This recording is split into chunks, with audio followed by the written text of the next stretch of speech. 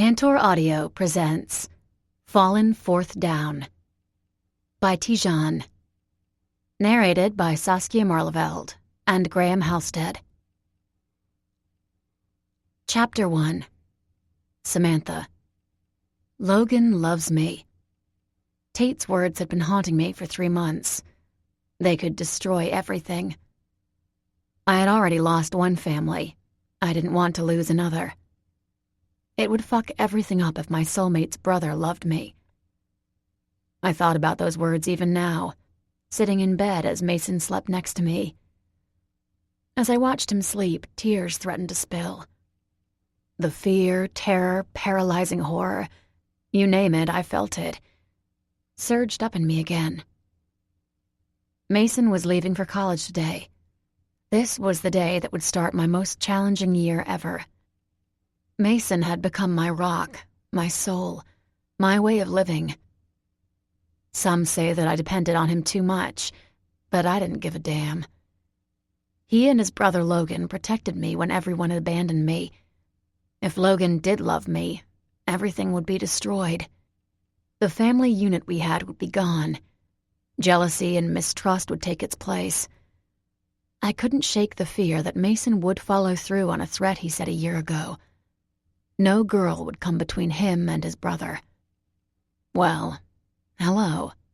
Here I am. He opened his eyes, and it was like he'd been awake the whole time. His green eyes looked right into me like he always did, immediately alert and focused, and he reached over. Trailing a hand up my arm, he tugged the blanket down, then curved his hand around my waist. He pulled me down and asked, "What's wrong?" He positioned me so I was laying on top of him, and I just savored being with him. Mason Cade was beautiful to look at and even more beautiful to touch. He was all muscle, so solid and powerful, all right beneath me. He was over 6 feet tall, sculpted broad shoulders. His back was contoured and his muscles tapered down to a trim waist, making him look like a perfect specimen. With black hair cut in a crew cut, chiseled cheekbones, a strong jaw, and a perpetual smirk that tugged at the corner of his mouth, he could have been a model. He wasn't. Instead, he was the future star wide receiver for Kane University's football team. He'd been a god in Fallen Crest. He and Logan both were. I'd endured hell over the last year because I was his girlfriend, but he was going to a Division I school. That meant his games would be televised nationally, ESPN coverage, future NFL talks. "Hey," he murmured, his nose nuzzling my neck. His arms tightened their hold on me, pulling me tighter on top of him. "Talk to me." "You're leaving." Enough said right there. "Sam." I shook my head. We'd been inseparable over the summer. I wasn't sure if it was on either side or more from me. I should tell him my fear, what Tate said to me, but I couldn't. Couples are supposed to tell each other the bad stuff, even if it might hurt. I knew Mason would want me to tell him, but my vocal cords shut down. I couldn't say a word. I wanted it to go away. Logan didn't actually love me. It was all a lie or a horrible joke. "Hey," he murmured again, catching my chin and turning me so I was looking right into his gaze. "Tell me what's going on. I know something's up. You've been off all summer, running more than usual." He paused. "What is it?" "Tell him. Just tell him. Let the chips fall how they're supposed to." Then his voice came back in my head. "I'm not going to let anyone get in between my brother and me." I couldn't say anything. I was a coward. "Sam." He cupped the side of my face, and his thumb brushed a tear aside. "Everything will be fine. We're going to talk every night. 11 at night, every night. It's set in stone for me no matter what. And you're in a good place. David was a fuck-up before, but he's coming around. He's trying to be a good father to you. And you have Melinda, she's awesome. Annalise is still in that treatment center. My dad says she's going to be there a long time. Logan's across the road. There's no Kate. No one will mess with you this year, and if they do, just tell Logan. He'll deal with them. You and I are good. There's nothing to worry about. I love you. He sat up. As he did, he held me in the air, holding me in place, and he rested against the headboard. I was placed back down, straddling him. Feeling the strength of his muscles underneath me, a rush of adrenaline went through me. My hand fell to his waist, lingered there, and he trembled under my touch. That was me.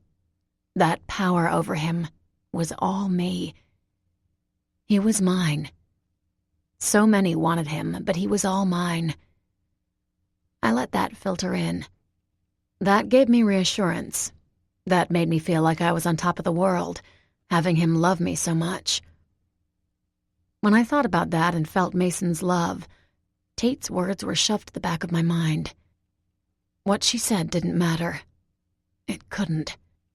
"Assholes, get up!" Logan's voice came from the hallway, and he pounded a fist on Mason's door. "He's not just yours today, Sam. You have to share. He's my brother, and he's leaving me, too." He pounded again on the door. "This is your 30-minute notice.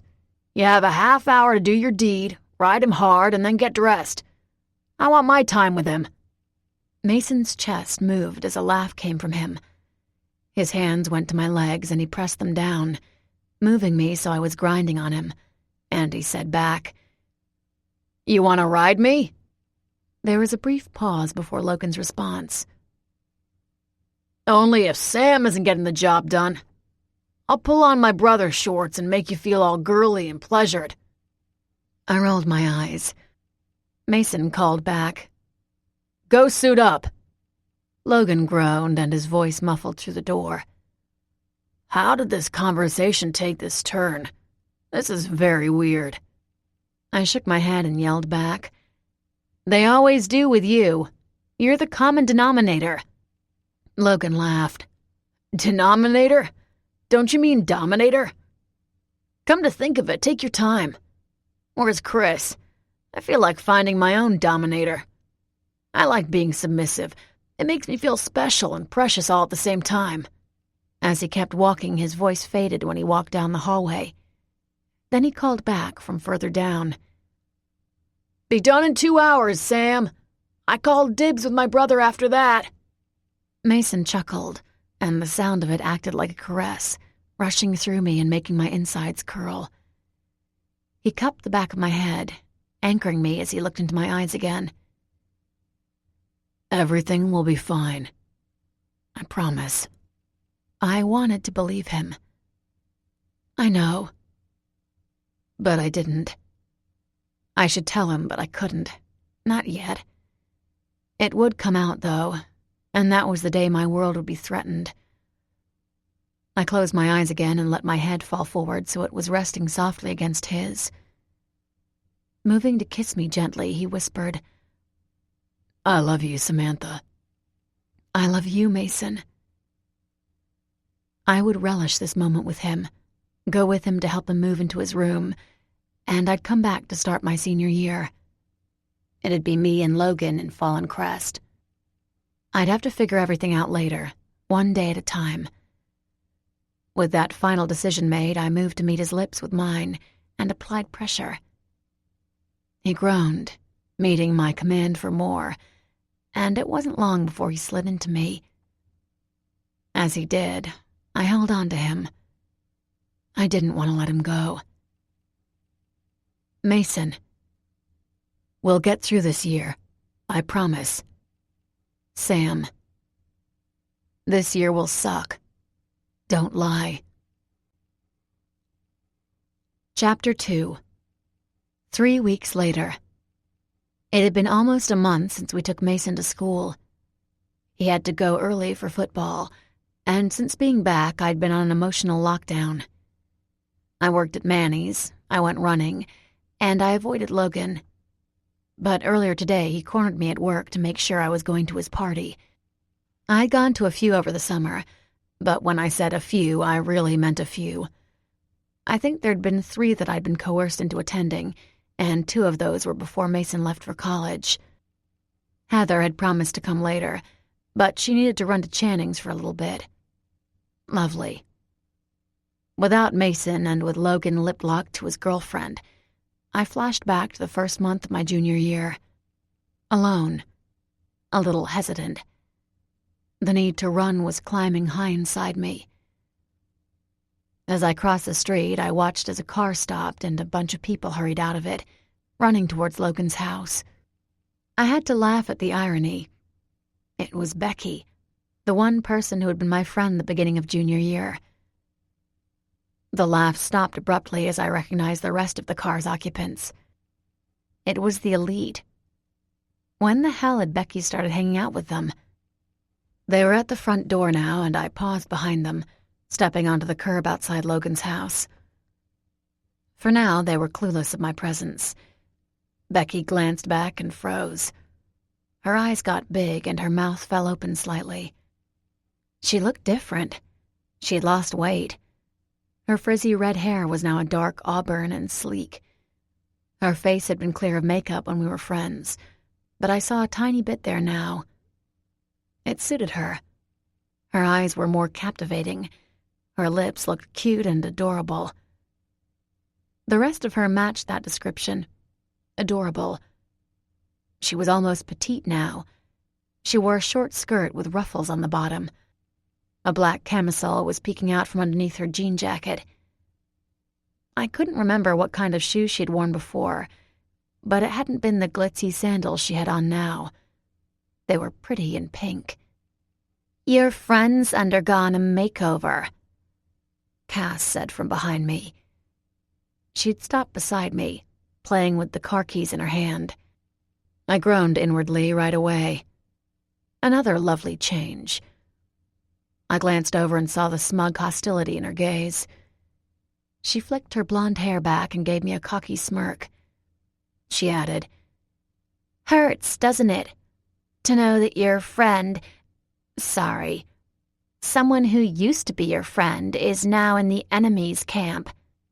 "Is that what we are? Enemies?" "We're not friends. Since I'm dating Mark and he got me banned from my own boyfriend's house, I wouldn't say we're acquaintances." Becky's eyes remained wide as she watched us. Fear darkened them.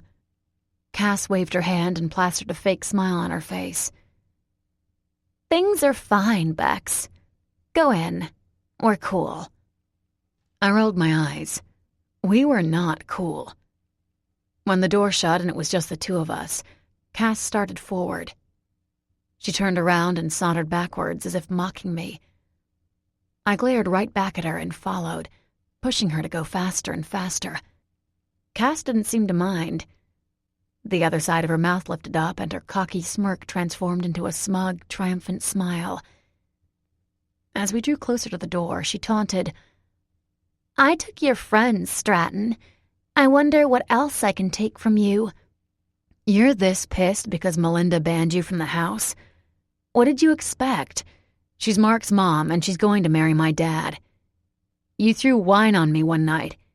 You've known Melinda most of your life. Did you really think she wouldn't react to that?" I shook my head. "You're stupid. I'm going to be her stepdaughter. She's going to take my side." "Yeah, well..." Her eyes narrowed. "We'll see. Since most of the old crew graduated, I'm the leader now. It's me, Amelia, Adam, and Mark. We had a spot open and Adam vouched for Becky. I figured, what the hell? Anything to piss you off. Especially after that night. Newsflash, Becky and I haven't been friends for a while." I stepped closer, purposely invading her space. This wasn't a Tommy Princess. I wasn't worried a knife would be drawn by this one.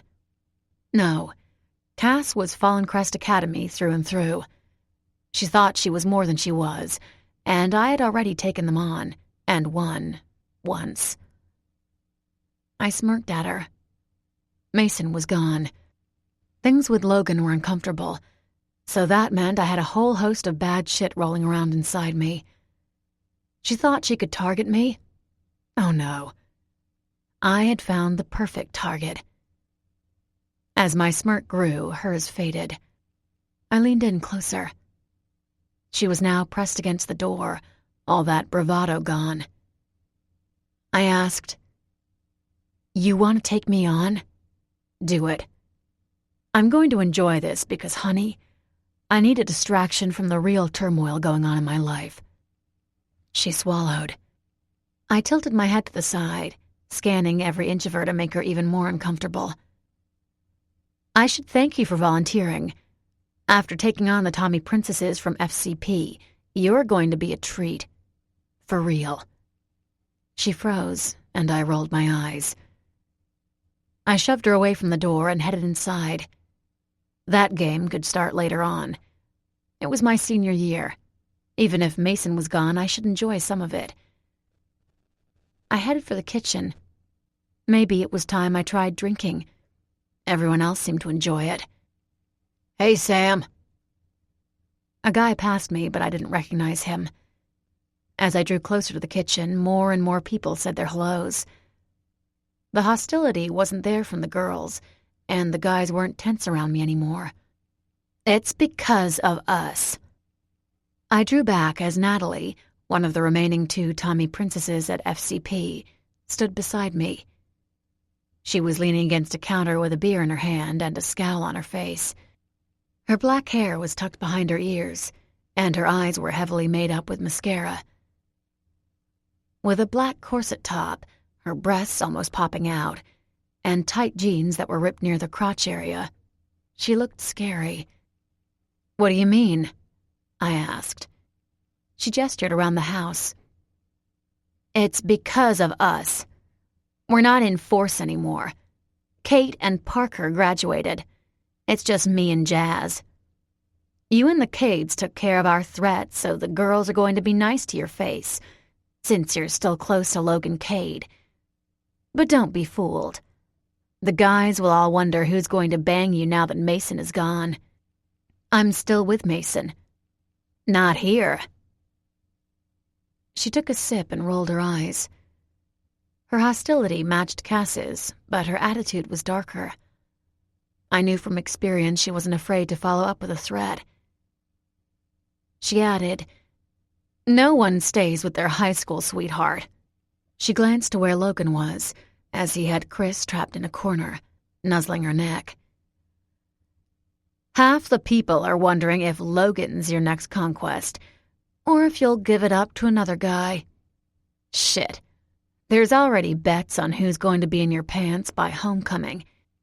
I don't believe you." She laughed and finished her beer in one gulp. She tossed the can into a barrel in the corner and held her hand out.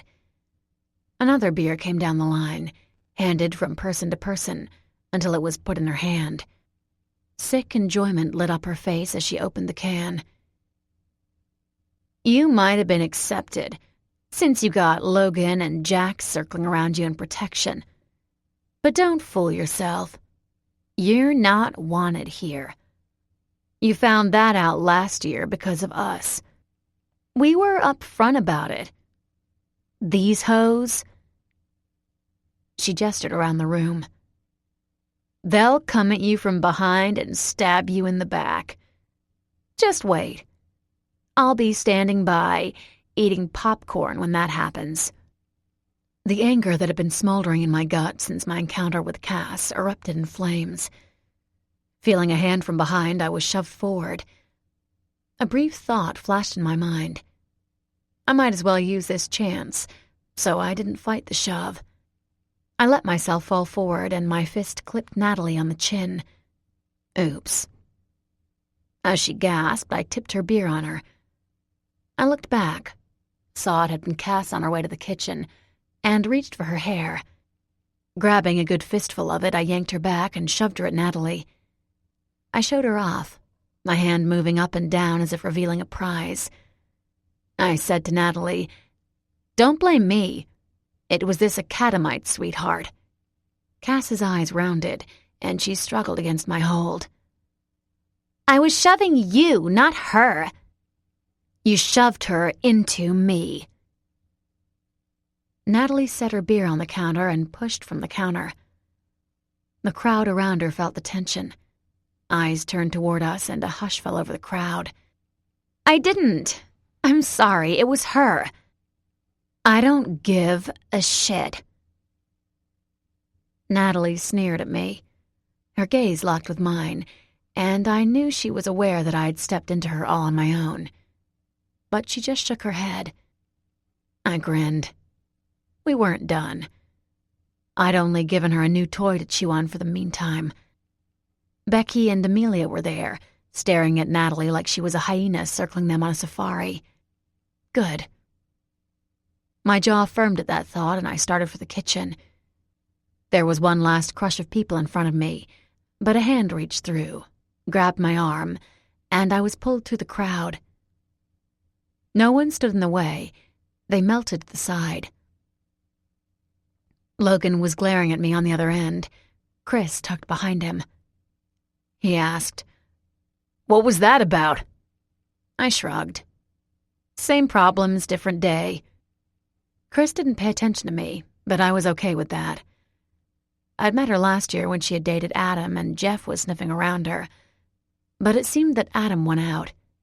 He brought her to the house one night to watch movies, wanting to spend time with Mark. But Logan and Mason had been there too.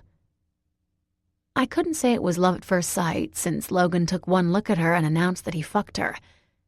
So it was more like love at second sight. Hell, even with that I wasn't sure. All I knew is that Logan started dating Chris after that night, and he enjoyed rubbing it in Adam's face that he stole another girl from him. Since then, Adam had been absent from Mark's house. My house, too. I was still getting used to calling it that. Cass had mentioned Adam earlier, but if he was here, I was certain he'd stay hidden in the background. Same problems? What are you talking about? We heard a girl screech.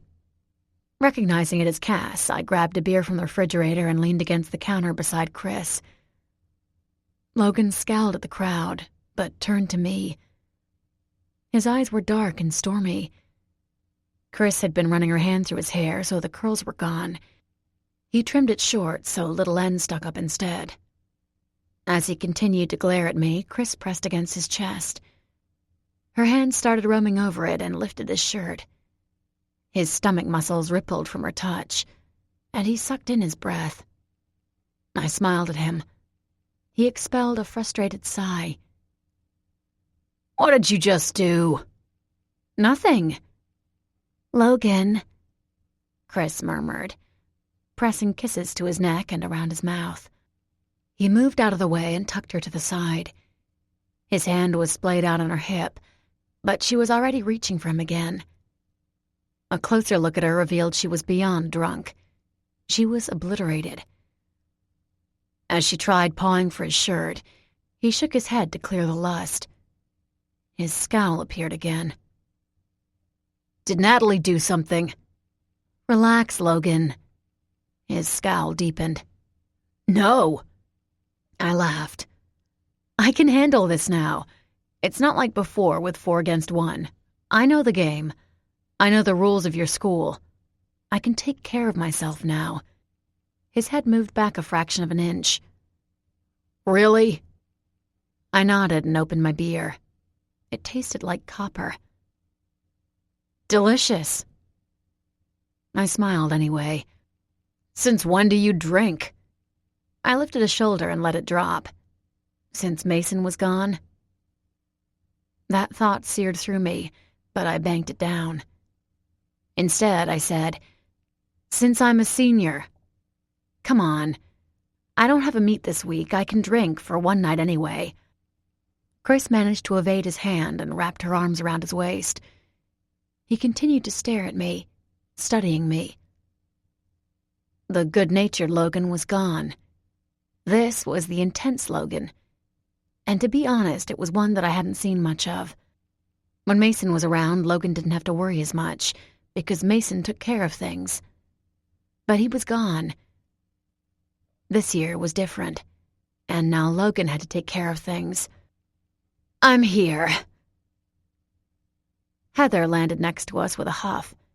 Her eyebrows shot up as she inspected Chris, now trying to get her hand inside of Logan's pants. He didn't deter her wandering hands, and he didn't look away from me.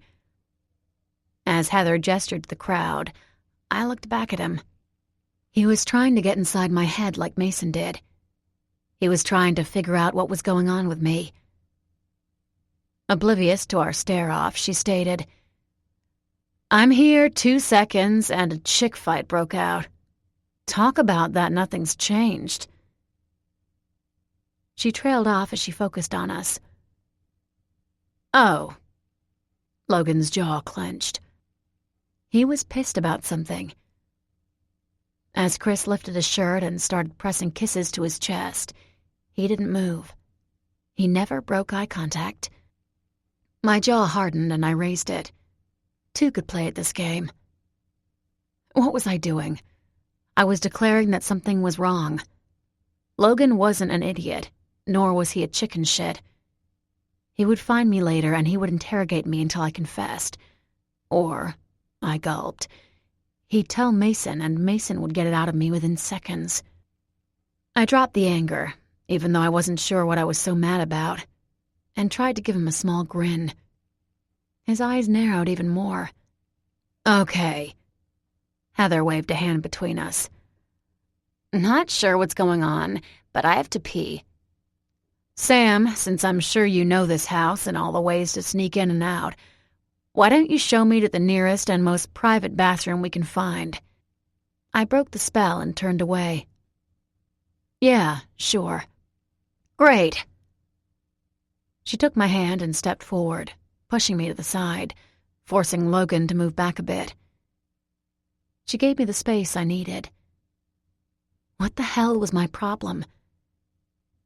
She stared at Logan but said to me, "So, which way do we go?" I tugged her backwards. Before we slipped past the refrigerator, she snaked her hand out and grabbed a case of beer. Tucking it against her chest, she turned and followed me, flashing me a smile. "I'm all set. Something tells me we're in need of a girl chat." I sighed. I had evaded an interrogation from Logan, but I was going to get a different one. As I led her through the hallways and up the stairs, I took her to Mason's room. When she saw the coded lock installed on the outside of the door, her eyebrows shot up. I keyed in the code and let us in, saying, "He's not dumb. He knew Logan would eventually have a party or his mom would snoop in here." I gestured to his bathroom. "It's all yours. I'm not going to find anything gross and maybe personal in there, am I?" "No, he mostly stayed with me." "Gotcha." Putting the beer on his desk, she took a can with her and hollered from inside, "Help yourself. Something's telling me you need to get lit tonight." I had already had one, but she was right. I took another. Mason had a couch and love seat on one side of his room. His desk had been custom built into the wall, between 2 closet doors. His king-sized bed was set in the corner, on a slight pedestal. I sunk down on one of the couches when Heather came out. She gazed around and whistled. "Shit. It boggles my mind that this is just one of his rooms. He's got like 800, right? His mom's house, his dad's, at college, yours. Where else?" She pointed to me with her beer can. "That's right. That one penthouse thing you told me he took you to. The lifestyle of rich and dicks." "Mason's not a dick." "Yes, he is." She laughed as he sunk down on his desk chair, straddling it, facing me. "But he's not to you or to anyone he loves, and that's what makes him so damn hot." I fiddled with the tab of my beer can. I missed him. A wave of longing rolled over me, suffocating me. My throat swelled and I forgot about Tate's words for a moment. I could feel Mason's arms around me. I could feel his hard chest as I rested my head on it. I could even feel the soft graze of his fingers as he tucked a strand of hair behind my ear, dropping a soft, delicate kiss to my forehead. Feeling the threat of tears, I shook my head and cleared the yearning. Fuck the 3 hours driving there. I was ready to throw my purse in the car and head there right now. Are you going to tell me, or are you going to make me force it out of you? Heather's clear, sober voice was like a bucket of ice water. Sam. I jerked my head up. My fingers were still playing with the beer can's tab, and I cleared my throat. Yeah? Girl. She leaned forward, intense scrutiny on her face, and stated, You better start talking, or I'm going to drag Logan in here and make him start talking. Either way, I'm getting the truth. Why? I cursed under my breath as her eyebrows shot up, and she leaned back. So there is something. Holy shit. What is it? I hung my head. Crap. My secret was out. She might as well know all of it before it ate me alive. I looked up, feeling all the fear, all the burden, all the potential destruction these words caused. I said, Logan's in love with me. Mason. Logan said you'd been avoiding him. Sam. I've been avoiding his girlfriend.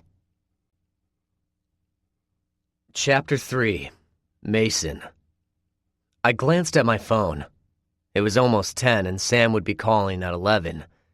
If we left for this party now, I knew I might miss her call. That couldn't happen. Something had been wrong with Sam all summer. I knew she was worried about being apart for a year, but everything would be fine. It was 1 year. It sucked. Okay, it didn't suck.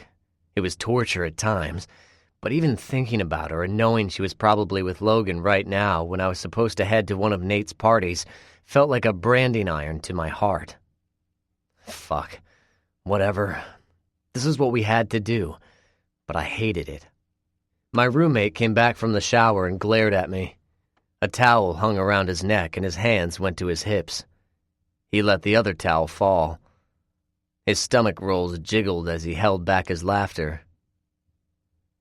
You, man. Mateo doesn't like this. This party. Nothing good will come from it. I showed him my phone. I'm Skyping with my girlfriend. Curses came from him as he dove for his towel and disappeared back into the bathroom. I laughed, threw the phone on the bed, and finished dressing. When he didn't hear any voices, he poked his head back out. His eyes fell to the phone and he scowled. You a liar, Cade. That wasn't cool. Got your fat dick out of my face, didn't it? That's right, be jealous. He pounded a hand to his chest and swept off his towel again. It's like the helicopter. His hips started moving, as did his dick, and his white teeth gleamed back at me. He smacked a hand to his bald head as he kept moving his dick in circles.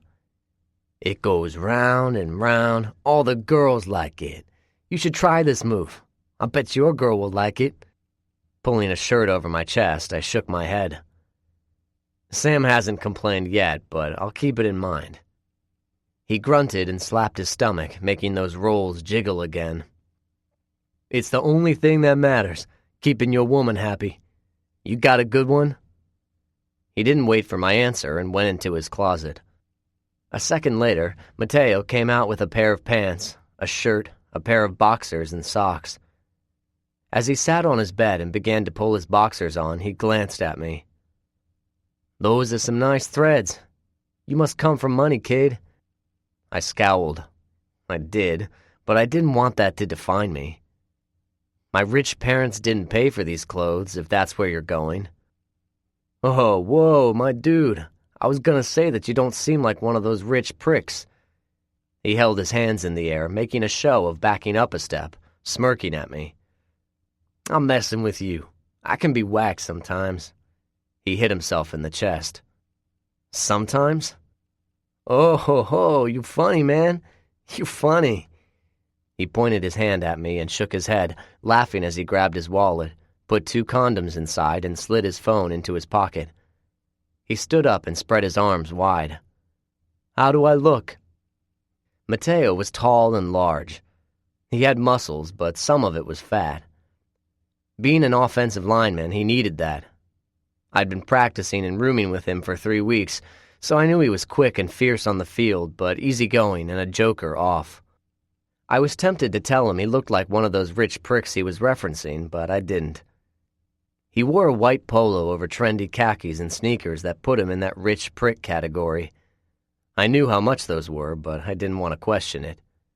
Where he got his money wasn't my concern. We were still getting to know each other. "You're good. You hoping to get a few girls?" "Me?" His eyebrows shot up. He was tan, with white teeth and handsome features. He could. From what I had witnessed around campus, football players at Kane University were like gods.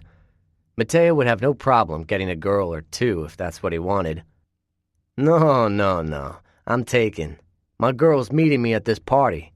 Speaking of," the scowl he had been wearing when he first dropped his towel reappeared. "We never go to Park Sebastian's frat parties. Why are we making an exception tonight?" "My best friend pledged. His dad's an alumni." I lifted my chin. "Why's your girl going?" "Her friends like the frat pricks. She doesn't. She's going because of me." He paused. "You're talking about that dude you were trying to get coached to let him live in the football house with us?" "Yeah." Nate hadn't been happy when he heard the entire house was for football players. He wasn't good enough to make the team, but he'd been fine with that. Nate had known coming into Kane U that he wouldn't be on the team with me. However, when he found out the living situation, he went a different route. "He says they're the best frat to pledge." Mateo's scowl deepened. "Because Sebastian's an ass-kisser. You're warned, Cade. He's gonna try and do you doggy style. He's been around the game and he loves football players, especially a football player that's going to the pros. He's like his dad, some senator. They pull people in close until those people aren't useful to them, then they drop them." I followed Mateo as he led the way to the hallway and down the stairs. A few other players were waiting for us. It was the first night we didn't have practice in the morning. When Nate mentioned the party, I figured I'd go to be supportive. The guys found out, and more than a handful wanted to tag along. When we were on the sidewalk covering the 3 blocks to Frat Row, I asked, "So how do you know all this?" "Because he screwed over my best friend last year." "Yeah?" "Jamie Satter. They were real good buddies until Jamie got hurt and lost his scholarship. He thought Sebastian would help him out since his fraternity has a lot of money and his father's corporation sponsored the scholarship. But no way, man. That prick dropped him like a one-night stand. Ignored him for the rest of the year. He's bad news, dude. I'd stay away from that one." It was noted. I wasn't a pushover, but these guys didn't know that. They knew it on the field, but not off. I'd been warned. I knew what I was walking into, and I wasn't happy. Nate was friends with these guys. It had been a vacation in some ways, being out of Fallen Crest. There were no battles. People weren't plotting to take me down or fighting with my brother or my girlfriend. It had been me and football. Even Nate had kept away since he was busy with his fraternity. I had a strong hunch that those simple days were about to end. If Sebastian was half as bad as Mateo said, he would not like me. He might think he would, but he'd find out I wasn't one to be manipulated. Letting out a silent sigh, I grimaced. I didn't want to deal with that battle, but if it came, it came. The street leading to Frat Row was packed with cars, which wasn't a surprise. Every road within the campus vicinity rarely had an open parking spot. When we rounded the block, it was evident which one was Nate's house. It was an old house with bricks and green stuff growing up the walls. Greek letters had been carved into the brick above the front door. The lawn had people all over it. The door was open and music blared out from it. As we started across the street, people stopped and watched us. I'd gotten used to anonymity over the last 3 weeks. Classes hadn't started, so no one knew me, but walking with this group of guys, All large and toned, they knew who we were. A group of girls turned to gawk from the patio. Shock filled their gazes, and one girl's mouth dropped open. Another dropped her drink. "Hold up." A guy separated from a group of guys on the lawn. He disappeared inside, and it wasn't long before another guy came out with him. The second one was taller, as tall as me, but leaner. I grunted. This was Park Sebastian. I could already tell. He was a pretty boy with enough arrogance to fill a blimp. This guy was another Adam Quinn, and at that reminder I gritted my teeth. The old feeling to rip into Quinn came back to me, but this guy was the new target. His eyes lingered on Mateo, who lifted his chin in a challenge. Sebastian pressed his lips together as if holding back a scowl, but walked towards me. His eyebrows furrowed together. I could see it plain as day. He was racking his brain, wondering if we had met already. We had. The day I helped Nate move in, but he hadn't given two shits about me that day, and I hadn't with him. Things were different. My reputation as a wide receiver had been building since I got to school. With my performance on the field and in practice, I wouldn't have been surprised if that had been the real motivation behind Nate's invitation. He hadn't invited me to one all summer. As I stood there and looked right back at Sebastian, I wondered if I was staring at the real reason I'd been invited. He looked me up and down, holding a cup of beer in his hand. I didn't stand for this shit at home. I wasn't going to now. "We can leave if you'd like." His head snapped back up and he narrowed his eyes, assessing me once again, but with a different emotion. I had surprised him. Extending his cup towards Mateo, he said, "I'm not in good standing with the football team. No offense, I'm surprised is all." Mateo shifted on his feet and growled softly. "My friend is a pledge. He invited me here." "You?" It was an unspoken question to find out who I was. I kept quiet. I had no intention of dancing to his tune. "Mason!" Nate came from the front door and waved a hand. He jogged off the patio and stopped beside Sebastian.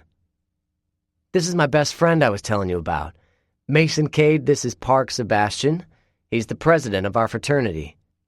Park started to hold his arm out. I shot Nate a warning look and he stepped in, laughing as he blocked his president and held his arm out to Mateo instead. "I'm Nate. You're Mason's roommate, right?" Mateo glanced sideways at me, but shook Nate's hand with reluctance.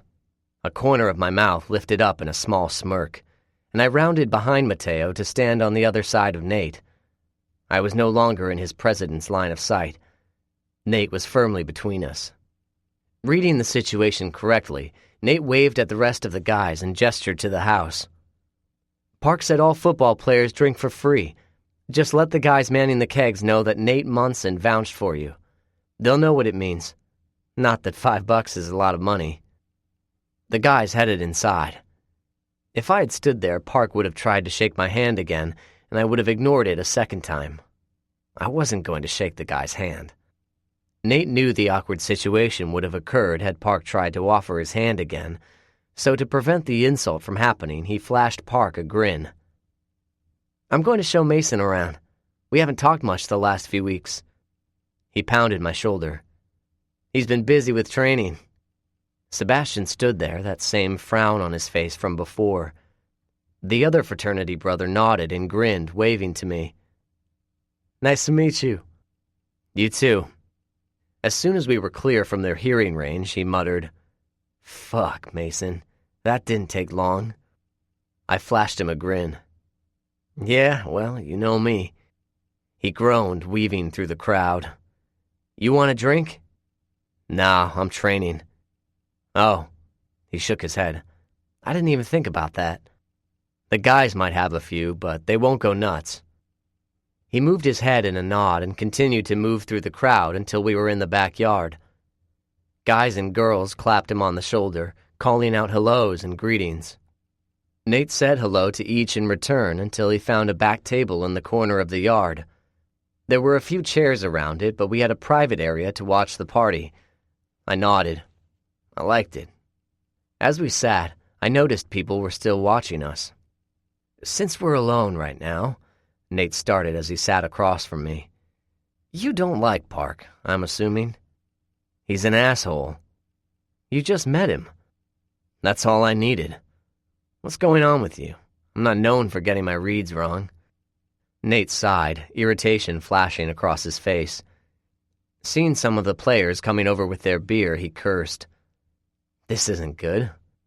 "Why?" "Because Park wants to get to know you. His dad gave him the heads up about you and to make friends with you because of your dad. He asked me about you. I never brought you up to him because I figured the two of you meeting face to face would go how it did. The guys were almost on us, so he hissed, 'I don't want a war happening with my fraternity.' Too late." He stood, holding my gaze. The guys stopped as they saw the tension. Nate shook his head. "Really? This is for me. You're gonna do this?" "I'm not doing shit. For fuck's sake, this wasn't Fallen Crest. An act of war didn't have to be thrown out there, not yet anyway. This was on Nate to handle. I'm here for football and school. That's it. I don't want to get involved with any political, social stuff." And that was the problem. That was who Park Sebastian was. Every nerve in my body went on alert when I saw him. Even without Mateo's warning, I would have pegged him the same way. I was surprised Nate hadn't. He cursed again and stepped back from the table. The guy sat down around it and Nate shook his head again. "I'll have to figure something out." "Yeah." "Fuck, Mason." Nate cocked his head to the side. I didn't say anything. He should have seen this coming. When have I ever been friends with guys like that? He knows your dad. When has that mattered to me? He knows my dad. I kept silent. It wasn't my problem. This was his problem, and Nate knew it. He rolled his eyes, raked a hand through his hair, and started to leave. I gotta take care of this somehow. He was gone, disappearing through the crowd again. The guys didn't seem fazed by our conversation. A few of them were eyeing up the girls, and Mateo grunted at me, nodding his head in approval. "That was smooth, Cade, real smooth." He had no idea. He lifted his cup up in the air. "A toast to Cade. I'm thinking this year's going to be epic, on and off the field." "Hell yeah." "Cheers." "Salute to Cade." I tuned them out. They raised their cups, did their toasts, and went back to drinking. As we stayed there, most of the guys took off to find girls. Mateo's girlfriend came over with a couple friends, but I tuned their conversations out. I had only met the guy, but my gut was telling me Park Sebastian was going to be a problem. Nate came over later, less stressed and less sober. I knew this could be a problem with our friendship. Only time would tell. I missed Sam and Logan. Mason. Nate's fraternity president is a douche. Sam. Don't tell Logan. He'll want to set his car on fire. Chapter 4. Samantha. Heather's eyes got big, but they quickly went back to normal. I caught it, though. She scoffed, her voice sounding strangled. "Huh. That was it? You're not surprised?" "Girl," she started, her voice hoarse. She blinked, cleared her throat, and said in a clearer tone, "I don't think that will shock anyone." I closed my eyes. This was worse than I thought. If this was her reaction, dear God, that meant it was true. At that thought, my chest grew tight and my heart started pounding. I started sweating and breathing heavy. I was having a panic attack, right here at this party. Heather had been watching me, and when she saw I was struggling to catch some air, she shot up from her chair. Christ! She went to the bathroom, and I heard the water running a second later. She came back out with wet washcloths. Wiping one over my forehead, she bent me forward and pushed my head between my knees. She knelt down, patted me on the back, and continued to press the cold washcloth to me. "Breathe, Sam. Breathe." She began to count in a low, calm voice. 1, 2, 3, 4, 5. I took a breath with each number she said. When she got to 60, I could breathe naturally again and sat back up. Heather shook her head and backed away, her eyes wide. As she stumbled against her seat, she plopped down with a thud and pressed the back of her hand to her face. "Holy fuck, Sam. You're pale as a ghost. Shit. The thought of Logan loving you does that to you?" I didn't want to look in the mirror. Seeing Heather waiting with concern in her eyes, I opened my mouth. I needed to say something, but I couldn't talk. The lump in my throat constricted all sound from leaving. I closed my mouth and hung my head. What the hell was I going to do?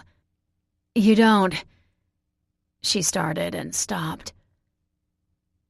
"You don't love him back?" A jolt of pain flashed through me. I raised my tortured eyes to her. I couldn't answer that. No, I didn't want to answer that because I hadn't looked within myself yet. She watched me, studied me. Whatever she saw in me answered her question, and she nodded. "Okay. I will help you with whatever you need from me. If you need me to play a distraction, to use force, to blackmail someone, to burn a house down, I'm down for all that. I'm here for you, for whatever's going to happen." She stopped, hearing herself, and the blood drained from her face. "You have any idea what would happen if this came out? Shit. The world would end. Mason and Logan would want to kill each other." Renewed pain went through me, but it doubled. It had already felt like 1,000 knives were in my stomach, but at that statement they began slicing through me. She saw my misery and nodded. "I guess you do." "Exactly. Okay, well..." She looked around, fanning herself. "First thing first, you need to get out of here. Logan can't see you like that, or he'll be like a dog after a bone. He won't let up until you make up some possible lie to him." We were headed for the door when she stopped me and turned me to face her. She scanned over my face and cursed. "You need color. We can't even leave without someone seeing you. They'll report to Logan right away." As she was talking, her hands reached up and slapped my cheeks softly. Then she pinched them.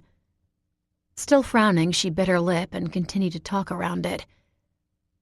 "They all just want an excuse to run to Logan, and this would be a good one." She stopped and asked, "You trust me?"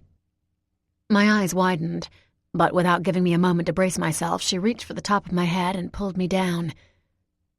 I bent over and she pulled me back up. Feeling blood rush through me, I shook my head to clear some of the hazy spots in my eyes. Heather ran her hands through my hair and fluffed it up before rubbing my cheeks again. When she stepped back, I felt slightly normal. She nodded. "You look better. I think you'll pass." She opened the door. We stood beside each other, paused for a moment, and started forward. The hallway was empty. Heather led the way, but when she was going back towards the party, I touched her arm. I pointed the opposite way. "There's a door down there we can slip through." "Okay." Her voice dropped to a whisper and she paused. She laughed with a half grin. "Why am I whispering?" I laughed, and my own normal sound seemed to grate against my ears. "Because we're trying to sneak out, even though we shouldn't feel guilty about doing that." "You're right." She rolled her shoulders back and lifted her head. "Let's do this, Stratton. We can sneak out like proud ninjas." I started to laugh, but as we went further down the hallway, a door opened and the laugh died abruptly. Logan was coming out of his room. Heather saw him at the same time, and a savage curse left her. Hearing her, he glanced up. His eyes narrowed, took us in, and he headed towards us. Shoving his hands in his pockets, his gaze lingered the longest on me before he asked, "What were you guys doing?" "We had a female chat," Heather spoke up. "What were you doing?" "Chris passed out. I put her to bed." "Is your door locked?" He nodded. "Yeah, I got the same lock that Mason did." His eyebrows bunched forward as he continued to study me. I could feel his suspicion growing and forced myself to keep a mask on my face. Logan couldn't press me. I might not spill what Tate said, what I now knew, but I wouldn't be able to hold back that there was something wrong. He'd be relentless, and it couldn't come out, no matter what.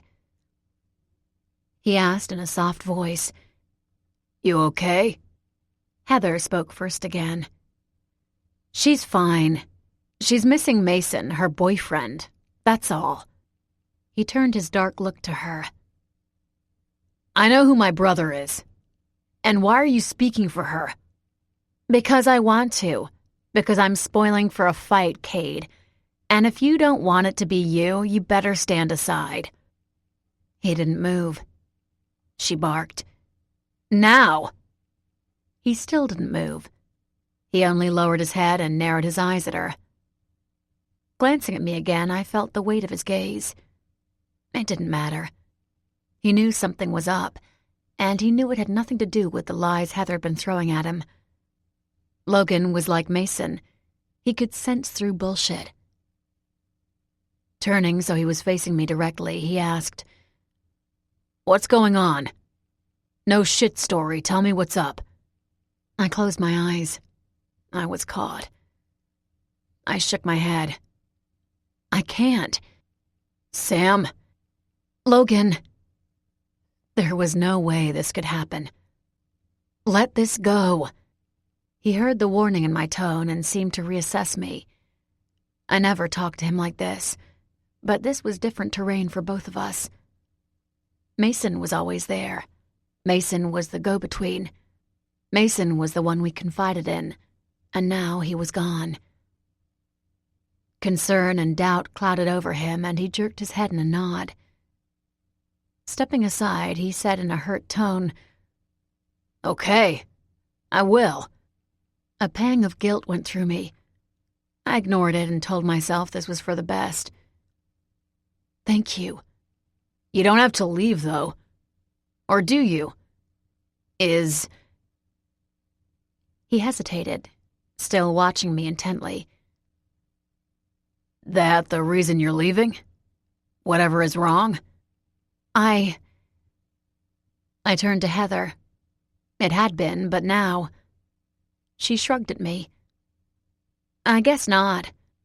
"Well, in that case, you want to play me and Mark in a game of beer pong?" Logan flashed me a smirk. "Losers lose their shirts." Heather laughed. "That's not an equal loss. If you lose, you're my beer bitch next weekend." She elbowed me. "Mark'll have to be her bitch at home." "And if you guys lose?" She glanced at me, but I shrugged. She said, "What's our punishment?" I felt his gaze again. Without looking, I knew that he wanted to say that I would have to tell him what was wrong, but I glanced up. He saw the warning that flashed in my eyes and said, "You're my beer bitch instead, Jax. How about that? And Sam will be Mark's bitch at home." "Sounds like a good trade." They were both pretending with their light-hearted banter, but it was camouflage on both ends. I had a problem. Heather knew what it was. Logan wanted to know it. I forced out a laugh. "Since we got those terms decided, let's do this." I headed off, leading the way downstairs. The entire conversation had been awkward, and I knew the game would be too.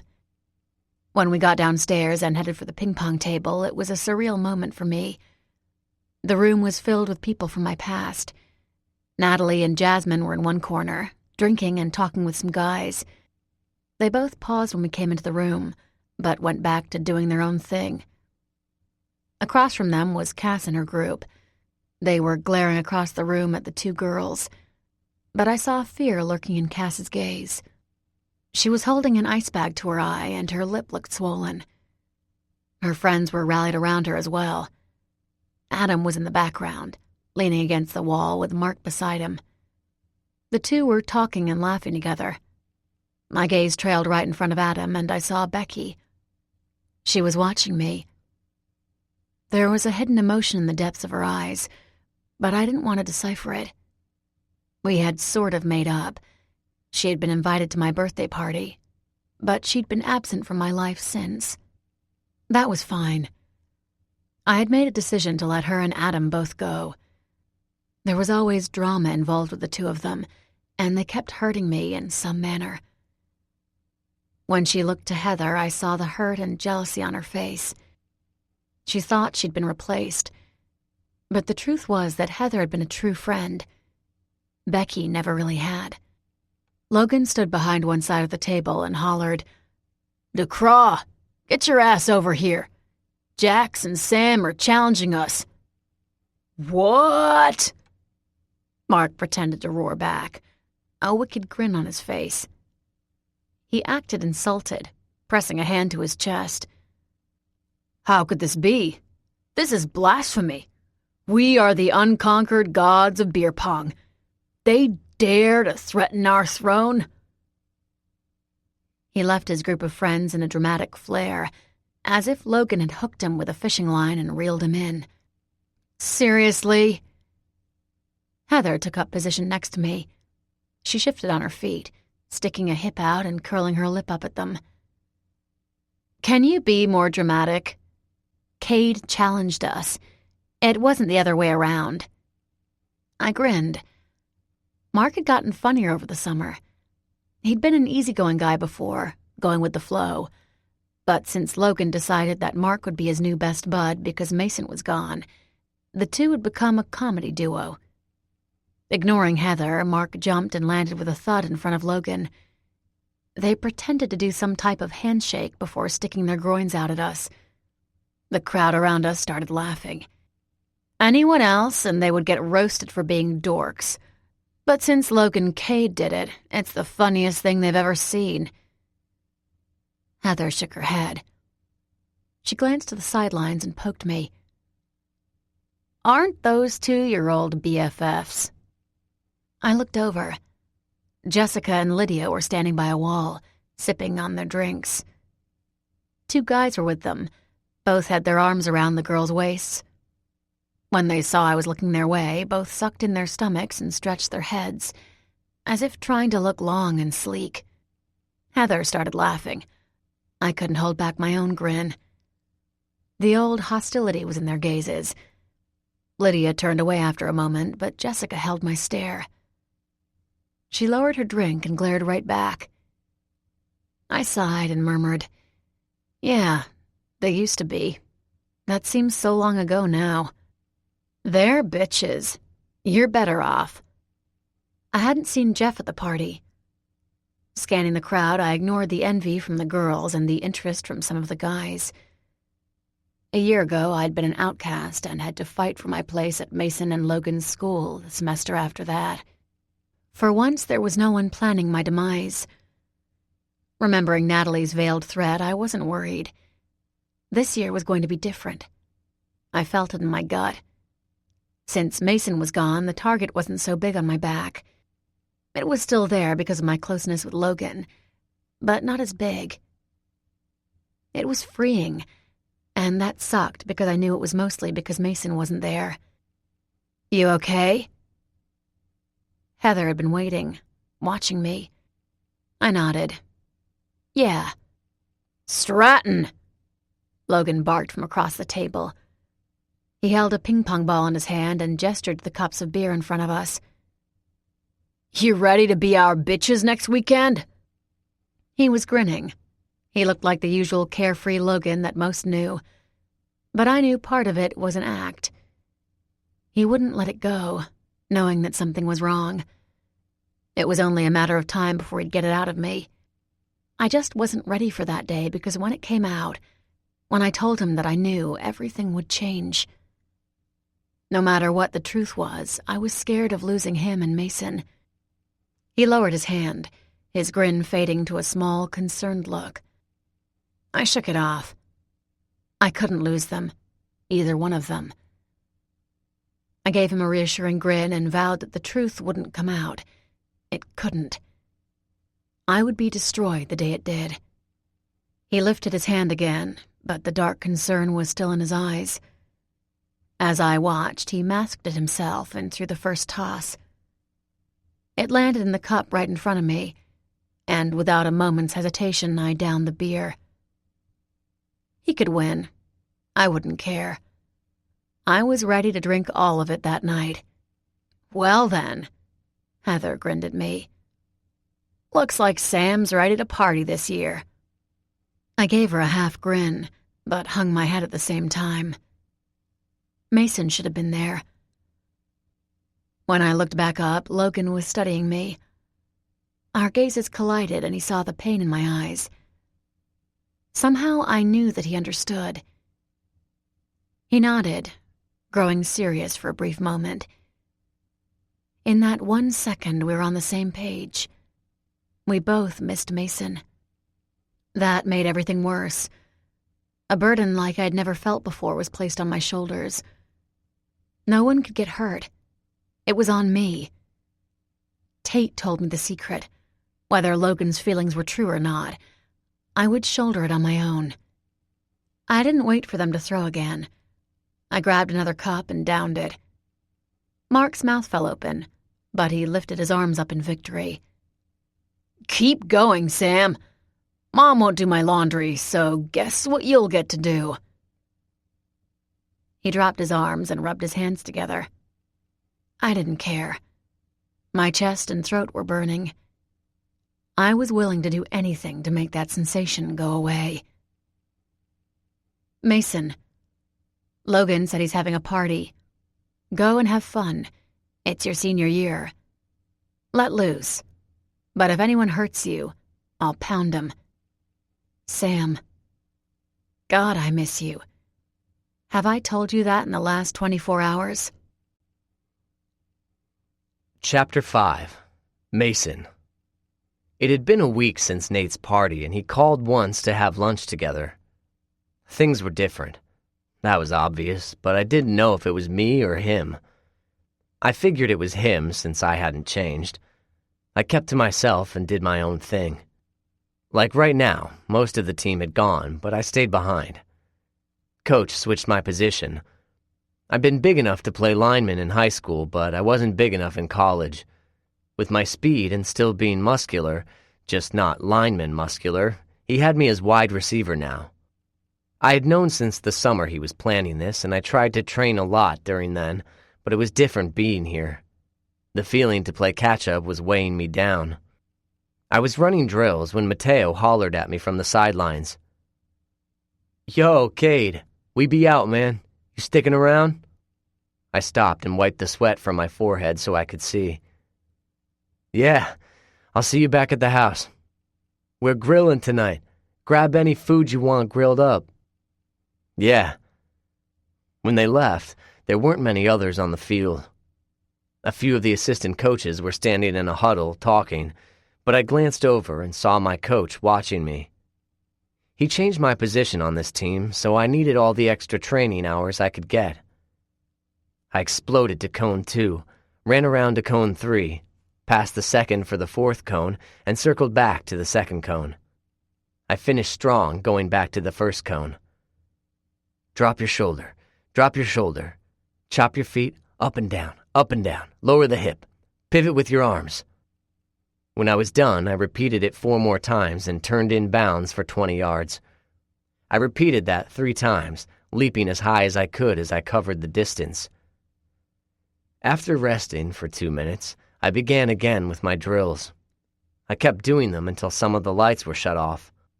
One of the assistant coaches hollered from across the field, "Go home, Cade. We're closing up." "Okay." I lifted an arm, but it was too heavy, so I nodded instead. Panting, knowing every inch of me reeked, I headed off to the shower. The locker room was empty except for another player.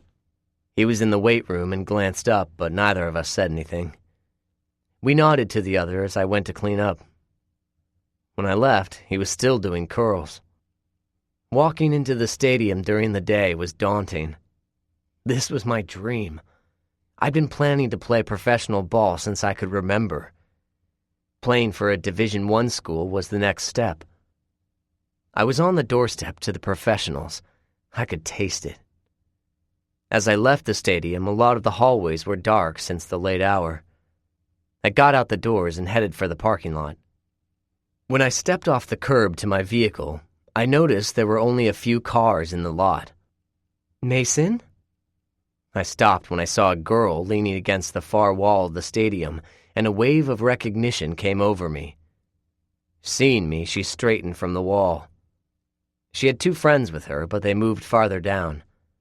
She glanced back to them, and they nodded their encouragement. When she drew closer, I took in the brown hair and dark eyes. The petite frame was the same, but she wasn't the shy high school girl anymore. Dressed in a tight pink shirt and tight jeans like all the other girls at this school, I was surprised to see the confidence in her now. I grinned. "Marissa!" Her hands lifted to her side. She pressed the back of her hands against them for a second before a smile appeared. She let her arms drop down. Her head was tilted to the side, and as she drew closer, her cheeks grew pink. "Mason!" She said my name in a rush. The confidence was there. I saw it appear for a moment. This was the shy girl from high school that I remembered. Is this a coincidence, or... I studied her friends. They were turned towards each other with their heads bent forward. One was watching me over the other one's shoulders. When she saw me watching them, she jerked back and whispered something to the other. The girl standing with her back to me stiffened. This wasn't a coincidence, but I asked anyway. "Or were you waiting for me?" She lifted a hand to scratch her ear. It fell and linked with her other hand, and she lifted up on her tiptoes in a nervous movement. As she rocked back down to her heels, a high-pitched laugh came from her. "This is really embarrassing." She'd been waiting for me. I had known she was a student at Kane University. She emailed me after she was accepted. I hadn't responded. In fact, I hadn't responded to any of her emails in over a year. She never stopped sending them, and because of that, I could understand her embarrassment. Logan told me that I was leading her on after bringing her to the cabin with us. I cut all communication after that, but I'm guessing it hadn't been enough. I wasn't going to dance around the conversation this time. "Marissa," I started. She stopped fidgeting. Her gaze jerked to mine, and she gulped. She heard the seriousness in my tone, and she held a hand up. "Wait. Mason, wait." I narrowed my eyes. She ducked her head down. Her fingers slipped into her pockets, and her hands hung there. "I've been thinking a lot about our friendship over the years." I didn't have a good feeling about this. "And I think that you started to assume I liked you." I didn't. Her eyes lifted, met mine, and looked away again. Her cheeks grew redder. "Okay, that was a lie. I did like you. I mean, I thought you were my knight in shining armor, the popular guy who became friends with me. I'm nothing." Then the girl started in. She stopped and drew in a ragged breath. Her voice grew thick with emotion as she continued. "You have no idea the things they did." Regret stabbed at me. "They did the same to Sam." She still wasn't looking at me. Her hand had been moving back and forth, but she stopped it. All motion froze for a moment. "Your girlfriend?" "Yeah. She transferred to public last semester, and they tried to do some messed up things to her." "Like what?" "Stealing her clothes was the nicest of their pranks, for one. The image of Sam in that hospital bed, her face bruised up and her body wrapped in bandages, flashed in my mind again. It was seared there. I'd never get it out. They put her in the hospital. They did? She lifted her head again. Her lip trembled. They never did that to me. Sam fought back. She flinched and looked away. Oh. I grimaced. I had insulted her, but that hadn't been my intention. Look, I'm sorry, that wasn't a shot at you. I was trying to tell you that you weren't the only one who got hurt by Kate and her friends. A sad laugh came from her. It wasn't just Kate for me. It was half the school. All the girls hated me. All of them. I'm sorry that I didn't stop it. I don't know how you could have. I could have tried. I did when they were hurting Sam, but I didn't when they were hurting you. I should have stepped in. I'm sorry that I never did. I'm sorry that you had to transfer because of all that shit. She twisted around. Her friends were watching us. They moved closer when they saw Marissa looking at them. I have to go. She shook her head, and I could hear the sob in her throat. I'm sorry, Mason. I have to go. She started for her friends, and they met her halfway. Both of them put their arms around her shoulder, and they hurried from the parking lot. They headed down the sidewalk and into the main campus. I watched them for a moment and shrugged. Marissa wasn't my problem anymore.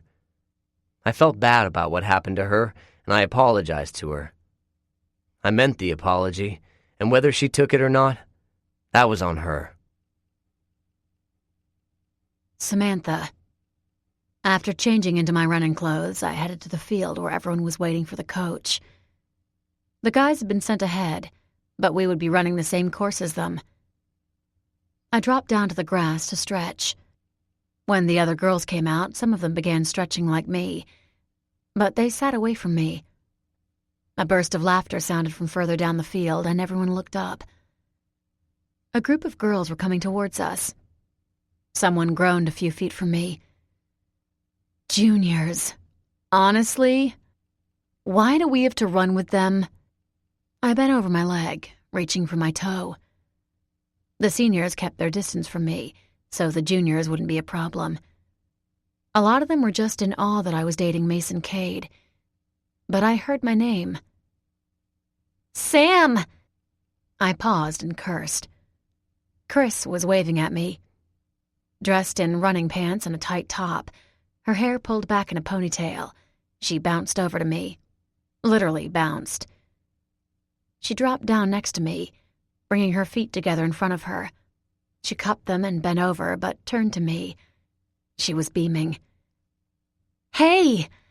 Did Logan tell you I was joining the team? Fuck no. I smiled at her. He didn't. I didn't know you were a runner. Oh. She shrugged. Her knee was lifted and pressed to her chest as she hugged it for a moment. She did the same with the other one. I like running. I'm not in your league, but when he found out, he suggested I join the team. I'm new. All for team spirit, you know. Still smiling, still forcing it, I commented, I'm surprised you didn't do cheerleading. She laughed and spread her legs. She reached for her right ankle, cupped it, and began to lower down over her leg. Oh, you know, I did think about it. I can be peppy and annoying, I know, but I would have joined to try and make friends. Not to inflate my own balloon, but because I'm dating Logan, I don't have to try at being popular. Being his girlfriend makes a lot of girls super nice to me, if you know what I mean. My smile widened and I showed my teeth. That's funny. They tried to kill me last year. She chuckled, switched legs, and continued. Yeah, so there's that. But to be honest, I doubt my sister would come to see me if I was cheerleading for the football game or something. She'll come to a cross-country meet, though. I know that. She shook her head, wearing a fond smile. She likes to stalk around in the shadows. She and I are completely different. Chris! One of the girls she walked out with waved. Come here. I need a partner. Oh. Her chuckle faded. I joined the team to hang out with you. But do you mind if I run with those girls? They're in my grade and the friendships are new. You know how those things are." My eyes widened. She'd expected to run with me? That's no problem. I run alone." "Oh, yeah. Logan said something about that. Okay, good." She hopped to her feet and pretended to punch me in the shoulder. "I'll see you later, if you don't make us eat your dust too early." Without waiting for a response, she went over and dropped next to her group of friends.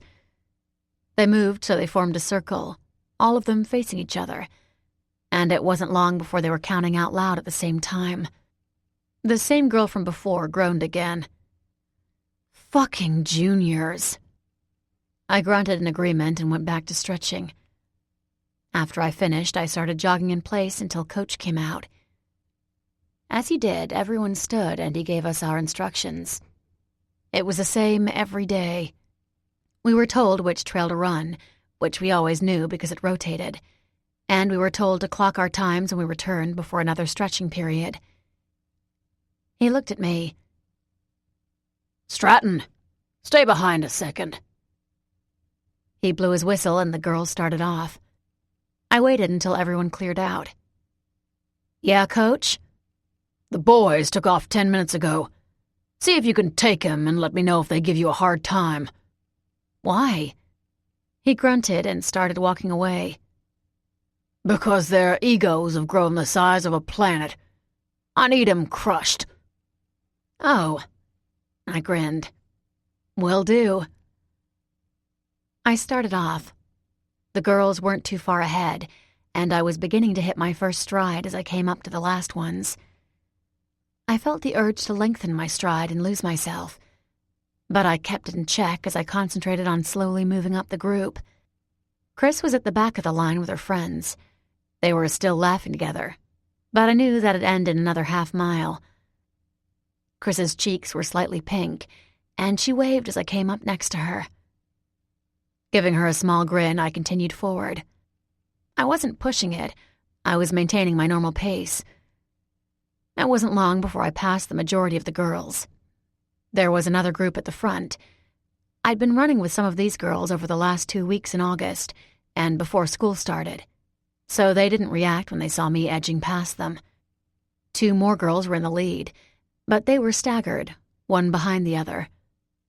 Both of them were seniors, and I knew one, Tori, was hoping for a track scholarship. Both wore grim expressions. Their lips were flat. Their shoulders were slightly bent, their head down a tiny bit, and they were breathing easy. After a few strides, I passed both, and the path was clear for me. I had the guys to catch up to. They had a good start on us, so I wasn't surprised when it took me almost a mile to catch up. Clearing a hill, I saw their heads go down over the next hill. My blood was pumping, but the sight of them sent a surge through me. This was the ultimate competition, going head-to-head with the males. Bending forward a bit, I kept my hands loose and continued going down on my heels and pushing off with my toes. When I began the incline for the second hill, my head went low and I kept going. They were halfway up another hill as I cleared it. They were laughing and one glanced back. His eyes widened when he saw me, and he said something to the others. Their pace picked up. I grinned. That would make it sweeter. It took one more hill until I was neck and neck with the last of them. They were all glancing at me. The laughter was gone, and each wore a somber expression. Without a word spoken among them, they sped up again. One guy quickened his speed, and the rest followed. I knew they were running faster than they normally did. It would tire them out, so I waited. I fell behind them, keeping my normal pace. One glanced at me. A small smirk was on his face, and I knew they expected me to fall further back. I didn't. I kept on their heels, out of reach, but close enough to press them ahead. They covered half a mile, and one broke. He fell back. 2 of his friends shared a look. They weren't surprised. I ignored the guy beside me, and it was 4 steps before he was behind me as well. 30 more yards, and another fell behind. I passed him instantly. The last two grew worried. They cast a look at me. I smiled. Yes, I was still there. They didn't look again. Their breathing was louder. They were fighting to keep ahead of me. Looking ahead, I saw the main group of guys. I could feel the surprise from the two in front of me. They had caught up, but as soon as they realized that, one slowed his pace. He was winded. A blink of an eye later, he was behind me like the others.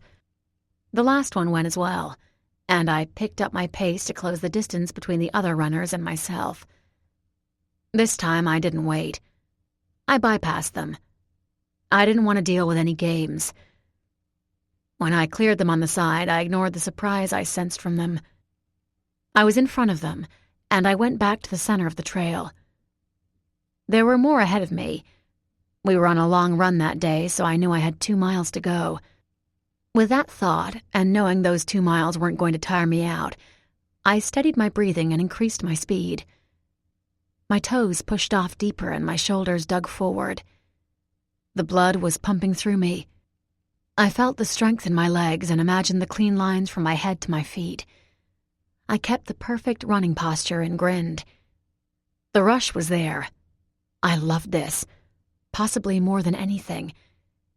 And when it only took me half a mile to see the next runners, I opened the gate. I'd been chomping at the bit, holding back, keeping a tight, controlled run. But I let loose. I was sprinting, and it was seconds before I passed the first guy, the second, and then the third. He was 60 yards ahead of the rest. I covered that without trying. I felt his surprise and ignored him. Swinging in front of him, I moved so there was plenty of space between him and me. But I wanted to make sure I was in the middle. I wanted to make sure he could see right into the back of my head. One last mile. I continued sprinting. When I heard him doing the same, I wasn't surprised. But when we saw the field in the distance, I heard his breathing becoming more winded. As I led the way onto the field and to the finish line, I reached over and tapped the clock. That was my time. A few seconds later, I heard him tap his too. But I continued into a light jog around the track. I wanted my muscles loose. He did as well, but he dropped back and reduced his speed dramatically. Everyone did the same. I jogged around the track for another 3 laps before I dropped into a walk. When my heart rate steadied out, I went over and began stretching. The guys were on one side of the field. I was in the middle, but I felt their gazes. Glancing over as I bent and pressed my nose close to my knee, they had varying expressions of hostility. A few were outright glaring. One was seething, his nostrils flaring up, while others were frowning. One of the guys flashed me a smile and gave me a thumbs up. "Good job, Stratton. You kicked ass." I turned my head, stretching over the other leg, but I couldn't hold back my smile. It felt good. It felt damn good. I heard someone say, "Am I right to assume Cade helped you with your endurance?" Releasing my leg, I brought my feet together and bent forward, but I looked back over. "What?" "Cade. He's fast." It was the guy who had been leading that shrugged. "I know he's not a cross-country runner, but he's super fast for his size. Did he teach you tricks or something?" Another guy barked out a laugh. "Dude, we all know how she got that endurance. I don't think it had anything to do with running." The one who gave me the thumbs up shot a disapproving look at his teammates, but the others laughed. Someone added, "No doubt. Cade's the man." I rolled my eyes and stood as the first of the girls filtered towards us. I had to deal with petty bitches last semester. Who knew the cross-country guys would become the new caddy girls?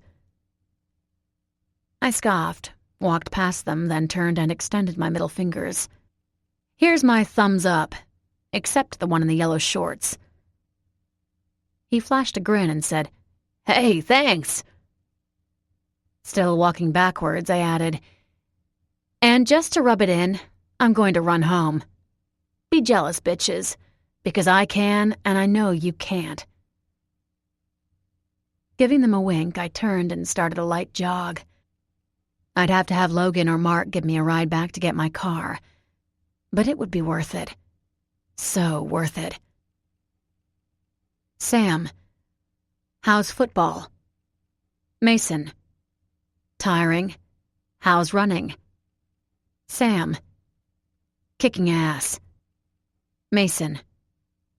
Good. Keep doing it. Chapter 6. Samantha. The next morning, Heather was waiting at my locker for me. She flashed me a quick grin and moved aside so I could open it. As I stowed my bag inside, she said, "I heard you handed a few guys their asses last night on the run." I grabbed my book and a couple pencils and pens. "You heard about that? From who?" "A couple juniors were talking about it when they were coming in." She smirked. "I love people who aren't aware of who else is listening." "So, did you?" "Yeah. Coach started me last and told me to smoke the guys. They had a 10-minute lead, too." She whistled in appreciation. "God, I love you, woman." A shit-eating grin was on her face. I gave them the middle finger when they said I only had endurance because of all the sex Mason and I had. "Yeah." She glanced around the hallway. A group of cross-country guys weren't far away, and her gaze centered on them. Her top lip curved up in a slight sneer. "I heard about that. Precious egos and chauvinist pigs." I grinned, moving my hip to shut my locker. We began walking to hers since it was closer to our first class. When we passed by the guys, Heather called out, "Hey, Hayes!" A head popped up. It was the guy who'd been in the lead the day before. He had been turned towards his locker, but cast her a puzzled look. "What?" His gaze slid to mine. A small amount of anger stirred in the depths of his eyes. Heather snorted. We passed by, but she turned around to face them. "Just so you know, if you beat me in calculus, I'm going to tell everyone it's because you like to sew with your mom." "What?" "Yeah, makes no sense, but it makes you look dumb. And I'll feel slightly better." She pointed and winked at the same time. "I grew up next door to you. I know all your secrets, and that was virginal compared to what I know about you." "What?" His eyebrows furrowed together, and he shared identical looks with his friends. I laughed as we moved around the corner. The guys didn't even get it. It's because they're stupid assholes. Coming up to her locker, I rested against her neighbors. "What's up with you?" "I can handle those guys. Trust me. After Kate, they're a piece of cake." "Nothing." She shook her head, then paused and closed her eyes. Lifting her hand, she skimmed it down her face. "I need to clear my mind. You're right. You can handle them, but man, I get so angry when guys use sex to belittle a girl." I grew thoughtful, but before I could say anything, she gave me another grin. This one was more carefree and laid back. She asked, "What did Logan say when you told him?" Or should I ask, what did Logan do when you told him? "I didn't." "You didn't?" "He was gone all night. I ran home, but he never answered his phone. I was hoping he'd give me a ride to get my car. Mark got the honor instead." "So much for you being Mark's bitch." She chuckled, tucking some of her hair behind her ear. She bent down to pick up a book from the bottom of the locker. "Yeah." The beer pong game had been last weekend. Although I did do his laundry on Sunday, he wasn't kidding. His entire closet was just dirty clothes. He uses the storage room in the basement for his closet. I grimaced, remembering the smell of dirty boxers and moldy food. I was tempted to wear a mask over my nose so I wouldn't inhale anything and get sick. God forbid you get sick.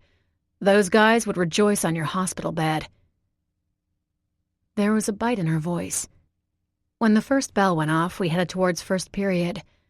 I threw her a confused glance. "I mean it. Those guys really aren't a big deal. I know. She sighed and opened the classroom door. I just really dislike Hayes. We were friends, but when my mom left, his mom decided we weren't good enough for their family anymore. He agreed and has had a superior attitude ever since. I'm surprised he's never tangled with Mason or Logan. Oh, wait. She stopped, and a rueful expression filtered across her face. I can. He's in cross country. They're in football. I think he'd piss himself if Logan went after him. Who'd piss themselves if I went after them? Logan had come up behind us. We both jumped, startled, and he chuckled. Always be aware of your surroundings, Jax. You never know what creeper is stalking up behind you. Not long ago, you threw your arms around our shoulders and told us we needed shorter skirts. And cupcakes, I added. She nodded and pointed back at me. What she said. Where'd the love go, Cade? I feel like we need to explore that happy place once again. He barked out a laugh. As we stopped in the hallway, he moved between us. Hooking an arm around my shoulder, he bent me forward so my head was firmly within his hold, and he tugged me into the class. He said over me, "The happy place went away when you got to stick up your ass about my girlfriend." He stopped, patted my head, and added, "And when you started protecting Sam from me." The last was spoken with dead seriousness. I winced.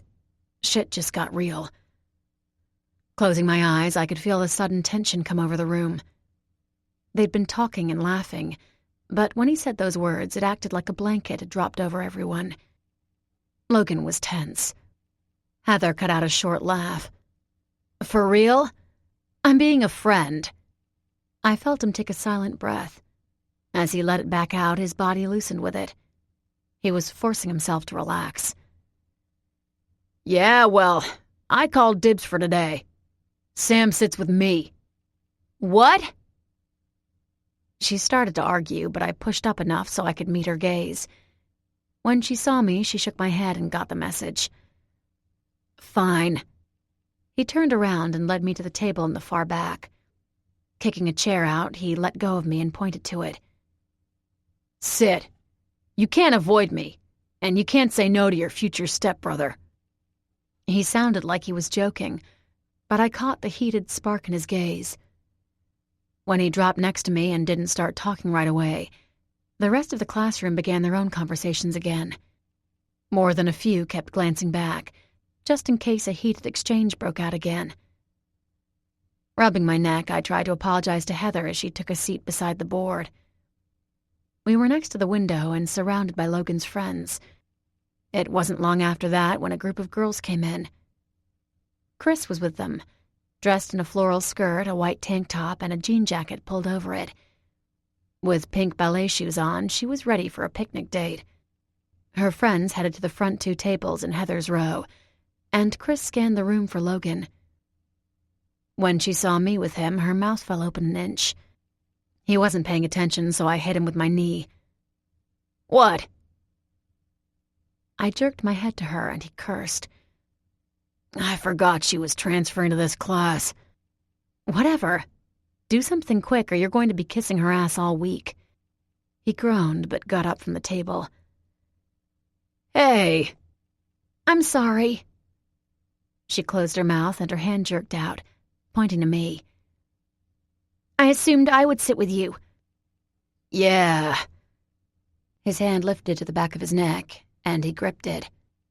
His back was to me, but when he grabbed the back of his neck, it meant he knew he was in trouble and had no idea how to get out of it. I had to laugh. Logan was never at a loss for words. So I stood up and said, "Don't get mad. I made him promise before school started that we'd sit together in a couple classes. I pulled out the sister card." "Oh." He twisted around so she couldn't see and mouthed, "Thank you." I rolled my eyes, then sat back down. "Okay." Her hands came in front of her and twisted around each other, cradling her book and notebook in her arms. "Well," she scanned the room, "I guess I could sit One of her friends raised her hand. "We have a seat. Come on, Chris. We're more fun than boyfriends. We can gossip." She laughed. "There is that." Casting another shadowed look at Logan, then me, she started for the front of the classroom. When she passed Heather, my gaze caught hers, and her mouth was hanging open. She jerked her hands up and down and mouthed, "WTF." I flinched. What the fuck was right?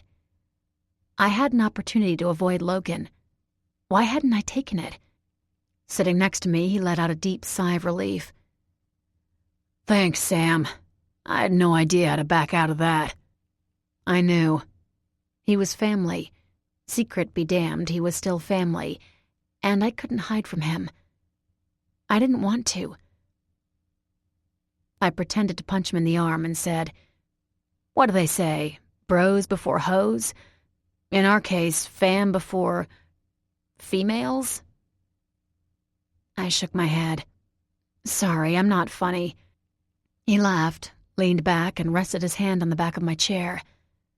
"Yes, you are. And you're right. Family before all others, right? That sounds better. Good." The relieved and jovial look disappeared, and his gaze trailed over my shoulder to fix on someone else. It grew dangerous as he said, "You gonna tell me what was said to you at your practice last night?" I turned and saw the object of his stare. Hayes.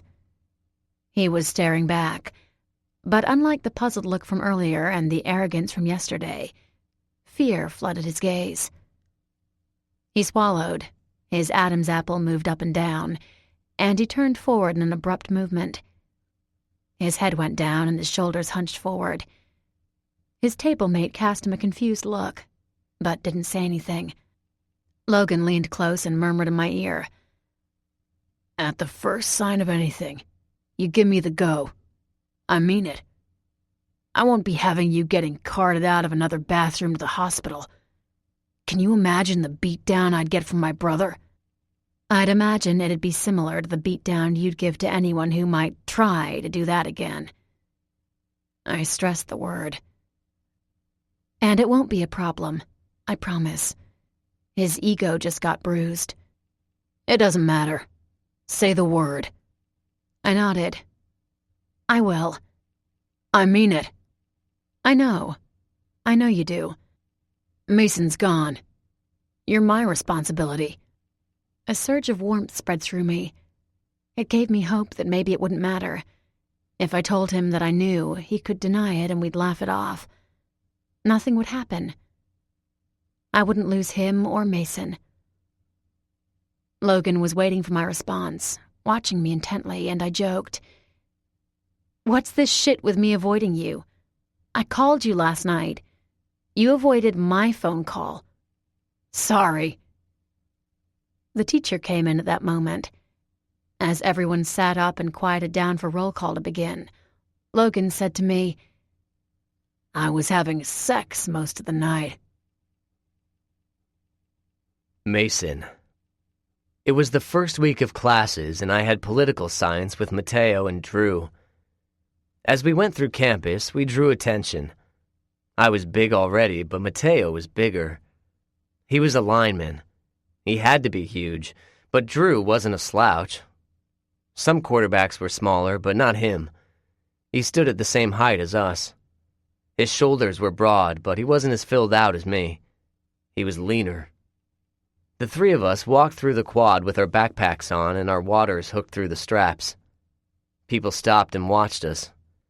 They stepped off the sidewalk as we went past, then stepped back on. We heard the whispers behind us and around us. Mateo's elbow bumped mine, and he nodded his head towards the side. "Those girls are friends of my Georgie." Drew barked out a laugh. "I still can't get over that your girlfriend's name is Georgie. I've known her for a year, but still. Georgie. Her parents call her Georgina, but she hates the name. I tried calling her that when we first started dating, and she wouldn't take my phone calls for a week. I learned real quick." Mateo lifted his hand and hollered, "Ho to the hose!" A group of 6 girls were at a picnic table, and unlike most of the rest, they weren't paying attention to us. At his greeting, 3 of them looked up with snarls at the ready. They were primed for a fight, but when they saw it was Mateo, 2 rolled their eyes and looked back at their textbooks. The other girls were unfazed. They were either talking or studying, but all of them held a paper coffee cup. The last girl, with long black hair, almond eyes, and a clear complexion, laughed. She stood up from the table and headed our way. She was dressed in a simple white polo with a pink emblem of a unicorn at the corner and jeans. She was stick-thin, and as she walked to us, she was confident. The others around us turned enviable eyes on her, and when she got closer to Mateo, she lifted a fist, pounded it on his chest, and grabbed his shirt. "Come here." She yanked him forward, but he didn't move. He dropped his smirking mouth down on hers. I glanced to Drew.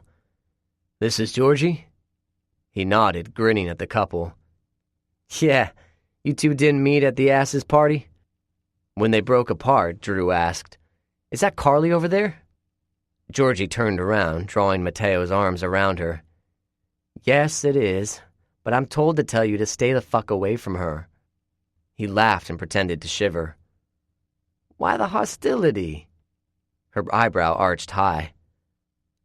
"Something about a non-phone call after you 2 hooked up the other night?" He shrugged, craning his neck to study the table. "We had back-to-back practices that day. I was wiped out by the time we got home. Trust me, she would have gotten mad at me anyway, saying I wasn't listening to her enough or something." He grimaced, glancing to me. "Chicks, they're all the same. If we don't listen good enough, they get mad. Your girlfriend like that?" "Nah," I grinned. "I'm the one who has to push Sam to talk." Drew and Mateo seemed surprised. My roommate broke out laughing. "For real? You're the talker in the relationship?" "Believe it or not, I am." Mateo continued to hoot as he slapped his leg. "That's awesome, man.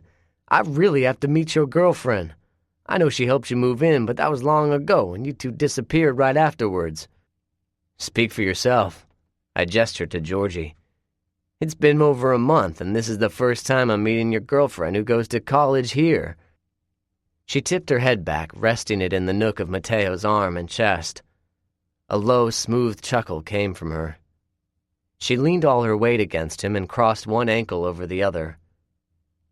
"That's my fault. I'm in a sorority and we've been busy with the pledges. The beginning of the year is always the most chaotic. Plus, I have my own room, and no offense to the rest of your house, but being around sweaty, shirtless guys isn't my dream come true. I'm all about my studies, my house, and my man." She straightened up and smacked a hand to Mateo's bicep. It bulged at the touch, and her fingers wrapped around it. The 2 shared a secretive smile. I grunted. My roommate might talk a big game, but he was in love with this girl in front of him. Drew was watching them too, but he was patient. It was obvious he'd seen this before. Breaking their little moment, a radiant smile came over her face, and Georgie gazed around to us. "What class do you guys have?" Drew answered, "We all have poli-sci now." She flinched, gritting her teeth. "Good luck. Professor Matson is hardcore. That's a mixed class, right?" Mateo seemed happy just to be holding his woman. Drew nodded. "I put it off till this year. Is that a problem?" "Not if you don't mind dealing with a bunch of eager, stressed-out freshmen." Her gaze clicked to mine, and she realized what she had said. I grinned. "Like me, you mean?" Her cheeks grew pink, but she smirked at me. "Something tells me you're not like most freshmen." "No way." Mateo shook his head. His arms tightened around her waist, but he lifted one hand to meet my fist in the air. As they touched, he dropped his arm back. "Kate is stone cold cool. He handled Park like he was a baby. It was awesome." "You knew?" "I saw that smooth move you and your friend did. You snubbed him, but in a smooth way. I bet he didn't even realize it." Georgie studied me again. I felt renewed interest from her. She murmured, My friends like their house. You have a friend there? I know Matt said something about him before. I nodded. Nate Munson. His dad pledged there. Wait, Cade? James Cade? Yeah. Her eyebrows shot up. Your dad pledged there? He's a legend. Didn't he make the Forbes list or something? Drew and Mateo grew silent. I scowled. My dad's a dipshit. I try to do the opposite of everything he did. Their shoulders dropped. Oh, still. And didn't he marry into a family who comes from old money too? Like he's the poor one in the marriage? Yeah. I flashed her a hard smile. I don't do personal. They're divorced and he's now engaged to a psychopath. Again, I do everything opposite of my dad. We don't get along. Drop it. I wanted her to get the message without saying it. Mateo cleared his throat. He gave me an uneasy grin, then patted her on the hip. We should get going. Lunch later? She broke eye contact with me and turned to face her man. They moved to the side as they said their farewells, leaving Drew and I alone. I felt his perusal and sighed. Yeah. He was grinning. It widened at my question, and he shook his head. You really hate your old man, huh? Yeah. Me too. Yeah? Yeah. He banged 3 of my girlfriends from my first 2 years here. The last one was the worst because I actually loved her. Shit, I grimaced. And he likes to act like he and I are the best of buddies. Your old man know how much you hate him? Yep. He nodded, a tone of respect in his voice. You got balls, Cade. I knew you had them before, but that's cool. He pointed to the couple who were kissing. Their mouths were opened and tongue was being shared. If we don't break them up, he's going to take her back to the house. He'll skip class for her. The guy is nuts about her. What do you suggest? A rough extraction. As soon as the words were out of his mouth, he moved forward. Grabbing Mateo around the shoulders, he propelled him forward away from Georgie. They protested, but Drew flashed her a grin. Sorry, Georgie. You two can bang later. We've got a class and your man has to go or Coach will not be happy with us. She started for them, but Drew kept moving Mateo forward. I jetted forward, blocking her with my body. She stopped and her mouth fell open. Hey. Sorry. I looked down at her. Drew's the boss on the field and off. I gotta do what he says. Then I heard Drew call out, Cade. I started walking backwards and said again, Sorry. Her hands went to her tiny hips and she rolled her eyes. Whatever. You two are on my shit list for interrupting, but you're lucky I have my own stuff to deal with today. I kept moving after my teammates. She raised a fist in the air, laughing as she called out, Do you hear that, Drew? You're victorious for today, but make no mistake. I will prevail. I will make out with my boyfriend one of these days. A girl with almost white blonde hair came up to her and watched us leave. For real? He didn't even try to come and talk to me? Georgie turned towards her friend, but we were too far away to hear any more. Mateo didn't say anything. He didn't seem to mind. We went to our classroom in silence again. Walking up behind them on the steps, I sensed the comfort between the two. It reminded me of Logan and me, except Logan would have made a bigger spectacle than those two did back there. At the thought of it, I couldn't wipe a grin from my face. Then we got in the classroom and it faded. The room was small, packed with chairs with fold-up desks, and the only 3 that were open next to each other were in the front row. All the chairs were side by side, separated by one aisle down the middle of the room. Drew turned to us, then looked at the chairs. Mateo shrugged. Whatever, man. I'm not getting split up. He plopped down first, taking the middle chair. When we began to sit in the other 2, he held up a hand. Hold on, mofos. Reaching over, he folded his desk up. It wouldn't lay flat. His stomach was in the way, so he groaned but folded it back down. I had to try. Drew laughed, took the seat on his right, and folded his desk up. You can share mine. I'm bringing a lap tray with me. I should have remembered from last year. I took the seat on his left. A girl was beside me. As I brought up my desk, she leaned over so it wouldn't graze her arm and went back to typing on her laptop. It wasn't long before the professor came in, wearing a gray business skirt and a loose button-down pink shirt with her hair pulled up in some bun. She paused as she took us in. She was young, probably early 30s. Pressing her lips together in a flat line, she grunted and walked to the aisle between the two groups of desks. There were a bunch of students behind us. All three of us remained silent. We knew we were blocking their view. The professor moved back so she was right in front of us. She waved a finger in the air. Something's not going to work here.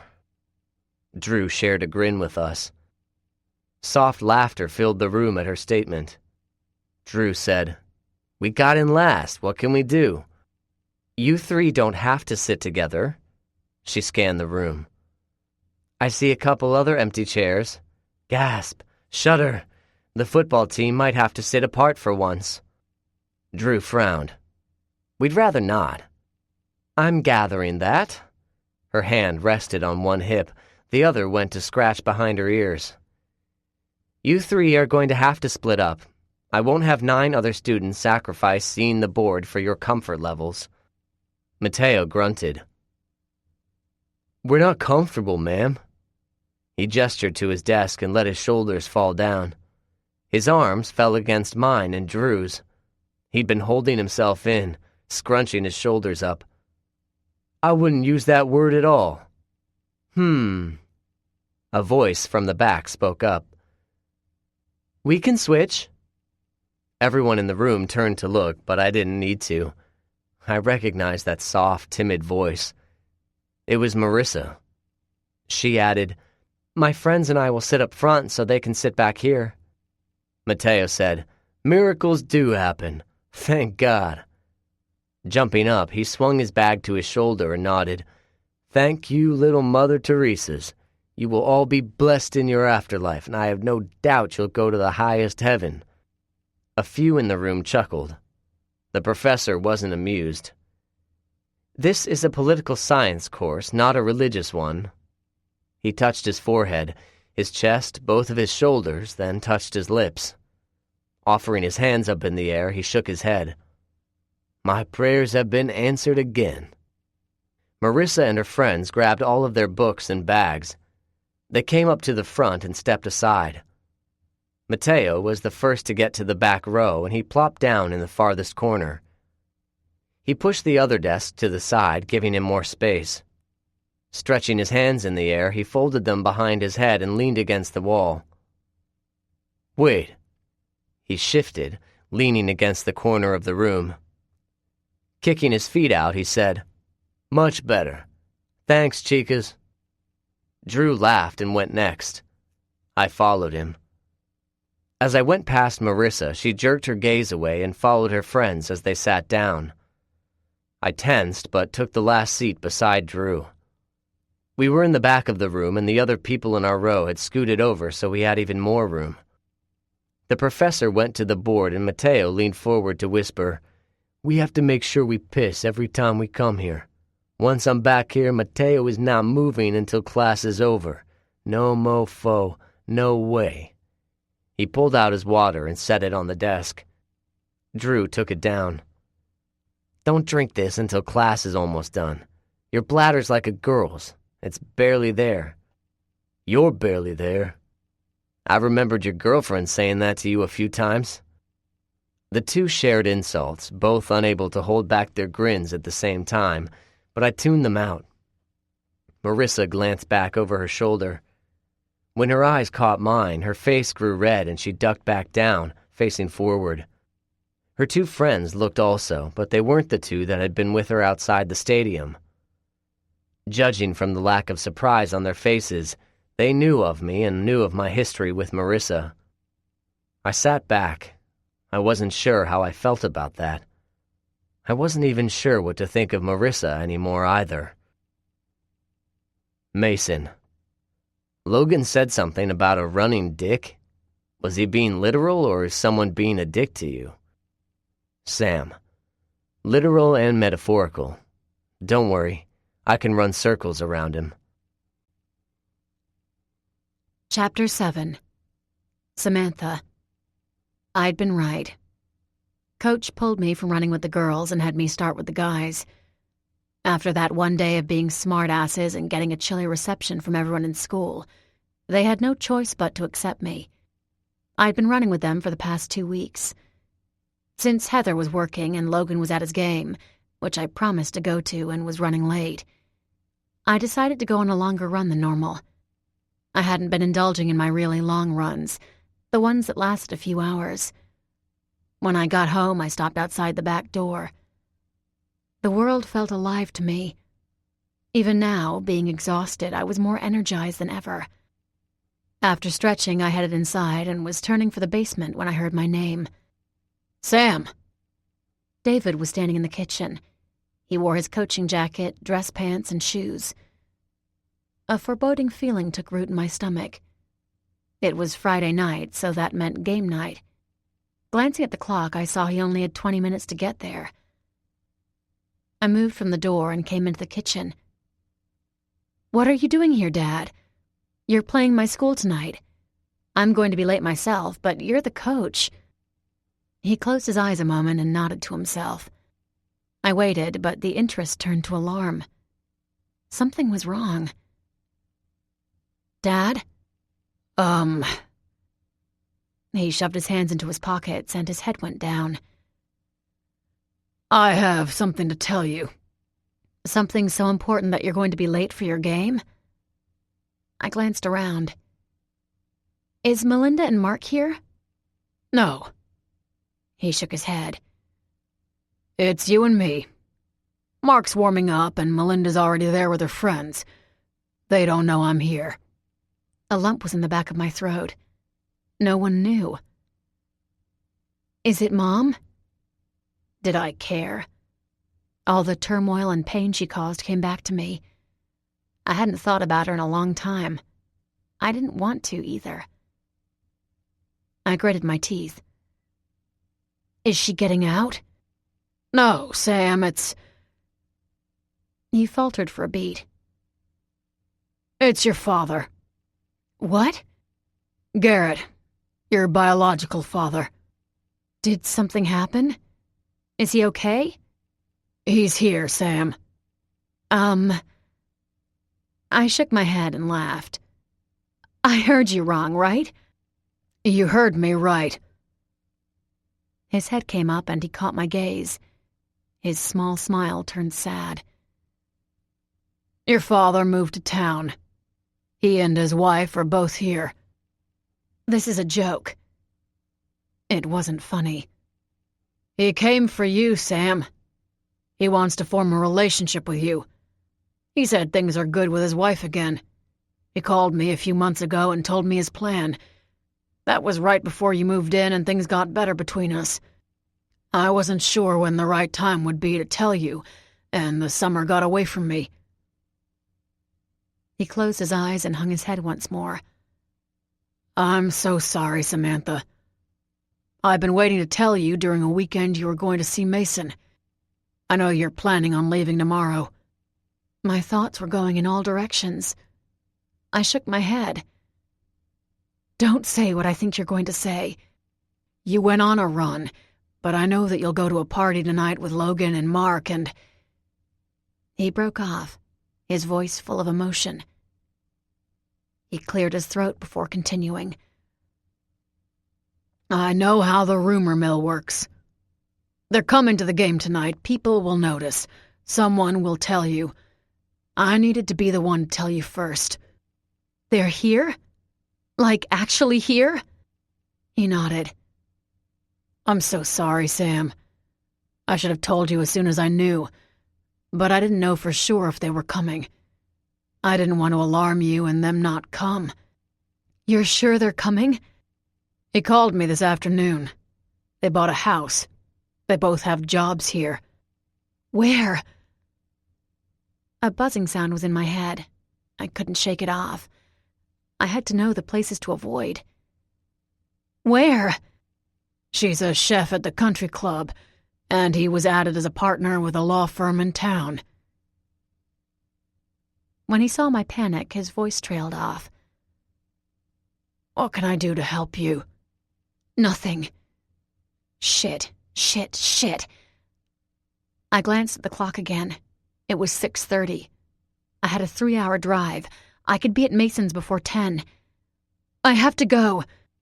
Wait. I turned and headed for the stairs. Go, Dad. Go to your game. As I turned from my room, he came to the top of the stairs and hollered down. Are you okay, honey? I can tell him to stay away. Do you want me to do that? No. I reached for my door, but it wouldn't open. Fucking shit. I stopped, closed my eyes, and sucked in some air. I needed to think clearly. Breathing out, I tried to calm myself. The door handle. I needed to turn the stupid door handle. Sam. He started down the stairs. Just go, Dad. I'll be fine. But where are you going? I need a minute. I'll be fine. My voice was hoarse. He could hear my panic, so I brought it down. I'm fine. Honestly, go to your game. This isn't worth missing your own game, Dad. Are you sure? He was at the bottom of the stairs. I shut my door. As he got there, standing right outside my door, I locked it. It turned in the next moment. He would have come in. My knees grew unsteady and I fell on my bed.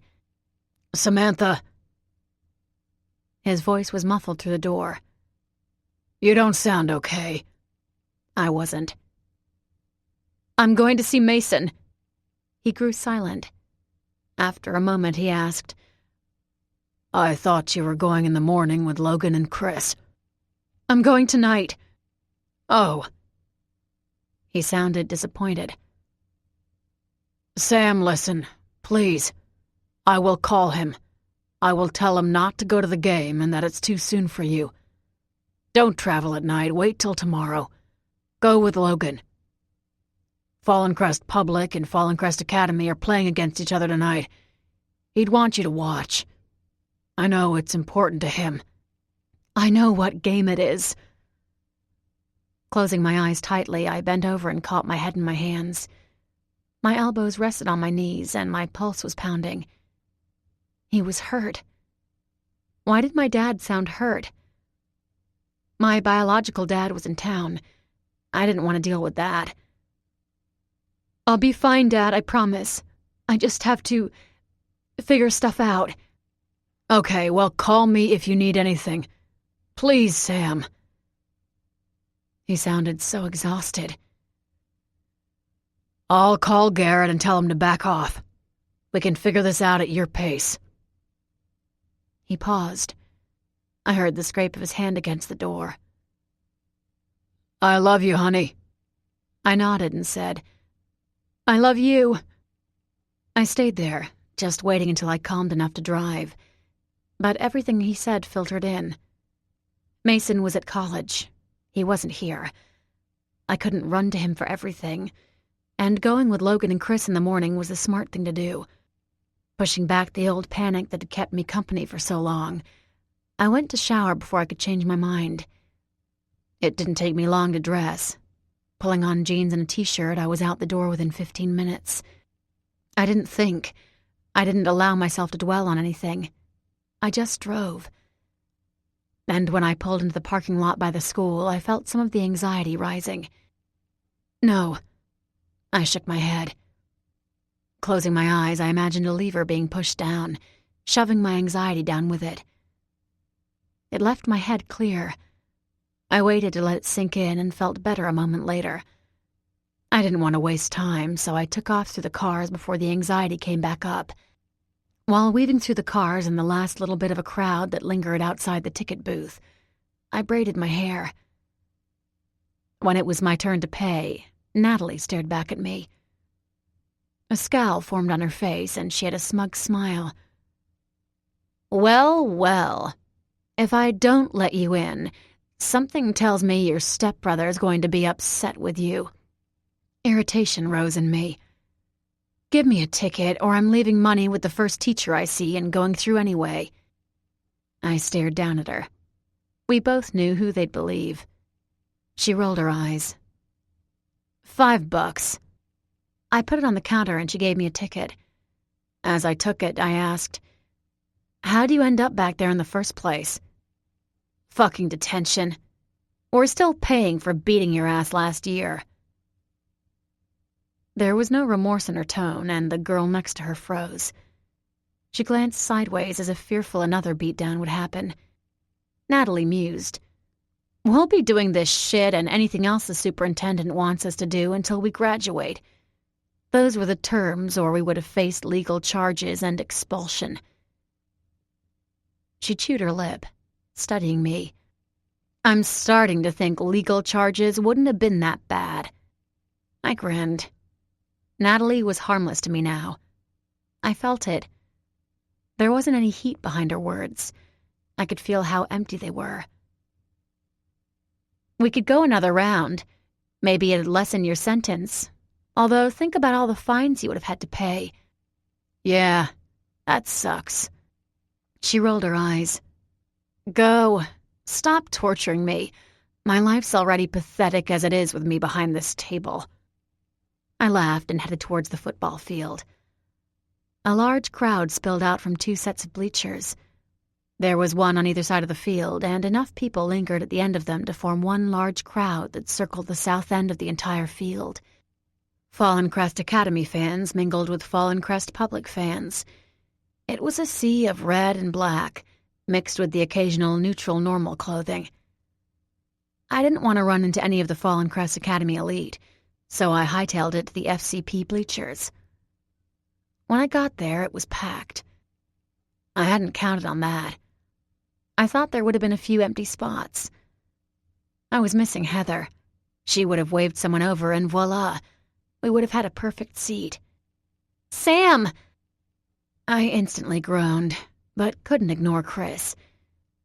She stood from the far end in the student section and was standing in the second row. The first 3 seemed reserved for the most popular people in school. She was in the second row. That meant she already had higher status than I ever would, if I'd been social. With her hair split and woven into 2 side French braids, she waved at me, holding an extra-sized liquid cup in the other, gesturing beside her. She yelled, "Come on! I saved you a seat." I had no choice. Trying to smile at her, I walked past the entire bleacher and stepped up to her row. The girls in her row stood up and filed out without a single complaint.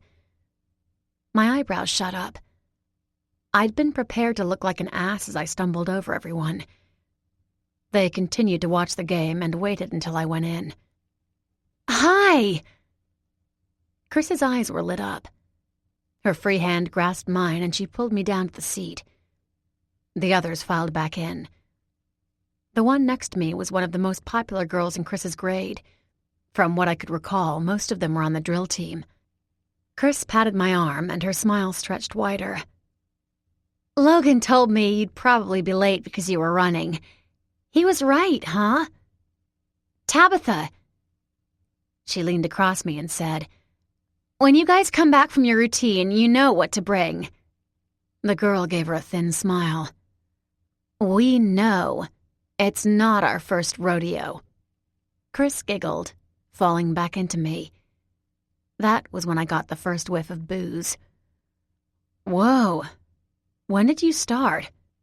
She pointed at Tabitha, and her cheeks got redder, along with the tip of her nose. "We had a few in the bathroom." Tabitha gave her another cold smile, but Chris just clutched my arm. "You were so much fun at that one party. You should drink with us more often, Sam." "Yeah." Her eyes lit up again and her mouth fell open, like she had the most wonderful idea in the world. "That'd be amazing. Let's both get drunk." Oh, come on. Logan will take care of us, and you'll see your man tomorrow. You have no worries. None whatsoever. She bent over, giggling into her lap. I asked Tabitha, "Did you slip her anything else?" She shrugged.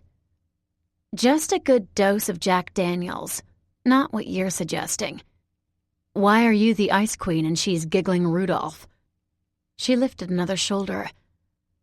"Because she insisted on drinking a third of the bottle. That's on her, not me. We have a few during the game, but we have to get to the party. That's when we only do shots and nothing else. We're not stupid." I gritted my teeth. "You're stupid for talking to me like that." She opened her mouth, a hot retort on the tip of her tongue, but she caught the warning in my gaze. She closed her mouth and shook her head. "I don't know what your problem is. We didn't do anything. We like Chris, unlike you." I grunted. That was fair. Turning my back, I patted Chris on the arm. "Okay, you might want to get some coffee at halftime, or Logan will be putting you into bed before he goes and parties after the game." She grimaced. "Oh my God, you're right." A pained expression came over her face. "No more, Jackie. Not until the party, anyway." She sighed and rested her forehead against my shoulder. Her hand reached for my hand. "I'm so glad we became friends. You're not stuck up like I thought you might be. Anyone else in your position would have the head of a Uranus." "Really? That planet?" Catching a small grin from Tabitha, who must have overheard, I shook my head. "Okay, let's keep that one between us." "I think you're so cool." "Yep." I was not commenting on that one. "Let's watch the game." "Okay." For the most part, Chris tried to watch. When Logan scored, she stood up because everyone was standing up. When FCA punted, she stood up again. I tugged her down, and she started another giggling fit. She clamped her hands over her mouth and whispered in my ear for everyone else to hear. "It's so weird for me because I dated the one quarterback, and now I'm with the other quarterback." "You dated the second-string quarterback also." She gasped. "I did. I forgot about Jeff. I shouldn't have. He's a sweetie." I gave her a dark look. "You know a different Jeff than I do." "That's right. You dated him too. Wait." She cocked her head to the side. "He cheated on you. He didn't cheat on me, but I didn't really date him. We hung out. It was like the before dating, before being a couple. Does that make sense? That's what Adam and I did. And I didn't sleep with them. I only fooled around with them." She groaned. "A year before that, I probably would have slept with them, but Charlie yelled at me enough. She said I used guys to make myself feel loved." Her voice tapered off and her eyebrows slowly lowered together. Her head went down as well. "She said it's because our dad left us and I compensated." "Buzz!" It was halftime. I grabbed her arm. "Let's continue this in a bit. I have to get some water." The girl in front of me stood up and I saw my opportunity. Slipping over her seat and instead of fighting the crowd for the stairs on the side, I grabbed the lowest bar and slid my body underneath it. Landing on the grass in front of the bleachers, I ran alongside them until I could slip around the fence that kept the crowd from going onto the field. The teams were still milling off the field, and I was almost to them when the last of the Fallen Crest public team stepped off the track field. I figured Logan and my dad were both ahead, so I started to cross their path for the concession stand. I didn't really need water. I just didn't want to get pulled into Chris's story. Just hearing the small amount of pain with her first words, I knew there was a ton more. I had my own trauma to deal with. I didn't want to start feeling sorry for Logan's girlfriend. I heard, "She said that, David?" "It's too soon, Garrett. I'm sorry I didn't catch you in time." No. I forgot my phone in the car. And you wouldn't have Sharon's. They kept talking, but I couldn't hear what they were saying. All the anxiety from before blasted up, exploding into my chest and throat, filling me with dread, like I was about to witness a car accident and saw it coming. I knew to avoid it, but I couldn't. As that registered with me, my head turned and I saw them. They were standing off to the side. David's head was bent down, his hands on his hips. A clipboard was in one of his hands, and he was chewing on his whistle at the same time. Garrett stood over him. His features were as chiseled as I remembered from the last time I saw him, but his hair seemed whiter.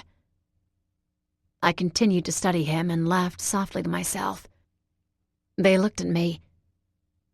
David straightened abruptly, and Garrett moved back a step. I laughed again, shaking my head.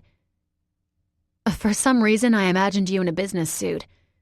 That made no sense. It's a football game. I suppose you only wear those when you're working, being a big, hotshot lawyer. My mind was spinning, and I stopped. My throat was dry. I'd been going to get water. That's right. Sam, David started. Garrett stepped around him. His eyes were glued to my face. He said, "It's because the last time you saw me, I was in a business suit." That's right. I could picture it again. You hugged me and never came back. Sam, David said again. I shook my head. It's halftime and you're the coach. Go, Dad, I'll be fine. I waved at Garrett. Damage done, he's here. I've seen him. I swallowed over a lump in my throat. I'll deal with it. He looked between us, then shook his head. His shoulders slumped down and he murmured, All right. I love you, Samantha. Just remember that. Got it. Lifting my hands, both of my thumbs shot up. 2 thumbs up, Dad. That's what you get for this whole thing. Well done. Way to prepare me and way to not follow through with what you promised. He's here anyway. David opened his mouth. Sam. Go, David. Garrett's hand came down on his shoulder. She lashes out when she's hurting. She gets that from me. I don't. David said. She doesn't. Not all the time. A bubble of laughter was coming up. I could feel it making its way from my stomach, gliding past my chest, slipping around the lump in my throat. My mouth opened and it peeled out. As they heard me, they stopped. I bent over. More laughter kept coming. I couldn't stop it. And I didn't want to. Chris had the right idea. Get drunk, not deal with things. That seemed to be working for her. She was popular, she had friends, she was liked. I sighed. The laughter subsided, but it was on an anguished note. Even I cringed as I heard it with my own ears. I lifted a hand to them, letting it fall back to my side right away. Look at you two. One thinks he knows me and the other... Oh my God. This is a comedy skit. Why was I panicking at the thought of seeing you? This is the best entertainment I could get. You both think you know me when only one of you was around, but you both left. Now you're both back. Fuck. I grunted. My eyes started to water and I flicked the tears away. You're both a riot. My stomach rolled over and I shook my head. Go away. I don't want to deal with either of you. Sam? Turning, the voice was like music to my ears. Logan was standing there. He was holding his helmet with his dark hair sweaty, sticking up in clumps. His cheeks were smudged with black paint, dirt, and sweat. He had mud and grass stains all over his uniform. What are you doing? You have halftime. I was told to come out here. He walked forward, then saw David and Garrett. Fuck. Exactly. In one motion, his arm reached out for me and I went to him. I didn't huddle there. I stood tall, but I moved into the shelter of him for a moment. 1 damn second, and as I did, He rested his hands lightly on my back. His body was rock solid, and I heard a growl in his voice that started deep in his throat. "What the hell's going on?" "Logan." David sounded exhausted. I started laughing again. "I have to go." I started to step back, but he kept me anchored to him. His head craned to see me. "Sam, stay." "No." I shook my head and pushed off from his chest. "No, I'm going to see Mason." Mason made me feel better. He always had. He always would. "I'm going to see him." "Sam."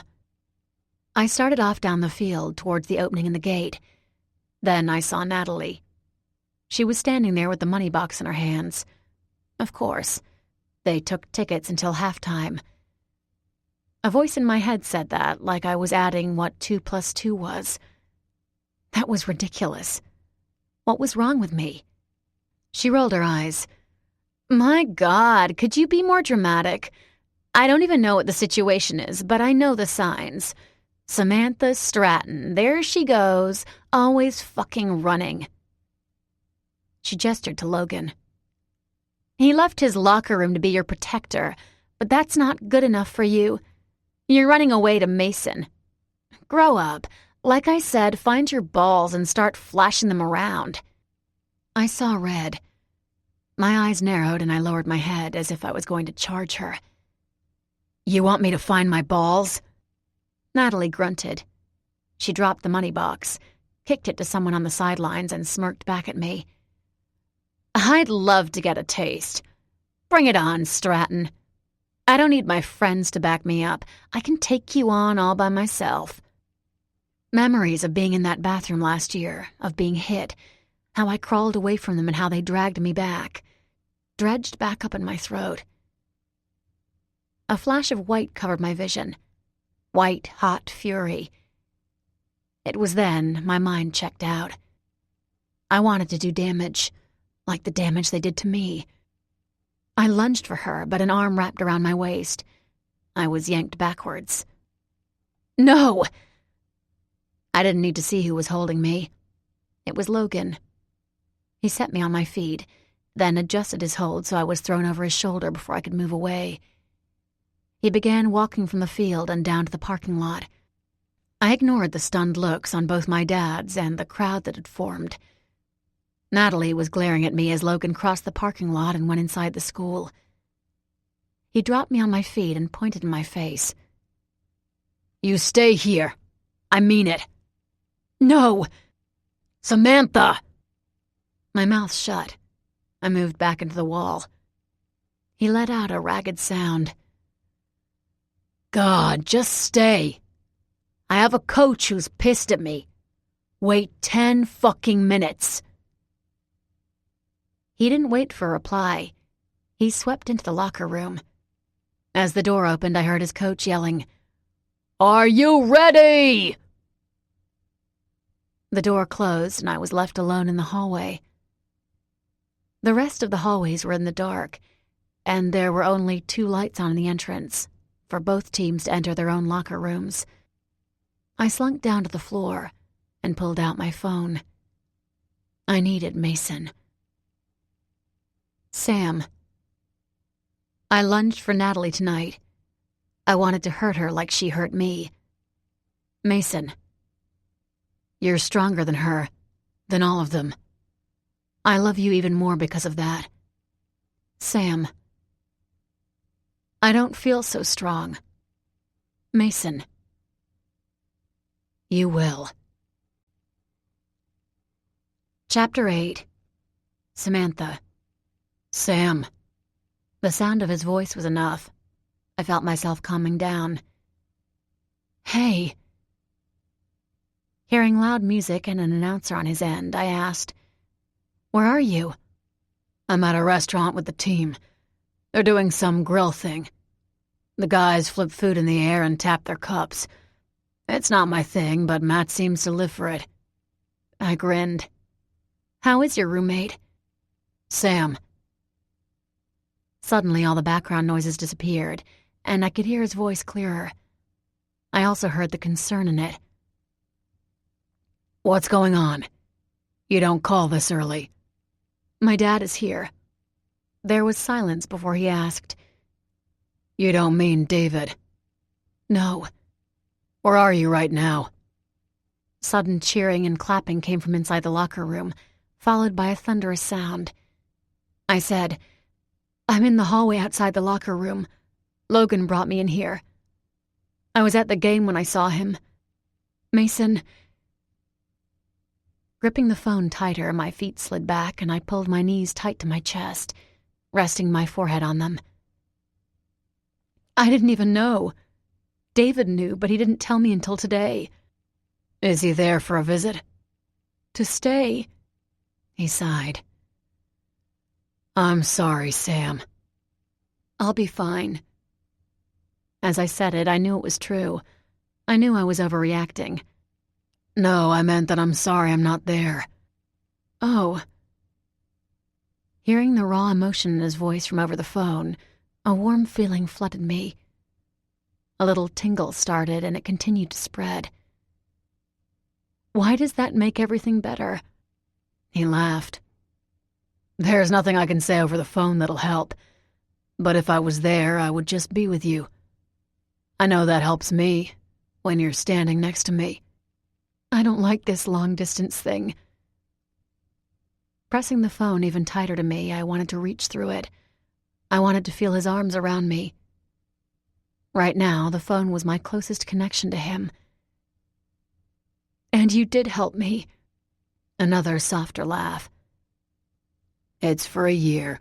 Just 1 year. And then you'll be here." "Yeah." There was another moment of silence before he asked, "Are you okay otherwise?" "No." "Yes." Hearing the team cheering again, I knew they were coming outside, and I lifted my head. "I will be. I promise." "Okay. I can hear them in the background." "Yeah." God, there was so much I wanted to say. The phone wasn't enough. His presence would have been. He should have been there, right with me, alongside me.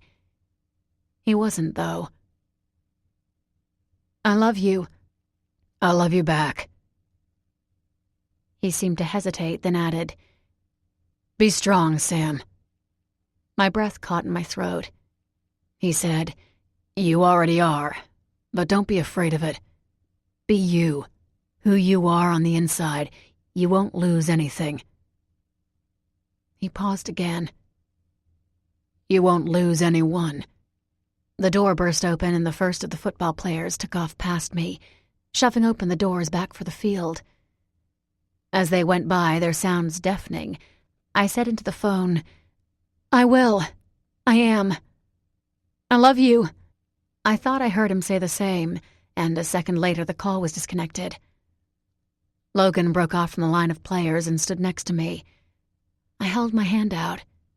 He caught it and pulled me to my feet. His gaze fell to the phone still gripped in my hand. My knuckles were white around it. He asked, "Mace?" I nodded. The emotion was choking me, but it was the good kind of emotion. I wiped a tear away. He threw an arm around my shoulder and turned for the door. "Come on. Stop being a sniveling, crying mess." I elbowed him in the side and he chuckled. "And come cheer me on.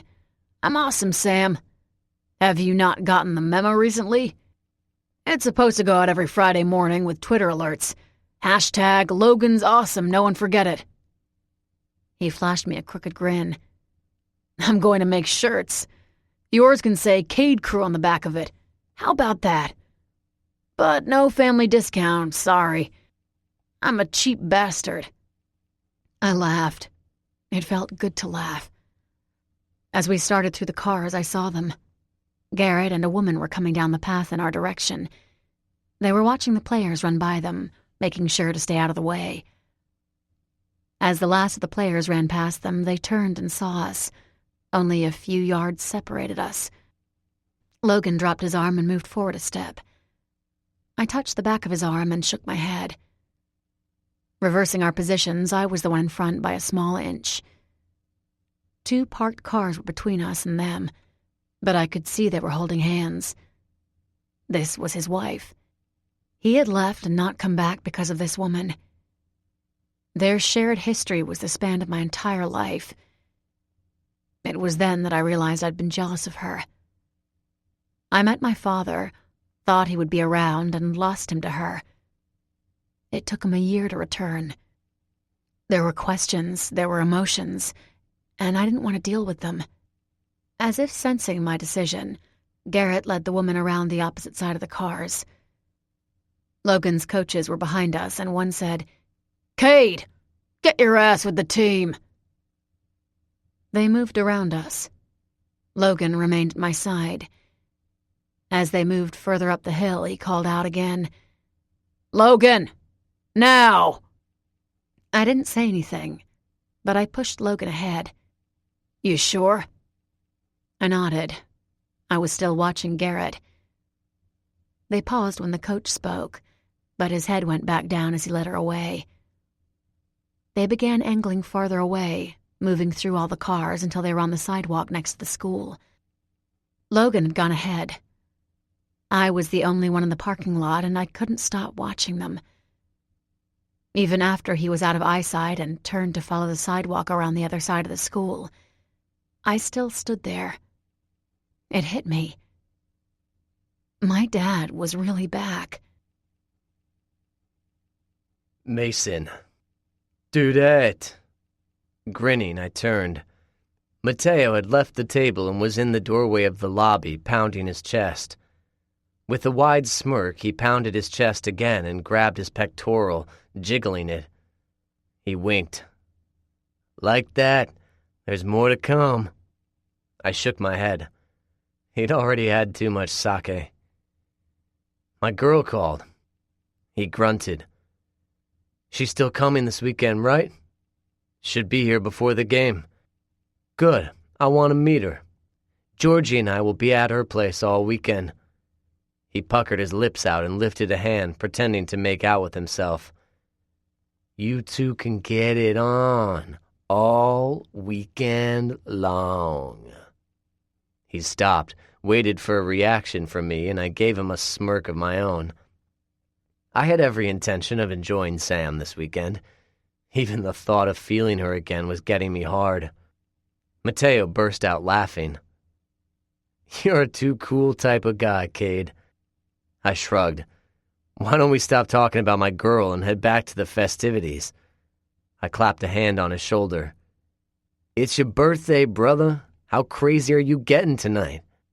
He sighed. "Not as crazy as I'd like. That's why you're going out tomorrow night after the game, too." "Yeah." He pursed his lips together. "Why aren't you coming again?" "Because Nate's fraternity was having another party and he wanted Logan and Sam to go." Knowing the history with my roommate and Nate's fraternity, I only shrugged.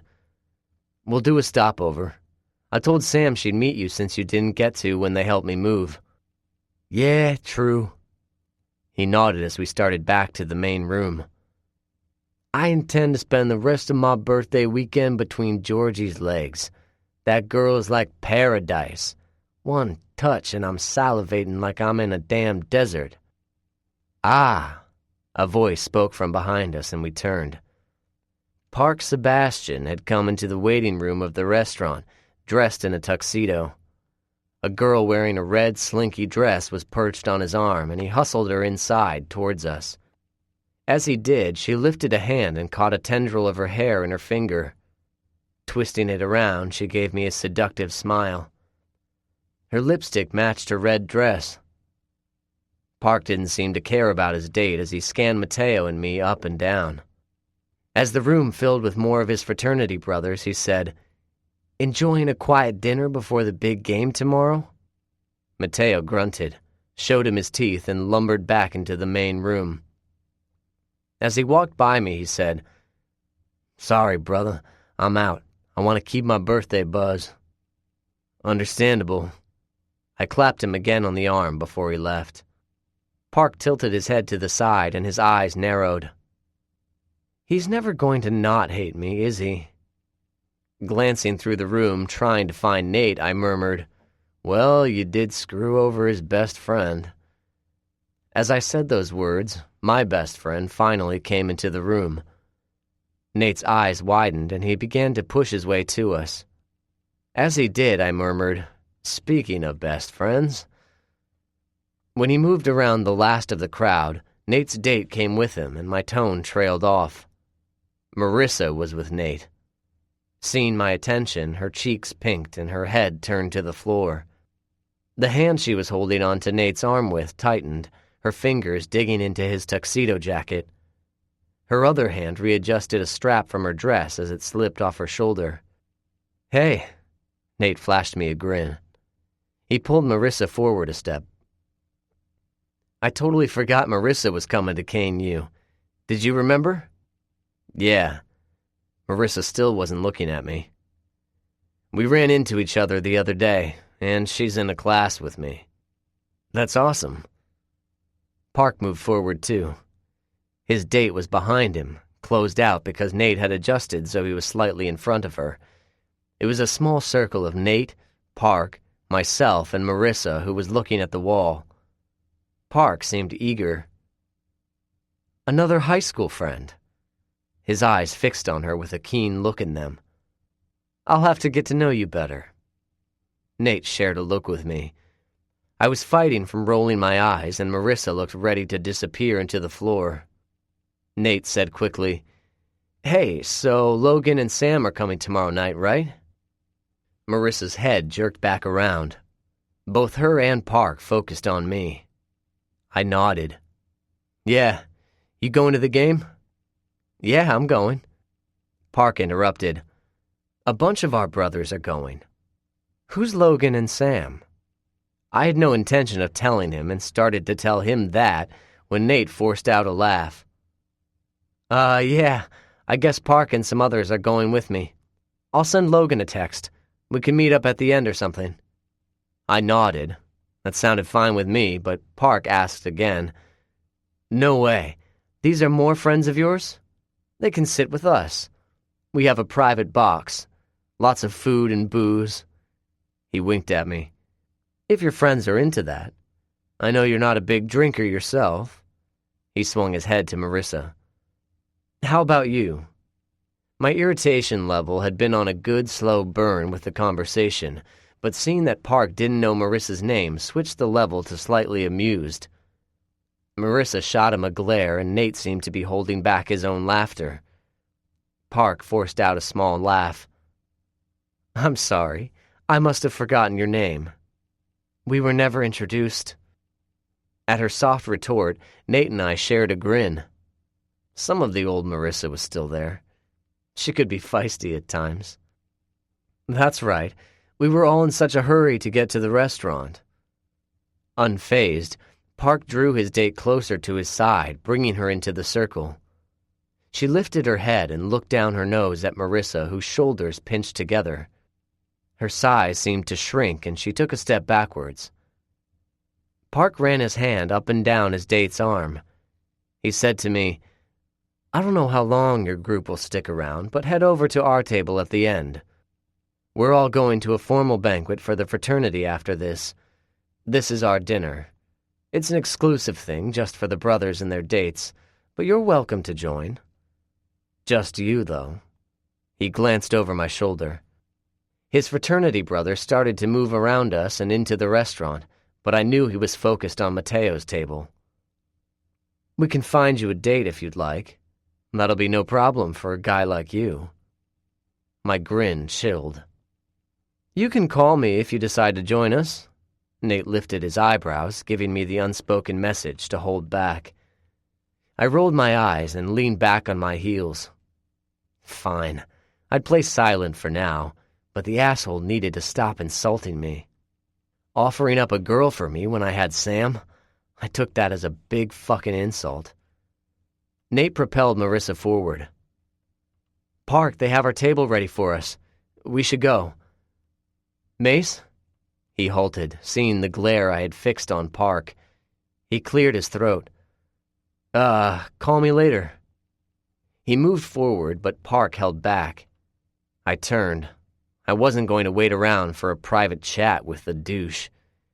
As I began to follow the end of his group, waiting until I could veer off to my table, someone brushed against my arm, giving me a good graze of a breast. Glancing to the side, I saw Park's date.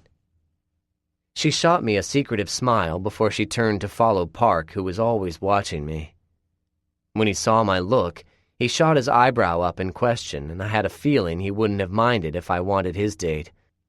He winked at me, but turned and ducked into a private room before he saw my real reaction. When I got to Mateo and took my seat again, he asked, "What did Park Sebastian want?" I grunted and took a good swig of my sake. The guy's gonna be a pain in the ass, isn't he? He's got a man boner for you. Big time. I sighed. I had hoped not to make enemies so soon, but that time was coming faster than I thought. I shrugged.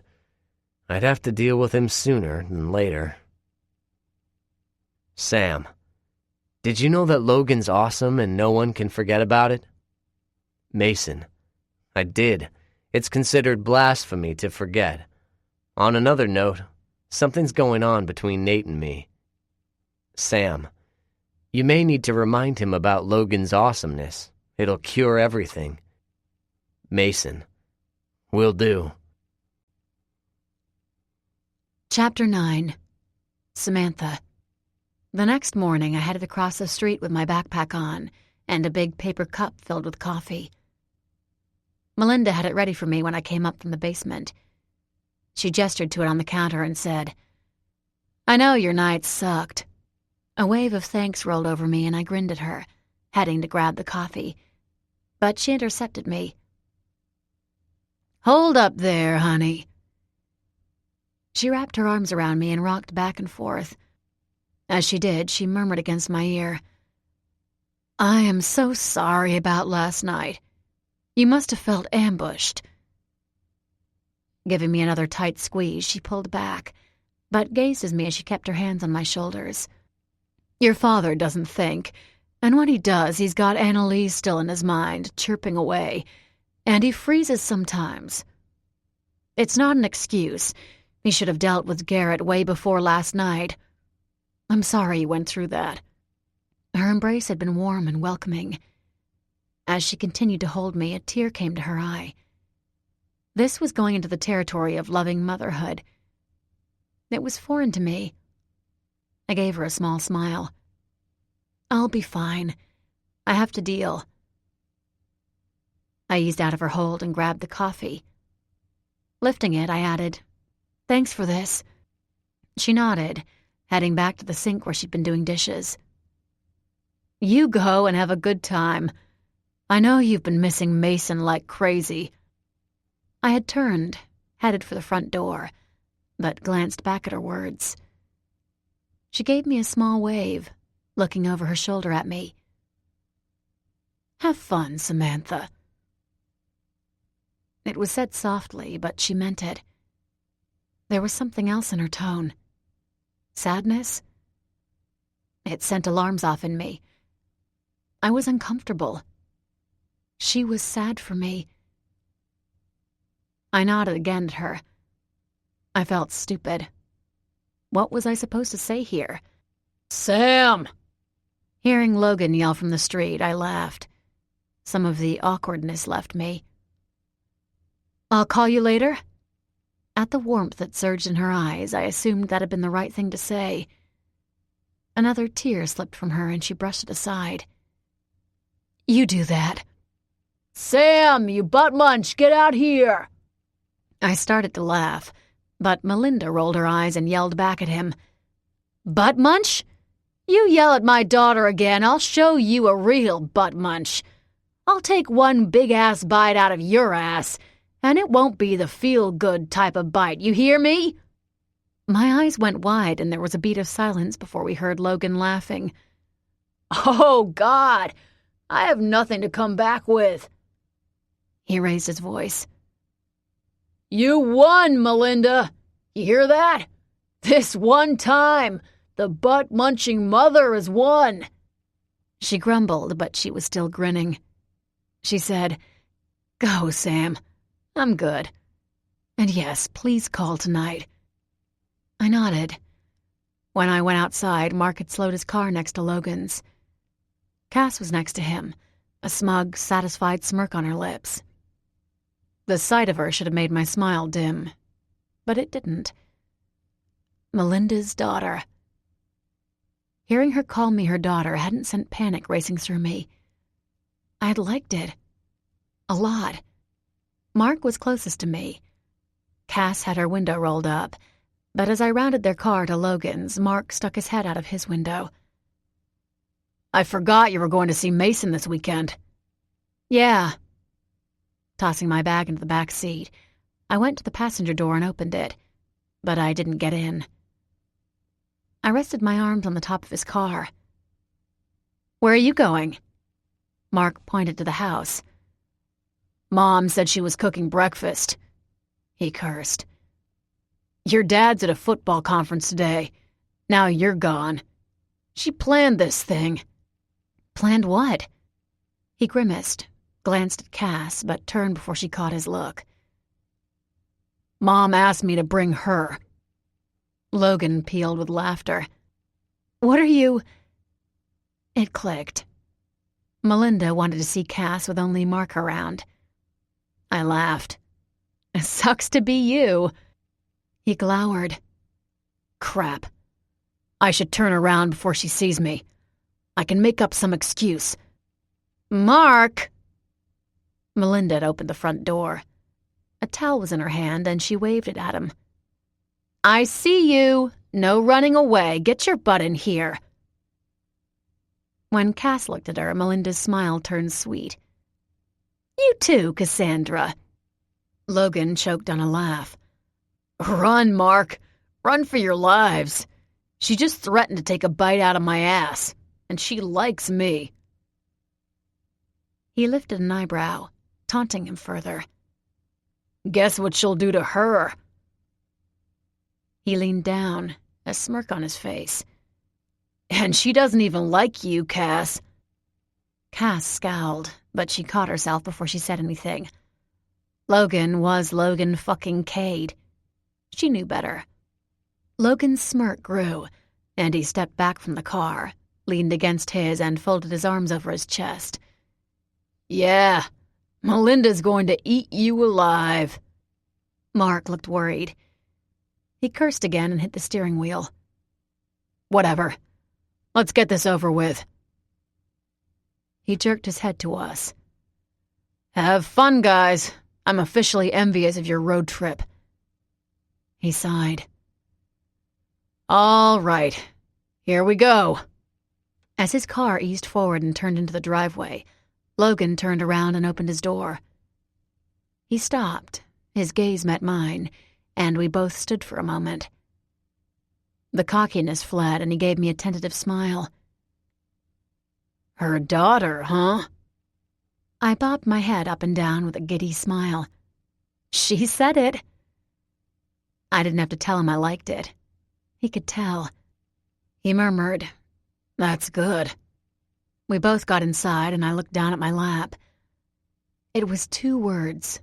Her daughter. But those were 2 words that would have sent me running for hours 6 months ago. She didn't even think about it, Logan. She just said it. "She's good for you." Yeah, for my father, too. We didn't talk. Even when Logan stopped at Quickies to get gas, he got out, filled the tank, and we both went inside. I wanted more coffee. Grabbing water and soda, Logan took my coffee from me to the register and paid for everything. I didn't fight it. I'd pay the next time. Once we were back in the car, we went to pick up Chris. When we got to Mason's campus, there wasn't enough time to find him before the game. When Logan headed inside to help Chris with her bags, I stayed in the car, but heard raised voices. A battle between Logan and her sister set us back 4 hours. Her sister didn't want Chris to go. Logan did, and he won, of course. But we were supposed to have been there before noon. Mason said the team ate and went to the locker room a couple hours before the game. As it was, we were late getting into the game. Kane University wasn't a small college. Their stadium was massive, and just getting to our seats was a workout. A lot of people stood in the aisles and in the stairways. We sat down just as the second quarter started. After the third touchdown by the Wolves, the crowd no longer sat in their seats. Everyone remained on their feet, and the adrenaline from the team swept through the stands. The fans were invigorated. Everyone's voice was hoarse as they cheered on the team, but not mine. Since we arrived, I had barely paid attention to the game. I was riveted by the sight of Mason. Watching him jog back to the sidelines, my throat went dry. The need for him grew, and an ache started between my legs. I needed his touch. It had become like oxygen to me. "You think Logan loves me?" It was the question and nightmare that had been haunting me for 3 months. I closed my eyes. My glow from earlier had faded long ago. It wasn't the time to think of this. Mason was within touching distance. This was about him. That question had been pushed to the back of my mind. "Or is it too soon?" "What?" I glanced over at Logan's girlfriend, Chris. She had asked that question. It hadn't been in my mind. Relief swept through me, but I realized her second question and looked to the seat on her other side. It was empty. "Where'd Logan go?" She sighed and bit down on her bottom lip before her head jerked down. She was twisting her hands together. "He went to find Nate. I guess he finally texted him. But do you think he loves me?" Her head bounced back up. A hopeful look was in her gaze. "It's too soon. I know it is. I'm stupid for asking." I had no idea what to say. "It's been 2 months. "Yeah." Her thin shoulders lifted up and down. "We've been official for 2 months, but we hooked up a month before that." She paused as she began biting the inside of her cheek. "When did Mason tell you?" My eyes got even bigger. I didn't talk about Mason. I barely talked about him to Logan and Heather. What did I say? Chris was pretty with wheat blonde hair and striking green eyes, but she was nice. She was genuinely nice, which is why I knew so many guys had been after her. She let out a hurt sigh. "He should have said it by now. That's what you're saying, isn't it?" "No, not at all." She shook her head. "No, I got it. I bet you and Mason knew right away. Logan hasn't said a word like that. He hasn't even said he likes me. Since the beginning, it's been about needing me, wanting me, having me. I know he feels lust for me." She pretended to shiver. "The chemistry was amazing, but it's died down over the last few weeks." She continued. "He's amazing. I've heard all the girls talking, you know. They all want him, and I know I've been so lucky. I was talking to some of the girls from the team. They said Logan's never had a girlfriend except for that one girl. Candy said Tate was trash anyway. He only had one-night stands, but they think he loves me." She paused and added, "Jessica and Lydia said the same thing too." "Jessica and Lydia?" I hadn't known she was friends with my 2 ex-best friends. "Yeah, I went to Cass's party last week. I talked with them for a bit. I've heard nasty things about Jessica, but she's been nice to me." "You went with Logan?" How had I not known about this? If Logan had gone to an elite party, especially hers, I would have heard about it. "No," she grinned. "Not at all. I didn't even bring it up to him, but I heard he dated Miranda too. That was only for a month. I thought Cass would be jealous of me, but she seems happy with your brother." My eyes got big and I stiffened. "My brother?" A low growl started in the bottom of my throat. Mark wasn't my brother. Not yet. Those two were meant for each other. She sighed, sounding wistful. Sometimes I think I might have that with Logan. He can be so loving and thoughtful at times, but at other times it's like I'm not even in the room. I pressed my hands to my forehead. A headache was forming, and I could tell it wouldn't be leaving any time soon. She sighed again. I just don't know what to do. I feel like I'm losing him. Hearing all the stories about him, I guess I should have been prepared for this. Cass told me, "Who aren't you friends with?" I snapped. She stopped as her eyes got big. We're not super tight. I mean, Adam's friends with her and we hung out a bunch last year, so... I saw the fear in her eyes and reined myself in. She was listing off so many ghosts from my past. Transferring to Fallen Crest Public should have put a stop to her connections to them, but I realized that it hadn't. They were friends with Mark, and they were friends with her. I wanted to groan. They were still so close to me. Should I not be friends with her? It took me another moment to comprehend who Chris was talking about. Cass. No. I'm sorry for overreacting. I don't have good memories from that place. Oh. She frowned. I'm sorry. It doesn't matter. I gave her a smile. Really, I'm sorry how I reacted. She went back to twisting her hands together. No one talks about you over there. Really? She added in a rush, as if she were confessing something. I was really confused when I saw you at the party last year. I was with Jeff, and he told me that you guys dated, but I had no idea that Adam Quinn wanted to date you, and I'd been hanging out with him, too. I found out you were close to Mason and Logan Cade. I mean, I heard about them my first day at FCA, but no one mentioned you. She lifted her head up and down as she said that word. I found out your dad was the football coach at FCA, and you're living with Mark DeCraw. A nervous giggle slipped from her. For someone that I had never heard about, you're connected to a ton of people. She snuck a timid look at me. I've been scared to talk to you about that. I'm glad I did. I wanted to curse.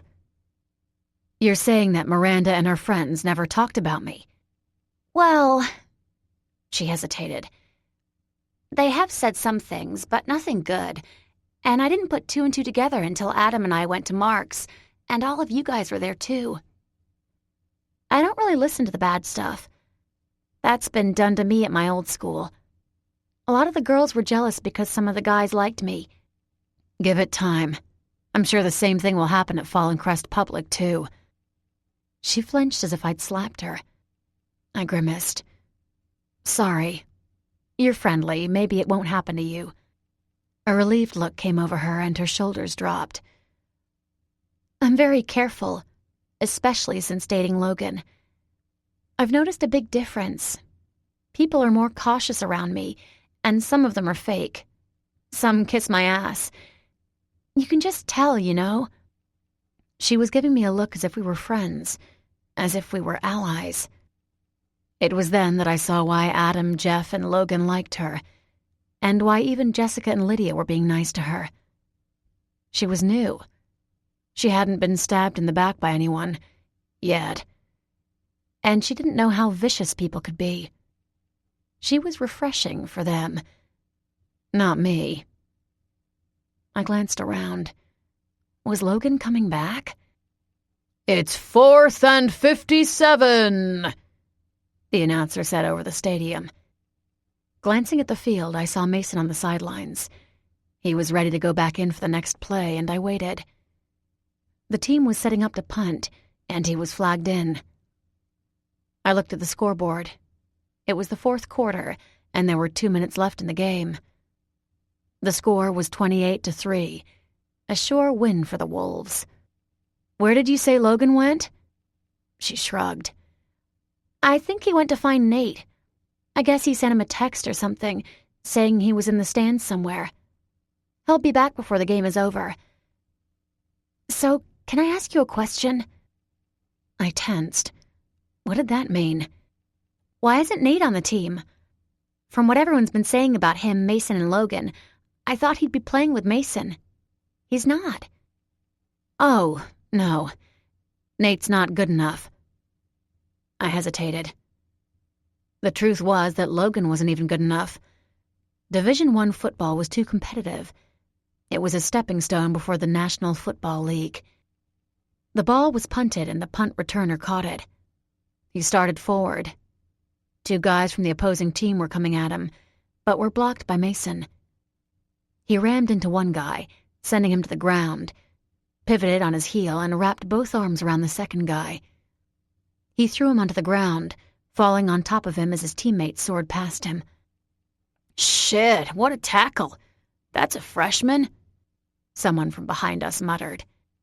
His friend commented, Roster says that's Mason Cade. Where'd he come from? School's a few hours away, but his stats are good. Pride swelled through me, but it wasn't anything new. Chris's phone buzzed at that moment. A soft grin came to her as she read the text. Then she showed it to me. It was from Logan. With Nate in the back, by the 23rd door. Tell Sam. Staying back here with Nate and his friends. Come on. I wasn't waiting any longer. Let's go find them. It didn't take long to spot them. Nate and his friends stood out. They had congregated against a wall, but were garnering a bunch of attention. The girls in front of the concession stand across from them giggled together and whispered behind their hands as I passed them. There were other groups of girls at the side, also eyeing the guys. A sense of déjà vu came over me. It felt like my first week at Fallen Crest Public all over again. But it was Nate getting all the attention this time. I scanned the group. Where's Logan? Nate jerked his head to the side. Pissing. He broke out in a big grin after that and pulled me in for a hug. Good seeing you. It's been too long. I laughed, but I had to admit it felt good. Hi, Nate. Remembering Chris, I stepped back. Nate gave her a brief grin and waved, and I saw the hurt settle in her gaze. Hey, Chris, right? I caught the wink he sent me. Oh, yes. Nate pretended to forget her name. He was subtly putting her back in her place. She wasn't in the fearsome foursome or whatever we were when it was just Logan, Nate, Mason, and myself. A wave of gratitude came over me. I saw Logan heading our way at that moment. Yes, hi. Her voice had dipped down, but Logan wrapped his arm around her shoulder and pulled her tight into his side. He scanned the group. So, we won? The buzzer went off inside the arena, and I grinned. Guess so. Nate. One of his friends stepped forward, a broad grin on his face. He was tall, over 6 feet by a few inches, with sandy brown hair and crystal blue eyes. He looked like he had stepped from the brochure for an Ivy League school. Are you going to introduce us to your friends? Nate was silent for a moment and paused, giving me a questioning look. I glanced to Logan and knew he noticed the change. The air shifted. We both studied Nate, who forced out a polite laugh.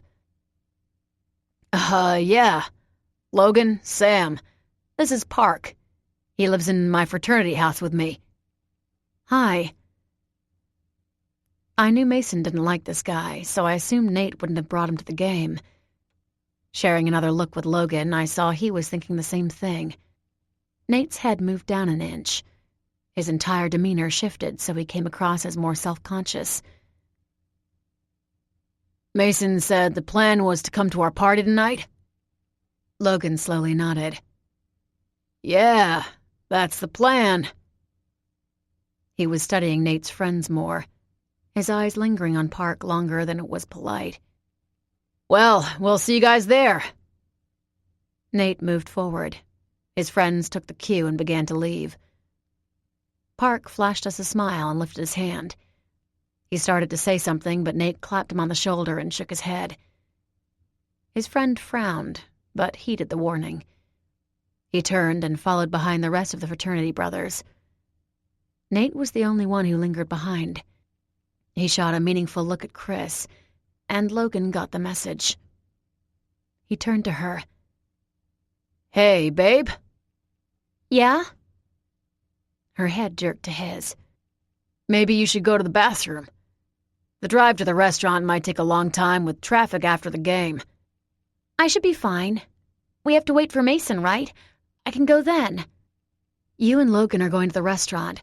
I'm the only one who's going to be waiting for Mason. Oh. Logan shook his head at me, but patted her on the arm. Why don't you go now? Nate needs to talk about something private anyway. Oh. Her eyes widened as she snuck a look at Nate, who gave her a tight-lipped grin. Okay. I'll wait over there when I get back. As she hurried away, there was a brief moment of silence between us. Nate glanced from Logan to me. We were waiting to see what Logan's reaction was going to be, but Logan turned to me and narrowed his eyes. I tensed. Was it coming? But he only shook his head and said to Nate, So what's going on? Mason told us you wanted to network, but with that douchebag? Why are you in a fart house? Not that it's any of your business, but Mason lives in the football house. All his roommates are on the team, and that means all his friends are going to be his teammates. I'm not on the team. Branching out isn't a bad idea for me. Logan grunted. It's a piss-poor idea, and you know it. Nate sighed, shaking his head. Look, whatever. Mason said you guys are going to dinner and then coming to my farts. He grimaced. Frats party. Is that the plan? A gleam appeared in Logan's eye. I knew that look. Logan wanted to fight. I murmured, You sure you want us there? Yeah. Nate gentled his tone. It'll be nice to have you guys all there. What about douchebag? Logan jerked his head in the direction the fraternity brothers had gone. He's not going to like us. You know that. Just... Nate sounded so wary. Come for me, okay? Yeah, we'll come. Logan's glower deepened. But I'm not kissing any ass tonight. Nate grimaced. Try to be nice. Logan kept quiet, and that was the best answer Nate was going to get. Nate lifted a hand and said he'd see us at the party. I waited until he had disappeared into the crowd before I asked, What are you planning? I'm going to piss his friend off. With the dark intent brewing in his gaze, I knew Logan was going to make enemies that night. I shrugged. It was going to happen. I flashed him a grin. Looks like we're getting a head start for next year. He grunted in response before we sat back and waited for Chris and Mason.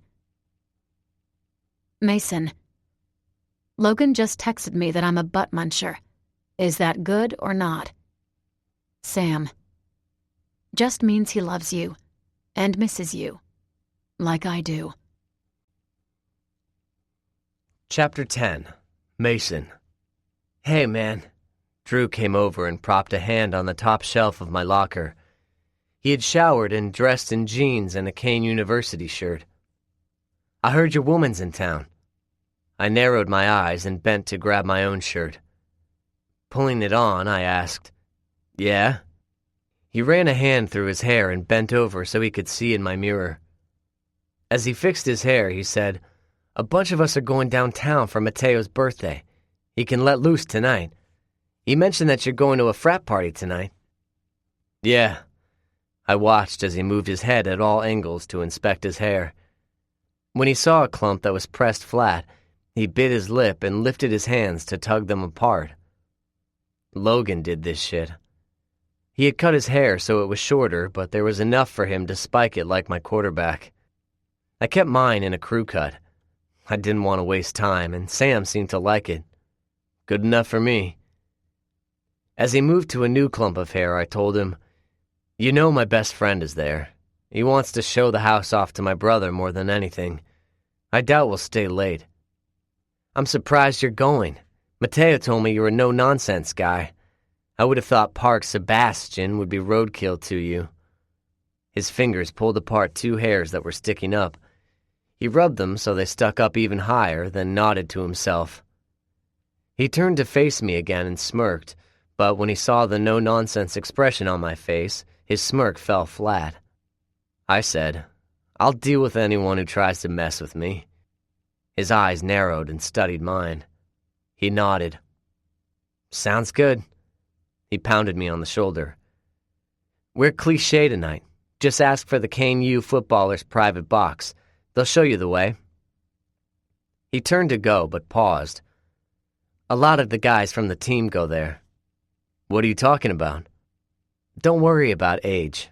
They worked out a deal with one of the captains a long time ago. They don't serve alcohol to minors." As he used his fingers for air quotes, I assumed that meant we could get alcohol just fine if we wanted. He added, "And don't feel weird. A lot of the guys bring their wives too, you know, the guys in serious relationships like you." I grunted. "Yeah, okay. We might swing by. My brother would probably like the club." "Sounds good, man. Have fun with the wife and kids." As soon as Drew moved away, Mateo lumbered over to me. He had showered, but he only managed to get his pants on.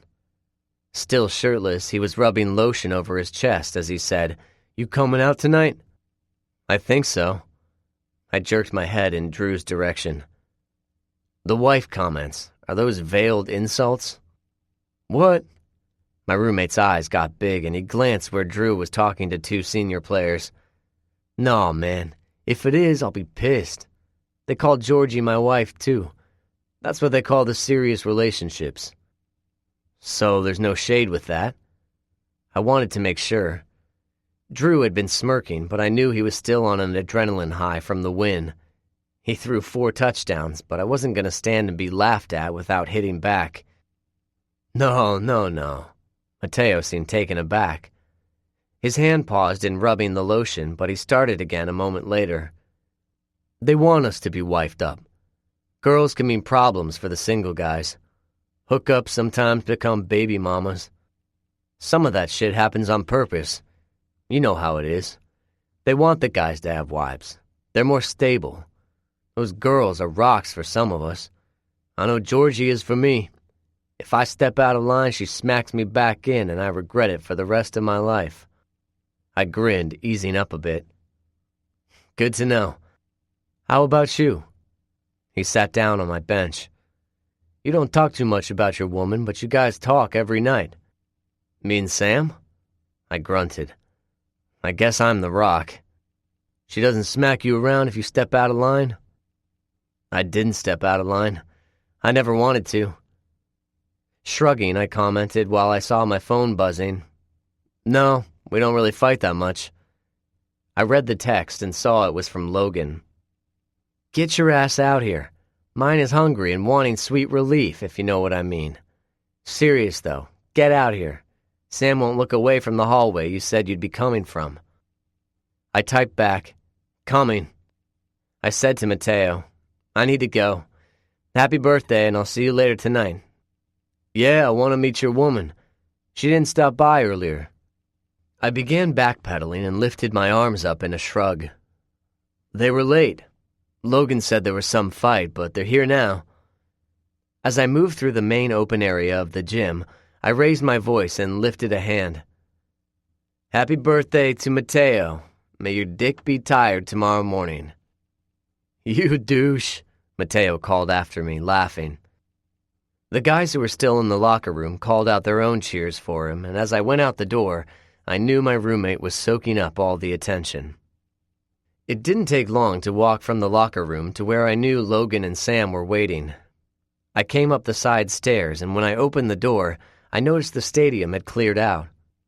Going past some offices and conference rooms, I turned and saw them at the end of the hallway. The walkway was huge. Sam and Logan looked like ants compared to the massive posts around them. One of them jerked upright from a wall. I grinned, waving. It was Sam. Fuck, it had been too damn long. She broke into a run and I walked faster. Her eyes were wide, her mouth opened, and there was no hesitation. She threw herself at me. Grabbing a hold of her, I turned and pressed her against the wall. My legs were unsteady from the game and seeing her, and I needed more balance. Closing my eyes, I pressed a kiss to her forehead and hugged her. She hugged me back. Home. That's what Sam was to me. Moving to her ear, I whispered, "It feels good to hold you again." She clasped onto me tighter and wrapped her legs around my waist. When she didn't respond, I knew she couldn't. I wanted to kiss her, but she was pressed into my chest and her head went to my shoulder, so I stopped thinking and just held her. I'd forgotten how perfectly she fit with me. I needed time with just her. Logan had walked closer, but he saw my look and nodded. Reaching behind him, he took his girl's hand and said something in her ear. When he led her out the door, I knew he had given us some privacy. I wasn't going to waste any time. Sliding my hands under Sam's ass, I stood from the wall and her legs tightened in response. "Mason?" I turned for one of those conference rooms. Locking the door, hitting the lights off, I pushed her against the wall again. Her legs fell so she was standing on her own and she gazed up at me in confusion. I cupped the back of her head and slammed my lips down on hers. Fuck, she tasted good. Her hands lifted and bunched my shirt collar in her fists. When I started to lift up again, she pulled me back down, taking command. It wasn't long before my hand was inside her shirt, nudging underneath her bra. I was 2 seconds from opening her jeans and shoving mine down when I remembered these rooms had cameras. Fuck. Ripping my mouth from hers, I rested my forehead against hers. I wanted to be between her legs, feel her body underneath mine, writhing as I moved inside her, slow and steady and harder as we both forgot where one began and one ended. She whispered, panting, "Can we please take a separate car from them?" Her hand went to my pants and began kneading the bulge there. I laughed, turning into her neck. Kissing her, I murmured, "I think we'll have to. God, I've missed you." I couldn't stop myself. I lifted her in my arms again, hoisting her high so her legs wrapped back around my waist so she could look down at me. Her eyes were dark with lust, glazed over from it, and she let out one of those small sighs of frustration. Her hand lifted and she ran her fingers through my hair, cupping my cheek. She smiled down at me. I saw the love and warmth, but I paused as I saw more. There was misery and pure agony. Something was wrong, and I didn't think it was just from our separation. I bit my tongue. I wanted to question her, push her buttons so she spilled what was wrong, but that wouldn't work anymore for us. Sam needed to tell me on her own. My own pain sliced through me. There was distance between us, physical and emotional. My hand lifted and I rubbed a thumb over her lips, lingering over the bottom. I murmured, "I know something's wrong." She stilled. I never looked away from her. "I can't push you to talk anymore, Sam. You have to tell me on your own. This won't work otherwise." A tear formed, and biting her lip, she jerked her head in a nod.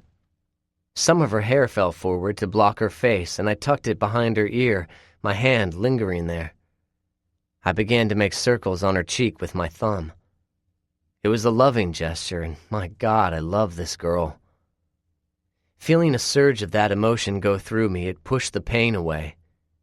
We'd be fine. We'd have to be. I let her back down to the floor, but kept her in my arms. Resting my chin on the top of her head, her arm slid around my chest and she burrowed into me again. I asked, "Will you tell me what's wrong?" I felt her nodding against my shoulder. This was important. The urgency of it coursed through me, and I tipped her head back up. Our eyes collided and held. "I mean it, Sam. You have to tell me. This shit is work. We both have to put into it. No running. I won't. A small grin tugged at the corner of her mouth, and she cupped my face in her hands. I promise, I won't. What's wrong? Because I knew there was something going on. Is this about your dad? No, that didn't feel right. It was something else. She hesitated.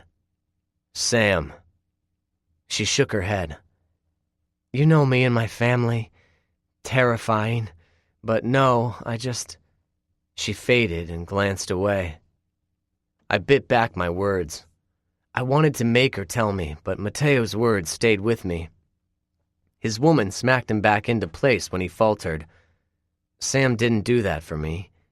It hurt to acknowledge that. We needed to have that. I hadn't known how bothered I had been when he said those words, but it did. Sam rarely put me in my place. Sam, I whispered. I know. There is something, but I'm not ready to talk about it. She held my gaze, and I saw she meant what she was saying. She added, I will tell you, but not yet. You will? She nodded. A small tear slipped out and trailed down her cheek. She ignored it. I love you so much. I nodded, then pulled her back to me. Her head tipped back and her lips raised for mine. I brushed mine against them. I wanted to make love to her that night. I wanted to show her that everything would be fine, that she could tell me anything. But I also just wanted to hold her and not let go. Feeling all that, I applied more pressure to the kiss, and she sighed from contentment. It was later, much later, when we finally left that room and headed down to the parking lot. I was grateful Logan gave us that moment of privacy. It was needed. When Sam was gone, there wasn't just literal distance between us. It was like we were on the same page, but there was a tear between us. Seeing her again helped to mend that tear.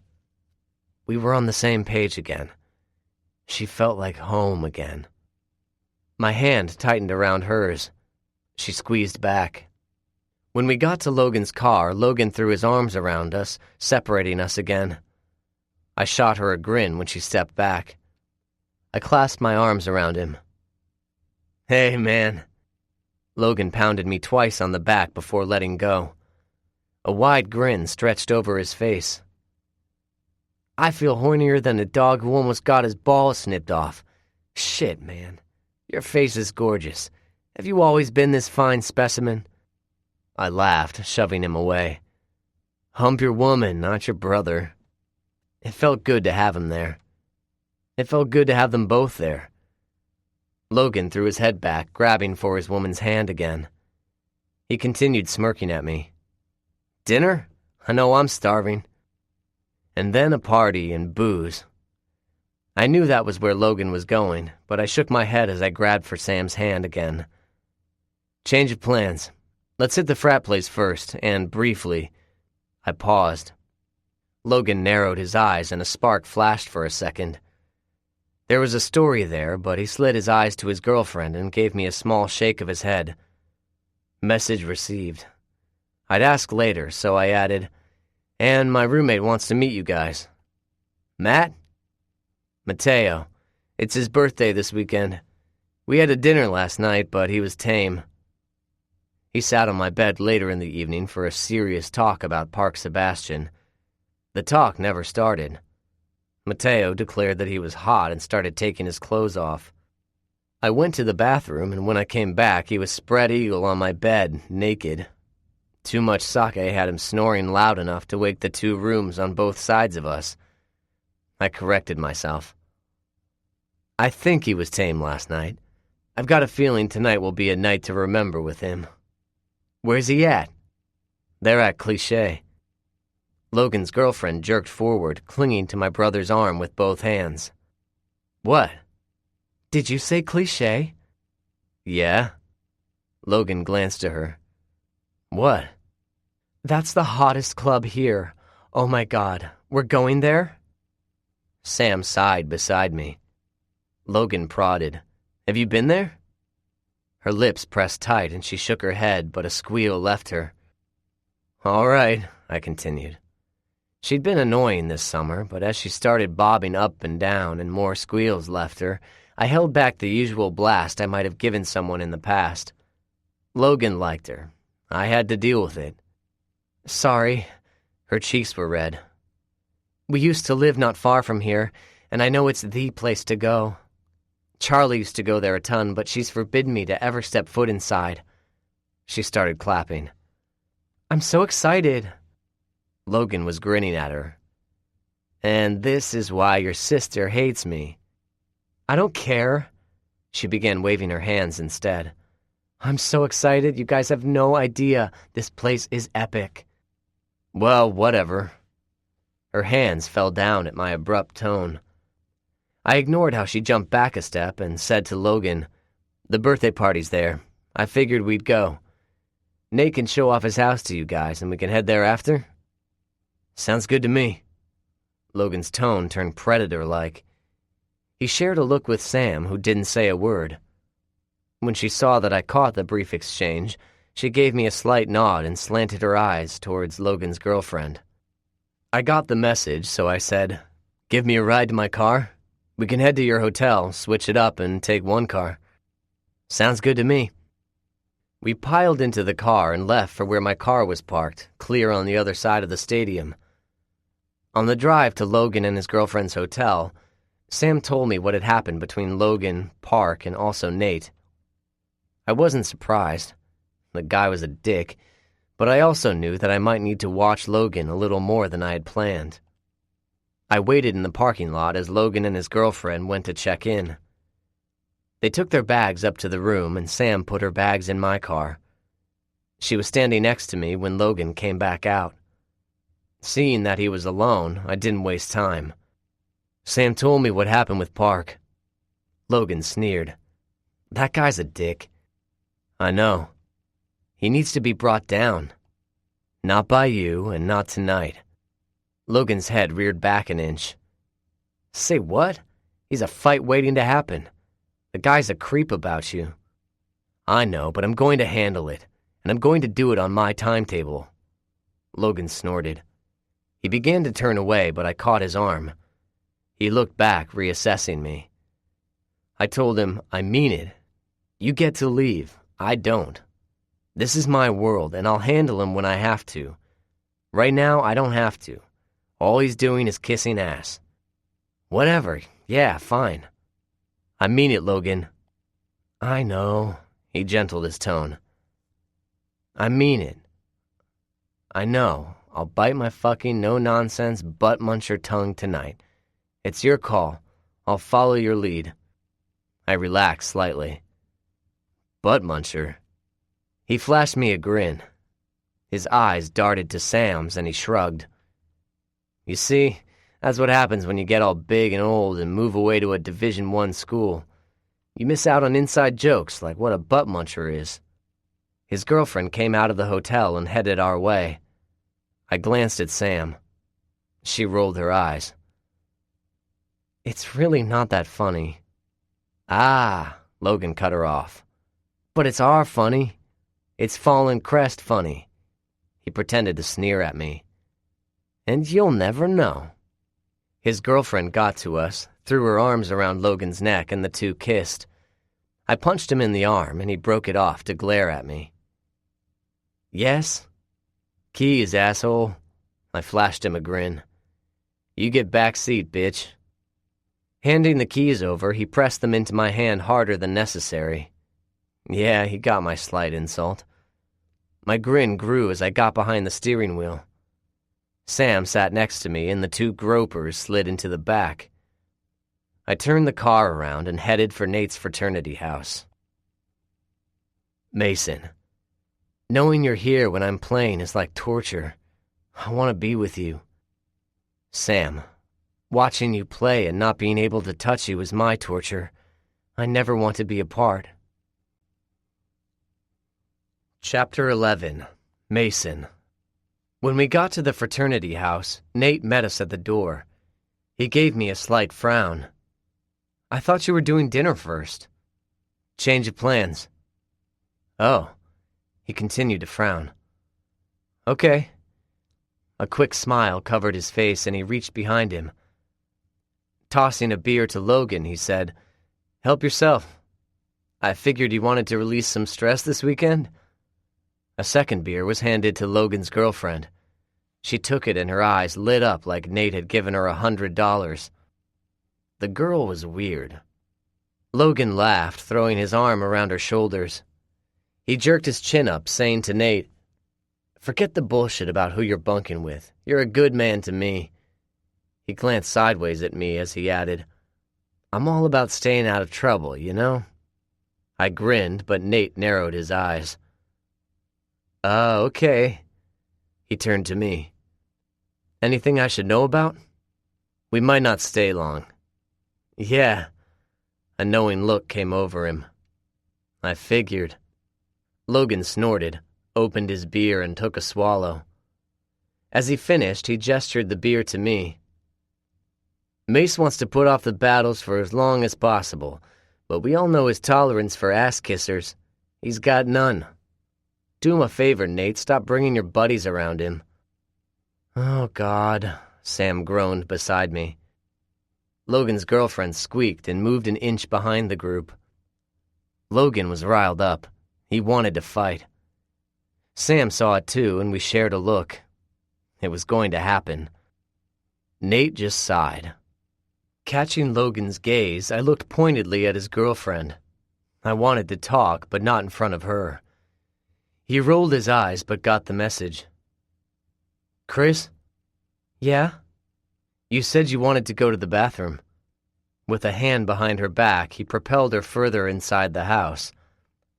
"Maybe Nate can show you where it is." That was his signal. He didn't want Nate to be a part of our talk, and Nate got it. His nostrils flared, his jaw clenched, but he forced out a polite smile. "Of course. I'll take you to my own bathroom. It's clean and private." "Oh, good." His hand replaced Logan's on her back, and he guided her forward, but shot Logan a dark look over his shoulder. Logan lifted his beer in a salute. I snorted.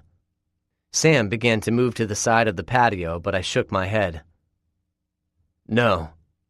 Gesturing to the window right next to it, Logan added, "You have no idea what they can hear." "Oh, okay." I led the way off the patio to a corner of the yard. A few people had gathered outside, but they weren't paying any attention to us.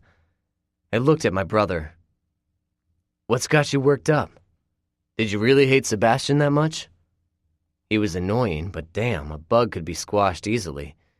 Logan's reaction didn't make sense. He shook his head. "Whatever, I'll be nice. No worries." I glanced at Sam. "Something else happened that I don't know about?" Logan snorted. Like she'd answer that truthfully. My alarm shot up, and studying Sam, I caught the glare she sent his way. Her lips pressed tight, and she shook her head, turning away.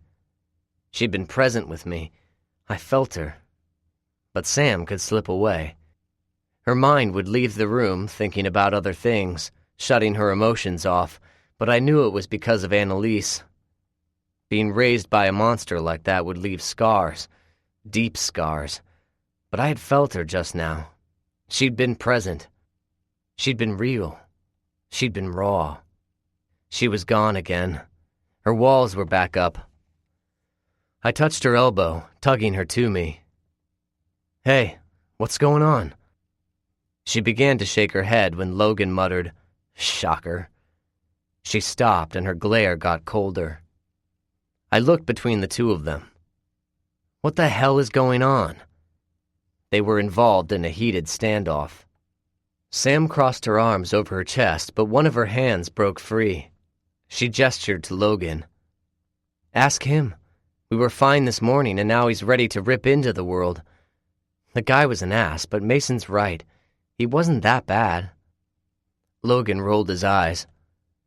"Maybe I'm just sick of the bullshit and lies going on. Something is obviously going on with you, and you won't say a word about it to me. This," his finger moved in a circle between the three of us, "is a joke. I'm in Fallen Crest, but it's like I'm a stranger to you. Coming here and... He stopped and cursed. Whatever, I'm fine. I'm sorry. He sent me an apologetic look. Sam's been distant as hell since you left. I have to fight with my girlfriend's sister just so I can see her. We went 5 rounds today. That's why we're late. Seeing Nate with that douchebag. What the hell, man? It's like he doesn't even want to be friends with you anymore. That pisses me the fuck off. I just want to punch someone. Sam wasn't letting him in. I grunted in response. I could relate. There were times her wall was up to me and it hurt like hell to break through it, but I couldn't do anything about it. As for the rest, Nate wants to branch out and make new friends. I don't blame him. My friends are going to be my teammates. I'm not too interested in making new friends up here. Still, Logan cursed again, then downed the rest of his beer. When it was empty, he crushed it and left to toss it in a garbage can by the house.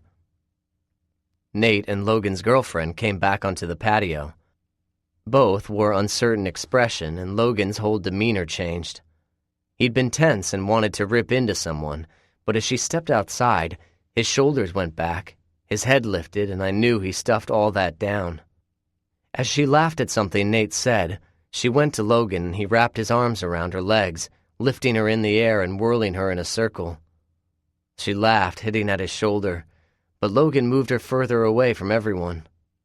That was on purpose. When he set her back down, he met my gaze. I knew he wanted to leave, and turning, I caught the knowing look on Nate's face again. He headed off the patio and approached us. He skimmed a look at where Logan remained and said to me, "You're going? It's for the best. Logan's in a mood." I didn't answer. I wasn't going to throw Logan under the bus. Nate knew I wouldn't, and he didn't wait for a reply. He said to Sam, "It was good seeing you for a little bit. I wanted to show you the alumni room. My dad's picture is in there." He nodded towards me. "So is his. It's kind of cool to see all the history." "Yeah." I grinned. I couldn't stop it. Sam had been silent most of the time, but that one word told us all how uncomfortable she was. As my hand touched the small of her back, I felt how tense she was. Maybe I needed to push more and find out what was wrong. I knew it was bothering Logan as well. Distracting me, Nate said, "Park wanted me to invite you to a dinner we're doing at the end of the month. I promised him I would invite you. Some of the alumni are coming back, including my dad." We both knew I wouldn't go. I didn't even respond. "I'm sure we'll go out for breakfast or lunch tomorrow. Did you want to come?" "That sounds good," Nate said. "Okay. Bye, Nate." "See you, Sam." Logan had gone ahead for the car. When we got to the sidewalk and before we got to the car, I asked Sam, "You've been distant with Logan?" She stiffened again, then jerked her shoulder up in an abrupt shrug. "It's nothing. I mean, it's me doing my thing, but it's nothing." I pulled her to a stop. "I'm not hearing that it's nothing." There was more. I heard the undertone of anguish in her voice. She closed her eyes and her forehead went to my chest. Her shoulders lifted again and fell back down as her hands rested on my waist. She murmured, "It's hard. You're not there and—" Her head tipped back. Her eyes were swimming with unshed tears. "Being close to Logan makes me miss you even more. If I shut him out, I shut out that pain. Sometimes." My thumb went to her chin. Moving it back and forth in a comforting motion, my own emotion rising in me. "It's a year, and then you'll both be here." But it didn't matter. My reassurance fell on deaf ears. I could tell because I felt it too. We were family, and the family was torn apart. Drawing her into my arms, I rested my chin on the top of her head and held her. That's all I wanted, for only a moment. No matter what we did, the truth was that I was a 3-hour drive away. Logan was with Helen, and Sam was living with another family again. My hand swept down her back and she burrowed even closer to me. I dropped another kiss to her head. We stayed like that for a few seconds before Logan honked the horn at us. I lifted my hand, not moving away from Sam, and gave him my middle finger. His laughter peeled out a second later and I glanced over, grinning. He flicked me off right back, then hollered, "Let's go. You two can get it on tonight. I want to party with my brother." Sam stepped back, grinning ruefully. He switched from wanting to fight to wanting to party. Lacing our hands together, I started for the car. You know Logan. He never changes. We shared a grin because only the threesome fearsome, what Logan called us, really knew the real Logan. He'd want to stir shit up before the end of the night. That was just him. Samantha. My hand never left Mason's. When we went inside the club, as Chris squealed, gushing over everything, the walls included, we were led to a private area. When we got there, I felt overstimulated. There was so much to take in. The club was huge, like a smaller version of the football stadium. The private booth, or box, I wasn't sure what it could be called, wasn't a private booth or box. It was a private everything. We had our own floor with its own dance floor, set above the main dance floor. The DJ booth was attached to our floor, set in a corner so the crowd below could see him. When he began a new beat, they went crazy, waving their arms and pounding on the floor. It was nuts. I'd never seen anything like this. Dry ice filled the room with white smoke. When the DJ would raise his arms, a burst of white smoke would shoot out over the floor. It raised and covered the front of our floor as well. Neon lights flashed all over, and I had to cover my eyes so I could adjust before a headache came on. There was a bar when we first entered the club, then another bar at the end of the hallway going to the private floor, a third at the top of the stairs, and 4 more set up all around us. I touched Mason's arm and he leaned down for me. "Is your entire football team here?" He scanned the room and nodded. "Looks like." He flashed me a grin. "Mateo's birthday is a big deal. The team loves him." I could see that. There were people everywhere. A group of guys stood in a circle by the dance floor. They were sipping their drinks, talking and watching the girls dancing, and the girls knew it. They'd smile over at them, move more seductively, and the guys would smirk back at them. There was an area filled with couches on the other side of the room. Again, a group of guys sat there, leaning forward with their elbows on their knees or lounging back. But it was obvious they were involved in a big discussion. Scattered around them on the outskirts were a few couples. A guy and girl had paired off. A few of the girls were straddling their guys and they were kissing, and I skimmed over the couches near us. There were more couples, but these were holding hands, talking, laughing, or just sitting beside each other. Feeling Mason's hand curve over my hip, a surge of warmth and pride went through me. This was his world. All these people had the best clothes. I'd been around wealthy people. I grew up going to Fallen Crest Academy. The average student came from a home who made $250,000 a year. Living with Mason and Logan, they were even wealthier than that. But I had never been intimidated by their money. I was now, and I had no idea why. Standing in this room, seeing the flashy clothes, the athletic bodies of all the guys, I felt apprehensive. My hand rested on top of Mason's, and I left it there. He glanced down, a small question in his eyes as he pulled me closer. "You okay?" I forced myself to nod, but my neck was stiff. "Yeah. Just don't go anywhere." Hearing my own inner thought, icy fear plunged my insides. I was losing Mason. I felt it. "Breathe, Samantha. Breathe. Run. Keep going." That had been my mantra for so long. My eyelids lifted and I skimmed over Logan. His arms were wrapped around Chris from behind. She was pointing around the room, and his head was moved down beside hers. As she said something, he nodded and kissed the side of her neck. Sam. Jerking out of my thoughts, I forced my hand to loosen around Mason's. I had been clutching onto him so tight that I saw an imprint of my hand over his now. Instead of rubbing his hand so the blood could flow back into it, he lifted it to my chin and tipped my head back. He peered down into my eyes. A memory of when I first moved in with them flashed in my mind. He always could see inside me. My palms started sweating and a grin cracked over my lips. What? I forgot what it felt like when you do that. Do what? A grin teased at the corner of his mouth, but he continued to look at me. This was Mason. I was front and center to him. Always. You can see inside me. No one else can do that. He nodded. I started to look away, but he caught me and lifted my chin again.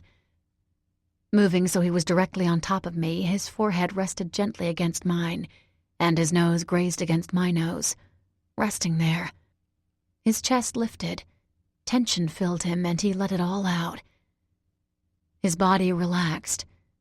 His fingers softened and began to caress my skin. Then he murmured, I can see inside you because I'm in there. You let me in.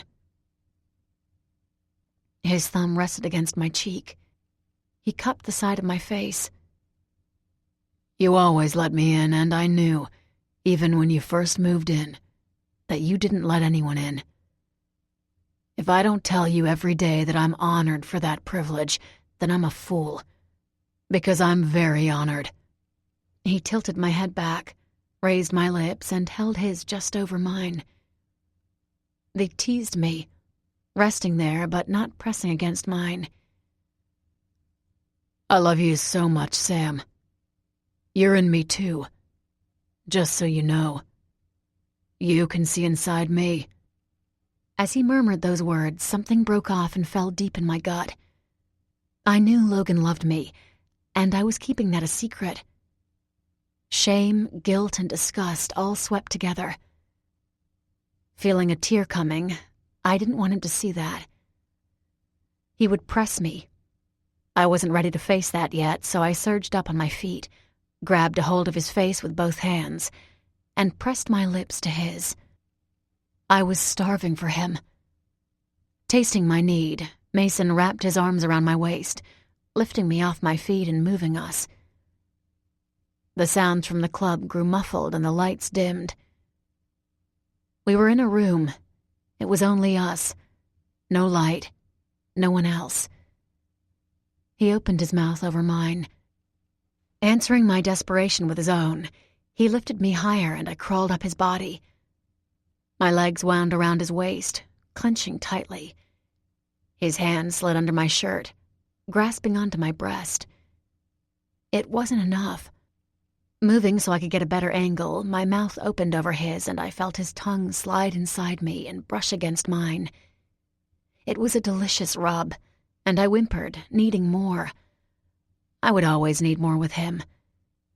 My hands fell to his jeans. I wanted him in me, all the way in. But his hands brushed mine aside. My legs tightened around him in protest. I rubbed my chest against his and tried again. He blocked me, but his hands wedged inside my jeans, and his fingers plunged inside me. I gasped, feeling the rush of pleasure. Mason nipped at my bottom lip while his fingers plunged in and out. He wasn't being gentle. As his fingers kept thrusting, I was paralyzed from the sensations. They were building, and they were overwhelming. I tried moving my hand to him, wanting to give him pleasure as well. But his fingers kept going in and out. God, it was coming. My head fell back to rest against the wall. As my climax was nearing, I gasped and arched my back. Mason's head fell to my exposed throat. He kissed me there as his fingers continued their onslaught. A groan built from deep in my throat. As it began to slip out, Mason kept going, but he covered my mouth with his. A scream erupted out of me, muffled by his lips as I hurtled over the edge. He held me as the tremors ripped through me. When they had faded and I could walk, my legs slid down from around his waist to the ground. Still holding me, he brushed a hand over my forehead, smoothing my hair and tucking a few strands behind my ears. He leaned down and his lips grazed over mine in a soft kiss. "No matter what's going on inside you, I'm here. I always will be." He pressed another kiss to my forehead. "I love you." My hands grabbed and fisted his shirt. I loved him too. God, I loved him. The entire act of what he did was beautiful, loving, and tender all at the same time. I didn't deserve him. "Sam, I love you too, and I don't deserve you." Just tell him. Get it over with. Let the chips fall where they lay. I was screaming at myself, but I silenced that voice. When we get home, I was going to make it up to him. I was going to love him how he just loved me. A cloud of confusion appeared over him, but as he read the promises in me, it cleared and a small grin showed again. He bent down and I closed my eyes, waiting for the feel of his lips again. "Tell me you're not boning in a club." A loud voice broke the moment. The door opened wider, letting in the neon lights and booming music. A silhouette of a large guy stood inside the doorway, and he flung his arms up. "I'm staying at a sorority house for you, man. This is supposed to happen at home. Do you not appreciate the sacrifice I'm making for you?" His hands cupped together, and he shook them at us. "Sorority chicks! Vanilla scented everything. Even their forks smell like mocha and sweet pea. Pink shit everywhere. Bowls of ice cream, boobs flashing all over the place. It's hell, Mason, and you're in here getting it on?" He made a sound of disgust, shook his head, and turned to leave. "What I do, my roommate, and you don't appreciate it." Mason chuckled. His hands finished zipping me up. One of his slid into mine, and he pulled me out of the small room. A group had congregated in the center of the floor. Other guys, I assumed they were also football players from their large sizes, stood with Logan and Chris. His arm was around her shoulders, and he grinned wickedly at us. When he caught my eye, one of his eyebrows curved up. I rolled my eyes. Logan started laughing. "This is what I lived with for a year. They're rabbits, man." Mason pulled me closer to his side, then gestured to the guy who had interrupted us. "Sam, this is Mateo, my roommate. Matt?" He indicated Logan. "This is my brother and my girlfriend." Mateo was intimidating. He was bald, tan, and large. He stood as tall as Mason, but he was twice his weight. He was wearing a sleeveless shirt and jeans, and I saw the muscle definition. He wasn't all muscle, but I could tell he was a powerful lineman. His dark eyes flashed, and a wide grin appeared as he raked me up and down. He harumphed and nodded. "Yep, I can see the obsession." He jerked a thumb in Mason's direction. "Your man is obsessed with you. He don't talk. He's not all frou-frou with his emotions, but a brother knows." He turned to Mason. "She's a good one. I can tell." "I know." Mateo went to Logan's side and threw an arm around his shoulder. His hand patted the arm that Logan had around Chris. "You can be obsessed with your woman. Me, I'm obsessed with your brother. You didn't prepare me for him, man. What were you thinking?" Mason frowned slightly. "What are you talking about?" Mateo's smile widened. He pounded his chest and pounded Logan's chest. "There's a soul-brother connection here. You should have told me I'd be meeting one of my kindred." "Oh, my God." Mason laughed. "Why am I not surprised the two of you are already friends?" Logan winked. And guess what? He hates Park Sebastian as much as me. See? Mateo's head bobbed up and down with an approving grin. Soul Brother Connection. SBC. That's what I'm calling it. Logan jerked his chin up at Mason. And you're not included. You're not an SBCer. That sucks for you. A couple of the guys in the group started laughing. One, who was leaner than the rest, but just as tall, shook his head. He had brown hair, long enough for him to gel it up into small spikes. He had dark eyes, high cheekbones, and a soft face that gave him a young, pretty boy look. He said to Mason, "Your brother and your roommate are in love with each other." Mason grinned at the guy. His hand moved to a loop in my jeans waistline. His finger went through it, anchoring me to him. "I'm seeing that." Mateo and Logan had stopped listening. They turned to each other and both held the other's head in their hands. They began moving up and down, as if participating in a dance/football huddle together. They began chanting. When I heard it, I started laughing. SBC! With each letter, they moved up and down. SBC! They began saying it faster and faster. The rest of the group started in, shaking their fists in the air. When it was so fast, sounding like only one loud word, Logan and Mateo threw their arms in the air, making the sound of an explosion. The other guys did the same. Logan stepped back, grinning like crazy, but Mateo danced around. He jumped, planted his feet on the ground, and began shaking his fists in the air, pumping his arms like he was a machine. And he went faster and faster until his arms were a blur. The guys formed a circle around him, bringing their fists down in the air as they began their own chant. Kane! Kane! Kane! A battle cry came from Mateo as he jumped in the middle of the circle. He stayed in the same spot, but jumped so he was facing north, then south, then west. He went all the way around, his arms still going, the guys making the same chant until finally he seemed to combust. His head tipped back, his arms shook in the air, and the rest of the guys flung their hands up at the same time.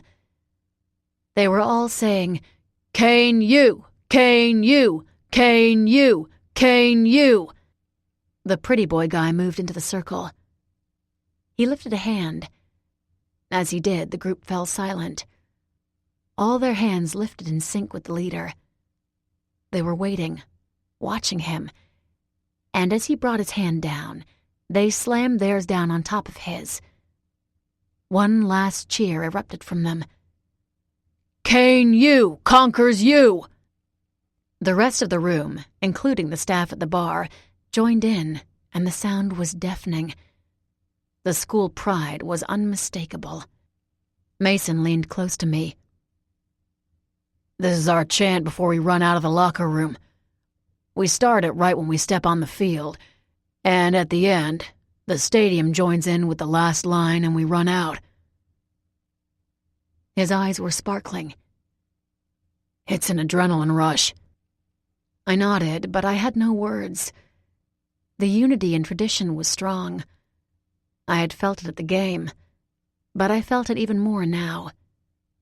These football players were gods here. My hand curved under Mason's and our fingers laced together. He was one of them.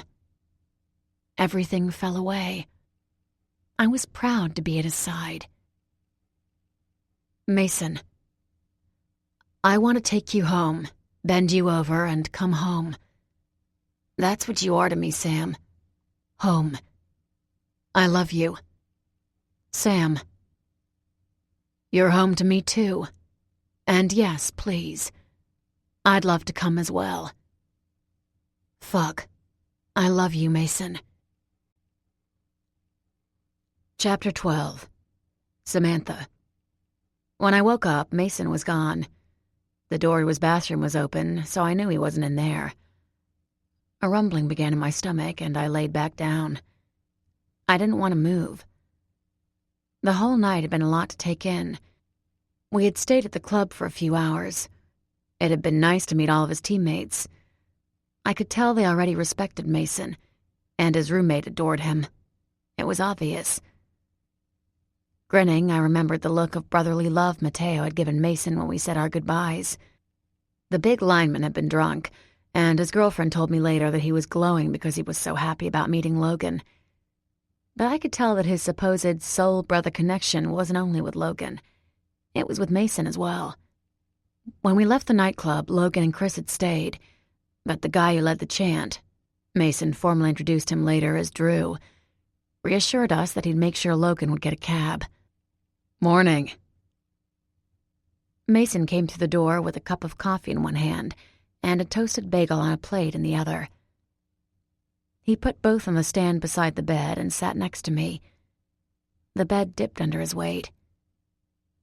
"You sleep good?" More than good." His finger trailed up my arm, and I closed my eyes. A feeling of contentment filled me. As his finger went to my shoulder, I rolled to my side, and he went down my other arm. Images of the night came to me once we had gotten to his room. I felt a stirring between my legs again. We had spent the rest of the night making love. "What time is it?" "It's 11 in the morning." We had slept for 4 hours. I grinned up at him. "Aren't you tired?" "Nope." He grinned. "Not a bit. You?" I shook my head. I should be, but I wasn't. We shared a look, then I began tugging him down to me as his phone went off. Groaning, I flipped onto my back as he went to answer it. "Logan." He paused, twisted to see me, and I sat up. Yeah, we can do that." He paused again, his eyes narrowing. "You sure?" "Okay, I'll call him." When he hung up, I asked, what did he want? Mason came back over and sat beside me, his phone in hand. As he pressed 2 buttons and lifted the phone to his ear again, he rested his hand on my leg. "He wants to meet for brunch. He wants Nate to come too." "Oh," I chuckled. "I'm surprised he didn't ask for your roommate too." "He did." "Hey, Nate." His voice lifted. "Logan called. He's up for brunch. Do you want to come?" Another pause. "Sounds good. I was thinking the diner on campus." He laughed. "Yeah, okay. See ya." I waited as I assumed he was texting Logan where to go.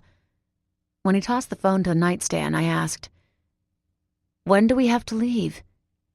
His grin turned predatory and his eyes darkened. One of his hands slid under my back as the other went up my leg, under the covers, until it found my core. One touch. That was all it took, and I was already panting, moving so he was positioned above me, holding himself upright so his weight wasn't on me. Mason gazed down at me. The corner of my mouth tugged up. I loved when he was in this position. Sliding my hands up over his shoulders, his neck, the sides of his face, and into his hair, I whispered, "I love you." The lust darkened even more in his gaze. His head tilted to the side as my hand fell to his cheek. He moved into my touch, closing his eyes, then lowered himself so he was just lightly resting on me. The other side of my mouth lifted up. This was another position I loved as well. My leg curved up around his waist, and I pressed him into me. Enough foreplay. I was already wet. Sensing my urgency, he moved up again, but grabbed my leg and clamped it there, still wound around his waist. As he readjusted, my body adjusted with his. Pressing a kiss to my throat, he moved even further up, and I shoved down his pants. He was in me within seconds. As he pushed inside, I gasped from the sensations. He whispered against my throat, "I love you too." He began moving, and our hands found each other. He held them above my head, against the headboard as he kept thrusting. I ceased thinking. I never wanted this to stop. The plan was to head back with Logan and Chris after brunch, which turned into lunch. So Mason had my bag on his shoulder as we cut through campus. When I asked why he picked that diner, his reasoning was to show Logan and me as much of the campus as possible. I grinned at that. You mean the front lawn of the frat house and cliché nightclub wasn't academic enough? We didn't get the whole experience? Mason laughed, then shrugged. The frat stuff probably is. I don't know about the club, but... He gestured to the tall buildings around us as we headed through a quad. This is what college is like. I walk through here every day. We were coming up to a large black glass building. As we drew closer, I saw faint shadows from inside, where people were. But the place looked like a nightclub as well. I raised an eyebrow. This is the diner? Yeah. He reached for the door. I went first, and his hand settled on the small of my back. The team eats here during the day. It's got a buffet, including a salad bar, so you can get whatever you like. You had me at buffet. But the salad bar sounded good, too. Mason paid for both of us right away. Yo! Logan waved from a corner booth. It curved into the wall and could seat 8 people comfortably. Chris was sitting next to Logan, squished beside him. His hand was under the table, as were hers. Her shoulders were also hunched forward and pinched together, like she was trying to appear as small as she could get. There were bags under her eyes, and she seemed pale. Her hair had been pulled back into a messy ponytail. I grinned. She was hungover. Logan, on the other hand, was beaming. He continued to wave until we scooted in with him. Mason slid next to Logan, and I took the end. There was enough room so we didn't have to move all the way in, and remained at the edge of the booth. Logan asked, "Nate coming?" His question faded as his gaze went over our shoulders. His eyes widened, and his mouth moved into a silent O. Mason looked first. The exhaustion from Chris was contagious.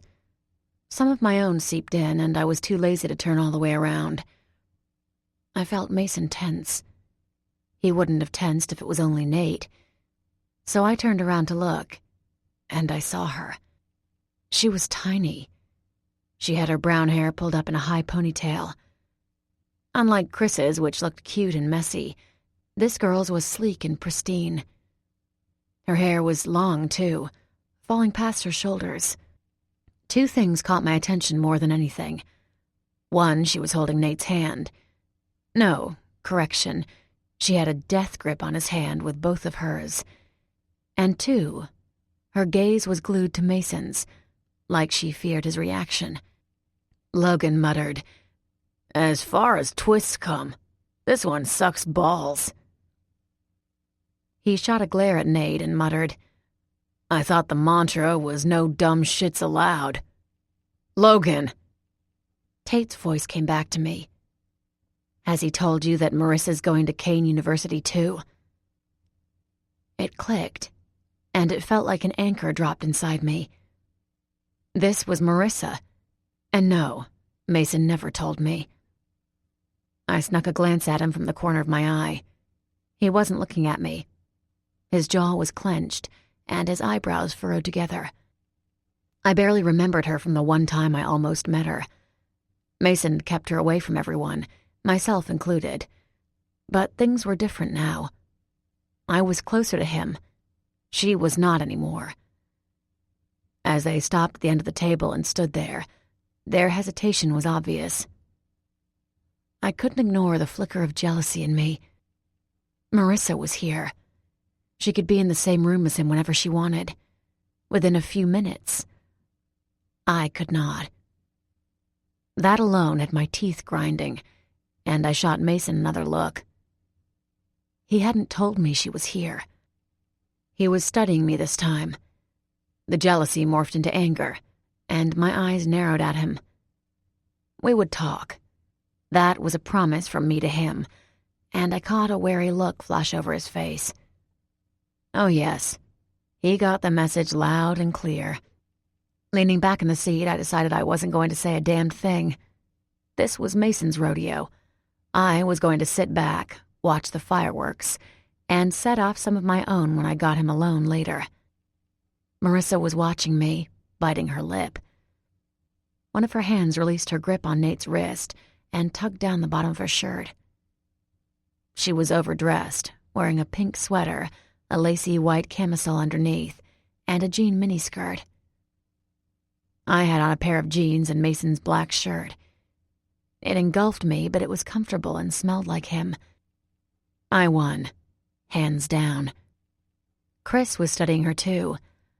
She looked her up and down and glanced down at her own outfit, a hooded sweatshirt and pink sweatpants with a big sequined heart stitched onto one of her pant legs. A soft curse left her, and she tucked some of her hair behind her ear, then tried to smooth out the rest.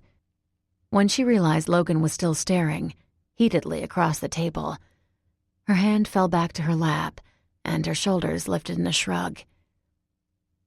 She settled back like I had and glanced at me. A faint grin was shared between us, and at that moment, we were allies. I laughed to myself. I hadn't seen that one coming. We turned as one and regarded Marissa again. Her eyes got even bigger at the new attention, and she moved back a step, still holding on to Nate's wrist. He pulled her forward, gesturing to the booth. I brought a friend. Really? Logan grunted. Nate paused and turned to me since I was on the edge. I wasn't moving. Seeing that, he guided Marissa to the other side and she scooted in beside Chris. The two girls glanced at each other again. Chris pressed her lips together and gave her a brief smile. Marissa's hand flicked back up to her face. A strand of her hair was already behind her ear. She untucked it, then tucked it back in place as she bit her lip. Finally, she lifted her head and turned towards us. She was openly staring at Mason. Everyone was quiet. It was a matter of seconds before Logan jerked forward. The bomb was about to be detonated. He waved a finger between Nate and Marissa and smirked. When do you two start to bone? Marissa shrunk down and Nate straightened. He opened his mouth, but Logan held his finger back up, silencing him. A wicked grin came over him and he slowly turned his finger until it was pointing right at Mason. Because if this is the beginning of a budding romance, you're already losing, Nate. Her doe eyes are trying to drink Mason up. If she was a dog, she'd be humping his leg by now. He grinned at her. No slipping under the table, Marissa. Logan. Nate glared at him. Shut the fuck up. He said to Mason, Marissa's your friend. I thought she'd be welcomed. You going to let him bully her? Mason was quiet. I felt his attention more on me, but I refused to look at him. Logan was, though. He laughed. I'm serious, Nate. Are you two dating? That'd make more sense as to why she's here. If so, I'll shut my trap. But if you're not, what are you thinking? No offense, Marissa, he warned, which meant he was about to offend her. But you're a psycho. Mason told you to take a hike last year, and you're still emailing him. If you're a student here, I don't believe for a second that's a coincidence. I know you're tight with Tate. She did the whole redemption tour when she left Fallen Crest. She knew. She would have told you. Logan. Mason shifted forward. At his movement, Logan quieted and everyone waited. Stop. He said to Nate next. This is a little awkward. You know that. Nate rolled his eyes. Like insulting one of my fraternity brothers and friends? That's awkward too. Oh, what? I reared back. Everyone jerked at that. Logan let out a surprised sound. That's a better twist. Let's duke this shit out. He leaned forward, his elbows rested on the table, and he swung his head, looking from one end of the table to the other. Mason and Nate were involved in a heated stare. Mason's eyes narrowed. That's what this is about. His tone was soft, too soft. A shiver went down my back. Yeah. Nate wasn't backing down. Mason shook his head and gestured to her. This wasn't the right move for that. Why? Nate clipped out, jerking his hand at me. Because you haven't told Sam about Marissa? Because you should have by now, you know. You afraid your moment of dishonesty will affect your precious twosome? Logan held up a hand. I'd like to interject. He gestured from Mason, me, and himself. We're better known as the threesome fearsome. Logan, Mason said, shooting him a look. Logan moved his finger in a circling motion, going down, whistling as he made the motion. He grinned. That's the sound of the fearsome foursome going down the drain. Logan. He held his hands up. I'm done, he said to Mason. Carry on, my brother. A cry came from Marissa, and she turned, trying to shove out of the booth, but Nate was blocking her. He didn't register what she wanted. He was still glaring across the table. So another whimper left her, and she began pounding on his arm harder. Logan cleared his throat. Nate looked over, and Logan pointed to Marissa. Heads up. Oh. He stood up, and Marissa shot out of the booth. She took off. She didn't wave or say anything. She didn't look at anyone, even Mason. Pressing a sleeved hand to her face, she ran, and we watched as she went through the doors and down the sidewalk. That was a good exit. I haven't seen one like that in a while. Logan. What? He lifted his shoulders. He said to Mason, I was speaking the truth. I don't like her. I've never liked her. Nate made an exasperated sound. You guys don't change. Nothing changes. Logan's eyebrows raised. What are you talking about? That was a douche move on your end, and you know it. You should think about what you're actually mad about. You're mad at Mason because he doesn't like someone you like? When's that a rule for us? We don't like people all the time, and we've never forced anyone down someone else's throat. And this is Mason. You know how he is. Don't twist that stick up your ass and name it Mason when it should be named Sebastian Dickstick.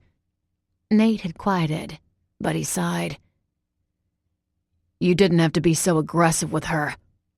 Maybe. Logan rolled his eyes. I'll give that to you.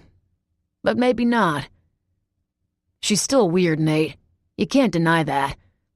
She always had some weird fascination with Mason, and it's still there. It took me 2 seconds to see it, but why haven't you? Or you don't give a fuck? That's a better question. Who are you friends with because you're not acting like ours? Nate had no response. He stood there as his shoulders drooped down. Mason asked, You done? Logan held up his hands. I'm done, for real. He gestured to Nate. He's all yours. Mason. Nate started, but he stopped. Mason nudged my leg and I stood. He stood behind me, and like that, Logan and Chris did the same. Those two started for the door. As they went by, Logan said, We'll be in the parking lot on the left. I nodded and held back. Mason waited until they were out of earshot. Nate looked ready to fight, but he didn't. Growling, he opened his mouth, closed it, opened it again, and closed it once more. Lifting a fisted hand, he pressed it against his cheek, softly, before shaking his head. He turned to Mason. I'm sorry. Fuck. Logan's right. I'm sorry, Mace. Yeah. His hand came to rest on my back again. We can talk later. It was time to go, and it was time for my own fireworks to show. Walking in front of Mason, I glanced up over my shoulder at him. He met my look, but didn't say anything. Neither did I, but I was going to. I wasn't the only one with a secret. Sam. I'm hurting. She's there when I'm not. Mason. My own brother gets to see you every day when I can't. It's hurting me, too. Chapter 13. Samantha. Sam, stop. I was headed to the parking lot, but Mason tapped my arm and gestured to the coat room. It was abandoned, and after I passed him, going in first, he shut the door behind us. He didn't say anything for a while. I shook my head. I didn't know what I felt.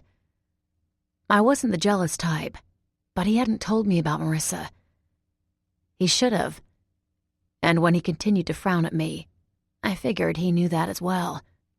A headache was forming, so I lifted a hand to rub my forehead. Are you going to talk?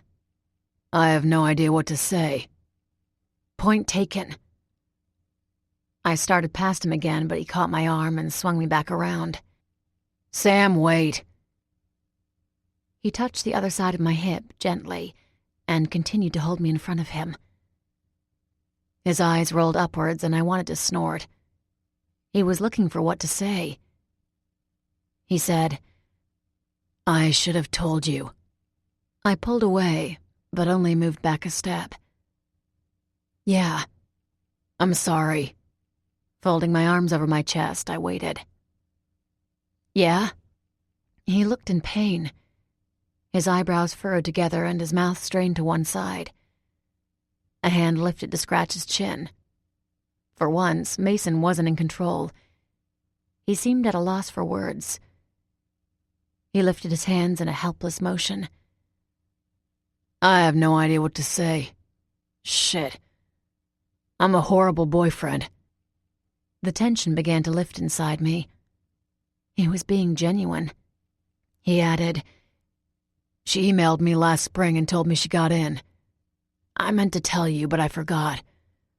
It was during the whole Kate ordeal. I was more worried about you, and it slipped my mind. I'm sorry. I should have remembered, and I should have told you. You knew she was here before today? He hadn't looked surprised to see her when she walked in. His eyes closed, his nose wrinkled, and he cursed. Yes, I did. I lifted an eyebrow, waiting. It's weird. This whole thing is just weird.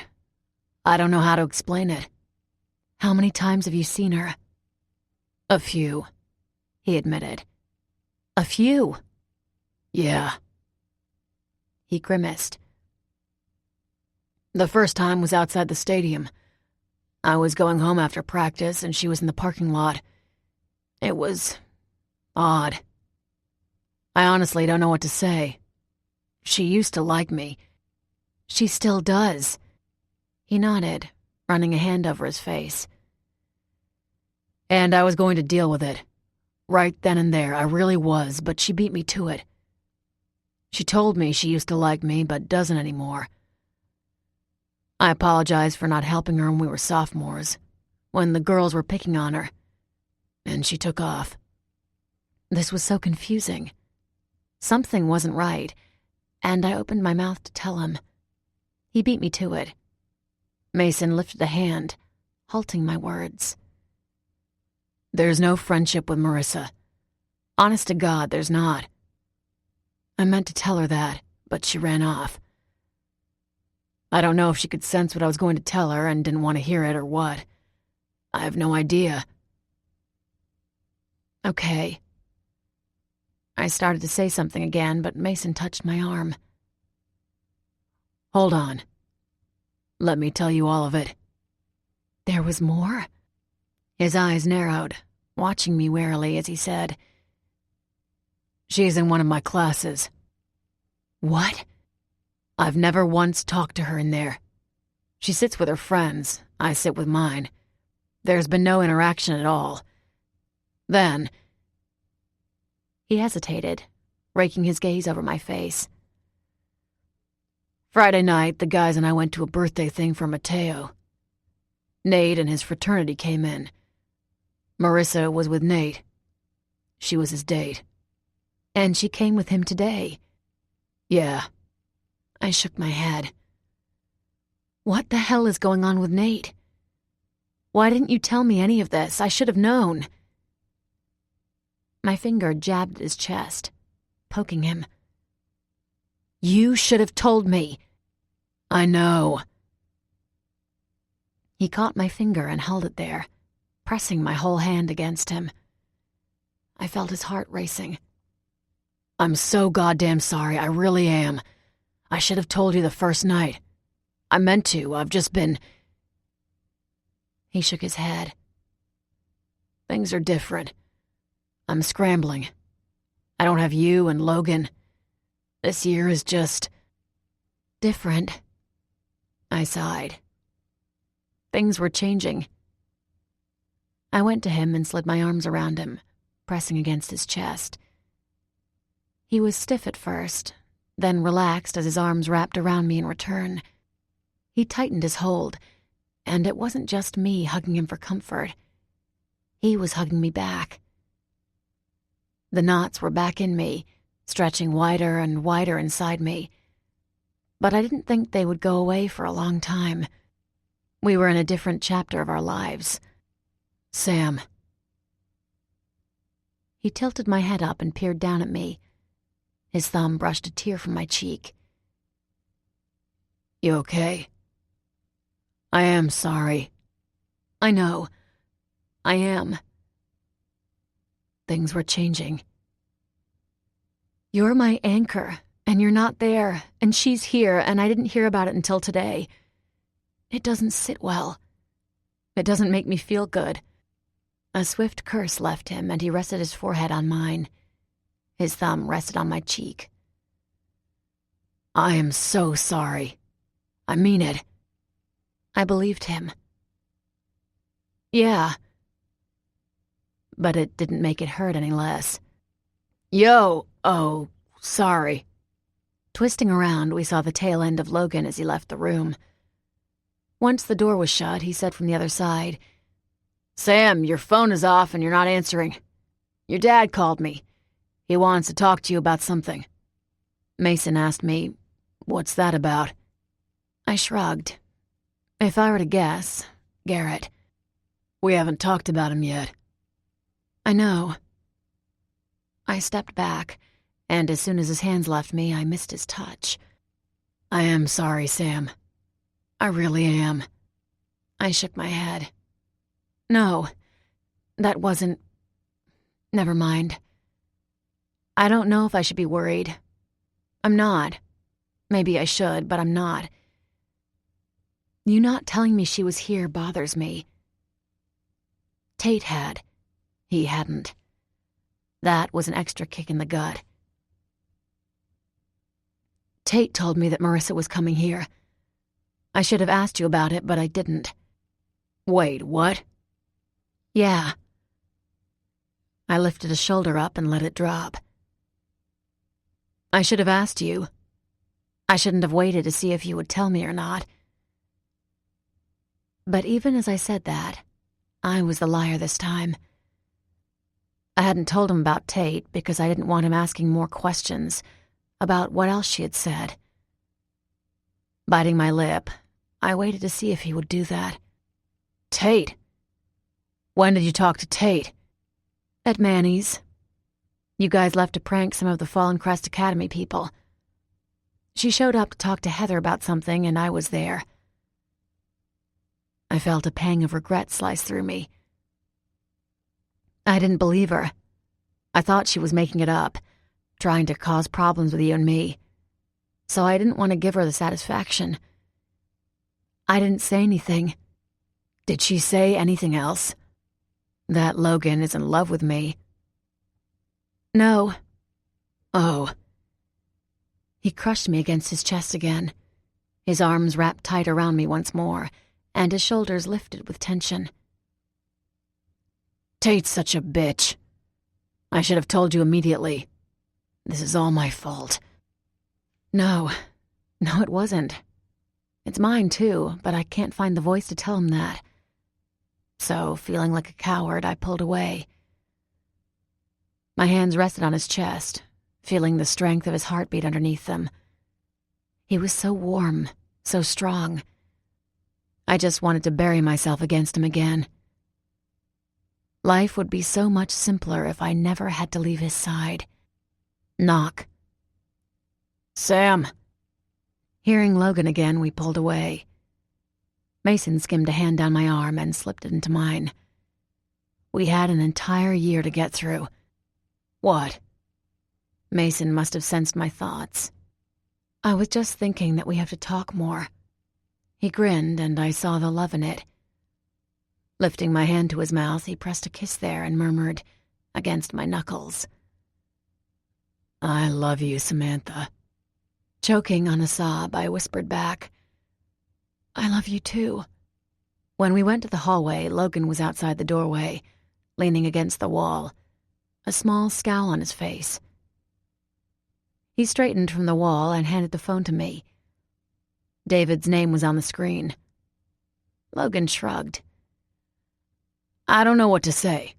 He doesn't usually call me, if it's not an emergency. I'm really sorry. But he says it is. I lifted the phone to my ear.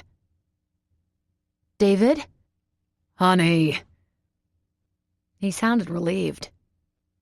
Oh, good. I didn't know if I would get a hold of you in time. We're about to leave. What's going on? Nothing too important. But I wanted to let you know that Melinda is headed out of town tonight. She and some of her friends are going to Vegas for a couple nights. I won't be home when you get there. I have to head out of town for a football meeting, so it'll be just you and Mark. His girlfriend might be there too. I'll head back as soon as I can. I'm really sorry, Sam. I meant to be home when you got there. I wanted to talk more about Garrett, and I was hoping to have some father-daughter time. Oh. He waited a beat, then asked, Is that okay? I can cancel. I could reschedule for another weekend, but... I gripped the phone tighter, pressing it harder to my ear. No. I hadn't gotten a phone call like this in so long. It's fine, Dad. I'll be fine. I'll just do homework or hang out with Logan. Okay. How's your time with Mason? No, don't answer that. I'll ask later tonight. Maybe we can still get a movie in. I'll hurry and try to get home as soon as possible. Okay. My throat was raw. Sounds good. Thank you. He chuckled. You don't have to thank me, Sam. I'm being your parent. This is what we do. Yeah, that's what they did, and it felt good. I wanted to thank him again, but silenced the words. This was what normal parents did. This was a normal type of relationship. I was becoming normal. Bye, Dad. Love you. Love you too. Safe travels home. Say hello to Mason for me. Sure. Ending the call, I turned. Both Logan and Mason were watching me with expectant looks. As I handed the phone back to Logan, I grinned, feeling silly at the same time. He didn't want me to come home and not know what was going on. He was telling me his plans for today. Logan narrowed his eyes. Mason softened, holding my bag for me. What? Like he was giving you an order or something? WTF, man. No, I told Logan. He just didn't want me to come home and not know where everyone was. And speaking of, you're coming with me to the house. Melinda and David are gone, so that means Cass will be there. I could use some backup to deal with her. He didn't look happy, but murmured, "Done deal." Mason glanced at his brother and rolled his eyes. "David's just trying to be a good dad." He nudged him with his elbow. "Stop analyzing it. The guy's trying. I'm thinking about what this means for us." He pointed to all of us. "We're a family. He's moving in on our territory. How will that change things?" "It won't." I glanced to Mason. "Nothing changes for you either. You're still sleeping in my room when you come home on breaks." "Breaks." Logan laughed as we all began moving towards the door. He clapped Mason on the shoulder. "No offense, but I hope I don't see you for the holidays. Your team has to rocket. Keep playing, keep winning, and get to the championship game, brother. I'm a freshman." Mason leaned over me and held the door open. As I ducked under his arm, his other hand rested on my back. It felt good having it there. As we stepped outside, he said to Logan, "I've got 3 more years after this year. I'm not too stressed about it." Logan snorted. He ran a hand through his hair, held it up, and waved across the street. Chris waved back from the front seat of the car. He laughed. "I'm not thinking about you. I'm thinking of my other brother, my SBCer. Mateo's heart would be broken. That cannot happen. You realize that, right? Don't break my soul brother's heart, or I'll break yours." At the end, he extended his middle finger and poked Mason in the chest. "I have to look out for my soul brother." In a swift movement, Mason caught the finger and pretended to yank it backwards, like he would break it off. Logan laughed, pulled his hand free, then rolled his eyes. "Whatever." He threw his arms around Mason, pounded him on the back, and pressed a quick kiss to his cheek. Mason groaned, but didn't fight it. "Really? Love you, brother." Logan took my bag from Mason and darted across the street. Turning back around, he pointed at us. "Say your goodbyes again, but hurry." Patting his stomach, he flashed a grin. "I'm starving. We need to hit up a drive-thru fast. Sam, hurry it up." "Please?" I shouted at him. "Please," he added, giving me a thumbs-up sign. Mason turned to face me squarely, tugging me close again. "Call me tonight." "I will." "I love you." His thumb went to my bottom lip and rested there. I closed my eyes, feeling the tenderness in that small touch. It warmed me, casting so many other worries away. But I couldn't ignore the nagging voice in my head.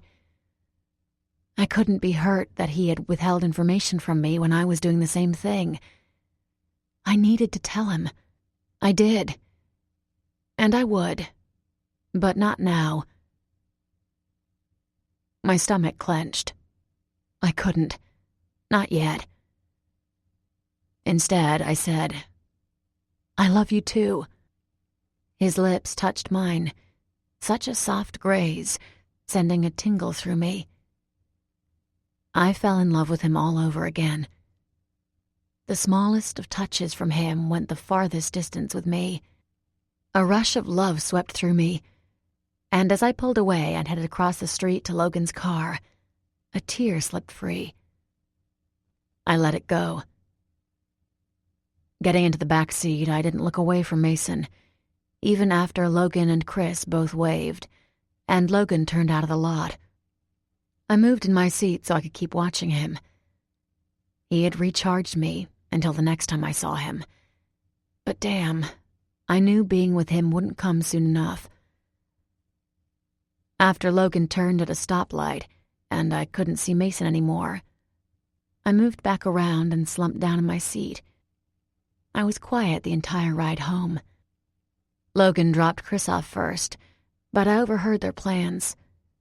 She was going to go to his house later to do homework. When we left and parked the car outside my house, he invited me over as well. I declined. I wanted to be alone, and that meant a good long run for me. I didn't want to think about things. Not then. When I went inside, I heard Mark studying with Cass, so after tossing everything in my room, I changed and headed out for a run. I needed to clear my head. After running to Manny's, Brandon told me that Heather was spending time with Channing. The two were on a date. Turning around, I headed back home, but I didn't want to go inside, so I stretched outside and circled the house to the porch swing on the front patio. I had taken blankets out there one night. It had become my new sitting place. Samantha. David was coming up the driveway carrying 2 takeout bags. He paused before coming up the 2 steps to the patio. He held the takeout up.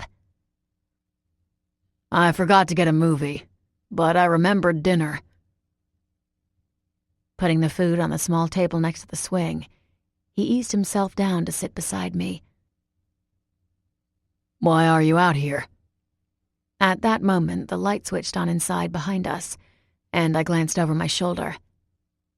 Mark and Cass had come up from the basement to the kitchen. He opened the fridge as she, holding back a grin, slid across the floor to hip-check him. Mark flashed a smile and rounded on her, letting the fridge door shut. As his hands found her waist, he lifted her on the counter.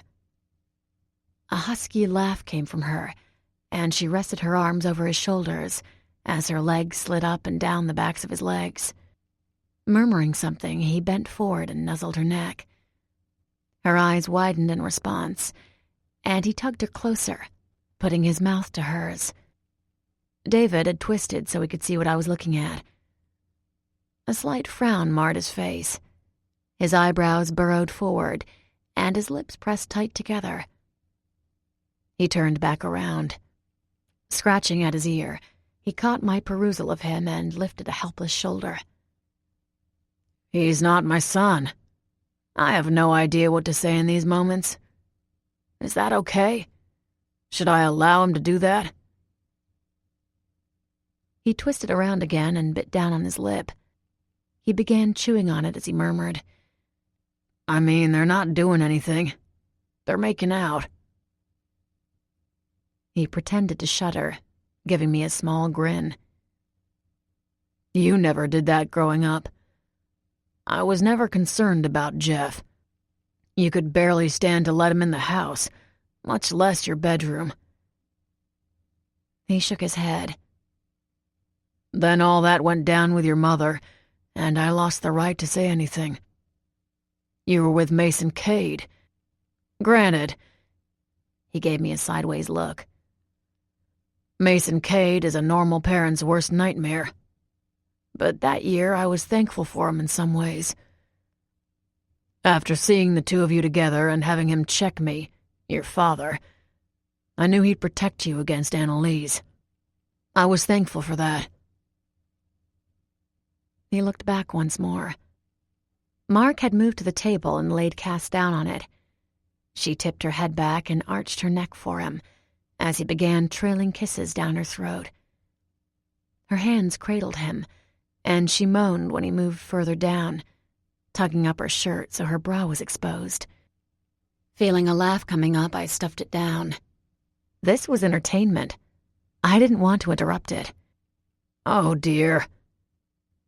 David tugged at his collar. What should I do? I couldn't hold it in. Laughter peeled out of me, but when they paused and glanced toward the living room window, I ducked down. David let out a small chuckle and ducked down beside me. We were both hiding, and he whispered to me, I should interrupt them. They should stop doing that there. David lifted his eyebrows at me in a silent question. I shook my head. I wasn't the parent. Realizing what I just thought, the amusement faded. David was the parent. His phone call earlier had reminded me of that. He must have caught the change in me because he asked, "What?" "Nothing." David covered my hand with his. "Tell me what's going on with you. I know you've been coming out here a lot lately." One corner of my mouth lifted in a half-hearted grin. I let it drop, though. I didn't want to talk about Mason, so I said, "It's hard being in there sometimes." "Why?" "Come on, Dad." Giving him a wry grin, I rolled my eyes.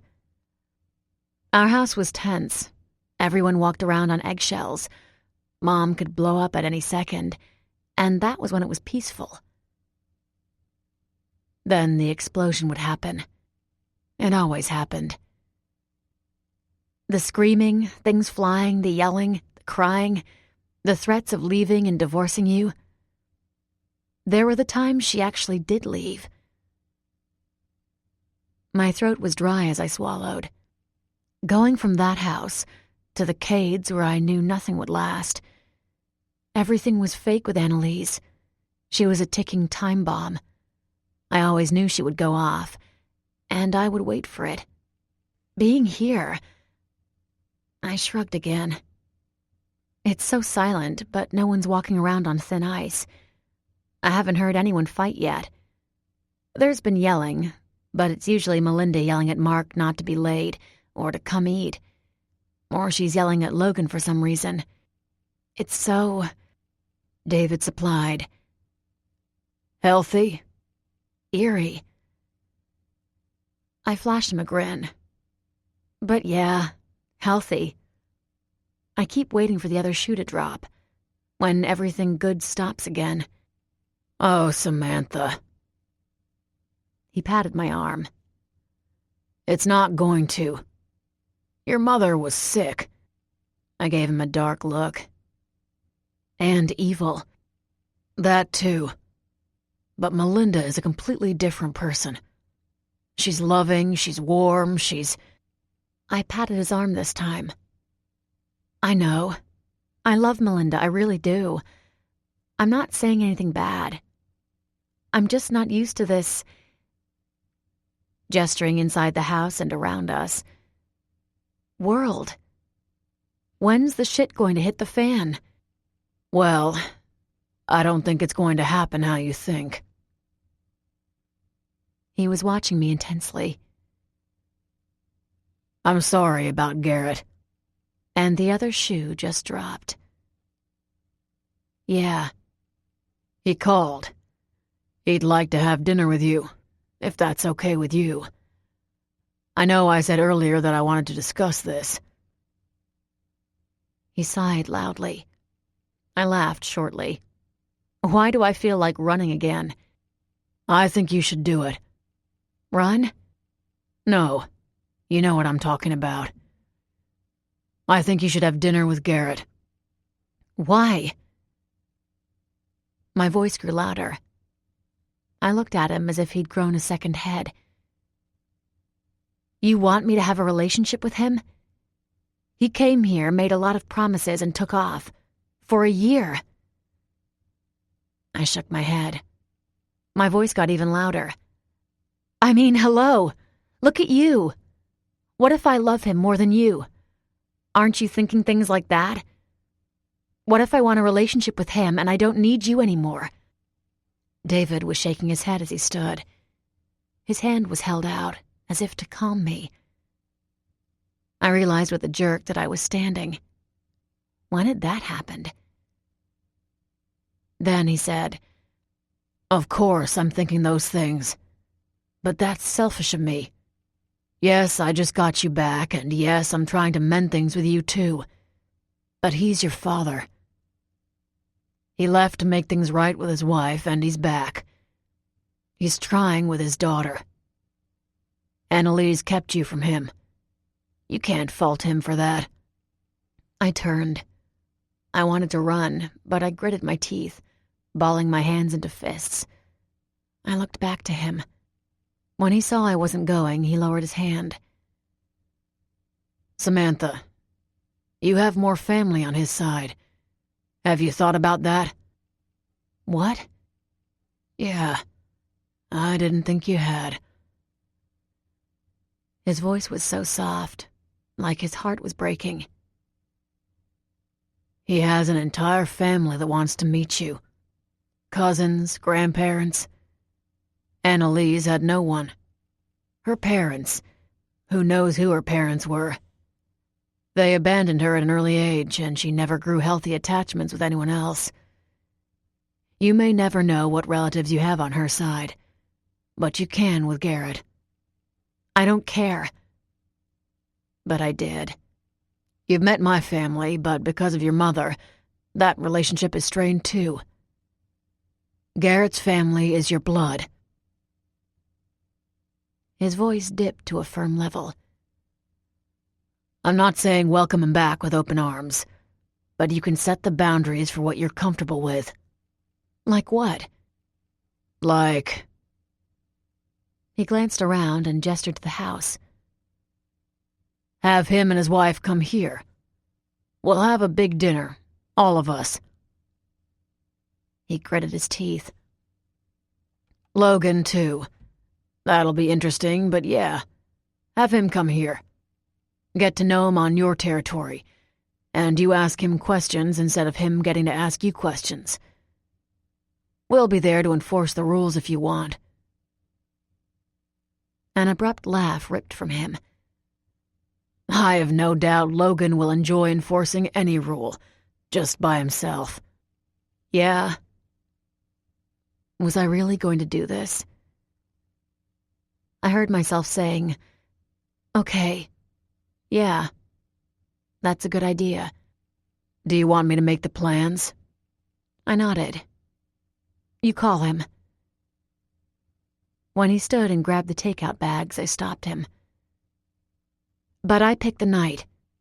That's fair enough. He gave me a reassuring look.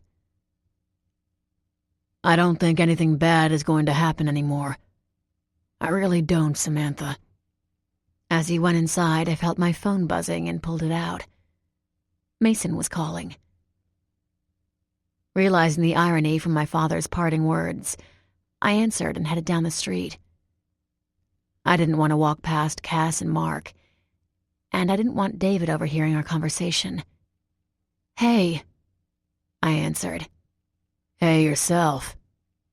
At the sound of his voice, the world righted again, and the knot that was always there started to loosen.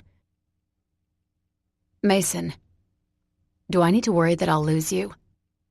Sam. Never. Never. Chapter 14. Samantha. Closing my locker, I was heading to cross-country practice Thursday when Logan came up behind me and threw his arm around my shoulder. He hooked it around my neck and pulled me so I was walking sideways as he kept going straight. He flashed me a smile. Hey there, sister dear. I rolled my eyes but grinned back. Hitting him in the chest, I asked, What are you doing? Did you hear the news? That you're awesome? That's old, duh. He stopped and people streamed around us. No one complained about our abrupt stop, but this was Logan. No one complained about anything that had to do with him. If they did, they made sure he couldn't hear it. Since we had come back from seeing Mason, the old joking side of him had returned. Everyone took notice. He'd been serious before the trip, more serious than people expected from him. But when someone yelled out from behind us, Coming up, Cade!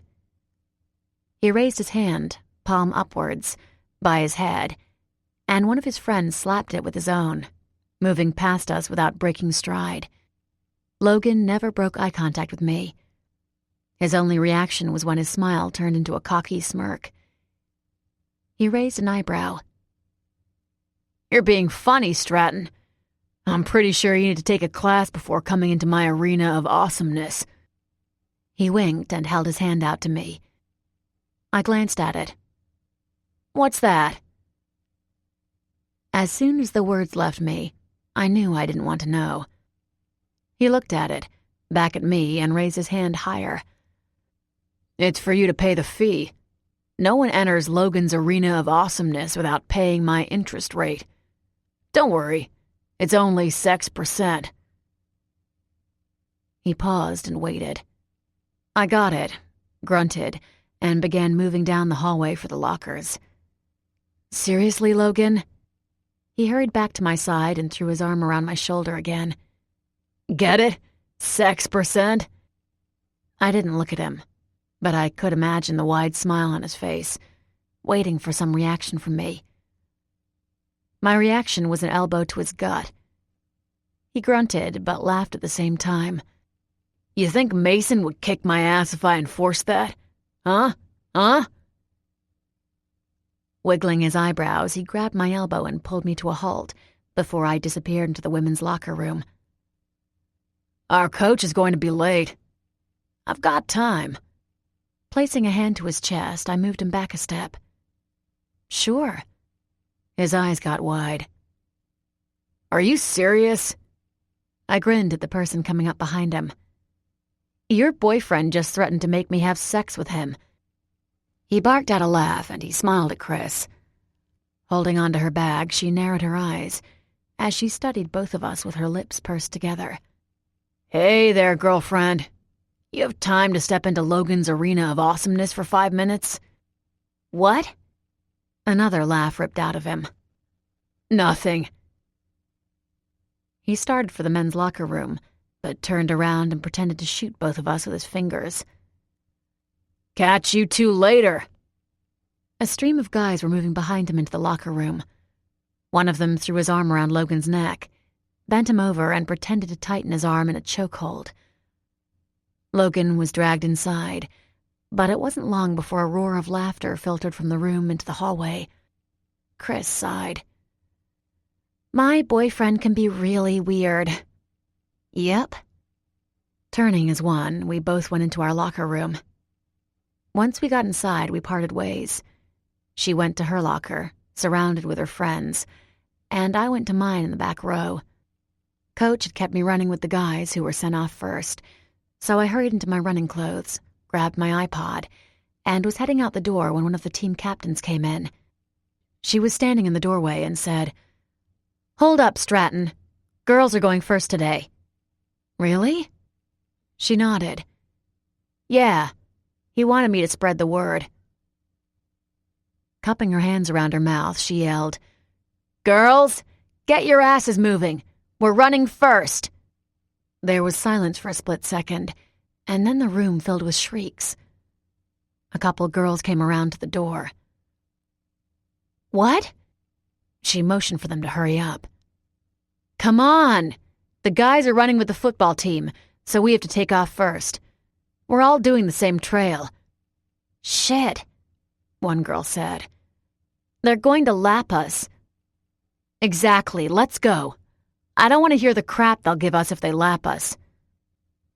She glanced at me. Sorry, Sam. You're supposed to wait 15 minutes before going, but you could stretch with us if you want. She didn't wait for a response and headed back out. The other girl had darted back to her locker and told the rest what was going on. It wasn't long before everyone was in a frenzy. Lockers were slammed shut as the girls got dressed in record time, and I stepped back, pressed against the wall, as the girls ran past me. Chris was one of the last. She paused before pushing through the door. You're running with the guys' team and the football team? I guess. I don't know if I should be jealous or sympathetic. She started through the door, but tossed over her shoulder. I'll settle with, don't trip my boyfriend. The door shut behind her, and I muttered to myself, why the hell would I do that? I shook my head and cleared my thoughts. It didn't matter who I was running with. The guys had calmed down eventually, and I'd been incorporated as one of their own. I wasn't nervous about running with them and the whole football team. That would be an adventure, one I planned on having them eat my dust. I was going to run faster than normal. I was itching to go on a long run all by myself and had been holding back. Coach wanted the majority of my running with the guys, so I didn't go on the long ones by myself as much. After using the bathroom and grabbing a second bottle of water, I started out. The girls should have taken off by now. When I went outside, the lawn was covered with guys. There must have been 30 of them. The entire football team was spread out, all stretching, and I saw the cross-country team in one corner, looking at the players with something akin to disgust. Hayes caught my eye and waved me over, but Logan intercepted me a few feet from them. "Sam!" He patted the ground next to him. His knee was pulled up and his leg was over his other leg. He leaned forward, stretching his back. "Sit. We get to run together." Hayes stood from the ground. "She's running with us." Logan looked up. His slight grin had faded as a dark, ominous expression replaced it. "We're running with you, too." Hayes hesitated, but lifted his chin an inch. "No. You guys are running behind us. If you start off in front of us, you're only going to impede our times. Be considerate. There's no way you guys can keep up with us." Eric Hayes was tall and thin. He had a perfect body for running, which he knew. A handful of football players filled in behind Logan, and it looked like a smaller version of Goliath being challenged by David. Logan was lean, but he was muscular. His friends and teammates behind him were bigger. They were not only built to run, but to chase down their prey. As they heard the condescending tone in Hayes' voice, their nostrils flared, and I imagined the entire cross-country guys team just became their prey. There were dark promises in Logan's gaze, but he only smiled. "Sure." He waved his hand in front of him. "Show us the way. We'll let you guys go first." Hayes started forward, but caught himself. His eyes narrowed and he glanced at me. Nope. I wasn't giving him any reaction. He had dug his own grave. People knew not to cross Logan. Logan moved forward. "Sam's running with us." Hayes snorted. "She runs with us." Good God, this was on repeat. "What route does Coach want us to go?" "The scenic route." My shock was immediate. That was the trail that went the whole way around Fallen Crest. It even went on a ridge that looked over the back of Fallen Crest Academy and their football field. I grunted. If this was just the beginning, I didn't want to know what drama might happen when they saw my dad's football team practicing. I did the calculations in my head and knew we'd be hitting that hill during the middle of their practice. I started forward. "Where are you going?" Hayes asked me. His voice strained. I cast him a grimace. "I'm leaving. I'm starting before all of you guys." I gave Logan a quick grin, but saw that he didn't care. His eyes were still fixed on Hayes. I shook my head and started off, hitting my timer to begin my run. I wanted to get a little ahead of the guys, because I had a feeling the football team would be bearing down hard on the cross-country team. Logan didn't take to being insulted. Even if the distance was longer than they ran, I knew their football team did runs like ours for conditioning. I just didn't think Hayes knew that. And as I started off on the path, I chuckled to myself. He was going to learn. I took it easy at first, warming up. My first intention had been to press hard today, but after seeing the show of testosterone between the guys, I was going to do the opposite. I was going to take my time. They would lap me, which they did. The cross-country team was pushing harder than they ever had, but the football team wasn't far behind. The difference between the teams was that Logan's group could only run like this one day. Hayes and the rest would be winded from going so fast, but they'd be able to do the same route tomorrow. After the 3rd mile, the football team had slowed and began to separate. Even as I began to pass them up, I knew I wouldn't find Logan until later. He'd keep up with Hayes, just to piss him off. Or he would try. It was mile 5 when I passed the girls' team. I imagined they were annoyed at first, but by the time I got to them, they were all smiles. I didn't blame them. I remembered running with Mason. It was exhilarating. He was a primal specimen of hotness. Mason, running. I fought against pushing him down on the trail at least 20 times. I noticed Chris ahead. She wasn't running with her friends. Instead, she had paired off with 2 football players. I didn't know their names, but I recognized them and remembered they were juniors. They weren't friends with Logan, I assumed, as one guy kept falling back to check out Chris's ass. When I passed them, I glanced over, caught Chris's gaze, and didn't look away. She swallowed and looked down to the ground. I moved on, but before I went over a hill and fell out of eyesight, I looked back once more. She had separated from the 2 guys, but they didn't seem to mind. Their gazes were trained on her ass, with smirks lingering over their faces. Well, shit. What was I supposed to do about that? Nothing, my inner voice piped up. Shaking my head, shoving everything out, I kicked forward with more speed than I'd anticipated. The need to push harder was back. Gritting my teeth, I let it loose. My legs lengthened their stride. I held my hands loose so those muscles wouldn't be exerted, and my head ducked down a little bit. It wasn't long before I lapped all of the football team. Skimming over the last 2 guys, I recognized one of Logan's friends, Derek, and he gestured ahead. Nothing was said, but I got the drift. Logan was still ahead. I sprinted over 4 more hills before the trees began to change. Fallen Crest Academy had planted spruce, pine, and redwoods around the campus.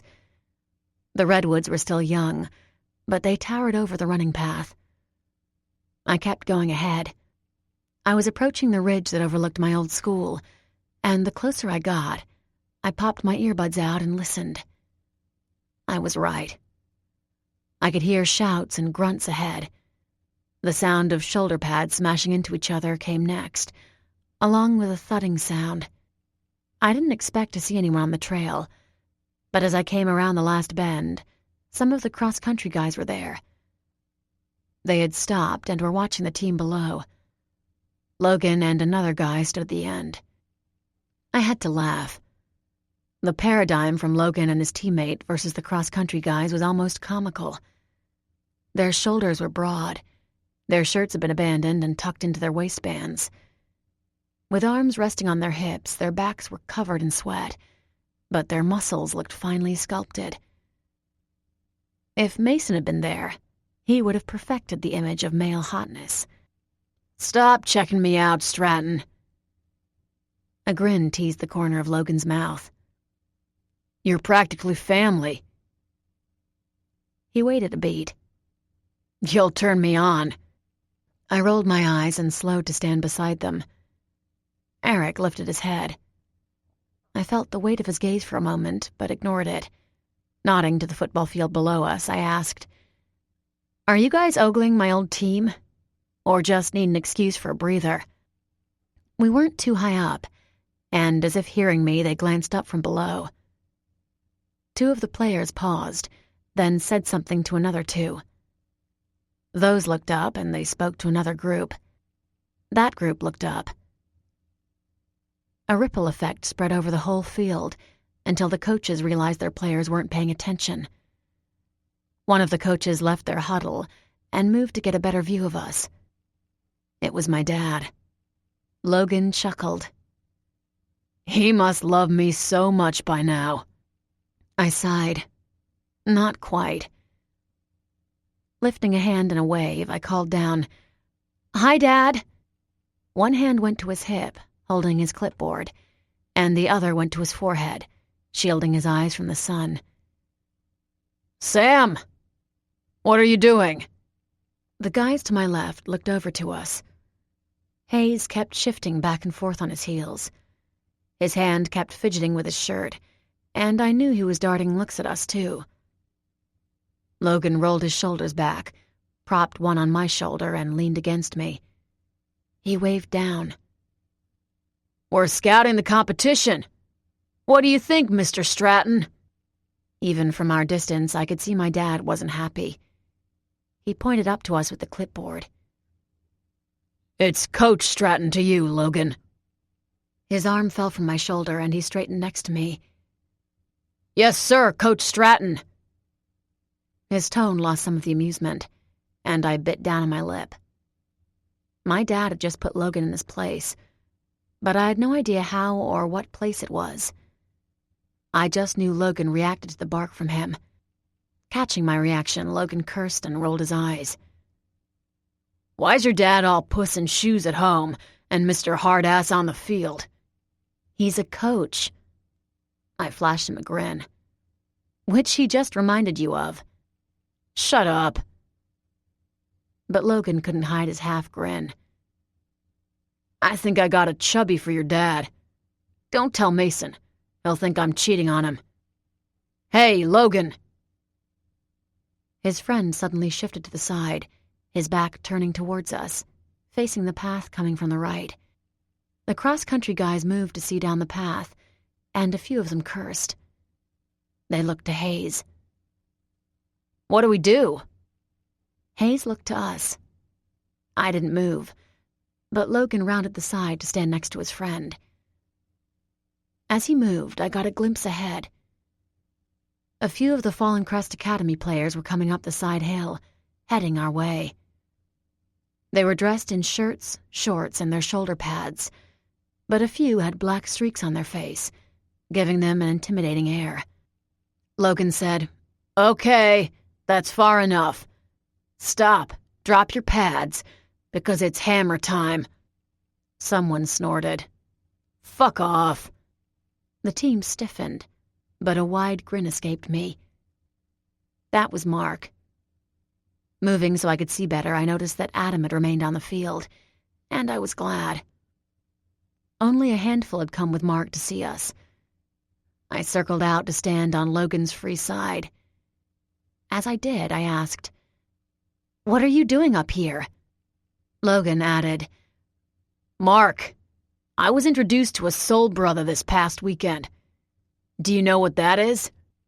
"Say what?" "A soul brother. It's a connection. I have a fellow SBCer, and—" Logan gestured to him. "I think you are one too." "Oh no," I groaned. Logan laughed. "Don't hate, my little Sammy Cupcake." "You're what?" Pointing to Mark, he continued, "You can't deny the love between your future stepbrother and your other future stepbrother." He pointed to himself. "We're all one big happy family. Soul brother connection. It makes sense." The corners of Hayes' mouth were turned downwards. I could imagine he thought Logan had grown 2 heads. I rolled my eyes. "You're so weird lately." Mark laughed. "Did he get laid right before practice?" I started to say no, then realized I had no idea. "Did you?" "Logan's Arena of Awesomeness has no closing time. It's open 24/7. I said to Mark. He got his dose of Mason. I think he missed him more than he realized.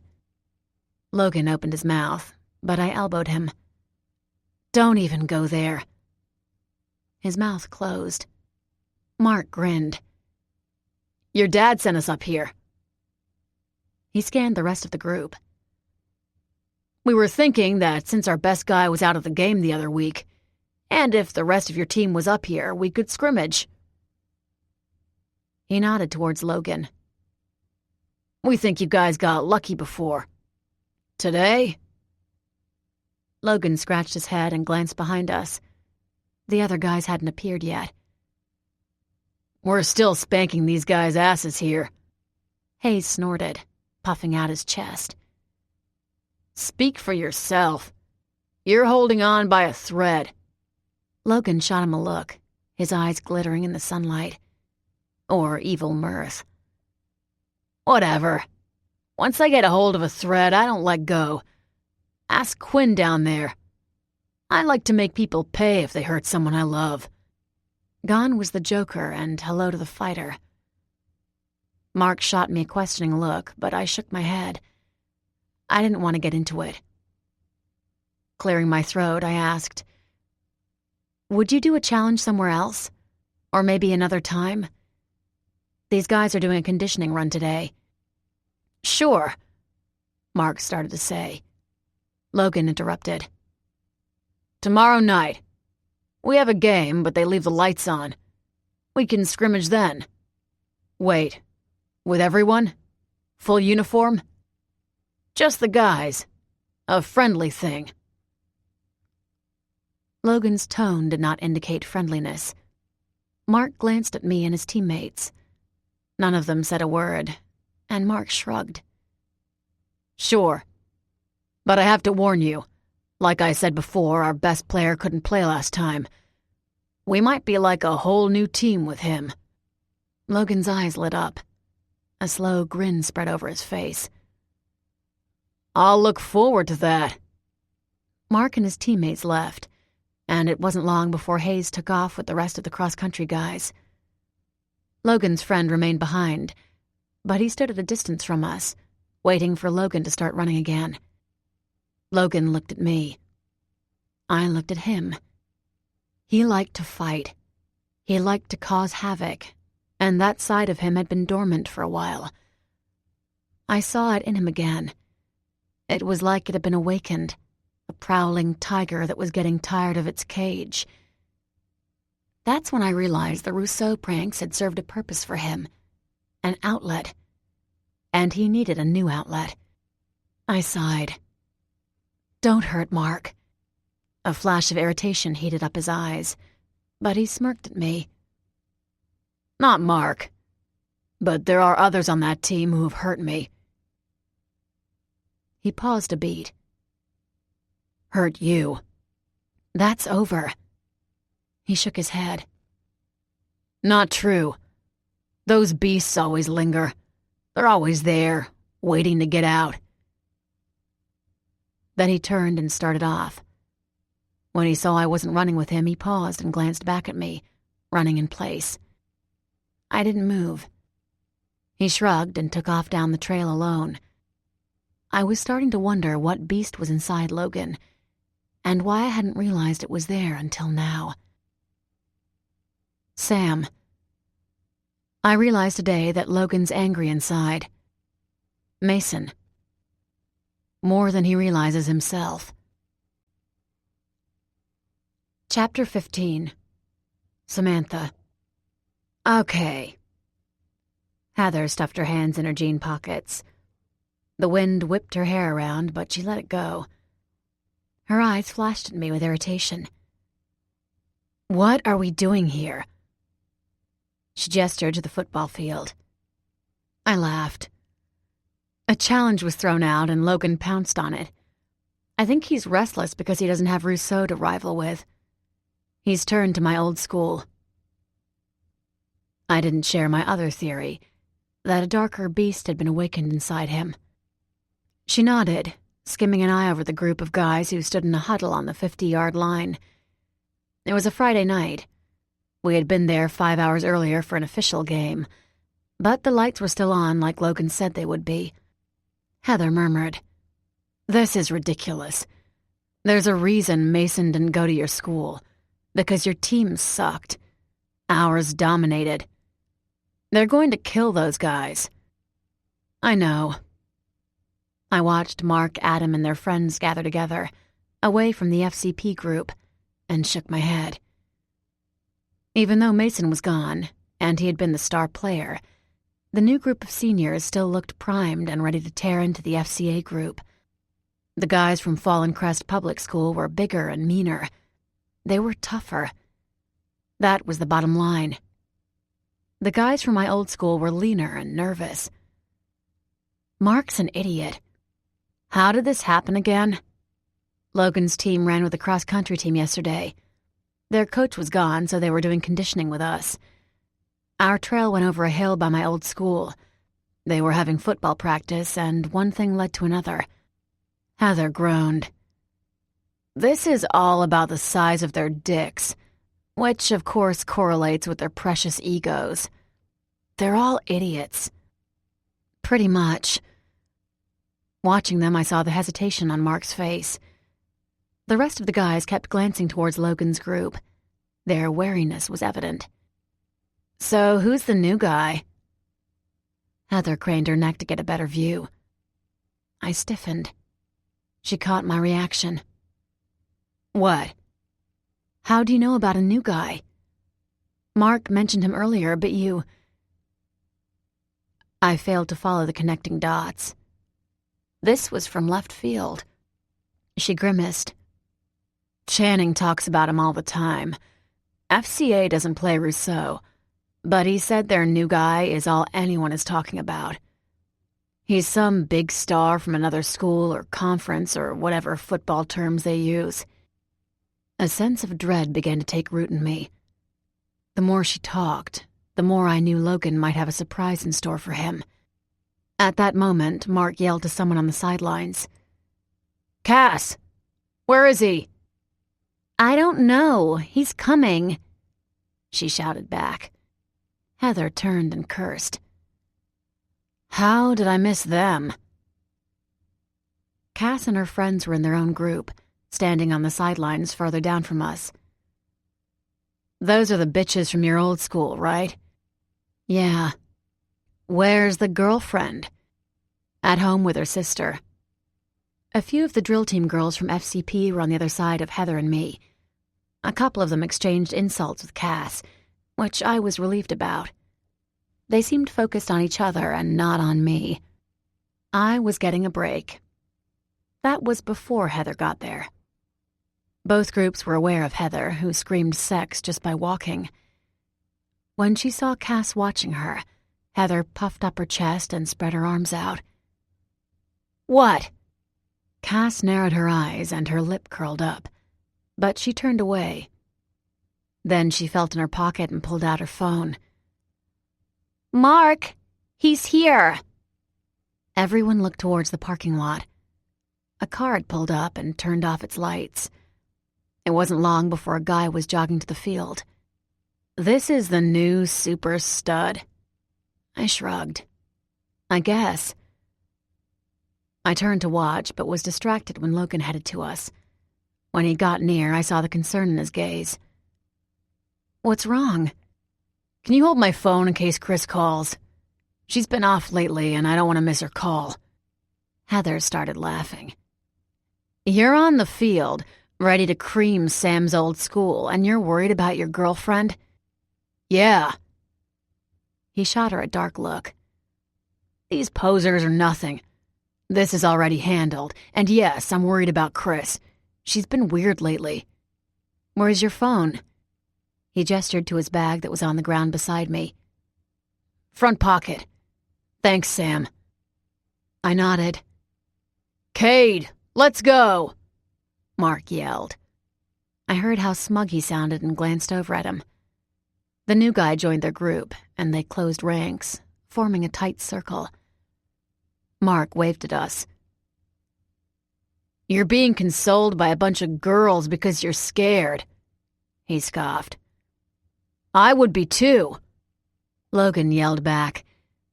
I know what drawer you keep your panties in. Come on, Cade. I yelled back, shut it, Marcus. Heather said, oh, whoa. Mark laughed again. Bring it, Sam. I know where you sleep. Goes both ways, buddy. Logan started laughing. He shook his head and placed his hand on my shoulder. I'm going to destroy them. The cockier they are, the more fun it is for us.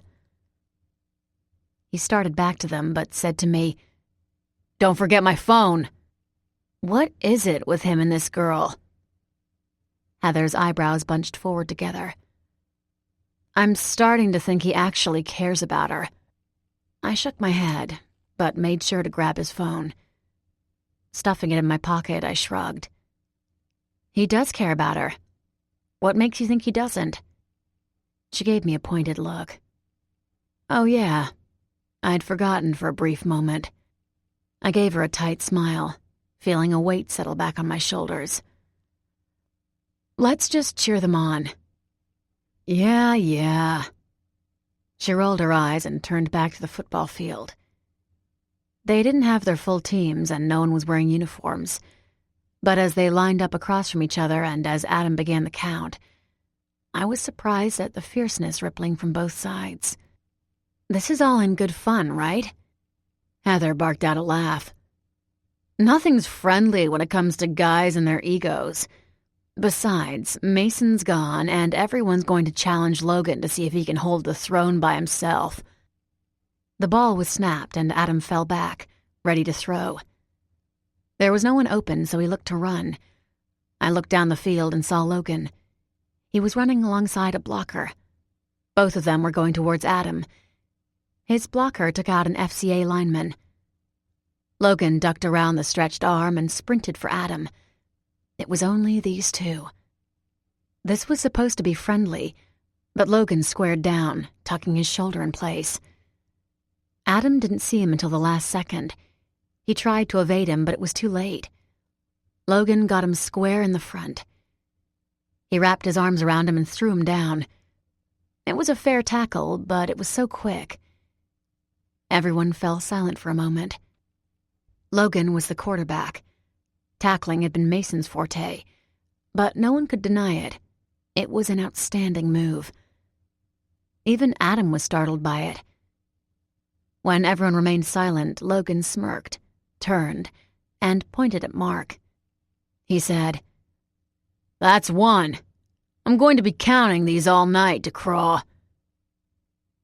His shoulders rolled back and he raised his chin in a cocky challenge before heading back to his group. "All fucking night, DeCraw." I thought Logan hated Adam. What's with him and Mark? Nothing. I was still stunned by Logan's swiftness. This is what they do at home. They love riling each other up. But that tackle was meant for Adam for a reason. Logan still hates him. There are others on that team who have hurt me, hurt you. Logan's words floated in my memory, almost haunting me, and a dark shiver went through me. Heather grunted and gestured to the field. "Okay. I thought it was weird before, but that guy won't stop staring at you." "What guy?" "The new guy. When you yelled at Mark before he whipped around. Right after he saw you, he looked like he'd seen a ghost. I thought it was weird, but whatever. He's new, but he's still staring at you. You know him?" Looking for the new guy, I started to say, "I've never met him." My gaze collided with dark eyes, dark tousled hair, square jaw, and the start of a smile on his face. My voice trailed off. My mouth hung open. I did know him. I knew him too well. Shit. Heather glanced at me. "Who is he?" "Someone I never wanted to see again." I shook my head. "I have to go." "What?" She whipped around and followed me as I hurried from the field. Logan's phone was clutched in my hand, but Heather grabbed my arm and pulled me to a stop once we were closer to the parking lot. "Wait." She pressed Logan's bag against my chest. "What the hell is going on? For real. You have to tell me." No, I couldn't. She sighed and her hands rested on her hips. "Sam, come on. This is you and me. You told me about Logan. Tell me about this guy, whoever he is. I can tell he is someone to you." Oh my God. I pressed my fingers to my forehead and tried to rub the headache away.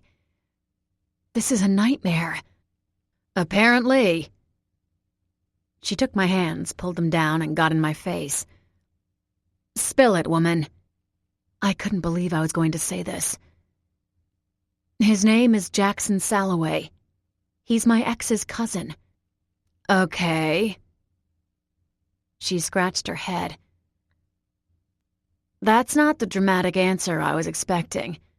But okay, I guess." "No, you don't get it." "Yeah, following you on that one." "I lost my virginity to him." "Oh!" She moved back a step, both eyebrows arched high. "For real?" I nodded. "Whoa. I wasn't expecting that answer." And Mark's right. He's an amazing player. Logan just kicked his ass. I shook my head. Jackson was on the other side of the line, but I know him. He watches and studies the players. He looks for all the weaknesses, and once he has everything figured out, he exploits those weaknesses. Is he as good as Mason? No.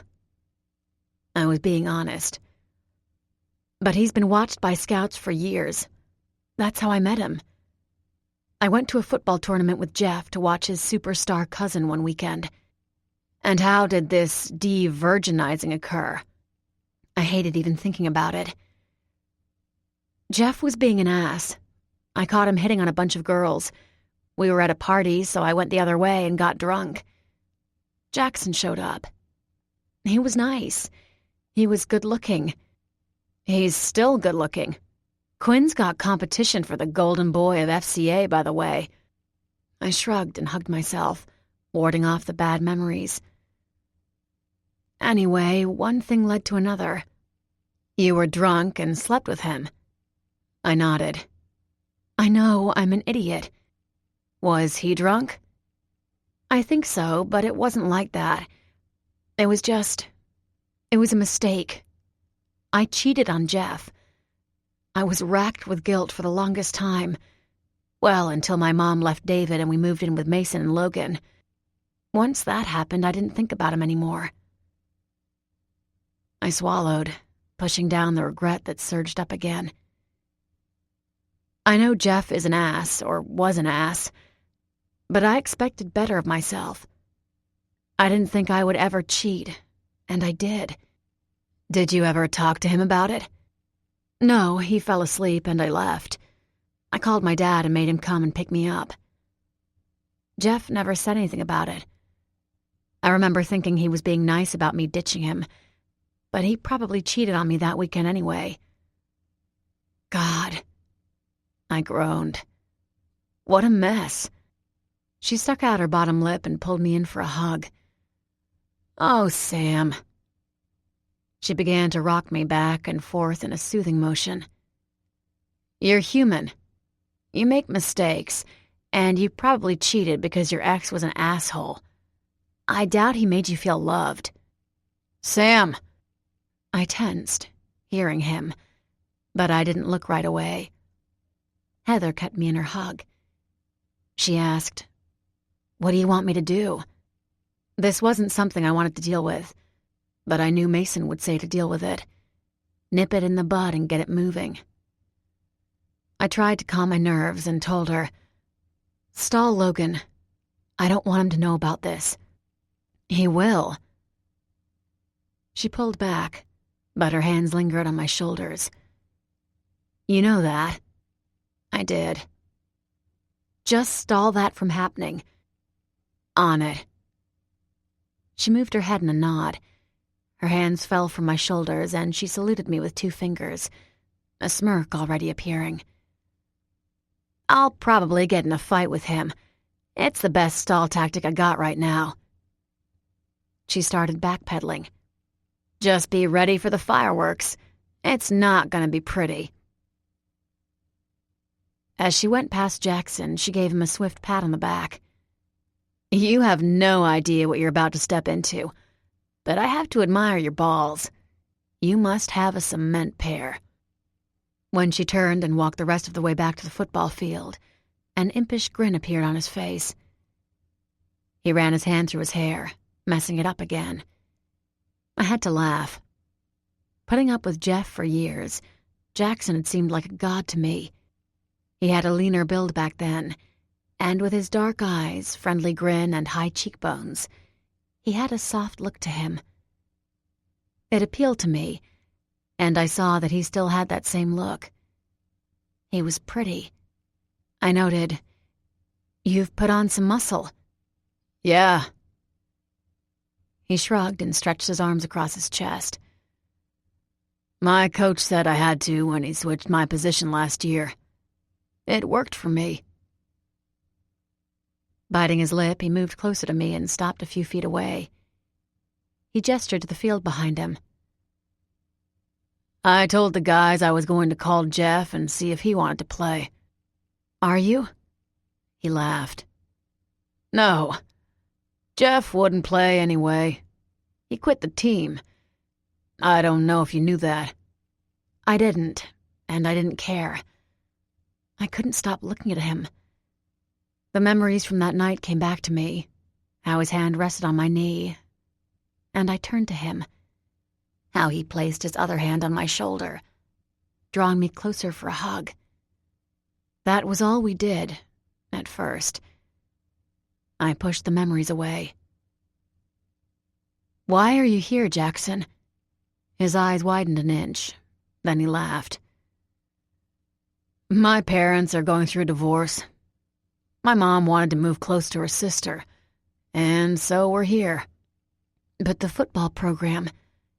Jeff told me that you were scouted. I was. I already committed to a school. It's a soft commitment, but yeah. I know FCA doesn't have that great of a program. Still, I like your dad. I have a lot of respect for him, and my last coach speaks highly of him. He says your dad has been turning the program around, so this year might not be too bad. So he was staying. That meant he was going to be popular. He had the looks. He was friendly, nice, and it was only a matter of time before he started coming to Mark's house. I murmured, "I see." His eyes scanned over my face, and he laughed softly. You're not happy about the move. It doesn't matter. You know. I tensed, hearing his tone turn serious. This doesn't have to be awkward. I can see that you've got a whole new life. Jeff said you transferred last year and something about a new boyfriend. He pointed to the field again. Is it Logan Cade back there? I've heard of him. Just didn't know you were attached to him. I shook my head. No. I'm dating Logan's brother. Ah, gotcha. I've heard of him, you know. His head moved up and down in a slow nod. Mason Cade. He's a big deal. Yeah, he is. My tone hardened. He's better than you. A short laugh came from him. You're more honest than you were before. He grinned. I approve. I always thought my cousin was an ass to you. He was. Yeah. He glanced at the ground and bit his lip again. I almost rolled my eyes. Jeff did the same thing when he was nervous. I guessed it was a family trait. Look. I cleared my throat. I was all business. This doesn't have to be awkward. You're right. We had sex. It was one time. You're right. He moved back a step. The nervous behavior stopped, and he raked a hand through his hair. It's good to see you. I think it was nice to catch up since we did run into each other. I'm not a big partier, so we probably won't run into each other at parties. I live with Mark. What? Mark DeCraw. I live with him. My dad is with his mom, and I'm living with my dad, so that means that I live with Mark. Just thought you should know, in case you come over to hang out with Mark sometime. Oh. Realization appeared in his gaze. Yeah, got it. Okay. Good to know, in case that ever comes up. It will. His mom likes to be a mom to everybody, so I'm sure you'll be invited to the house sometime. Okay. His head bobbed up and down. And when I get that invitation, should I... He paused, waiting for my answer. Accept it? I don't care. Or don't accept? He nodded again. Okay. That sounds like another plan. I'm glad that's cleared up as well. Yeah. Yeah. We stood and stared at each other. Okay. He jerked a thumb to the field. I'll be going back there. Okay. I would be staying right where I was. Then we heard, Screw you, Jax. What the hell is your problem with my girlfriend? And where the fuck did Sam go? this was going to be a long night. Mason. How was your night? Sam. You're not here. That's how it was. Chapter 16. Mason. Nate and I hadn't talked since Sam and Logan's visit. I kept to myself and my teammates. Football, my team, school. That was my life besides my nightly phone calls with Sam and talking with Logan every few days. When I went to class, I never looked in Marissa's direction. She was a non-factor. I meant what I had said. There was no friendship between us.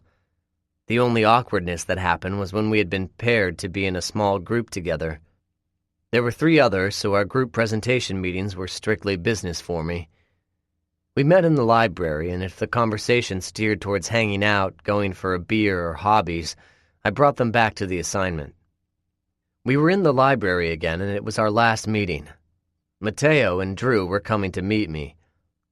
All 3 of us were going to find a study room on the 3rd floor and lock ourselves in to study for our exam. And, as I thought of them, I glanced to the clock on the wall. They were supposed to be here by now. Irritation grew in me. This meeting was supposed to have been done 30 minutes ago, but they were still discussing who was going to present the bibliography. I leaned over and grabbed the paper from the other guy. I'll do it.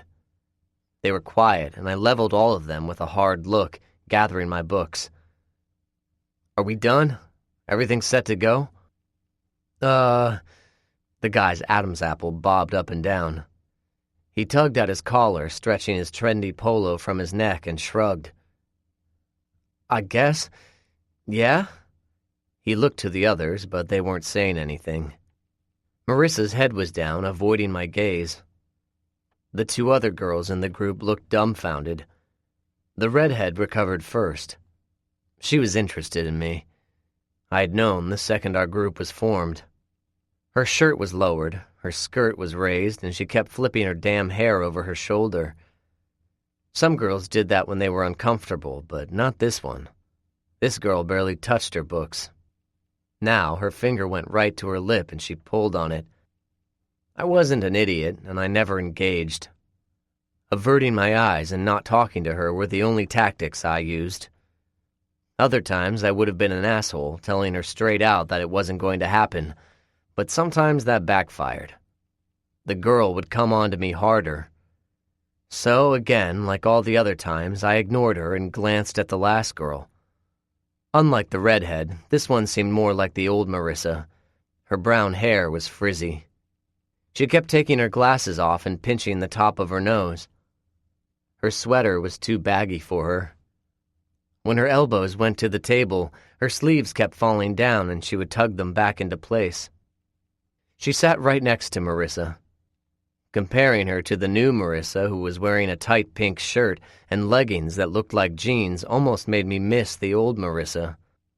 The redhead asked, "Are you in a hurry to leave?" I turned to her. She was rubbing her lips together. "Yeah, I need to study. Are we done here?" Her eye twitched and she stopped rubbing her lips together. "I don't know." She glanced to the guy beside me. "I was thinking of having everyone over for dinner. Are you guys interested? We can celebrate being done with our presentation." The guy's leg jerked under the table and he immediately grabbed for his crotch. He was too excited. Under her knowing gaze, he swallowed again. His hand moved to his leg and he flattened his palm out, stopping his leg from jumping so much. "That sounds cool." His voice trembled, but he caught it, cleared his throat and covered it with a smooth, "I don't know how long I can stay, though." He glanced at me from the corner of his eye. I tried hard not to react. He was $130. My leg had more muscle than he had in his entire body, but the guy wanted to bang the redhead. Good luck, buddy. They both looked at me, and I saw everyone around the table was waiting for my response. No? I scowled. Marissa bit out a laugh. Why am I not surprised? I lifted an eyebrow. This was new. She waited, then shook her head as another laugh came out. You don't even give a shit, do you? You aren't even going to ask me what that means. I already know. Where was this going? I'm an asshole. You know that. The redhead's eyes got big. You know each other? No. Marissa kept shaking her head. She sounded sad. We really don't. My eyes narrowed. I'd been patient with her, but that was gone. I didn't like dealing with head games, and I was starting to think that was Marissa's new forte. What do you want, Marissa? She stiffened, but her eyes went to mine. A small glimmer of fear appeared there. What do you mean? You waited for me outside the stadium for what? To tell me you didn't like me? Then you're in my class and there's no conversation between us. You go out with Nate and his fraternity and then show up for lunch with my brother and my girlfriend. Now we're in a group together, there's no small talk from you, and this? You're throwing attitude at me? Why? Have I summed this up enough for you, or do you want me to keep going? I leveled her with a hard stare. I don't like chicks who are passive-aggressive, and I really don't like chicks who try to mind-fuck someone. Be straight, tell me what you want, and I'll give you a straight-up answer. I already knew she wouldn't like being put on the spot like that. Whoa, the redhead murmured, leaning back in her chair. The others seemed like they wanted to disappear, but Marissa kept staring back at me. Forget this. Shoving back her chair, she grabbed her books and left. Storming off seemed too dramatic for her. She just left. No one said a word for a moment, but I didn't care. I started gathering my books together as well. Taking it as a cue, Yellow Polo Dude took off, and the junior Marissa lookalike wasn't far behind him. I lingered. Mateo and Drew should be coming soon. I saw the redhead was still standing by the table. I glanced up. Yeah? You're an asshole. I said that.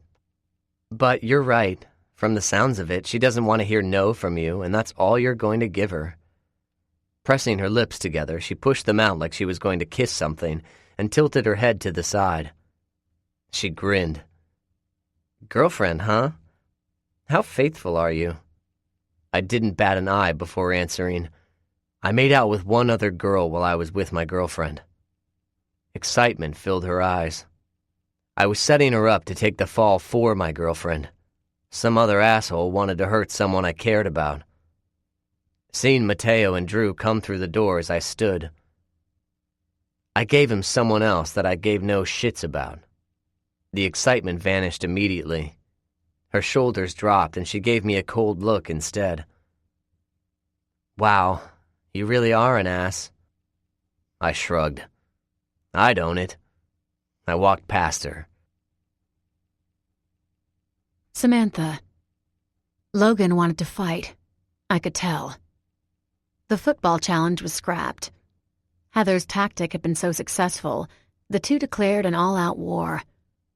She was carted off the field, giving him the middle finger, yelling that he was too controlling over me, while Logan looked a mix of confused and enraged.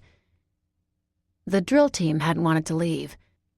They hated Heather, so of course they wanted to hear her demise happen. Anyone who went against Logan would see that end. But it'd be different this time. As soon as Heather was carried past me, she gave me a small wave and called out, "Please do damage control. I love you." I sighed and nodded, and pressed my hands to my temple. It wasn't long until Logan tore off the field after her. Unlike Heather, none of his friends were holding him back, so I swung my arm out and caught him around the chest. Logan kept going, but so did I. I used his momentum and let my body follow through. I was lifted up and latched onto his back. "Sam!" he growled, but stopped walking. When he glanced up and tried to dislodge me, I waited, holding onto him tight until I saw Heather get into her car. When her headlights turned on, I let go. My body slid down his. "Stop, Logan." He wasn't moving, but I put my hands on his shoulders and stood in front of him. As I did, he continued to glower at me and crossed his arms over his chest. Then he said, "I'm getting sick of Jax's problem with Chris. My relationship is none of her business. What's her problem? I'm not boning her. We joke about it, but man, I like Channing. I'd never do that to him. Or to Chris. That's a given." He rolled his eyes. It was at that moment when everyone else decided to leave. A few of the drill team said their goodbyes to Logan. A couple touched his arm and gave him seductive grins, but he just jerked his head in a nod to them. I caught their disappointment before they moved forward. The words party and drunk were tossed around before they climbed into their cars and zoomed off. By this time, most of the Fallen Crest Academy crowd had left as well, but I stiffened. Mark and Jackson were still there. So was Cass, draped all over Mark. Some of Logan's friends lingered as well, and they stopped beside us. Everyone was waiting for what Logan had to say next. Mark grinned. "Didn't take you for a sore loser, Cade." His head lifted and he rolled his shoulders back, a smirk appearing over his mouth. "Not that I'm surprised." He clasped a hand on Jackson's shoulder and pulled him forward. "You've met our secret weapon. You're lucky you guys aren't playing us again this year." Adam joined the group. A bag was thrown over his shoulder and he paused, glancing at me first, before skimming over Logan and Mark. Logan tensed, but his jaw only clenched shut. Adam said to Mark, "Is there a party in the plan for tonight?" "Logan." Derek spoke up behind us. Logan nodded. "Derek's throwing a party. You guys can come." Adam stiffened. His eyes jerked back to mine, and I knew he was thinking about the past. He had steered clear of me for so long, and there was still tension between us. It filled the air. I saw Jackson looking from Adam to me. His eyes fell to the hand Logan had placed on my side. I hadn't realized he was touching me, but I let it go. There was so much bad blood between Logan and Adam. A thought occurred to me. Was that the real reason Chris wasn't there? Because Logan had stolen Chris from Adam? Adam never replied to Logan's invitation. Logan laughed. "She won't be there, if that's what you're worried about." His hand tightened on my side, and Adam saw that motion too. The problem wasn't Chris, it was me. Adam had stopped pursuing me and I'd ended our friendship long ago. That history needed to be left alone. But this was Logan. He was protecting me. Still. "You're such an ass, Cade." Adam's words were quiet, but they were clearly spoken. "I'm the ass. You think I don't know about your phone calls and text messages?" Oh, not me. This was all about Chris. Relief flooded me and my shoulders sagged from the sudden release of tension. A small grin appeared on Jackson's face as he noticed it. A warm feeling went through me, and I remembered why I used to like him so much. He'd been kind when I needed it. Adam scoffed, distracting me. "Chris and I are still friends. You need to deal with that." "Right, friends. That's what you said you wanted from Sam, too." No. I didn't want to get pulled into this. Adam glanced at me, but clenched his jaw again. "Sam and I are no longer friends, thanks to you and your brother." Oh, shit. I closed my eyes. Logan was going to blast him, and I shot Mark a pointed look. He could step in, any time now. Seeing my look, Mark narrowed his eyes and I gestured between Logan and Adam. His eyes got big as understanding dawned. He cleared his throat. Hey guys, the party sounds awesome. We'll spread the word. Derek, you're on 54th, right? Yeah, 2 blocks from your house. Sounds good. Mark grabbed Adam and turned him towards the parking lot. He began pushing him forward and waved at us over his shoulder. We'll see you guys there, Derek said. Bring beer. I don't know if I can score a keg tonight. Will do. Mark kept directing Adam ahead. Cass trailed behind them, but she paused, turned halfway back to us, and narrowed her eyes at me. What did I do? Then she glanced at Jackson, and a cold feeling spread through me. She must have caught our shared look. Oh, hell. I had no doubt that she'd twist that somehow, but I rolled my eyes. She could try. The only person who needed to know about Jackson was Mason. I'd have to tell him as soon as possible. Cass doesn't like you much. Huh. I bit down on my lip, hearing Jackson's question. Logan turned to him. You're the new kid. Yeah, we didn't formally meet. Jackson held his hand out. Jackson Salloway. Logan glanced at me. Salloway? He's Jeff's cousin. Your ex? I nodded. Yeah. He gestured between Jackson and myself. So you two know each other? Jackson glanced at me, and I braced myself. Logan couldn't know. I wasn't ready to tell him who Jackson was, and as if he could read my thoughts, Jackson said, Just a tiny bit. My cousin brought her to a game a long time ago. He nodded to me. It was nice meeting you. I don't know if I ever told you that. I thought you were a good person for putting up with my cousin. He had covered for me. I snorted, my knees suddenly shaky. Yeah, Jeff's a good friend, but a horrible boyfriend. Jackson grinned, laughing. The sound was so genuine. Logan's eyes narrowed at him and asked, Are you coming to the party tonight? His laughter stopped and his eyes flicked to mine. He looked towards the parking lot. Everyone left, huh? I'm not a big partier. Who usually shows up to those? Everyone. I stepped back as Derek moved forward. Jackson lifted a hand, rested it against the side of his face, and shrugged. Sure. His finger indicated Logan, Derek, and their other friend. You 3 are your team's captains. Derek started to answer him, but Logan urged me forward. Apparently, we were leaving. As we did, Logan tossed over his shoulder. We'll see you guys there. I have to try and sneak my girlfriend out of the house. Derek laughed. Quinn's going to love that. Logan ignored him, his hand stilled on my side, as he directed me to the car and to the passenger door.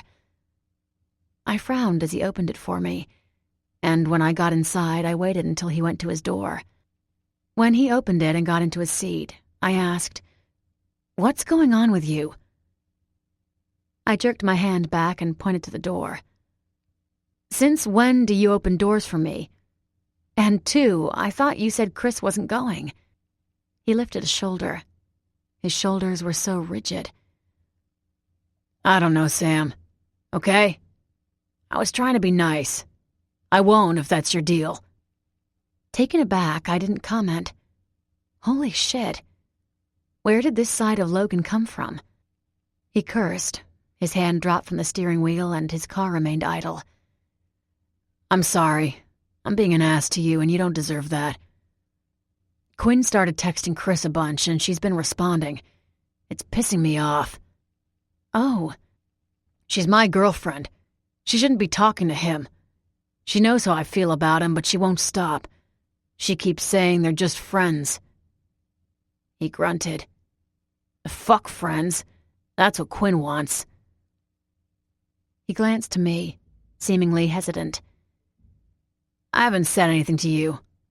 I know you've got your own stuff with Mason gone and your dad here again. Again, I'm sorry for being an ass. He hadn't picked up anything about Jackson. I felt like I had just bypassed a bomb exploding. It's no problem. You and Chris are you and Chris. For what it's worth, I don't think she'd ever cheat on you, if that's what you're worried about. He cursed again and hit his hand against the wheel. I don't fucking know what I'm worried about. I feel like this whole year is off, you know? He sounded haunted. Is it just me? Is it because Mason's not here? He was looking for an answer. I lifted both my shoulders up and let them fall. I didn't have one for him. I miss him too. Yeah, he said softly. Maybe that's just it. He groaned, raking a hand through his hair, letting it rub over his face before dropping it to his lap. It's Quinn, you know. I hate that loser. Anything she gives him makes me feel like crap. Anytime she texts him or smiles at him or takes his phone call, the douche thinks he's winning her over me. I hate this shit. I hate relationships. He grinned at me. I think Tate messed me up for every girl. Just talk to Chris. She told me that she used to sleep with guys to feel loved. Something about having daddy issues. If she's talking to another guy, maybe it's those old issues rearing up, and she's just not handling them. I don't know.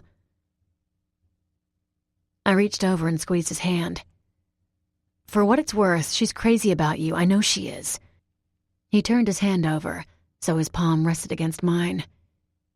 He sighed, lacing his fingers with mine. Thanks, Sam. You're right. I'll just talk to her first. His eyes narrowed, and his hand tightened around mine. Then I'll kick his ass. Sam. Logan is hurting. Mason. Logan takes strength from you and me. Be strong for him. It helps more than you'll ever realize. Sam. I will. Chapter 17. Samantha. I had Logan drop me off at home. He went to the party, but I never heard if there had been any drama or not. Mark was still sleeping when I got up the next morning and headed for a shift at Manny's. As I got to the little diner, I breathed in the smell of grease, dirt, dust, and sweat. The front door was open, and I could hear yelling, mixed with a fast country song from inside. Opening the screen door, I noticed a group of guys huddled around the bar. The top of Brandon's head was visible as a bottle was tossed in the air. When I didn't hear glass shattering, I assumed he was doing his usual bartending show. When I moved past the bar for the back employee room, he saw me from the side of the group.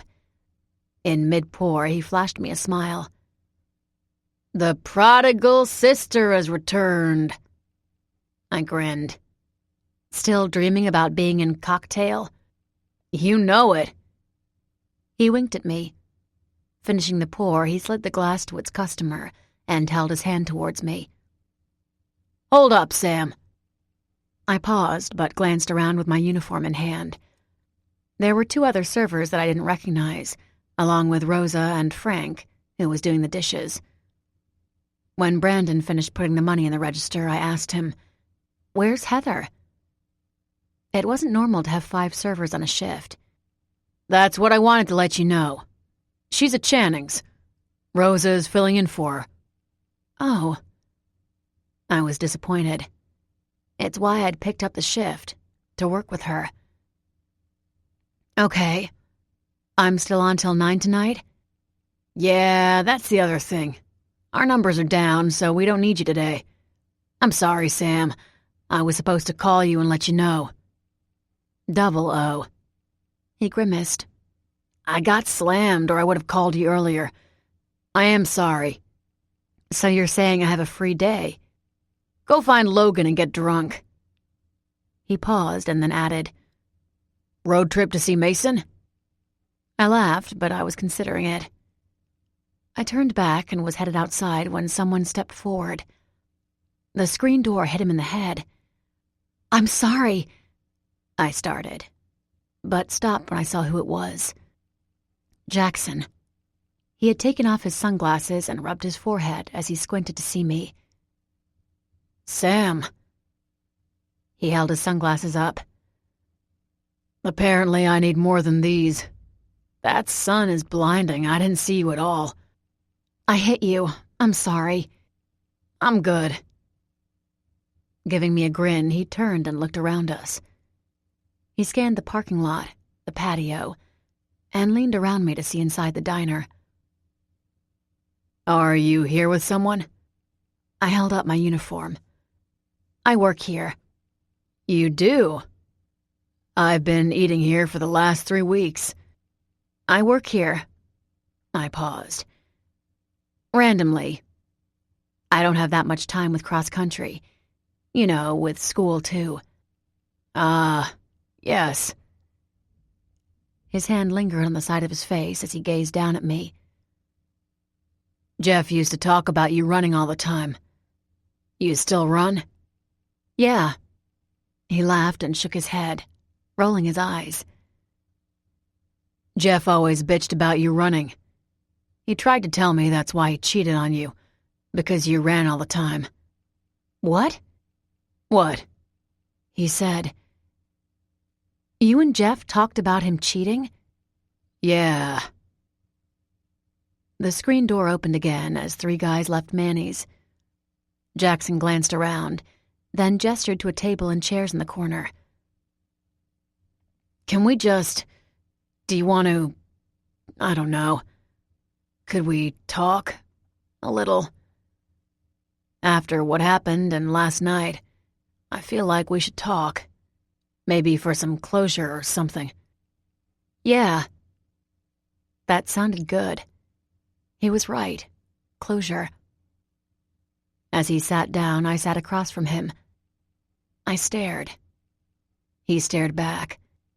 This was going wonderfully. "So..." At the same time, he said, "Yeah, so..." He laughed. "Man, this is awkward, huh?" "Little bit."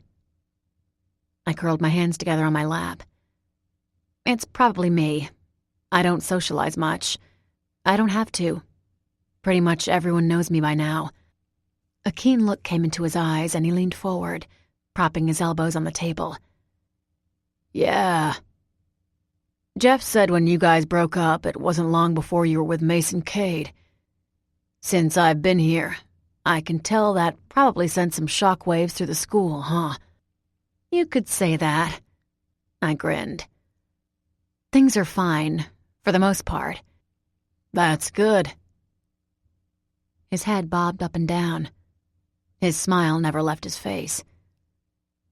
"And your boyfriend is at KNU. Do you know that because of the gossip, or..." He shook his head. "Football. It's known where the big recruits go. Signing day and all." "Signing day?" "Yeah." He trailed off. "He would have committed then. Well, officially committed." "Oh." "You didn't know." I shook my head. Mason never said anything. He scratched his ear and tilted his head to the side. "I think he only had his mom and some old guy there. Yeah, I'm sure of that. It's televised." I felt like I'd been punched in the chest. His eyes widened. "And you didn't know that either." He glanced down the table. "I was going to say it's weird that his brother wasn't there or I would have recognized Logan." His voice quieted. "Signing day is a big deal, too." "I'm not being helpful, am I?" Signing day. Helen and another guy had been there. It was televised. My jaw clenched. More things Mason kept from me. "Sam." He said that so softly, so tentatively, I wanted to melt. Feeling my throat choke up, my fingers pressed into my palms, and I willed all the weakness to go away.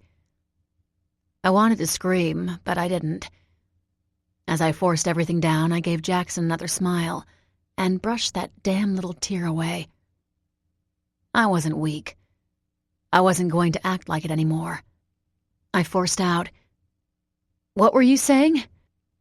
"I'm sorry," he said, an extra layer of earnestness in his eyes. He leaned forward again. "It's always February 4th. Maybe something was going on, and he didn't want to bother you." He trailed off again. A look of concern came into his eyes as he noticed that I winced. That was around the time I was in the hospital. Mason hadn't said a word. "I didn't want to talk to cause problems. I'm sorry." I shook my head. "No, it's fine. Change of topic, please." "So your parents are getting a divorce?" He winced, gritting his teeth at the same time. Lifting a hand to run it through his hair, he blew out a puff of air. His shoulders slumped down, and he started to pick at the tablecloth with his fingers. "Yeah, my dad kicked us out." I frowned. "Not me, but he kicked my mom out. He can be a huge asshole." "It must run in the family." Memories of Jeff flashed in my mind. "Yeah, it does. But this is what I wanted to tell you." His tone dropped to a serious note, and he lifted his head. When his eyes found mine, I saw an intensity in them. "I didn't set out to sleep with you that night. I'm sorry if it came across like that. I'd been drinking. My parents were having problems, and I wasn't a real nice guy that year at school. I was kinda like my cousin. I was a whore, but anyway, I didn't mean for anything to happen. I want you to know that. You were just so nice and you were hurting. I knew Jeff had done something to upset you, and we hugged, and..." I swallowed over the knot in my throat. "I'm aware of what happened that night. I liked you." "What?" "I liked you. Before that night. Jeff showed me your picture, and he talked about you a lot. Regardless of how he treated you, I know my cousin loved you. But yeah, I think I started to crush on you because of what he'd say. And then I met you in person, and you were more, you know. So I just wanted you to know that I wasn't using you or anything. I would have dated you too, or pursued dating you. But you disappeared the next morning, and Jeff told me later you two were trying to make it work." A shadow crossed his features. "I thought maybe I'd leave you alone after that." My mouth was slightly open as I listened to what he was saying. I never expected to hear that. He liked me? Because I had no idea how to respond, I snorted. "Jeff did not love me. No matter what you say, he had been screwing one of my best friends for 2 years." "He did?" A flash of anger appeared in his gaze. I straightened, taken aback. "I'm over it. Trust me, things got better for me. And with all the talking about Jeff..." "Where is Jeff? I haven't seen him since this summer." A small buzzing sensation was in my stomach from Jackson's explanation. I should address it, but I had no idea what to say. I wasn't sure if I even wanted to talk about what would have happened if he had pursued me. It didn't matter. It was in the past. He leaned back, rolling his eyes. "My cousin has a girlfriend." A grin tugged at the corner of my mouth. Why am I not surprised? "Yeah." He was grinning too, and propped his hand up, shaking a finger in the air. "His new girlfriend is a serious Christian." "What?" Bombs exploded. "Jeff's with a Christian. Man-whore Jeff." Jackson nodded. A smile stretched from ear to ear as he laughed. I know. Can you believe that? And get this. He's not been around because on the weekends he goes to a wilderness camp with her. My eyeballs were going to fall out. I couldn't believe this. He added, They do Bible studies, bonfires, singing, all of that. Sex? He kept laughing. Oh, they're having sex. Jeff said she's changed him and strengthened his faith, but the sex is his influence on her. He said he can only be so much of a saint, you know. Jackson kept laughing and he shook his head. Man, I laughed so hard when he told me he's in love with this girl. I never thought it would last. How long have they been together? I think they're going on 3 months. Wow. I was stunned. That would explain why he hasn't gone to any parties. Nope. He said he's been praying. They do lots of praying. Good for him. Yeah. His grin faded a bit, and his laughter changed to a soft chuckle. This has been nice. This? He gestured from me to him. This. Talking to you. It was so easy to talk to you that night. I wasn't used to that. I'm usually shy around girls. I thought you said you were a man whore that year. But I agreed with him. It was easy to talk to him. He chuckled again, stretching an arm up to rub the back of his neck. Talking and having sex are 2 different things. He flashed me a grin. Sometimes being a football star comes in handy.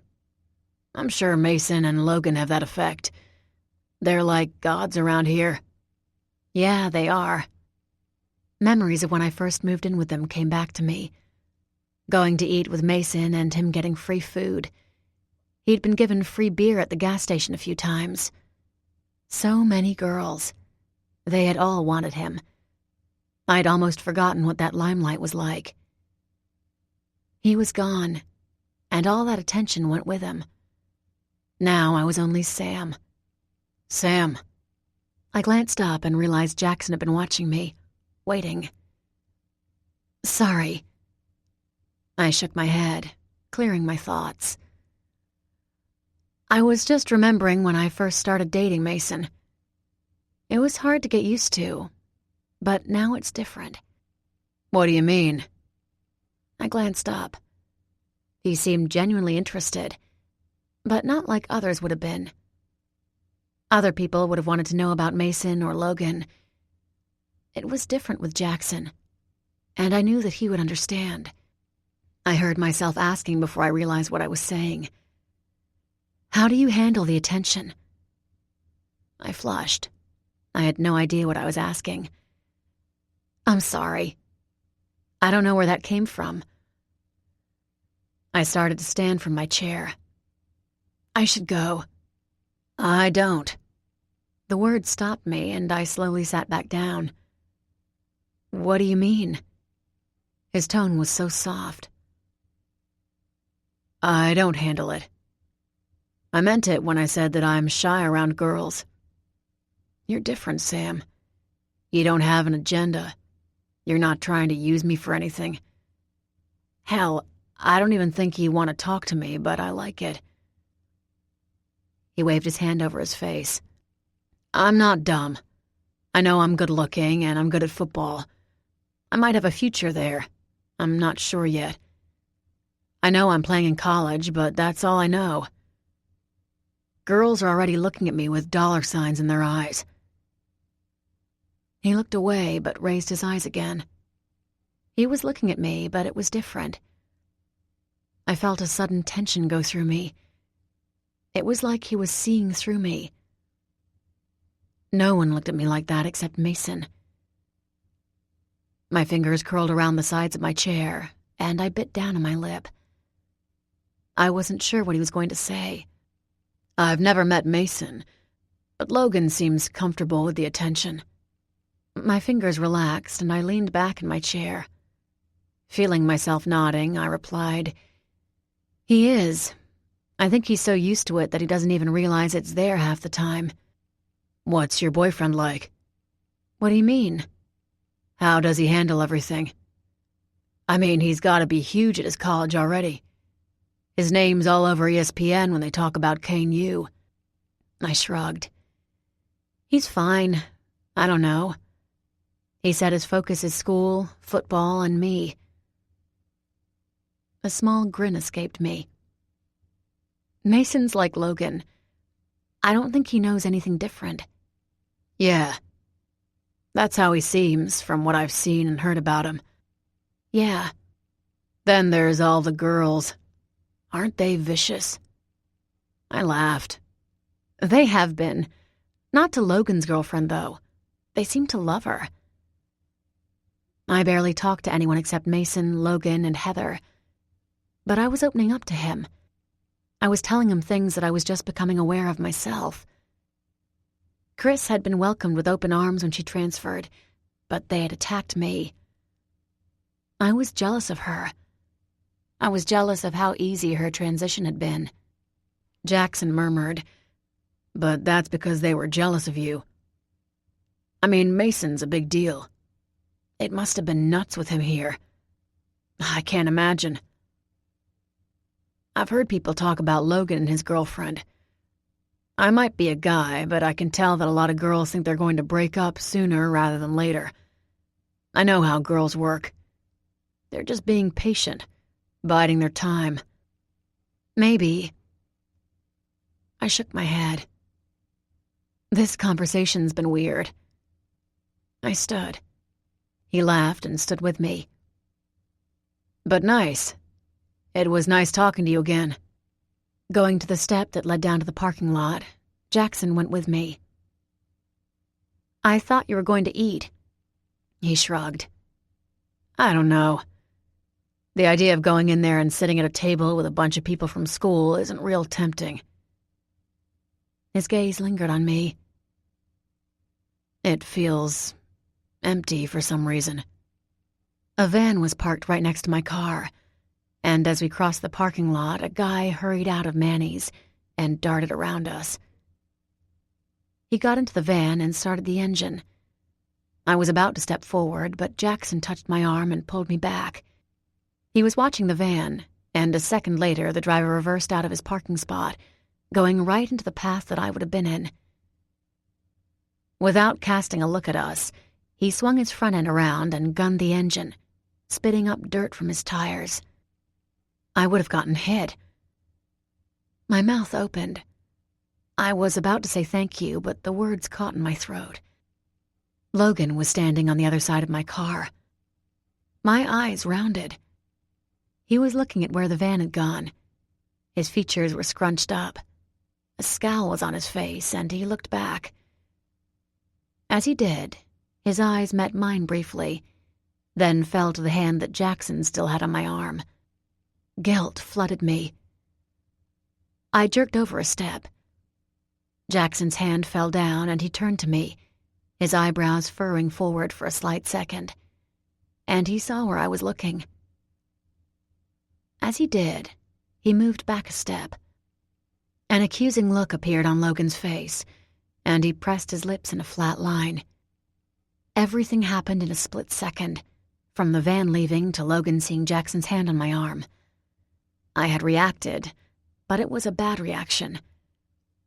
I wasn't doing anything wrong. I don't know why I reacted how I did, but it was too late. Logan started for us, and I swallowed. This could get interesting. "Sam, you committed to Kane U on national television and never told me. Mason, you were hurting. Nothing mattered except you. Always you." Chapter 18. Samantha. "Oh, look!" He tilted his head to the side, pushed his hands into his pockets, and gave us a cheeky grin. "It's the happy couple. Out for brunch?" This might get worse than I imagined. "Logan." I caught the glare he sent to Jackson. "This is not that." "Yeah, Not giving a shit what it doesn't look like. I'm giving a shit about what it does look like. Turning so he was facing Jackson squarely, he narrowed his eyes. Who the fuck are you? I'm Jack. I know your name, jackass. I'm asking who you think you are. He moved a step closer, his eyes narrowed into slits. She's dating my brother. Don't come here and take advantage of her because she's nice and lonely. Heat surged to my cheeks, and my head went down. Lonely? I was missing Mason, but to hear it said out loud was embarrassing. I wasn't. I didn't. Jackson shifted towards me. Sam? I shook my head. I hadn't told Mason yet, and I wasn't going to tell Logan first. Stop it, Logan. I told you last night I know Jackson. We were talking about Jeff, my ex. His cousin, remember him? He worshipped you last year. Logan rolled his eyes but didn't say anything. When he shot me a look, I knew he was saving it for when Jackson left. I sighed on the inside. Oh, joy for that conversation. As if sensing the same thing, Jackson said, Well, I suppose I should go. It was nice running into you, Sam. He jerked his head in a nod. Cade. Jackass. Logan nodded back, his reply monotone. Pausing, Jackson glanced at me, then pressed his mouth in a flat line and lifted his hands in a small wave. See ya, Sam. We waited as he went to his car and pulled out of the lot. As soon as it turned onto the road, Logan gave me an incredulous look. Sam, what the fuck? We have history. I shut him up with that. What? I cursed at myself. Why had I said that? Look, he was nice to me one night when Jeff was being his usual asshole self. You don't have to worry about anything. Trust me, I'm not even friends with him. But I'm not going to ignore him. He snorted. You've been smelling Melinda's perfume too much. It's gotten in your head if you think that guy doesn't want at least friendship. He pointed to where Jackson left. He wants way more than friendship. Logan. I didn't want to argue. What are you doing here? He lifted a shoulder. Okay, that's my cue to let it drop. But I'm telling you, that guy's going to be around a lot more than you think.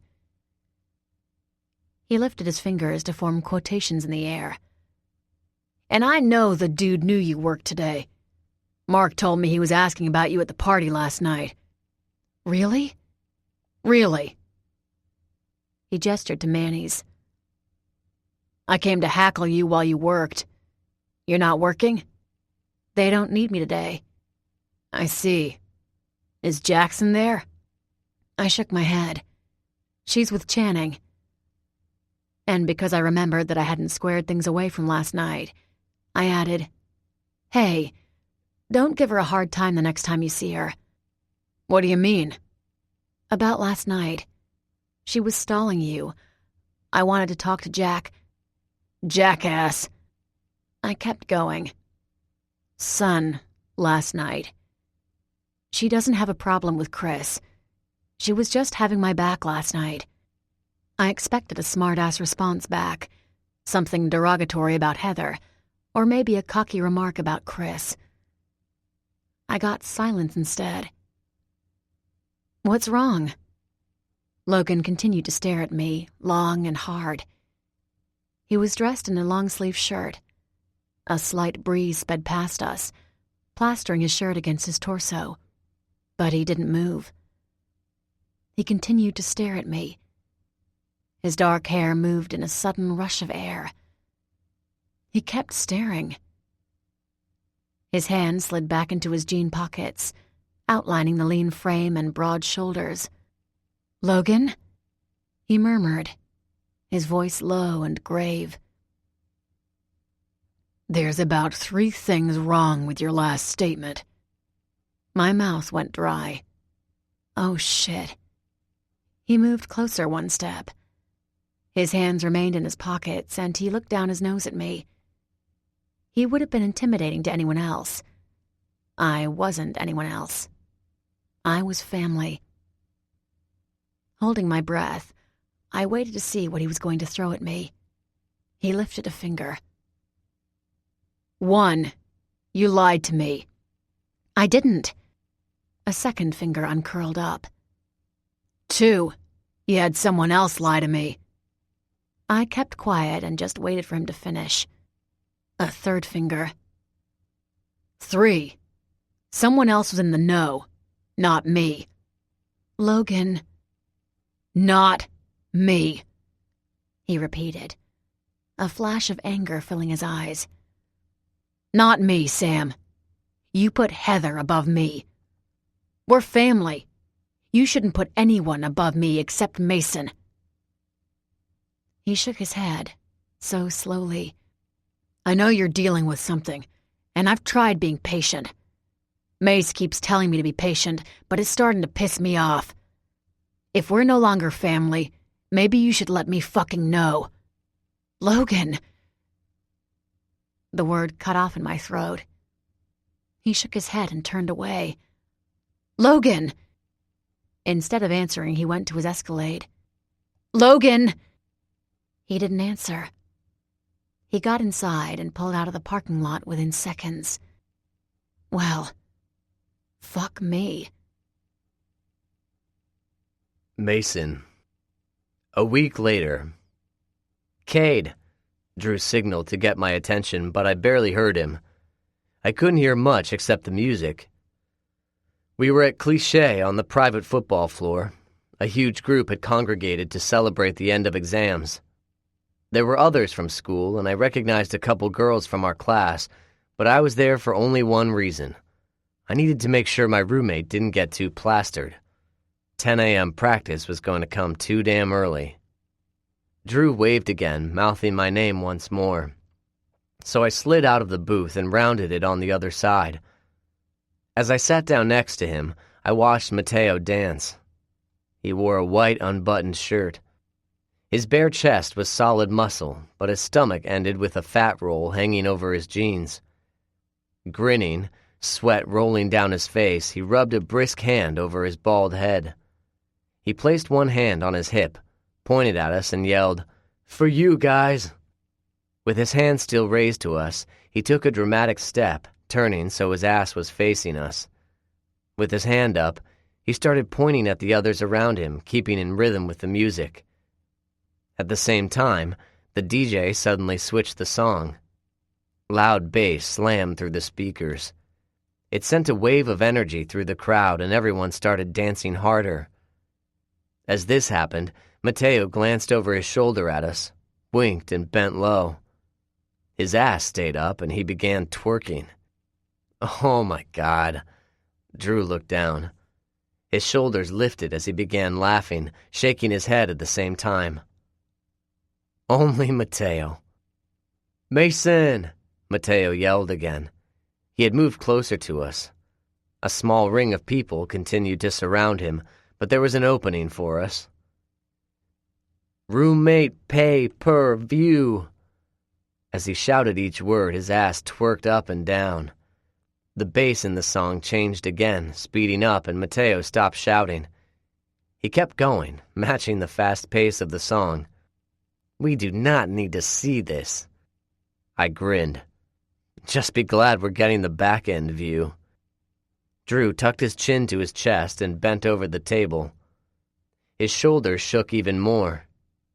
When he kept laughing, I frowned. A tray had been placed on the table with 10 shot glasses. All of them had been emptied. There were a few other empty glasses next to them. I was about to ask how much he had when Mateo lumbered over to us, panting. "Guys!" He bumped the table with his hip, tipping over a few of those glasses. Mateo had no clue. He slapped a hand on his knee, bending over so his face was close to ours. Some of his sweat splashed off his arm onto us. "Ew!" Drew leaned back as much as possible, pressing against the booth. Matty, back up. He ran a hand down his arm and flicked some of the sweat off. He glanced at me, but I flashed him a grin and tugged at my long sleeve.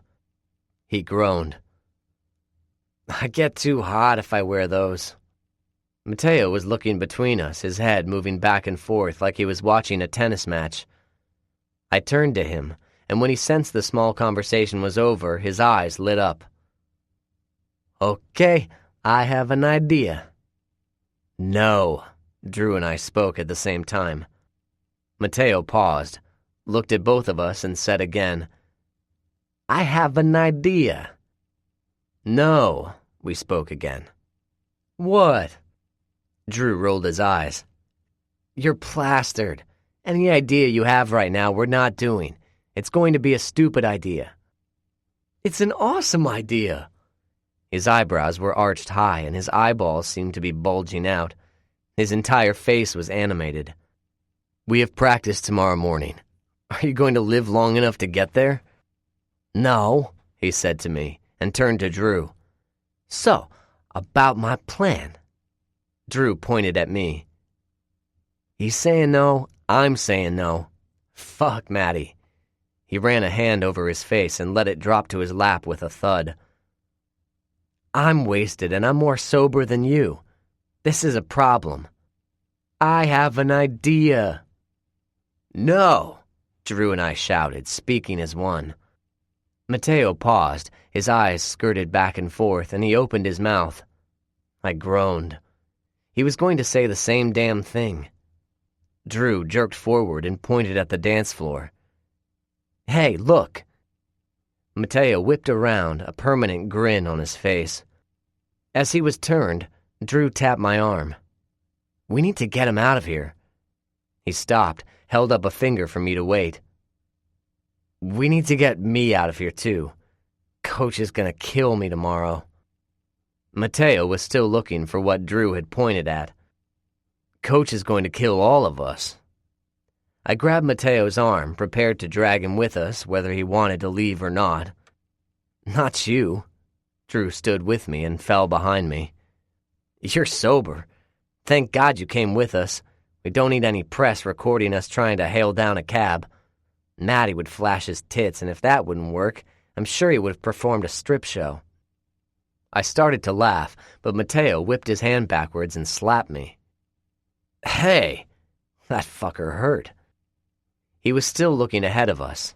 His hand came back, his fingers spread to deliver another slap. He said, Hey, hey, hey! He reached farther, trying to hit my face. I dodged, stepping back into Drew. My elbow got him in the gut and he doubled over. Mateo's hand was still flailing around. Grabbing it, I yanked him back. He looked up at me, still grinning, and pointed with his free hand. It's that chick you did a presentation with. Letting go of Mateo, so he didn't fall but couldn't hit me again, I scanned the dance floor and saw Marissa in the middle. Her head was back. Her eyes were closed. Her hair was let down. It touched the small of her back as she held her arms in the air. A guy was grinding against her. His hands were holding her hips, and as she kept dancing, he eyed her rack. Wearing a tiny tank top and a short skirt, he was getting a good view. As I watched, one of his hands slid around her hip to cup her rear end. He grabbed a good handful, and a smirk etched over his face. Wasn't she mad at you or something? I did a double take at Mateo. How are you this drunk and still remember shit like that? He shrugged, grinning. Steel trap. He tapped his head. The presentation had gone fine, but Marissa refused to talk to me when we met right before class. Mateo and Drew had been there, waiting for me to go in, so they had caught the tension between us. I was surprised others hadn't. The entire class had walked past us. When Marissa turned her back to me, it had gotten a few raised eyebrows. I looked for the others from the group. The redhead had talked to Drew after our exam, so I knew that's how they got invited, but I didn't see her or the other two. Is she alone? Mateo grunted. She doesn't look alone. The guy still had his hand on her ass, but he leaned forward and kissed her exposed neck. Marissa didn't react. She kept raising her hands in the air, pumping her fists to the music. The DJ started a new song, bleeding the songs together so the beat slowed. So did Marissa's hands, and she paused. As the beat built, speeding up and getting louder, everyone waited. Then the beat exploded and another wave of energy went over the crowd. Marissa reacted, jumping up and down in a frenzied motion. The guy leaned back, just holding onto her hips to keep her close. Drew said over my shoulder, "Dude, she's clueless. She doesn't even know that guy is there." A growl came from me, and I pushed Mateo forward. He said, "Hey." I kept propelling him forward, using him to break through the crowd. I said over my shoulder to Drew, "Stay close. Watch the crowd to see if any girls react when we get to her. She might be here with a friend." He nodded. When we got to them, the guy looked up. They did a double take at the sight of Mateo and grinned, waving at him. Mateo said, "Hi, douchebag. Release the wench." "What?" I rolled my eyes, stepping around Mateo. When the douchebag saw me, saw the scowl on my face, his hands lifted in surrender. "Oh, whoa. I thought she was single, I swear." I grabbed Marissa's arm, but she kept dancing. I said to him, "She's wasted. She doesn't even know if she's single. Get lost before I decide to find out who you are and kick your ass later." His eyes got big, and he was gone in an instant. "Marissa." I pulled her closer. "Hey." One of her eyes opened, peeking at me. "Huh?" The smell of alcohol singed my nostrils, and I moved so I could yell into her ear. "Who are you here with?" Giggling, she stopped dancing and rested a hand on my chest. She lifted her shoulder up and cringed. "That tickles." Drew moved closer. We were beginning to attract attention. I lifted an eyebrow, silently asking if he noticed anyone. He shook his head and said, "She might be alone. I have no idea." Mateo started dancing next to us. When he began moving away, Drew grabbed his arm, anchoring him in place. "Marissa, do you have your phone on you?" I couldn't see any pockets on her skirt, and she didn't have a purse with her. I said to Drew, "She has to have friends here." "Yeah, but if she does, they're not around." He was skimming the crowd. "I'm not seeing anyone I even recognize. How did all these people get invited? We're the only football players here." Mateo bumped into us. I jerked my head at him. "Take a guess." Drew groaned. "Yeah, it's time for us to go home." He focused on Marissa. "What do we do with her?" "I have no fucking clue. I would call Nate to see if he knew where she lived, but I don't have my phone." "Why don't you have your phone?" "We came here straight from class. I left it at home thinking we'd go back to the house before coming here." He nodded, then lifted his shoulders in a shrug. "Well, she can come with us. I'll sleep on the couch. She can have my room. It's a single." The thought of Marissa sleeping at my house didn't sit well with me, but I had no other choice. I grimaced. "All right, let's head home." My hand curled tighter on Marissa's arm, and I yelled in her ear, "Last time, are any of your friends here?" A fresh wave of giggling sputtered out of her, and she shook her head. "No," she said. "I don't have any friends. Not even you. You used to be my friend." She poked my chest. "We're no longer friends." The laughter subsided, and her tone turned sad. "I wish we were still friends." Drew heard her, and an alarmed look flashed over his face. "She's going to start crying. Let me take her." I nodded, released her, and took hold of Mateo. Drew leaned close to her ear. I assumed that he was telling her who he was, even though it wouldn't have mattered. She was too drunk to care. On that note, I slapped a hand on Mateo's back. "Time to head home, buddy." He jerked his head in a nod, leaned forward, bunched his shoulders so he looked fierce, and began to lead us out of there. Sam. Logan told me that I'm lonely today. Mason, I am too. I always will be without you and my brother at my side. Chapter 19. Samantha. Logan was distant during the entire week, and people took notice. Heather asked what had happened. I didn't want to talk about it. He'd been right. Since Mason left, I'd pulled away from him. The threesome fearsome was down to a twosome fearsome, but with different players. I'd been so worried about losing my family because of Logan's feelings for me that I'd been the one to jeopardize it. Because of that, I had kept to myself for the week. It was Friday night. The football team had won, so of course that meant a party. This time, one of Logan's friends was throwing the party. When I pulled onto the road by the house, I parked towards the end. I didn't want to be boxed in. As I started walking towards the house, more cars passed me to park closer to the house. I glimpsed some of the drivers and knew it was going to be a big party. Fallen Crest Academites had been invited. I recognized a few of the people. As I got to the house, I realized there were more people there than I'd thought. The house was packed. There was barely any walking space. I started to wedge myself through two big guys, both with their backs to me. Suddenly, from behind me, someone shouted, "Out of the way! Keg coming through!"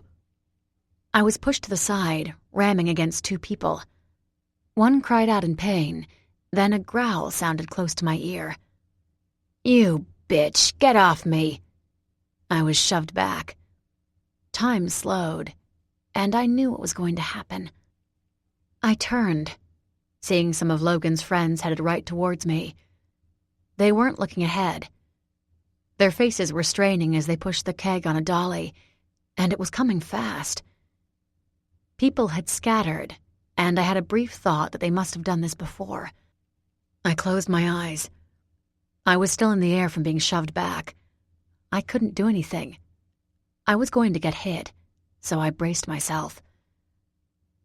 At the last second, someone grabbed me and yanked me the other way. A rush of air slammed into my chest, but I pressed against whoever was holding me, flattening myself as much as possible. The guys barreled past me. A litany of curses followed them. "Watch where you're fucking going!" someone yelled. "You almost hit someone. She would have been wiped out." A rush of relief left me weak, and I turned to thank whoever had saved me. Natalie. Her lips were pressed tight together, the ends curved down, and a dead look was in her eyes. She shoved me away from her and shook her head. "You got your ass kicked last year. If I knew a keg could have done it, we would have saved the trouble. Honestly, Sam, you suck. You almost got laid out." "Thank you." I blinked a couple times.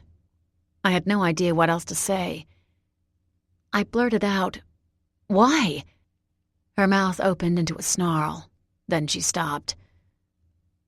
"I have no idea. I don't even like you." She lifted a fist between us. "You attacked me at the football game. You attacked me during a basketball game." She paused. I waited. My eyes narrowed. She shrugged. "I'm tired of fighting your ass." My eyebrow arched at that one. "You're tired? Try being me. That's all I've done since I transferred to your school." "Whatever. Whine about it. You're through the hazing." She started around me and threw over her shoulder. "You're one of us now, Sam. Christ, I need a beer." She shoved through the crowd, and a surreal feeling came over me. I shook my head. I had no idea what had just happened and reminded myself why I was there. To talk to Logan, make things right. So I headed off again and searched through the house. He wasn't in any of the rooms. When I was going through a screened-in porch, I glanced to the side and noticed someone huddled in a chair in the far corner. A beer was open next to him and he had a sweatshirt on.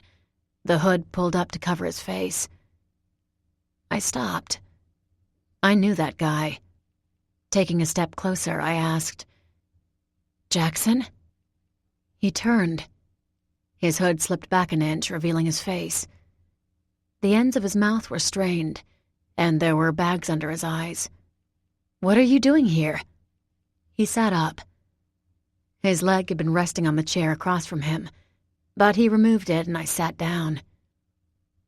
He cast a wary look behind me and into the house. "I forgot how much I don't like parties." "Why'd you come?" He flinched, picking up his beer. It was still full, but he took a little sip and grimaced after he swallowed it. "It's better than being home." He lifted a shoulder up in a shrug. "A bunch of the guys invited me and wouldn't take no for an answer, so I came. I figure I could hide until I go home in a few hours." "Stuff with your mom?" "Something like that." His eyes narrowed, as if a different thought came to him. He leaned forward, resting his elbows on his knees. "Hey, listen. I lied to you." "What?" "Yeah, last weekend. I knew you worked there. That's why I went. I'd never been to that place before, but I didn't stalk you for a creepy reason or anything. I just wanted to talk about that night. You know? With us." "I know." "Your boy came up to me. He told me to stay away from you." Lifting his hands as if surrendering, he leaned back in his chair. "I'll be honest. I'd date you, Sam. I'd do it in a heartbeat if you were single, but no shade here. I'm not trying to manipulate you or anything. No tricking. Nothing like that. I really did just want to clear the air." "My boy?" He gestured outside to the backyard. "Logan Cade. He told you to stay away from me?" "Yeah, look." He shook his head. "It wasn't in a bad way. He was actually nice about it, but I could tell that he wanted to rip my head off. I don't want to cause problems. I had kinda hoped we could be friends, but like I said, no problem. Since I am interested in you, he's right. I'll stay away." Jackson was interested in me? He said he would have pursued me before, and he was saying the same thing again. There was a ball of tension in my stomach. The more he talked, the deeper it dug down. Jackson was different than Mason or Logan. He understood the shadows, how comfortable it could be there. That was a foreign concept to Mason and Logan. I sighed, rubbing a hand over my face. Jackson had been easy to talk to the night he took my virginity, and he still was. That hadn't gone away, even though I had been ripped apart with guilt over cheating on Jeff. Now he was here, and a different part of me was coming back. "Jackson, you're fine. You don't have to worry about Logan." "Yeah?" "Yeah." I didn't know what I meant when I said that, but Jackson was like me. If he had pursued me, I would have dated him, but I couldn't think about that. Things would have been different, maybe. I would have been with him instead of Jeff when my mom left David for James Cade. For a split second, I envisioned that year if I'd been dating Jackson. Then the memories of that time came back to me. Mason watching me in the kitchen, seeing me in the dark when Logan had no clue. The day he made me a sandwich and never said a word about it. All the tension I felt around him. The night Logan went to a party and Mason stayed home with me. Then the cabin, being with him. I hadn't been able to fight my feelings for him.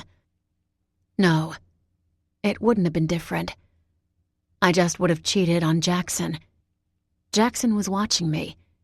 He asked, "What's wrong?" I stood and spoke softly. "When you told me last week that you were interested, a part of me had wished that you had pursued it. I was miserable with your cousin, and I hoped that you would have treated me better, But hearing this, I thought about it again. I was so sad with Jeff. You would have been a break, just a brief one to take away some of that pain. My head moved in the slightest shake. It wouldn't have lasted. I remember that year, when I moved in with Mason, and even if I had been with you, I would still have ended up with him. I love Mason so much. Being away from him is hard, and Logan's right. I'm lonely. I'm hurting. I miss Mason, but nothing would have changed. No matter what path I'm on, all roads lead to him. They always will. Jackson nodded and murmured, "I hope he realizes what he's got with you." The corners of my lips tugged, forming a small grin. He does. I think I'm the one who doesn't realize it sometimes. He lifted his beer and tipped it towards me. It was nice being considered a maybe friend for a little while. My grin grew. Yeah. Logan. Making things right. I groaned. That was the real reason I was there. He's outside? Logan? I nodded. He gestured to the backyard. He and his friends are by the campfire, holding court. What do you mean? Just go and see for yourself. You'll understand. I turned for the last screen door. Pausing as I was about to push it open, I said, "It was nice to talk to you. It was nice seeing you again." "You too." I pushed open the screen door, and as it shut behind me, I heard from him again. "You too, Sam." The backyard was packed as well. Beanbags were being tossed on one side. Another group was hitting a volleyball over a badminton net and laughing when the ball wouldn't go over. The garage had its doors lifted. Light flooded out from it, illuminating the front of the garage. A basketball hoop was attached to the top, and a couple of guys were holding beers in one hand, shooting a basketball with the other. People stood in groups all around, laughing, drinking, flirting, telling stories. I walked around, looking for a campfire, but it wasn't until I circled to the other side of the garage that I saw the flame. It was set back in the farthest corner of the backyard, and a ring of people had formed around it. But they stood away, standing sideways so they could talk to their friends. But the closer I got, I saw they were sneaking looks at the campfire. I realized why. Log benches were set around the fire, lined with guys. But there was no laughter coming from that group. Varying intense expressions were on all of them, and no girls were there. The girls were in the group standing away from the campfire, but still looking over at them every few minutes. An exclusive feel filled the air. It intensified the closer I got, until I was standing at the edge of the groups. I, too, couldn't look away from the guys around the campfire. Jackson said they were holding court.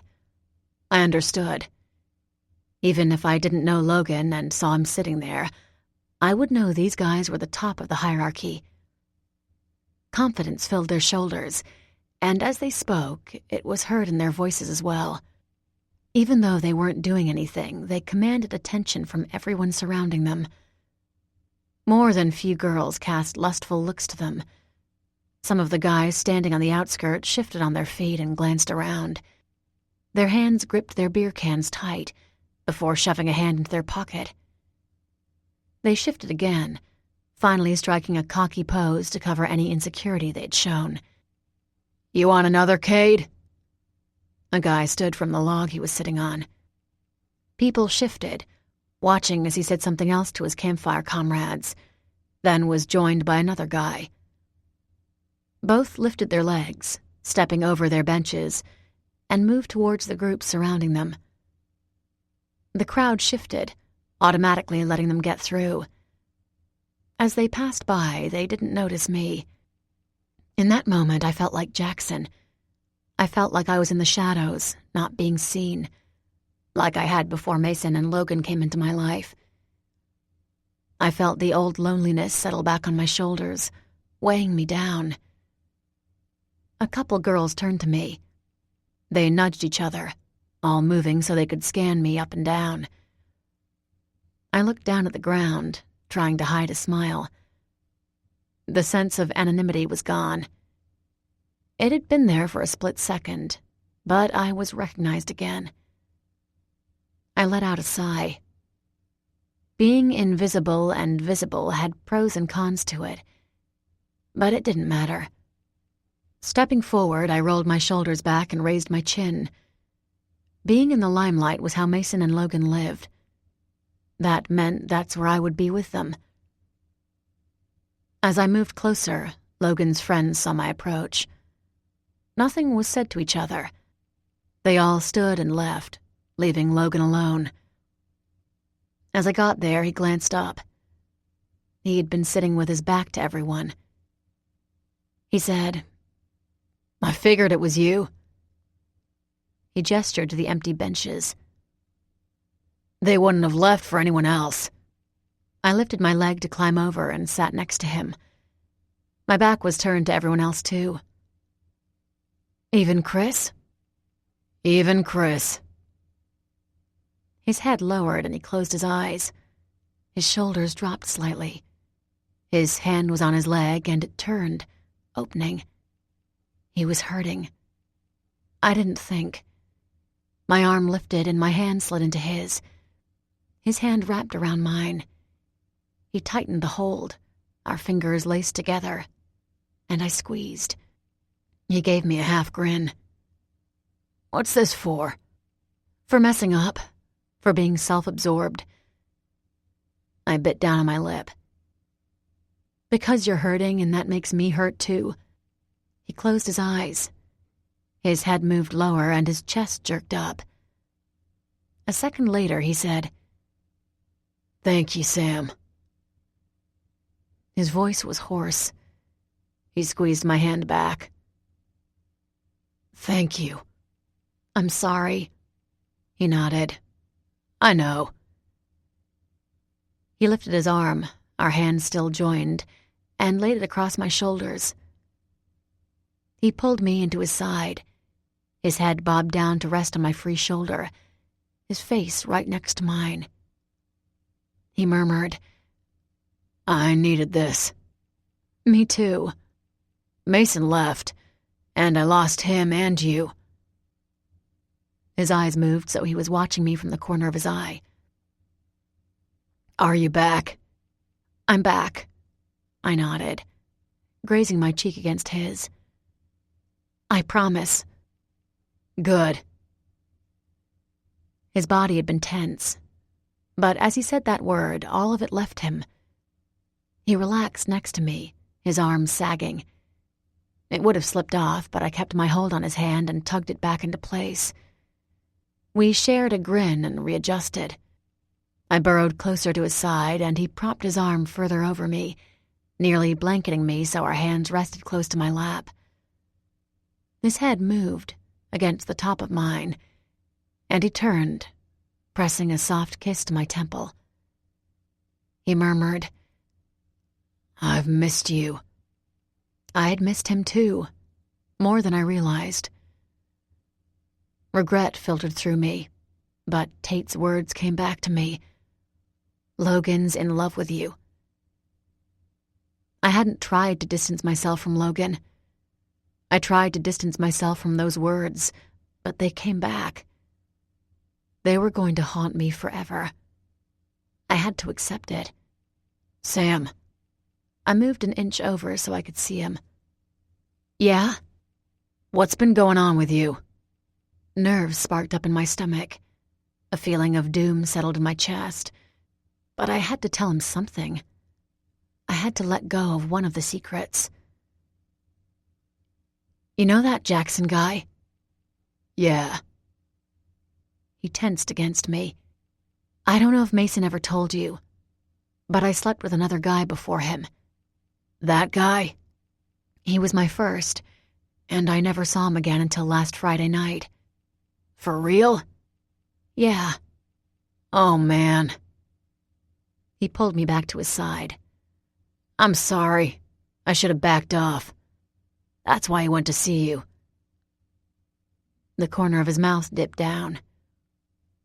"I told him to stay the fuck away from you, or I was going to find his closest female relative and bang the hell out of her." Oh, God. Only Logan. "Well, you don't have to." He grinned. "I wasn't quiet either. I think people heard. He said you were nice about it." "I wasn't. I was an asshole."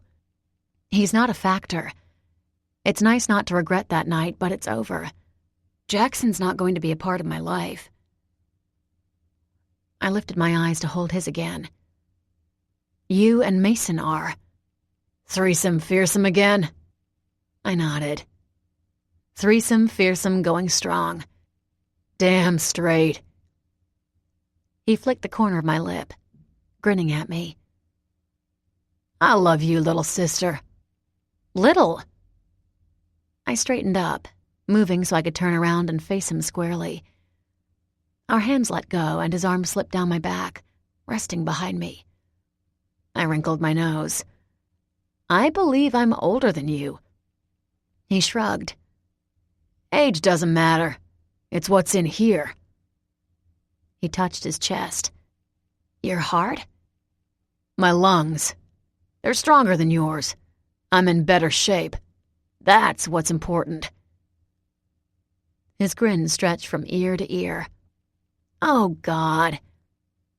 I punched him in the side and rolled my eyes. "But I'm older and wiser." "Not true." Still grinning, he tugged me back and wrapped his arm around me. He moved so he was hugging me from the side, his forehead lowered to rest on my shoulder. He glanced up at me from the corner of his eye. "Thank you for telling me about Jackson." "Yeah." I shot him a dark look. "Do not tell Mason. I want to tell him myself." "I promise." "When are you going to tell him?" "Tonight." "Tonight?" I nodded. "I'm leaving after this." He lifted his head from my shoulder. A serious expression came over his face. "You're driving there?" "I wanted to come and make things right with you, then go to see him. I'm going to stay there for the weekend." He nodded. "Mason trusts you. You don't need to be nervous." I knew that.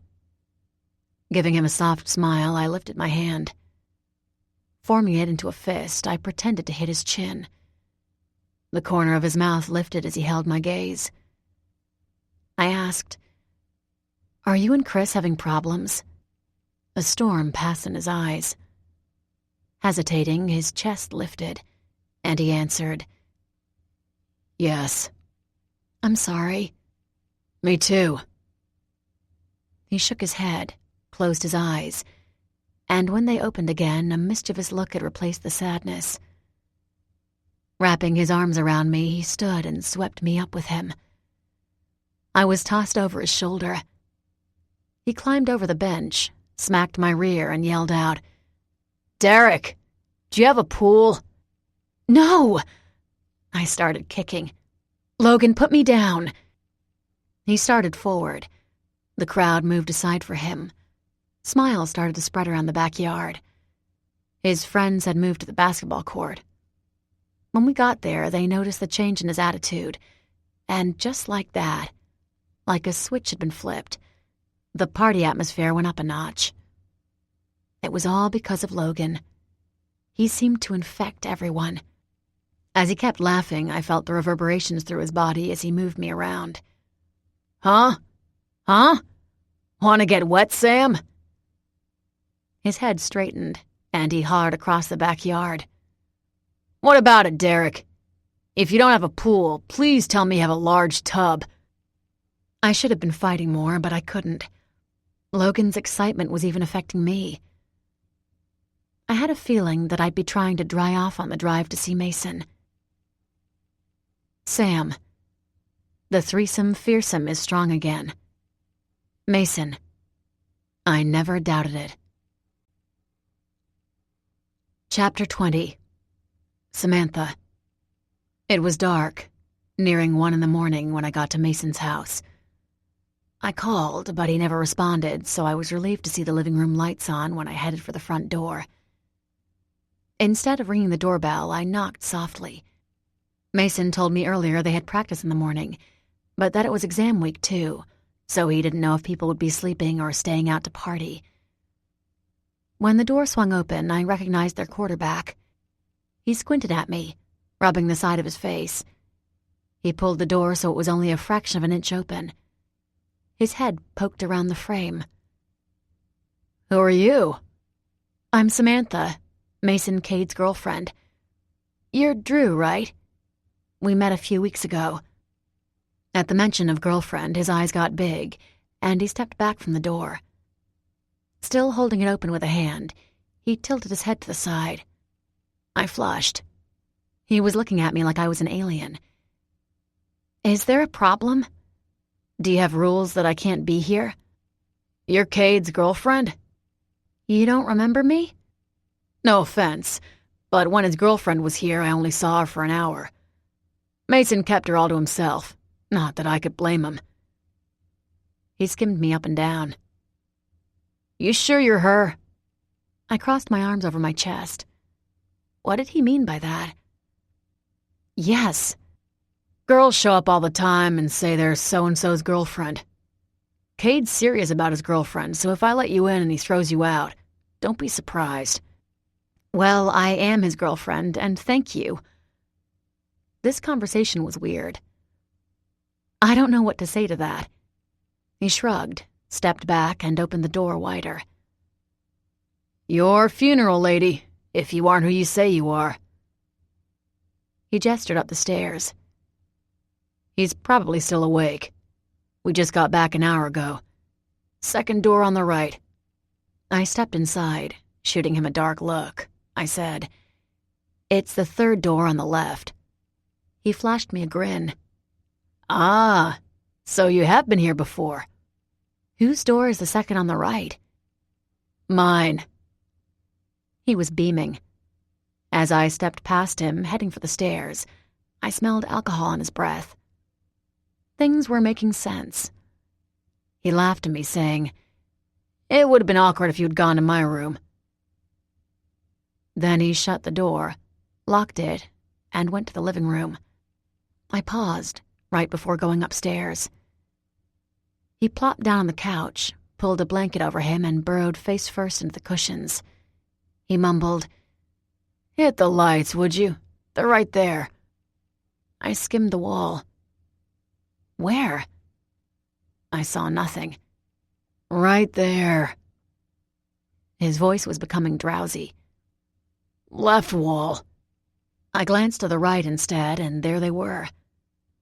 Flipping them off, I saw a small light upstairs so I could still see. When I started up, I heard him mumble, Thank you.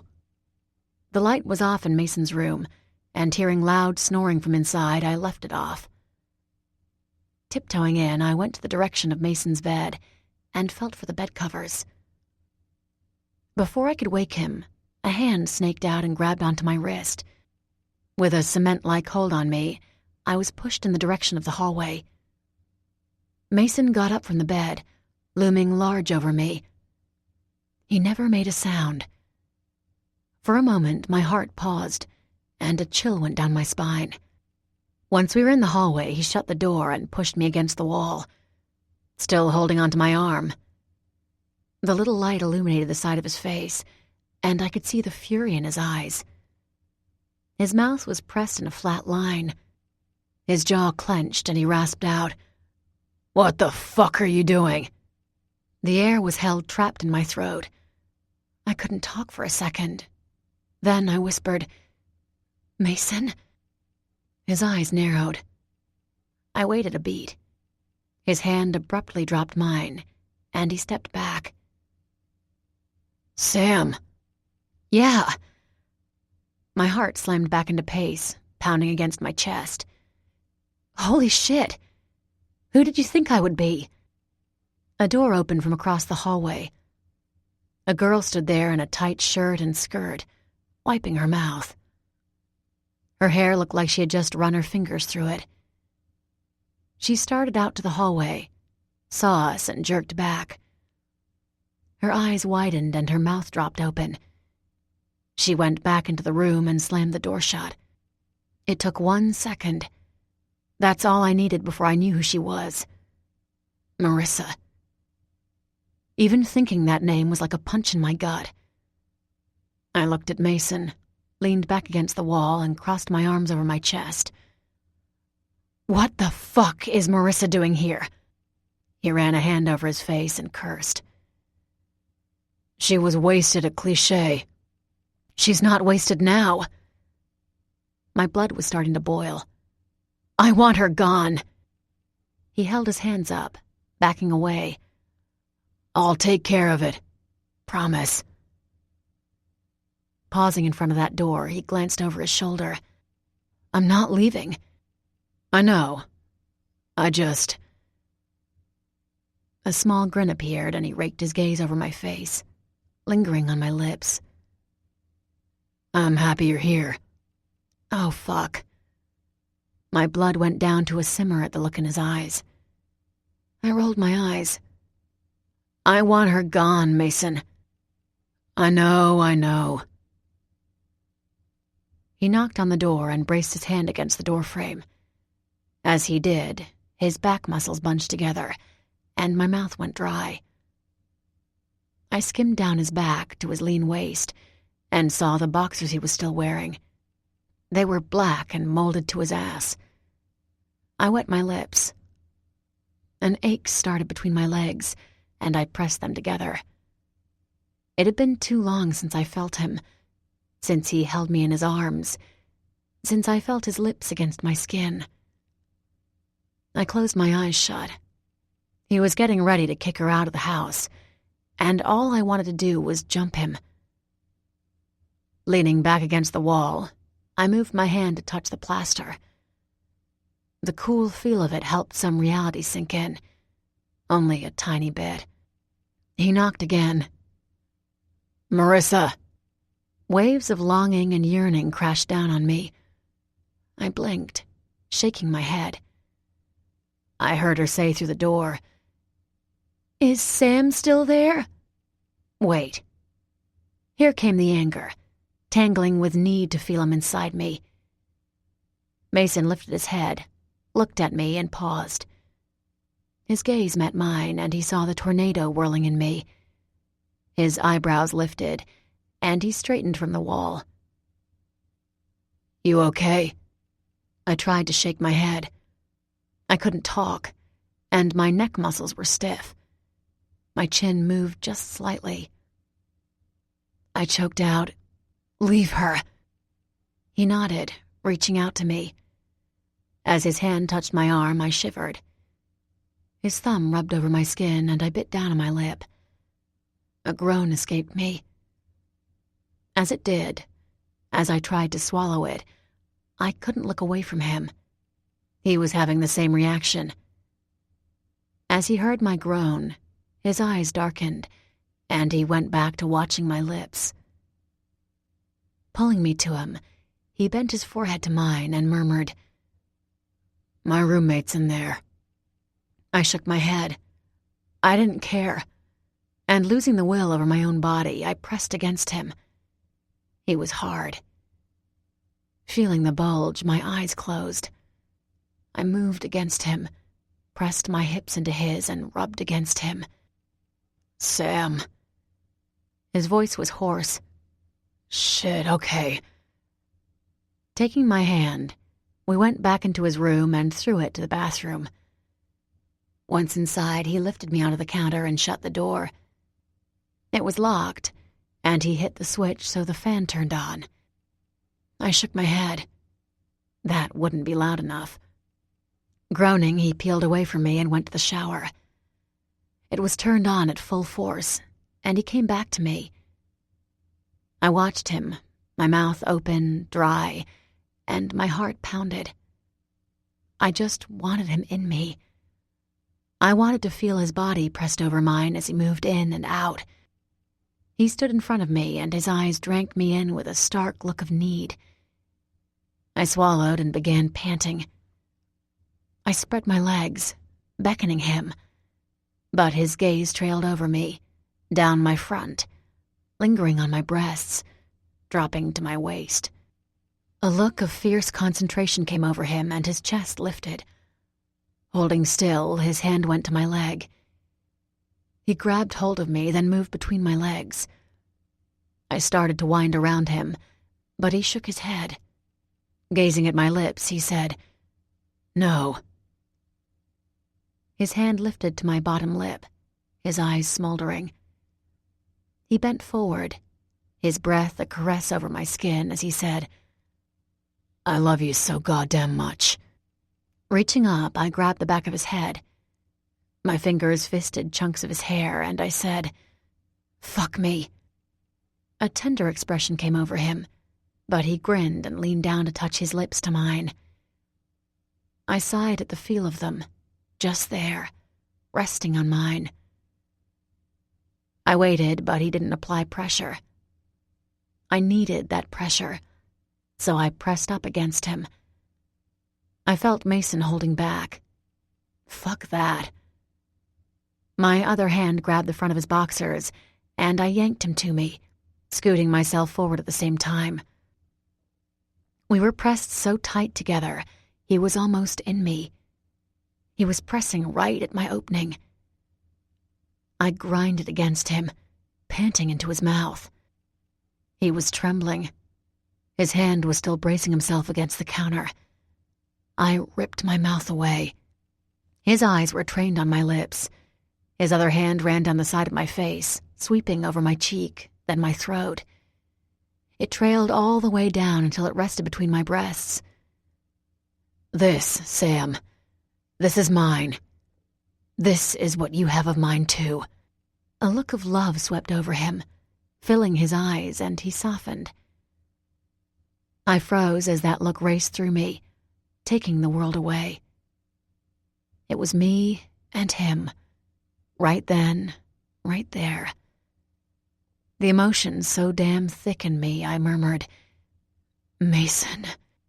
He shook his head, his forehead resting against mine. "You, Sam. I love you. Only you. When I'm not with you, I survive. When I'm with you, I live." "Mason." Tears were running down my face. "I love you so goddamn much, too." He nodded, touched his lips to mine again, and bent down to slide his hands underneath me. I was picked up from the counter and taken into the shower. He backed me up against the wall, still holding me upright. But it didn't matter. My legs were wound so tight around him, I wasn't going to fall. Running my hands over him, over his jaw, over his shoulders, down his chest, then back up to his face again, I opened my mouth to his. His tongue slid inside, meeting mine, and the kisses turned into a battle. Who was commanding who? I growled as his tongue brushed mine, sending a heated frenzy through me. My jeans were unzipped, his boxers were shoved down and kicked off.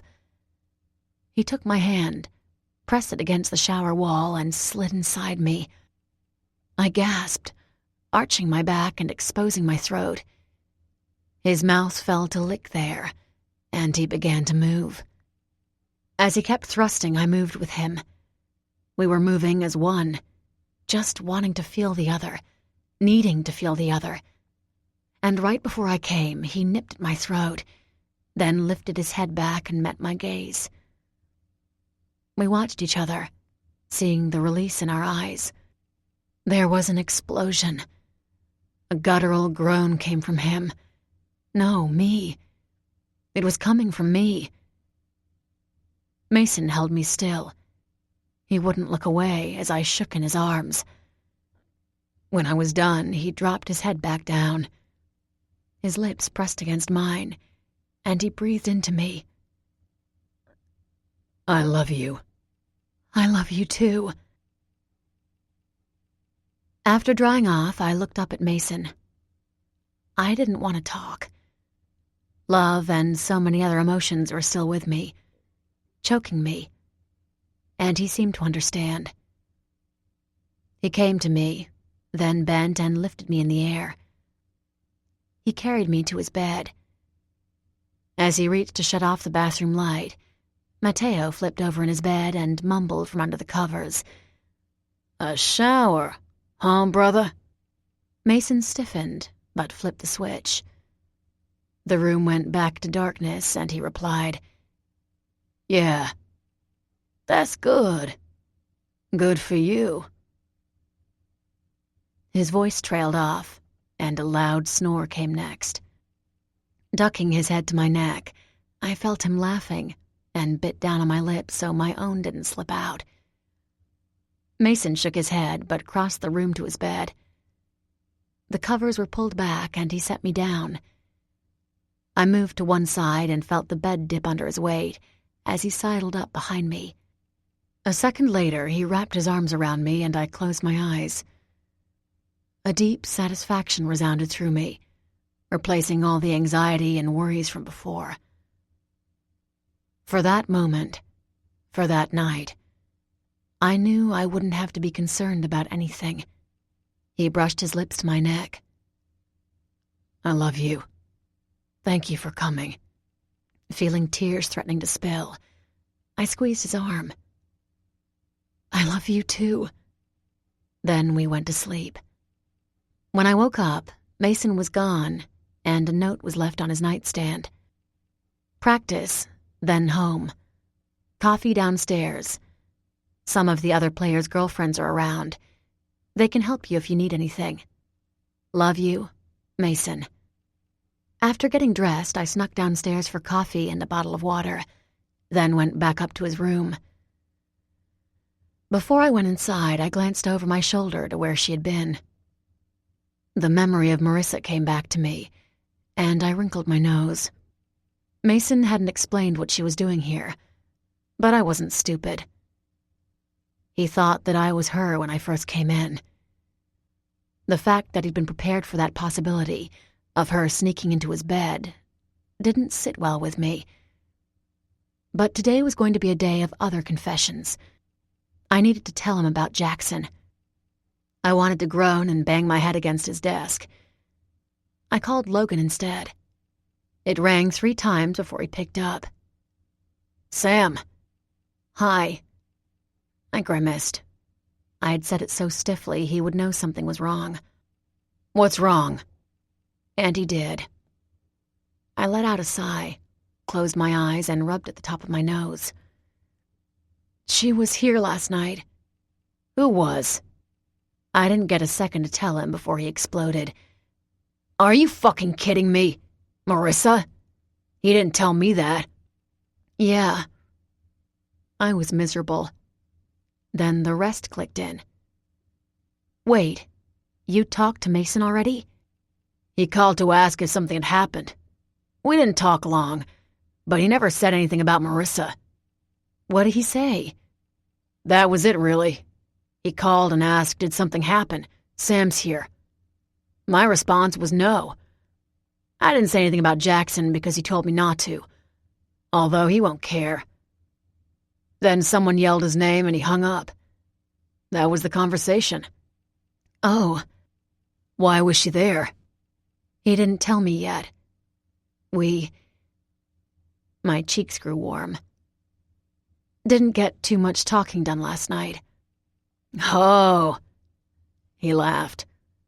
"Gotta love that my sister called me because she was too busy banging my brother to get an exclamation about his stalker. That's my new Twitter handle." "Logan," I rolled my eyes. "You're not helping." He'd been laughing, but grew serious. "Oh, come on, Sam. If she was there, she did something to get there. Since you're not calling all butthurt, and you already told me you and Mason were getting it on, if you're literally butthurt, I don't want to know. I'm assuming she wasn't in his bed." "No, across the hall." He thought that I'd been her. Should I be worried about her? Worried that Mason will cheat on you? Do you really need my response? I'm warning you. It'll be sarcastic, witty, and somehow referring to your ass hurting again. I gripped my phone tighter. You could have just said no. No. Okay. You might need to worry about her doing something crazy.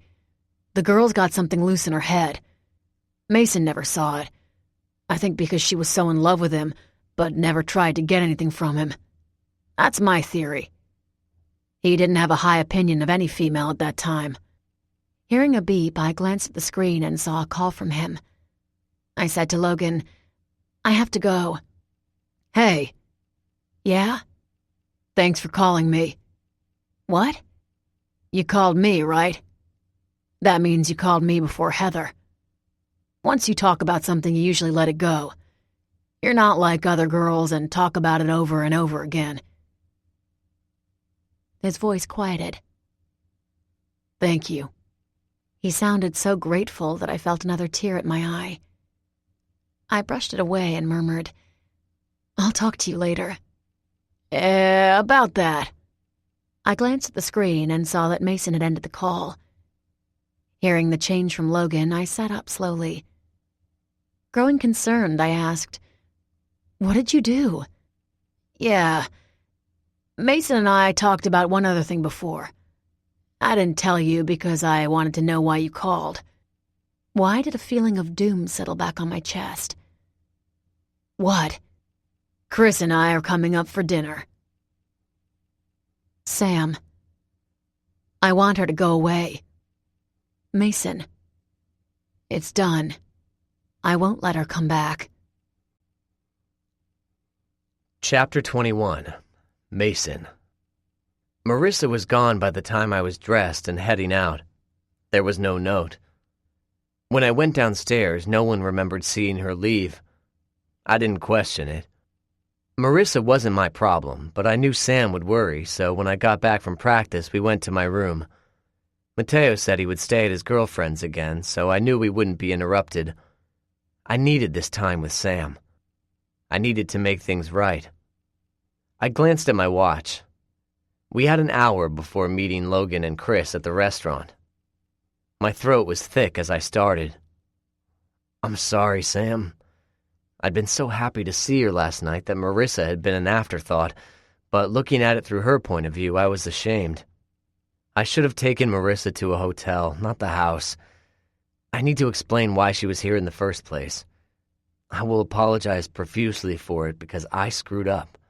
She shouldn't have been here, and I should have been thinking about you first the entire time." I started with the facts. She was wasted at the club. She had no phone, no purse. She wasn't answering questions. We couldn't find any of her friends, and I forgot my phone at home. I couldn't call Nate, who would have known where she lived. Drew offered his room for her, and that was it. A guy was all over her. If we had left her, I'm sure she would have been raped by him. But having said all that, she should never have been brought into this house. I wasn't thinking. Drew was drunk. Mateo was twerking against everything. The car door, a streetlight, our mailbox. Marissa started to cry that we weren't friends. I wasn't thinking. I'm so sorry. If I'd been her, if I'd come to her house and found Quinn in the hallway, I wouldn't have handled it like her.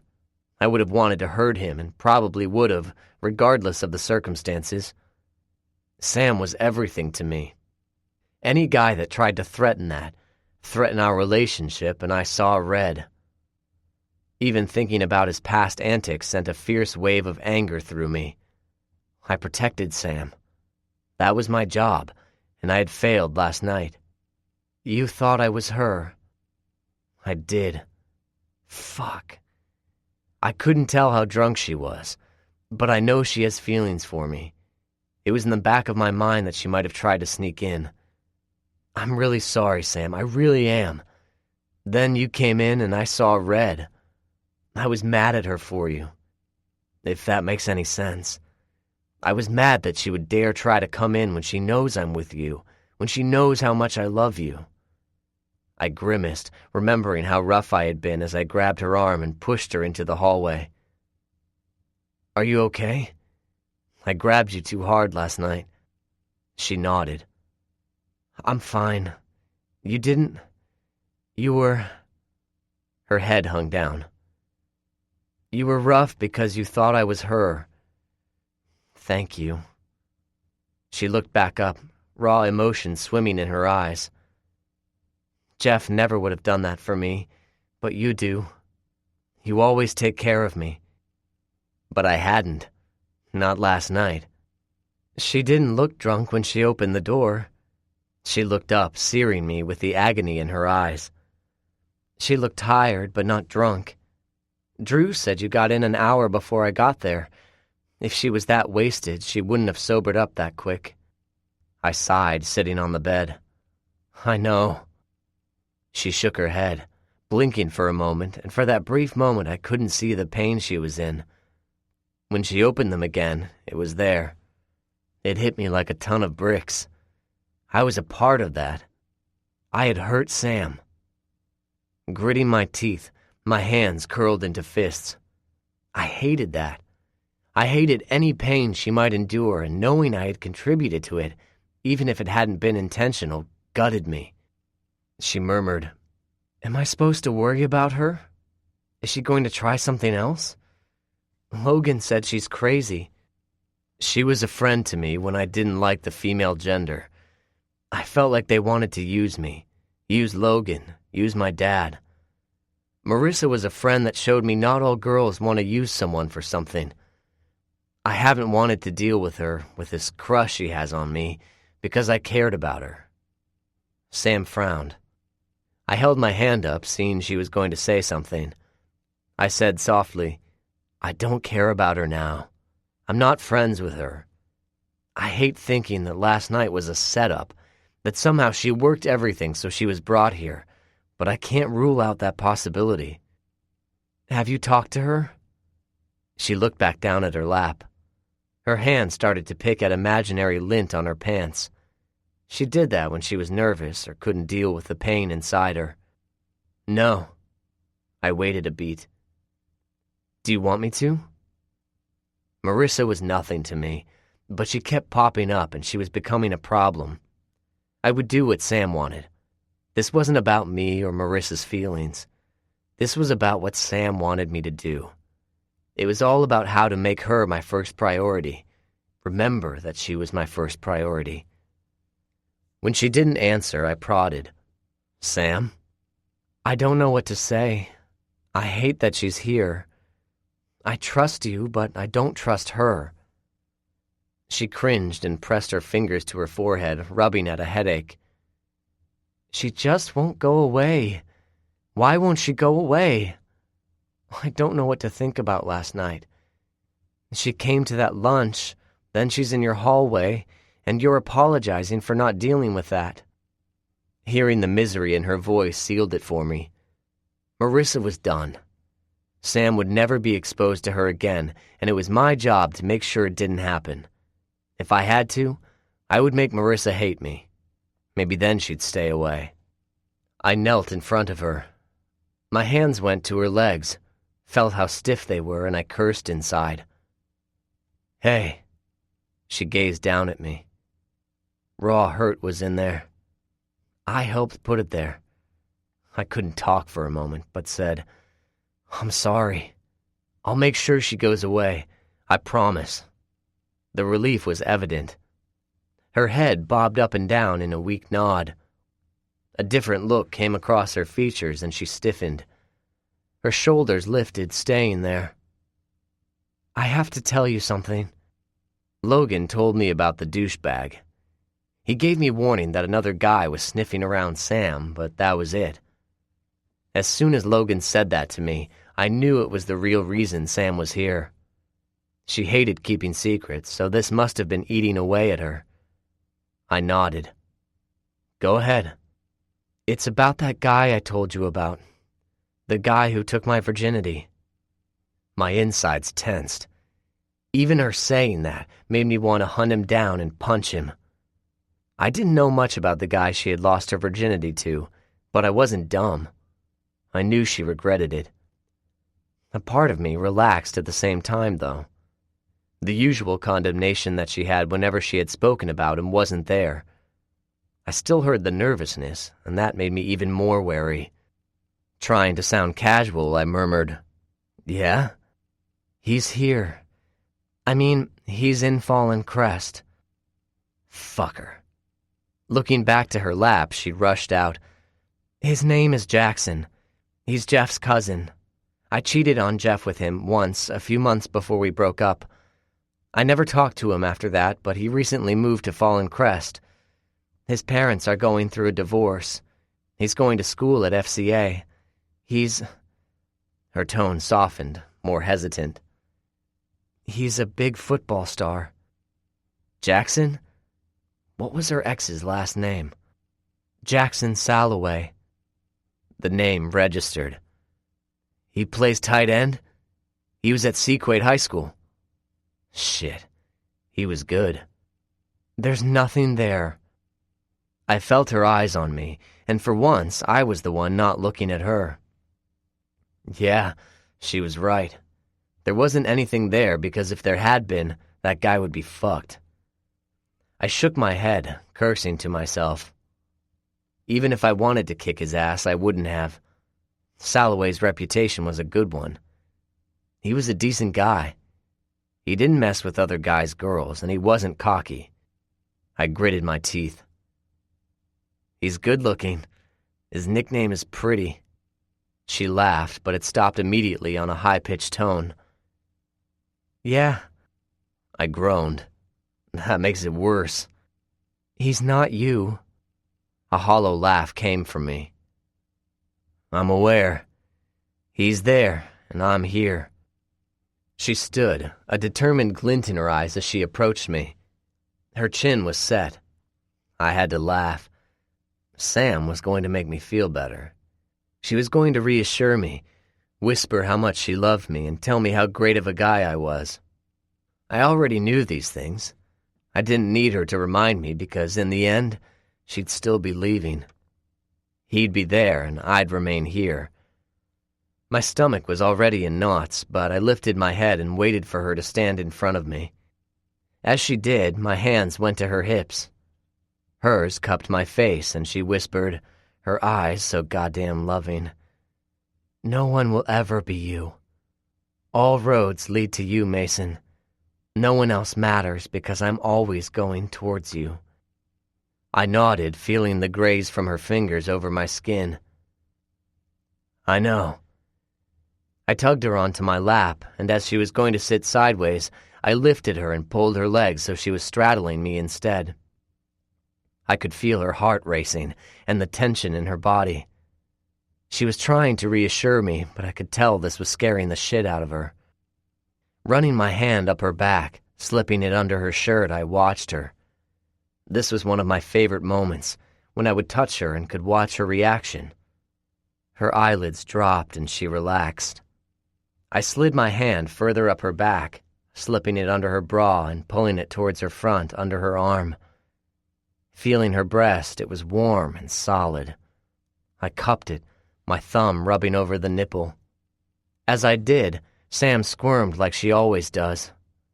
Her legs surged against mine, pushing into me, and she leaned forward into my hand. Her neck tilted to the side as if granting me access there. I leaned forward and kissed her neck. We had 30 minutes. I was going to enjoy every minute of it and make sure Jackson Salloway was a very distant memory for her. Samantha, I don't think Mason likes me. We were in the women's bathroom when Chris shared that with me.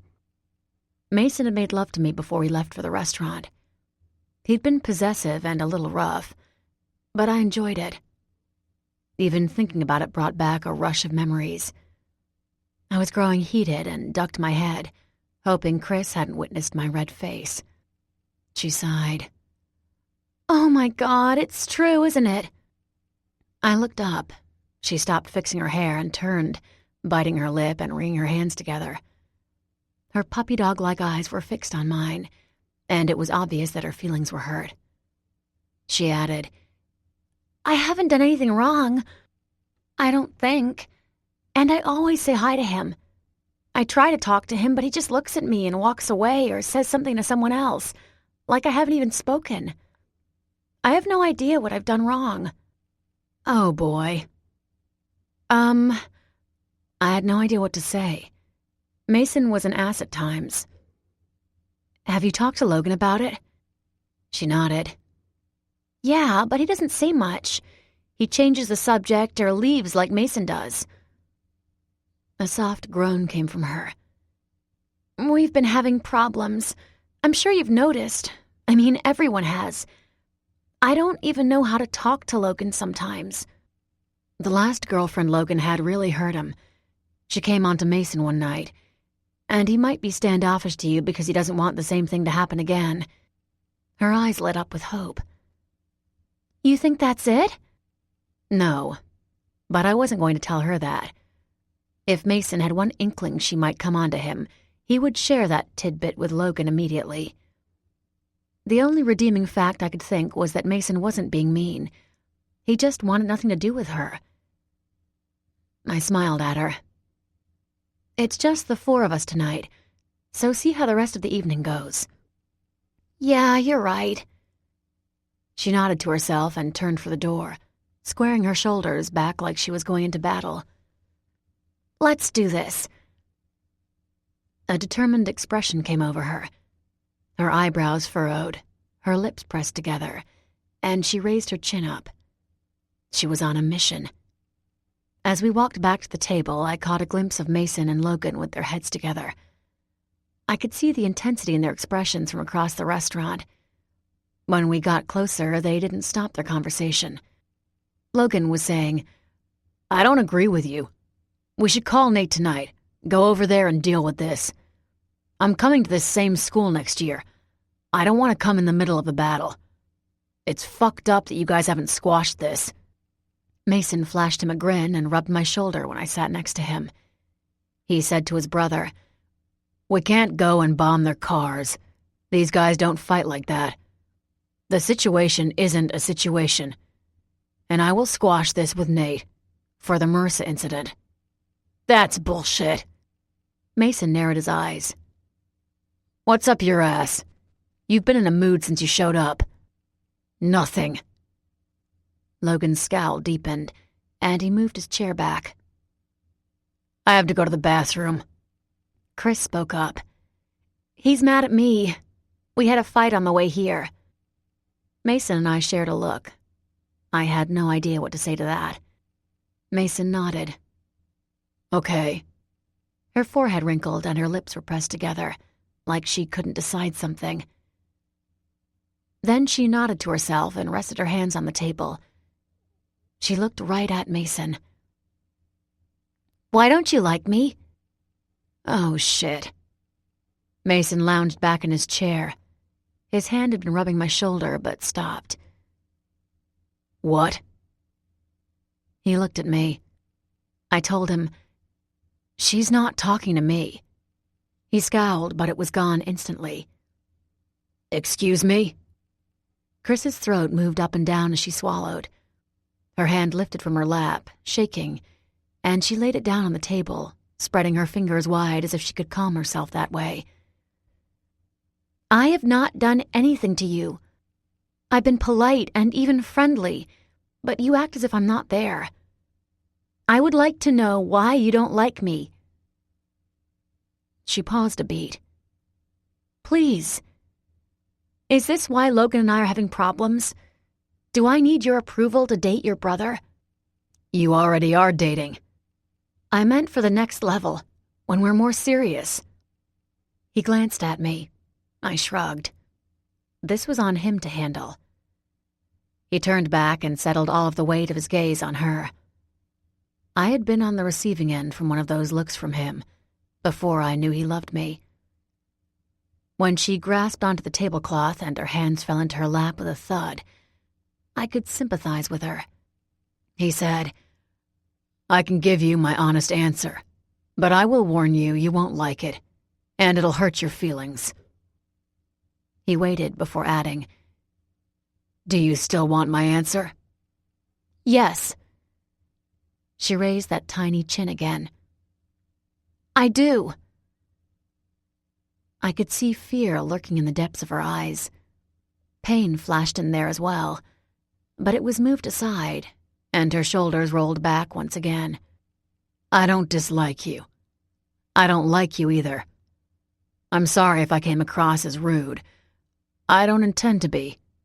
But I just don't think about you. What do you mean? You don't matter to me. She sucked in her breath, and the blood drained from her face. Mason added, Your relationship with Logan won't last. It's only a matter of time before he decides to dump you, and you know that. I can see it in you. I don't know why you're kidding yourself. You're just lying to yourself, and the longer you do, the more you're allowing yourself to be hurt by him. You have no idea, she started, snarling at him. He shook his head, stopping her. He softened his tone. I'm not saying this to hurt you. I am sorry if that's what you think. But I know my brother. She began to shake her head as tears started to fall. You don't know this. You can't. Her voice trailed off and doubt clouded over her face. Her head dropped until her chin tucked against her chest. From my seat at the table, I could see tears dripping onto her hands. She never brushed them away as they fell steadily. Mason glanced at me, a small frown on his face. He said, I know you love my brother, but he doesn't love you. Her shoulders lifted, and she inhaled a sobbing breath. He added, I think you know that too. Excuse me. She choked out and rushed from the table. Chris! Mason grabbed my hand and held me back. Don't. You broke her, Mason. Let me go after her. No, let her go. It's the best thing for her. She's hurting. Yes, she is. But if you go after her, you'll end up saying something to give her false hope, whether you mean to or not. Logan doesn't love her. You know that. I know that. Logan knows it, and she does too. Let her deal with this on her own. She'll be stronger because of it. I sat back down. Maybe he was right. Logan came back at that moment. He scanned the table. Where's Chris? Mason never faltered, never looked away. He spoke clearly. She asked me why I didn't like her. Logan froze. You didn't. Oh, God, Mace, tell me you didn't. So I told her. Oh, my God. Logan's hand flew up, and he pressed his palm to his forehead. For real? Why, shit, Mason, why? That's not on you to tell her. He shook his head and raked his hand through his hair. Look, I have to find Chris and see if I can do something to make this better. When he rushed from the restaurant, an alien feeling settled over me. This was off. Logan's reaction wasn't normal. I turned to Mason, still stunned at what had happened. You basically ended his relationship, and he wasn't even mad at you. I shook my head. That's not normal. Why didn't he get mad? Why didn't he do anything? He went after her. To make it better. That's what he said, but... I looked towards the front of the restaurant where Logan had gone, but didn't see him. I blinked, still in shock. Why did you answer her like that? We were attracting attention. There hadn't been any raised voices or angry movements, but I felt the audience growing. Head after head had turned in our direction. Mason saw them too and cursed. He gestured to the door with his head. Can we finish this outside? As I followed him, a foreboding sensation grew in me. When he led me down the street, then around a corner for more privacy, almost all of me had stopped feeling. I said again, Why did you answer her like that? Because she asked me. Why didn't you lie to her? You knew it would hurt her. Because she wanted to know the truth. It sounded so simple coming from him, but I couldn't get over the surreal feeling of this situation. You broke them up. Why did you do that? You just caused pain for them. His eyes narrowed and he shook his head. He looked puzzled. Because it's the truth, Sam. Logan doesn't love her. She knows that, and she asked me because it was time for her to hear it. You don't seek out an answer unless you actually want to hear it. She's not dumb. She knew what she was going to get when she asked. You hurt them, though. I couldn't get past that. A tightness had settled in my chest, burrowing deeper and deeper. If you hadn't said anything, they'd still be together. She wouldn't have left crying. Logan wouldn't have chased after her. I mean, even if they get back together, this will still be between them. He doesn't love her. Mason shook his head, slowly, as he gazed at me. Why is this bothering you so much? A bitter laugh gurgled up from my throat. Why was this bothering me? You could have held your words and no one would have gotten hurt. That relationship is done. But if you just kept quiet, everything would have been fine. Sam. He started for me. I moved away. My voice rose. I mean, this is their relationship. That's his girlfriend. It's gone because of a few words from you. You destroyed them. Tate's voice haunted me. Logan's in love with you. I closed my eyes as that thought screamed in my head. I could destroy everything. I could destroy us. Sam. Mason was shaking his head as he took another step towards me. Concern flashed in his eyes. She loves him and he doesn't return the feeling. That's not fair to her to remain in that relationship. She asked me for a reason. She wanted to know the truth, and I'm guessing that she didn't have the heart to hear it from him. But how do you know? I've known since the beginning. I sucked in my breath. Have you guys talked about it? I mean, what other stuff do you talk about? How do you even have those conversations with each other? I know Logan. I know when he's in love, and I know when he's using a girl for a distraction. Oh, God. My heart skipped a beat. I shook my head. This was my nightmare coming true. The real truth was right there. I felt it lingering beside us, and he was so close to it. One step, and he'd stumble on it, and he'd know. I was holding my tears back. The truth would be out. I shook my head. I couldn't lose him. I couldn't lose Logan either. Mason, I whispered, my voice hoarse. It was there on the tip of my tongue, but I stopped myself. I couldn't lose him. Sam. Nothing. His shoulders lifted in a silent breath, and I turned away. His hand touched my arm, and I turned into him at the gentle touch. He pulled me in, his arm moving around me, his other smoothing back my hair, falling to cut the side of my face. His thumb moved back and forth on my cheek in a comforting motion, and he pressed a soft kiss to my forehead. His lips brushing my skin, and his breath warming me, he whispered, I love you. I clasped onto him and I nodded. I couldn't talk. He whispered again, I won't push you, but I know something else is wrong, other than sail away. You can tell me whenever you want, but I love you. I'm not going anywhere, not unless you want me to.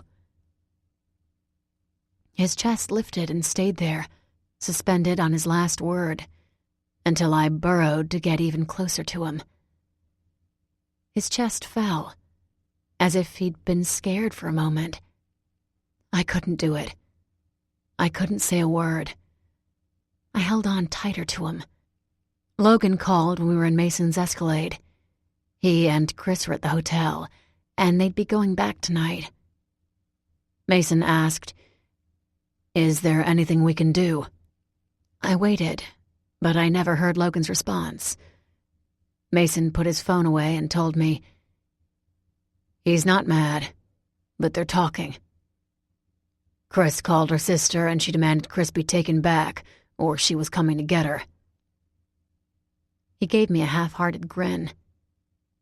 The sister sounds like a handful. I nodded. She doesn't like Logan. Mason laughed, but it was half-hearted as well. The conversation was dropped after that. When we got to the house, he held my hand and led me upstairs. After changing, I slid into bed and sighed from contentment as Mason pulled me into his chest. We didn't talk. We didn't do anything. We just held each other. I remained awake, but I never moved. I wanted to savor this feeling. I never wanted it to go away. Sam. Why am I scared of dealing with the truth? Mason. Because that's when you're the most vulnerable. You don't ever need to be scared with me. Sam. I know. Chapter 22. Samantha. Logan and Chris didn't break up. I didn't ask how he pulled that off, and he never told me. However, things didn't go back to normal for them. Everyone knew the happy couple was no longer the happy couple. Even the girls in cross country steered clear from asking questions about Logan, and I knew they used to love gushing about him. As the season was winding down, our coach had the girls and boys run together. Everyone was pushing themselves because of it. It was no longer a competition against each other, but a competition against ourselves. As it was, more people began running alone and without the cliques. Almost every practice ended the same. I ended first, with Hayes behind me. We were getting close to the state meets, where college scouts would come to recruit.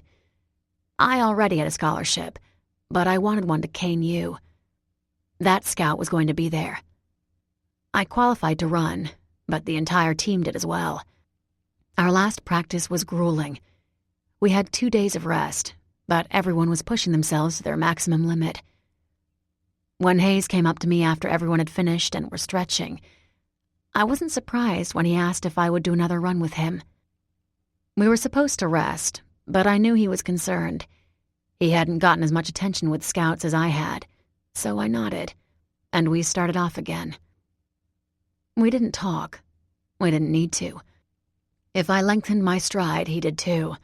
If I picked up my pace a half second, he matched mine. He was using me to make himself better.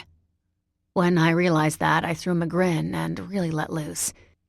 I held back during practices, but if he wanted to really get better, I was going to put him through the ringer. Switching off the normal running path, I took him to my favorite one. We sailed past quickies and up to the hills. By this time, I had almost every part of that path memorized. I didn't think as I avoided rocks and big branches. Hearing Hayes curse behind me, I glanced back and saw that he was on the ground. Panting, I went back. "What's—" breath. "Wrong. I almost tripped." He scowled at me. "Is that why you brought me here? To injure me?" He stood up and brushed dirt off his running tights. "You must really hate me. I was hoping to get recruited, too." I rolled my eyes. 6 months ago, his words might have stung. They bounced off me. "Chill, buddy. If you want to go against the best, you have to go where the best goes." I spread my arms out and began jogging backwards. Giving him a cocky grin, I said, "I'm the best, and this is where I run my best. Get your ass up and let's go. If you can't keep up, then slow down. I didn't put those rocks there. If you don't see them, that's on you. You didn't have to follow me. You're arrogant." "No." I took off and threw over my shoulder, "I'm the best. I'm just confident." I took off, and it wasn't long before I heard him behind me. He never caught up to me, but he stayed within viewing distance. When we got back to the school, Hayes looked like a puddle of bones. I wasn't sure if he could keep standing, but to be honest, my legs were like jelly too. There were no cars in the parking lot, and no one was in the locker room, so I collected my bag and keys. Hayes had done the same.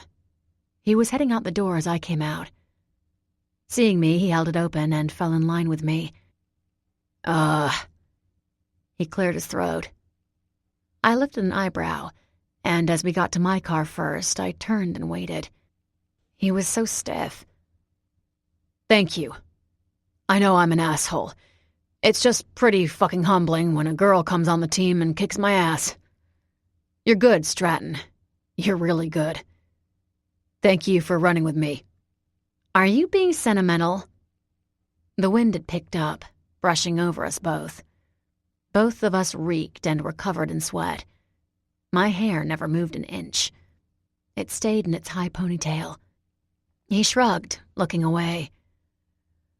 I hated you for half the season, but now that we're almost done, I can say that I'm glad you're on the team. You made us better. The entire team wouldn't have gone to state if you hadn't pushed us. I did? You did.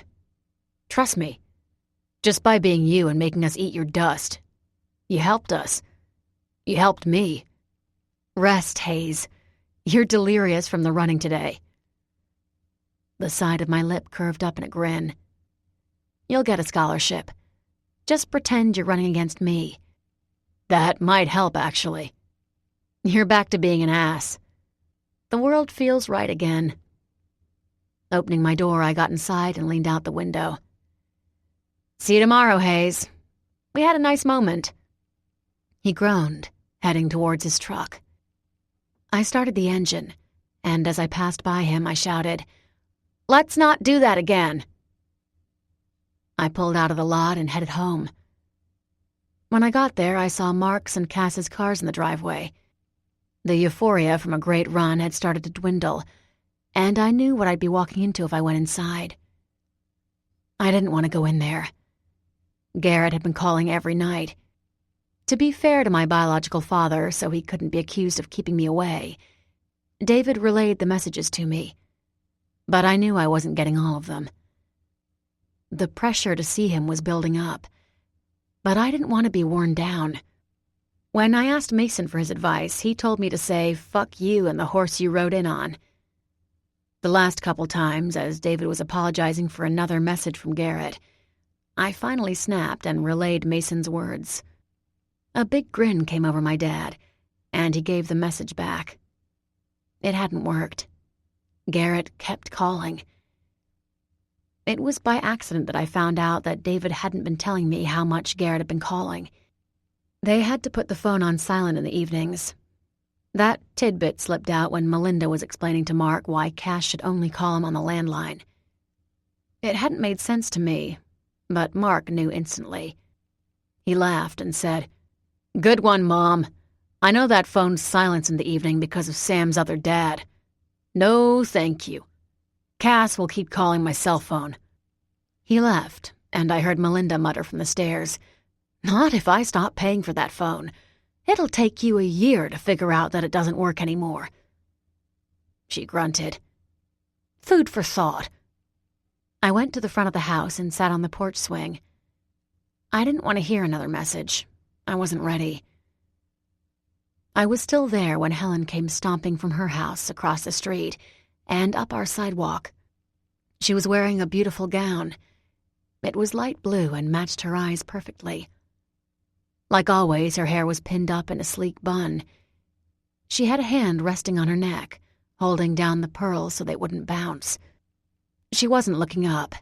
She was watching where she walked and paused, one hand holding up her dress so she wouldn't trip or tear it, as she stepped onto our stoop. As she let it drop, she lifted her head and saw me. Her eyes widened and her head reared back an inch.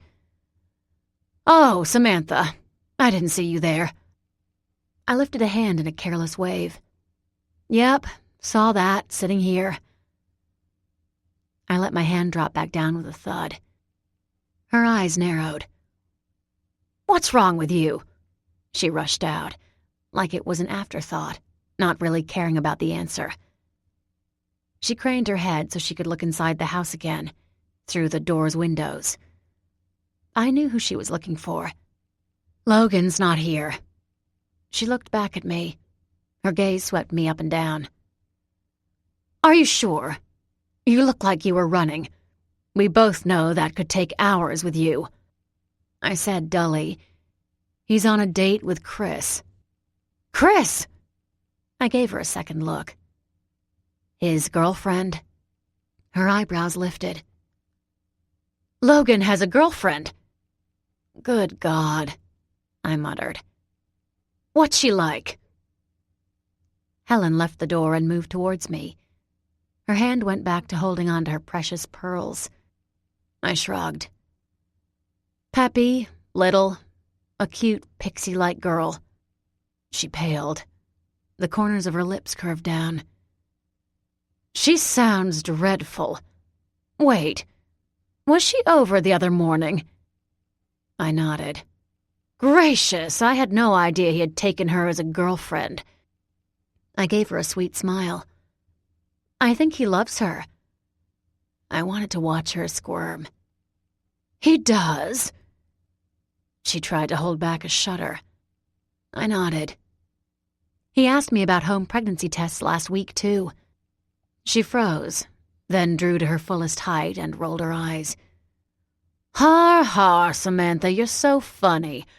You've been spending too much time with Logan, you know. That's something he would have said. Her lips pressed together and she let out a sigh. What's your problem? You look like I used to during my first marriage. I'll take that as an insult. She waved me off and moved so she was leaning against the post. After making sure her dress wouldn't stain, she fixed her steely gaze on me again. I had a flash of Mason staring me down before we started dating. She lifted her hand and made a circling motion. Okay, get on with it. What's your problem? Why do you care? I don't, but my son does. She grimaced. Both my sons care about you, so tell me, out with it. What's going on with you? You know, I mused. A sense of not giving a shit surged up in me. Any other adult and I'd want to know your angle. There's always one. But with you it's so clear-cut. Her eyes narrowed. You're either being honest with me. I paused and saw a deep frown come over her face. Or you're going to use this against me in the hopes that Mason will dump me, or Logan will stop caring about me. She shook her head. No. She rolled her eyes again. I'm a realist. I would love to take credit that I have that much pull with either of my sons, but I don't. You know that. I know that. We just need to move on with how it is. Had she given up on Mason leaving me? As if reading my thoughts, she waved a hand at me. Oh, don't worry. If I see a chance, I'm jumping on it. You know I feel Mason deserves better than you, and Logan. She grimaced, and her body produced a mock tremor. We both know how Logan is. Mason pretends to take into account what I say.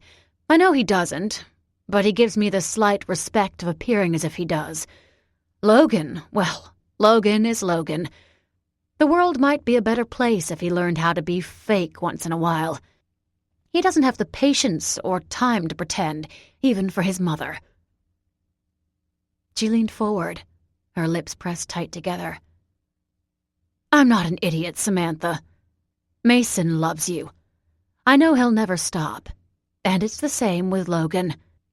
So, again, what's your problem? I need to turn over a new leaf at some point. I might as well start now. I had to give her points for honesty. My dad's in town. She was silent for a moment. I assume, since we're on David's porch, that you're referring to your biological father. Garrett? He's in town. I nodded. I know your history. I don't give a shit that he used to bone you. She leaned back. As you shouldn't. I'm sorry, Samantha. I looked to her, surprised at the honesty in her tone. She gave me a tight grin in return and nodded, saying, I mean it. I do. Garrett abandoned you when you thought you were given a new family member. I'm not completely insensitive. I'm aware who your mother is, what she has done to you, and that David seemingly abandoned you as well. Your whole world was ripped upside down, and it's being pieced back together. She closed her eyes, and her hands tightened around the pearls resting against her neck. Something similar happened to me in my life, but not to the same degree. I'm not a fool. I understand why you cling to my sons as much as you do. They were the family that replaced the one you lost. Hell had frozen over. Helen was sympathetic to my plight. Do I need to check your purse? You don't have a dagger to stab me with after being so nice, do you? She scoffed. Fool girl. An enemy isn't always an enemy. Sometimes, in the rare moments, we can be the greatest ally. I continued to stare at her with my eyebrows lifted. You're right. Don't listen to me. I'm sympathetic because I used to love Garrett myself. I understand how this abandonment must feel. She paused, and then murmured as if talking to herself. I'm so sorry, though. For a child in your situation, it must be terrifying to let someone in. A limousine slowed outside her house and pulled into her driveway. She wasn't watching, so I pointed across the road. I think your ride showed up. All sympathy vanished, and she stood from the post. Straightening her dress, she let out an annoyed sound. Please tell Logan that I will be gone this weekend. I've been trying to talk to him all week, but he keeps leaving the room before I can get a full sentence out. It's irritating. She glanced over her shoulder, and her features softened for a moment. I suppose I'll see if this pans out. The softness left her, and she turned to me. As if remembering that I was the enemy, clear distaste flickered in the depths of her eyes. Her top lip lifted in a sneer. Please pass along my message to my son. She left, sweeping her dress up and hurrying down the sidewalk and road in record time for someone in heels as high as hers. She moved past the gate leading to her house, so I couldn't see who got out of the car. But I heard a low murmur of conversation. It was only a moment before the car door shut and the limousine's brake lights turned on. It reversed and headed off. It was the next morning when I relayed the message. Logan met me on the street as I headed outside with Mark. He gestured to me. Ride with me. You don't have practice today, right? I shook my head. Nope, but I have a shift at Manny's. You can take the car for your shift, and I'll make Derek drive me there after practice. Okay. I headed over and waved to Mark.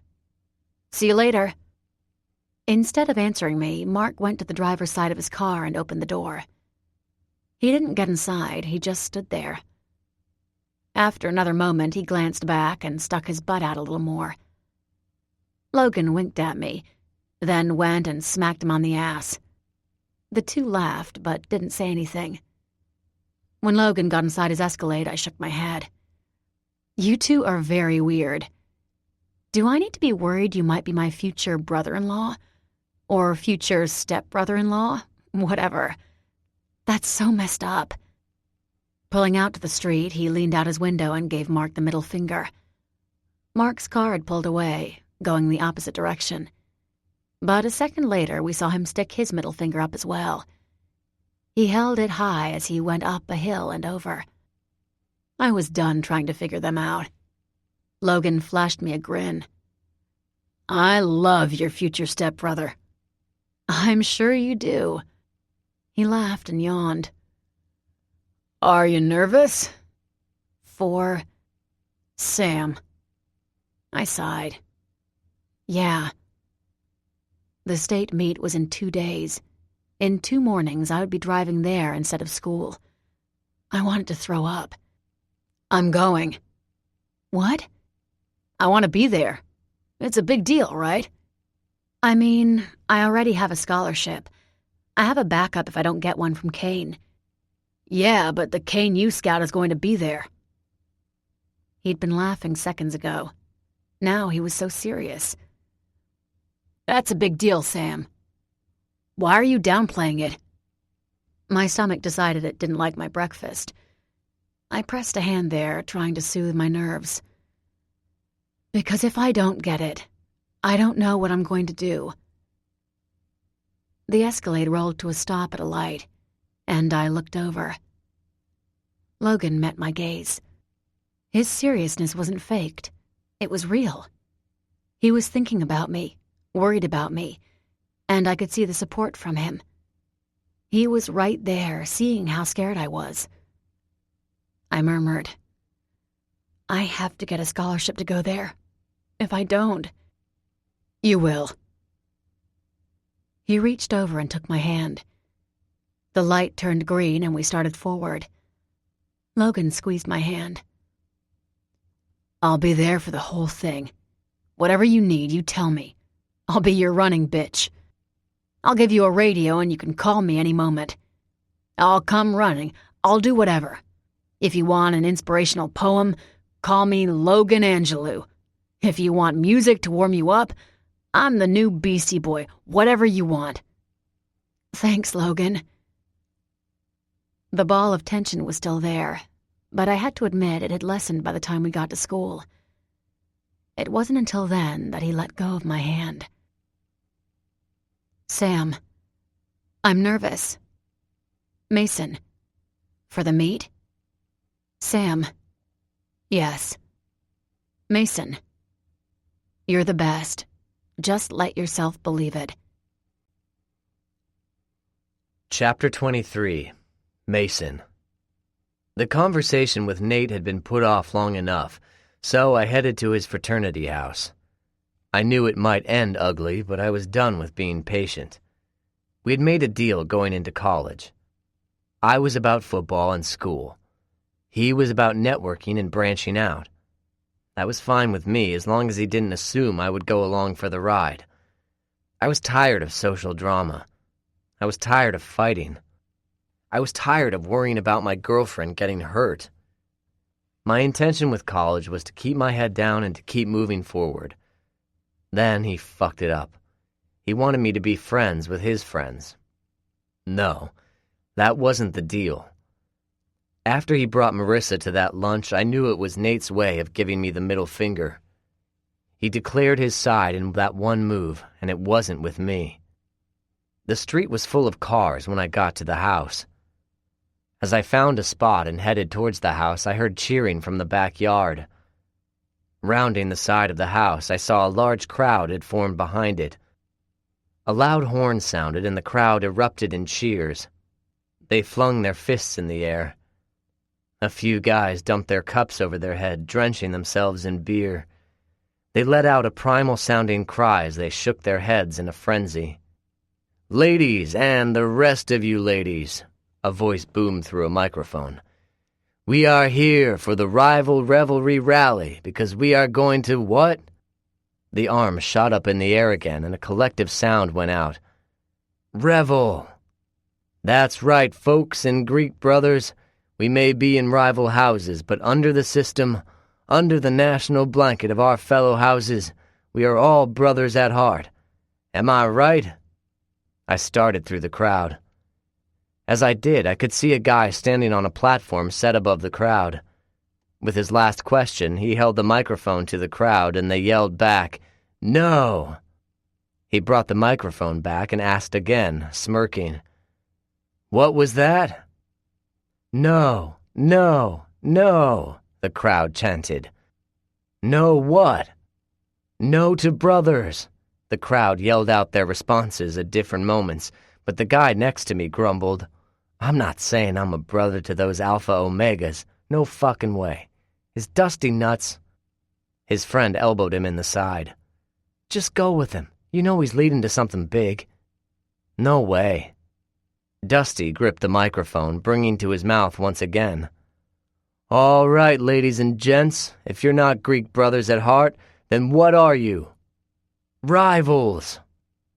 The sound was loud and yelled with such force the air switched.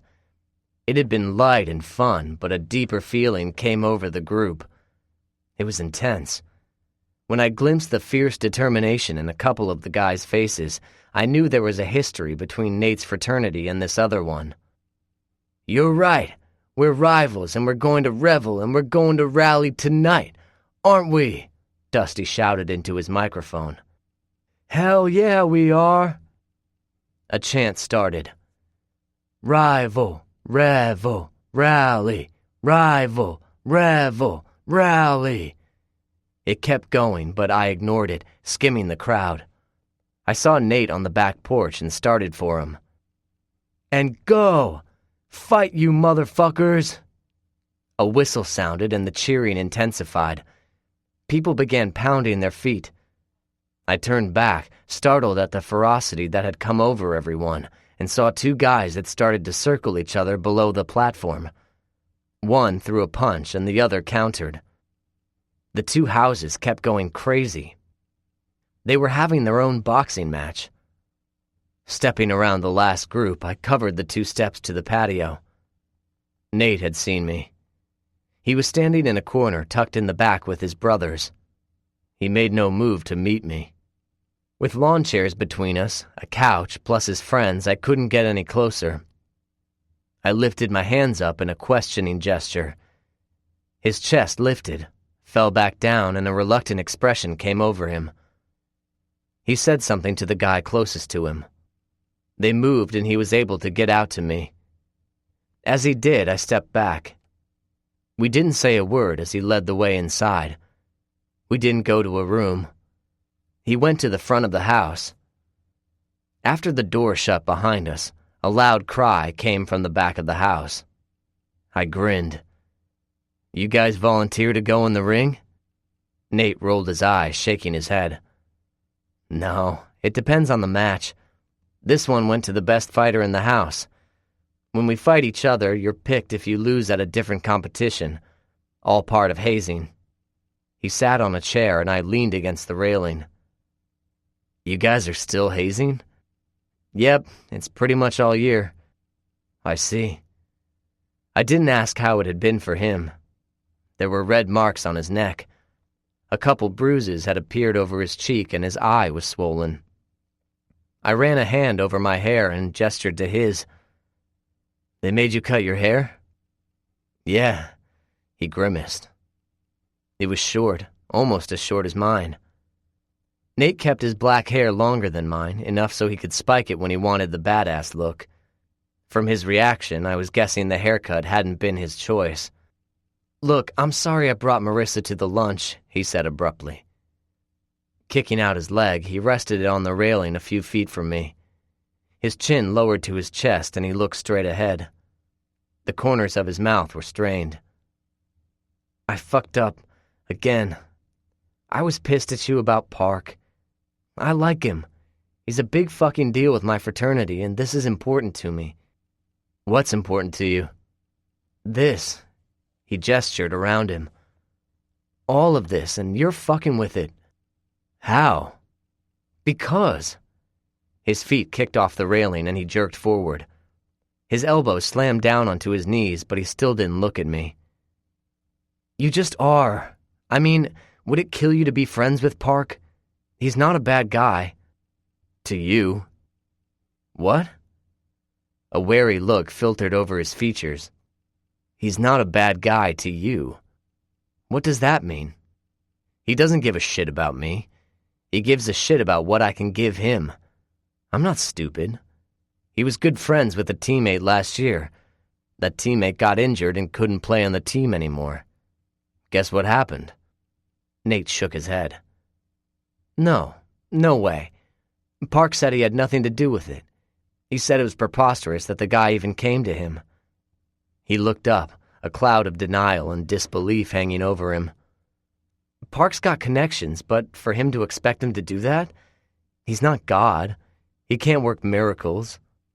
The scholarship was given to him by Park's dad. As I said that, I waited.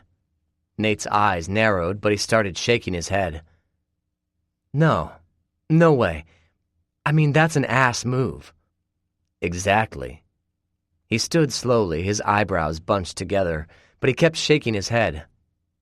I can't believe that. I mean, why wouldn't he help them?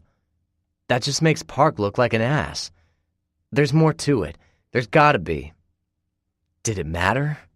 I shook my head. I'm not here to convince you the guy's an asshole. I'm here to tell you that I don't have to be friends with him. I told you that to give you a clue that this guy doesn't walk on gold-rimmed clouds. He's just a guy, and you're here, pissed at me, your best friend, because I'm not friends with him. Since when do we hold each other to friendship contracts? You've never had to be friends with mine. Shit, half the time you and Logan don't get along. I'm not forcing my brother down your throat. That's on you. If you don't like him, you don't like him. He was still fighting what I was saying. A small amount of irritation built in me. I didn't need to plead my case. Nate was breaking the deal we made. I was pleading my side as a consideration to him, to our friendship, but this was beginning to piss me off. My eyes narrowed. Fuck it. I stood from the railing. I don't have to be friends with your friends. That's the bottom fucking line. If that's an issue with you, we're done as friends. I won't be controlled and manipulated. It's an insult every goddamn time your buddy tries to manipulate me. I've held back. I've held back a lot, but if he keeps it up, that's it. My time of not fighting is over. It'll be game on after that. Nate's lips curved up in a snarl. Why are you like this? Why can't you just be friends? Because I won't be fucking used or controlled. I got in his face, stepping close. I had enough of that crap growing up with my parents. No more. After my dad screwed our family, I vowed to be done with these games. Park? I tapped the side of Nate's head. Got in there. This isn't you. You kept screwing Parker when I wanted a freeze-out. I didn't push, and that was for someone's safety. That was agreed upon by all the guys, but you broke it. Even then, I never gave you this fucking ultimatum. No, Mason. Nate backed up. He kept shaking his head. The cloud of denial was a fully enclosed wall. It slammed down between us, and when he took another step back, I knew I couldn't break through it. He was gone. Park Sebastian had taken my best friend from me. This is insane. I'm just asking you to be friendly with him, that's all.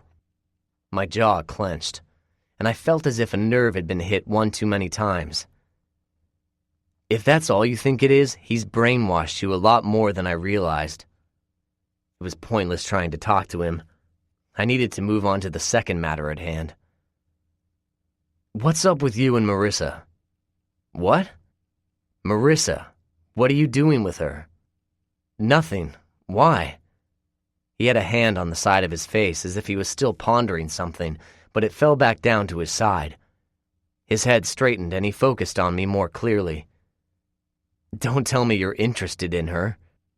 No, but she's causing problems for me and Sam. I don't want to deal with her again. Keep her away from me. A spark of anger lit up his face and his mouth tightened. So you're giving me orders? I thought that's what you said Park was doing. He can't, but you can? My eyes were almost slits. The ball of anger spread, moving up from my stomach. It was in my chest, but it was still rising.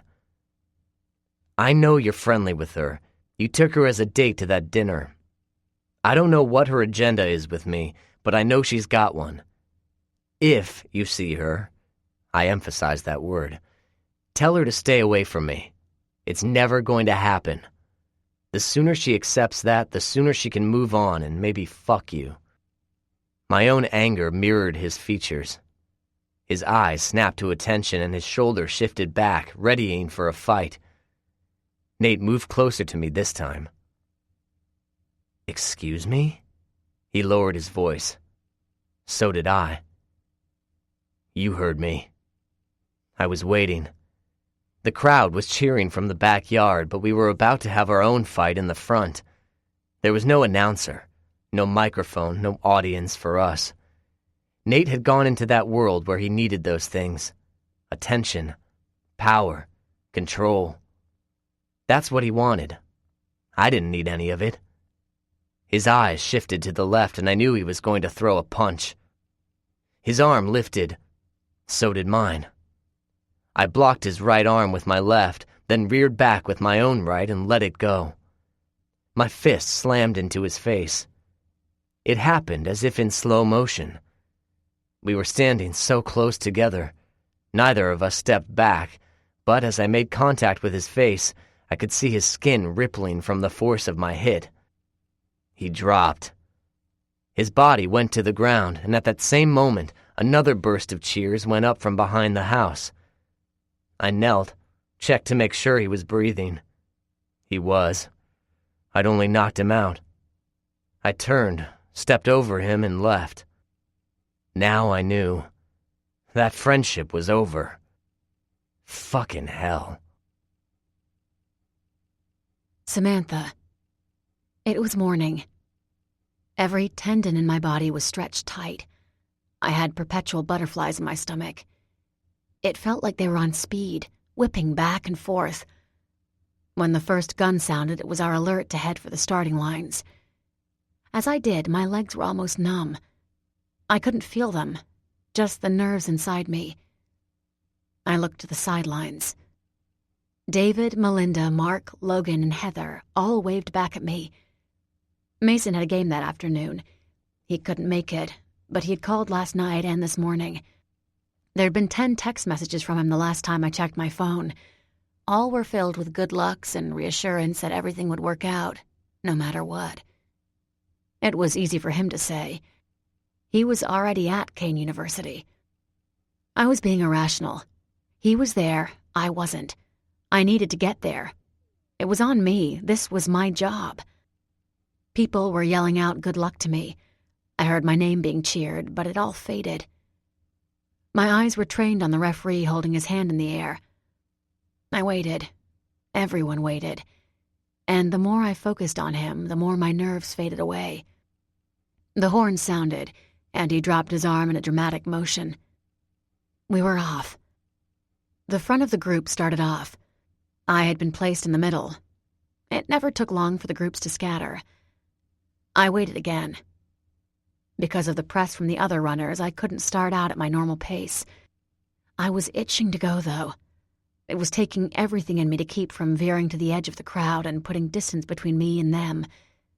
But some girls spread out, and it took only a few more paces before I was able to stretch my legs. I could see the front runners. They were going hard, but this meet meant everything to some of us. It meant my future. Don't hold back, Stratton. My coach had pulled me aside when everyone left the bus earlier. I'd been confused. What are you talking about? Eric Hayes got off the bus, followed by 2 more guys. They all glanced at us as they went, but Coach waited until they were out of hearing distance. He lowered his voice. I know you, Stratton. You hold back automatically. Don't. Not here. You go as hard as you can. Most girls might lose their momentum in the second half. Some don't. Some go faster the last half, but you go strong the whole time.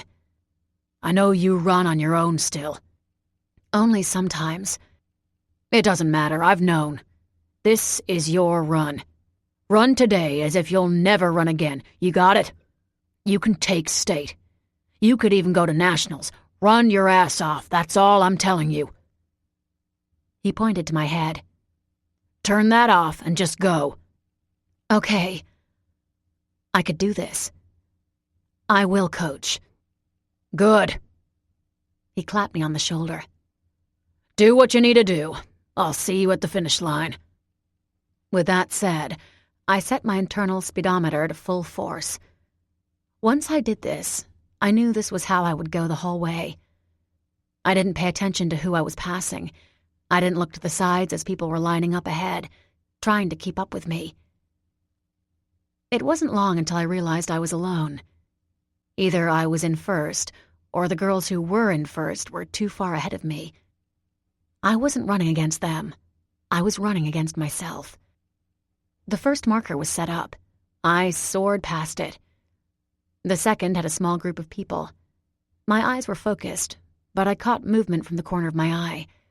They were waving their arms. I heard the yelling, but it was muffled. I rounded for the third. This time, a larger group was there. Someone was running to get there, to be there when I went past.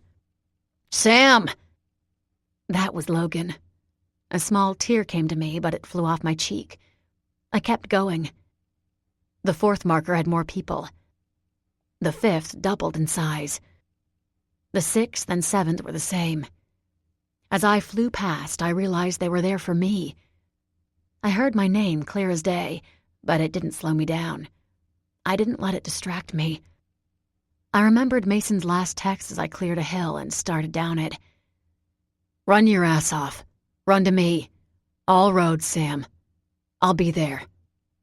I had one more marker. A referee was supposed to be at each one of them, but I didn't remember seeing him. I wasn't seeing anyone. The finish line wasn't far, and I wasn't tired yet. My legs stretched wider. I envisioned everything in my mind. My heels dug into the ground. My muscles bunched, pulling me forward with my momentum, and my toes went next. I pushed off from them, sending myself forward into another sprint, over and over again. I could go faster. I saw the end and the large crowd that had formed, waiting on me. I soared over it and my head went back. My chest was gasping. That had been the fastest run of my life. I wanted to keep going, but I forced myself to stop. As I did, people ran at me. "Sam!" That was Logan. I turned to him, a wide smile on my face, and saw Mason instead. He was standing in the middle of the crowd, a proud look on his face. I registered that he was wearing KNU athletic clothes, a warm-up jacket and pants. They hugged his form, accentuating his muscular build and lean waist. His pants rode low on his hips. He looked good enough to jump. I met his gaze. I couldn't look away. His eyes were lit up with love.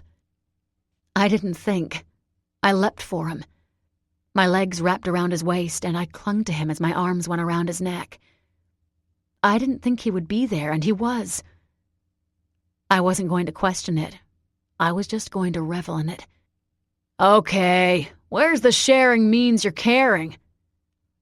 Logan held his arms out. "I'm right here.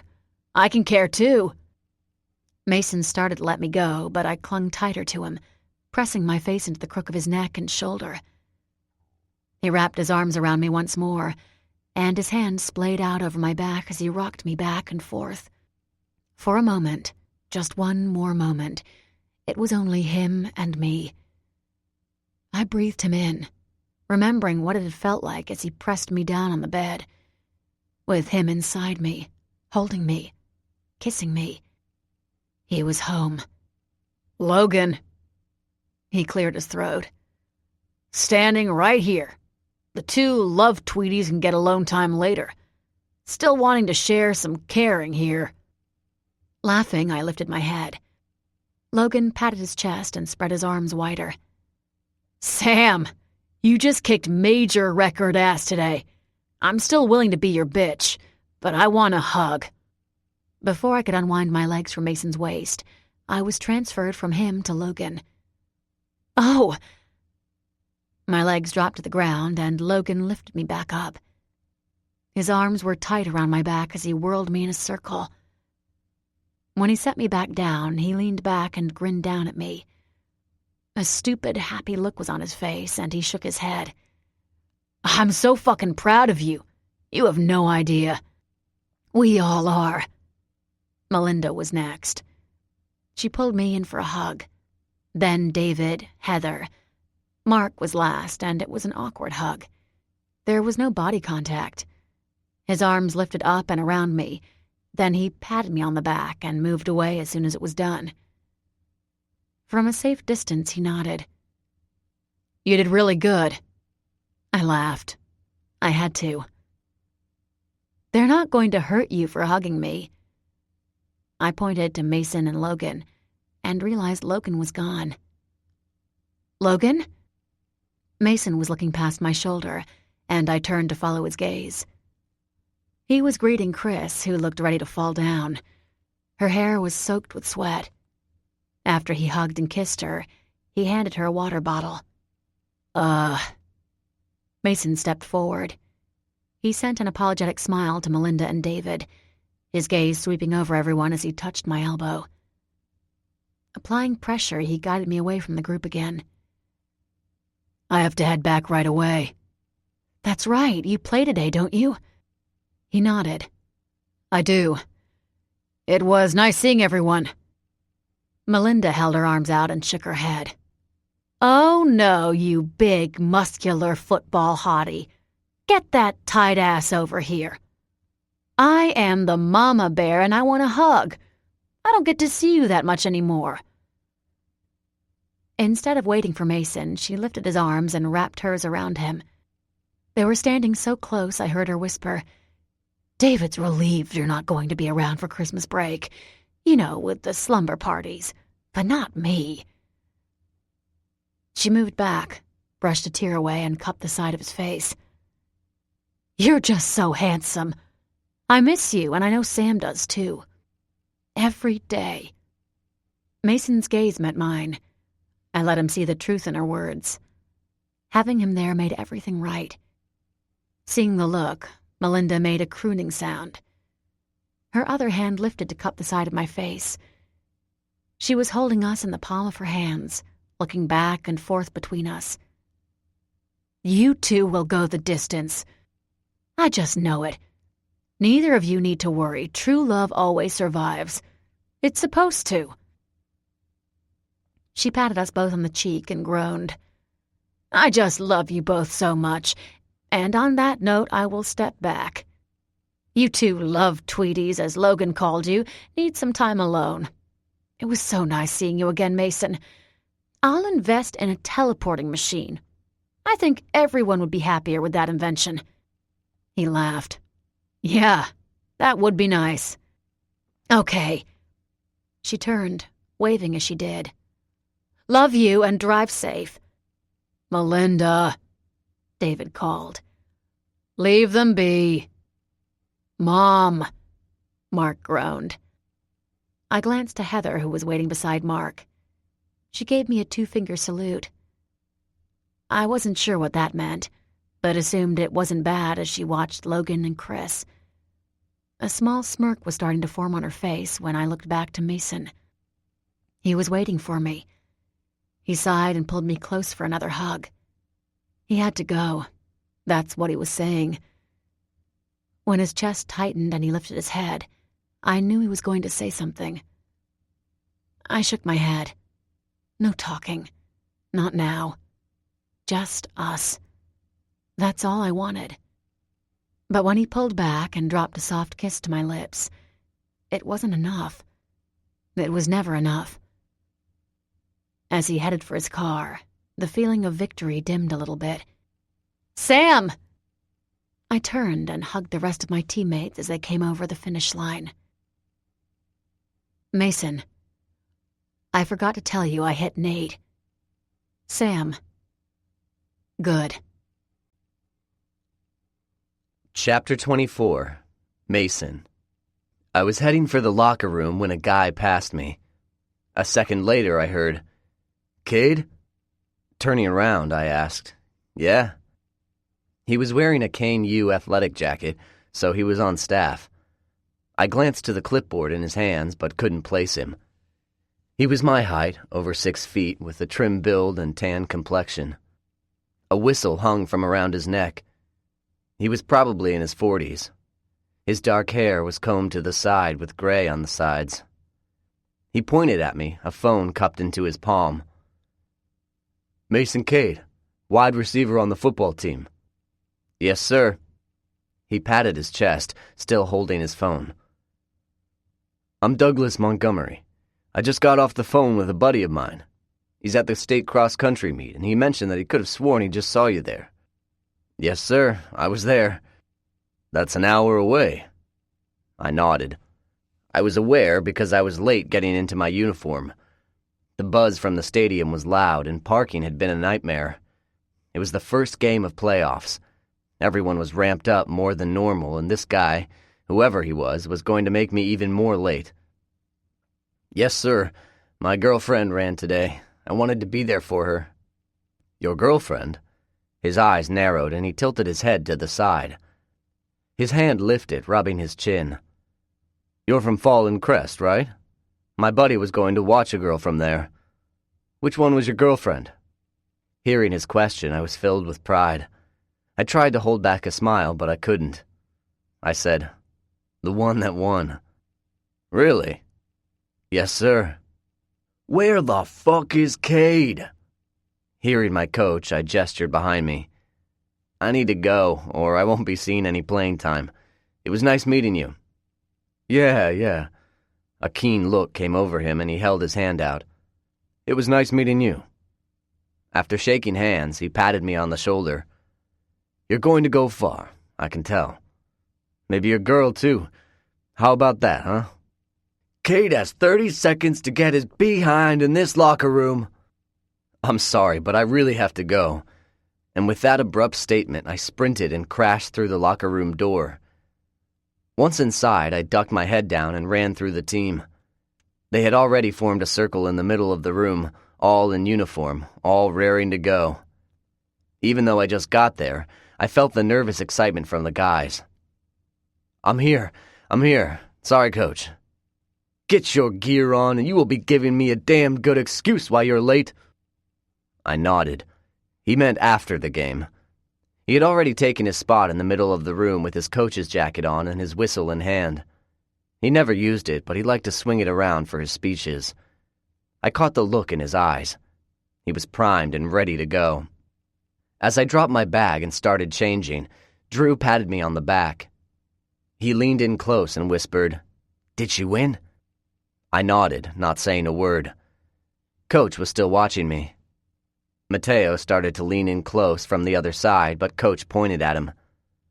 "Swallow your words, Robards." Mateo scooted away.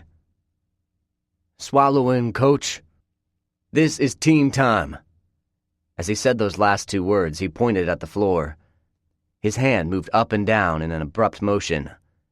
"Team time. Not social time. Not time to ask how his girlfriend did. Team time. My time. Mine."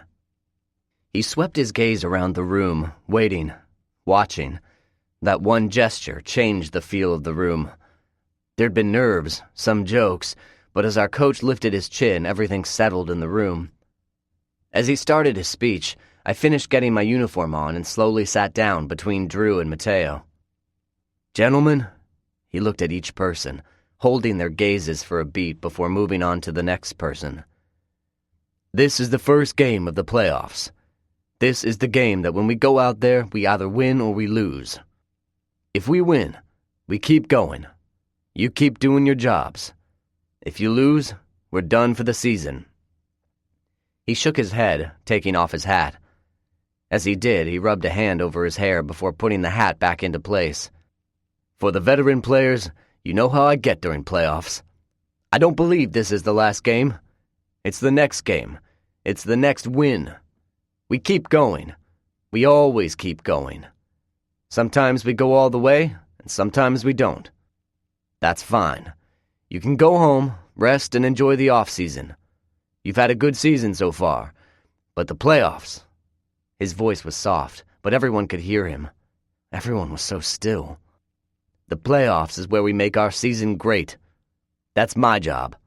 My job is to keep you going, to remind you how great we can be as a team, that there's a reason our stadium fills up every game." He pointed out the door. "Do you hear that?" He paused, and the buzz from the crowd filtered into the room. "That's our fans. Those are your fans. We love them. We're grateful to them, but we're not here for them. You're here for you. We aren't playing against the other team. We're playing against ourselves. Each game to do better. Be better. Each game play as if we're 6 down, 30 yards to go, and we're at 4th down.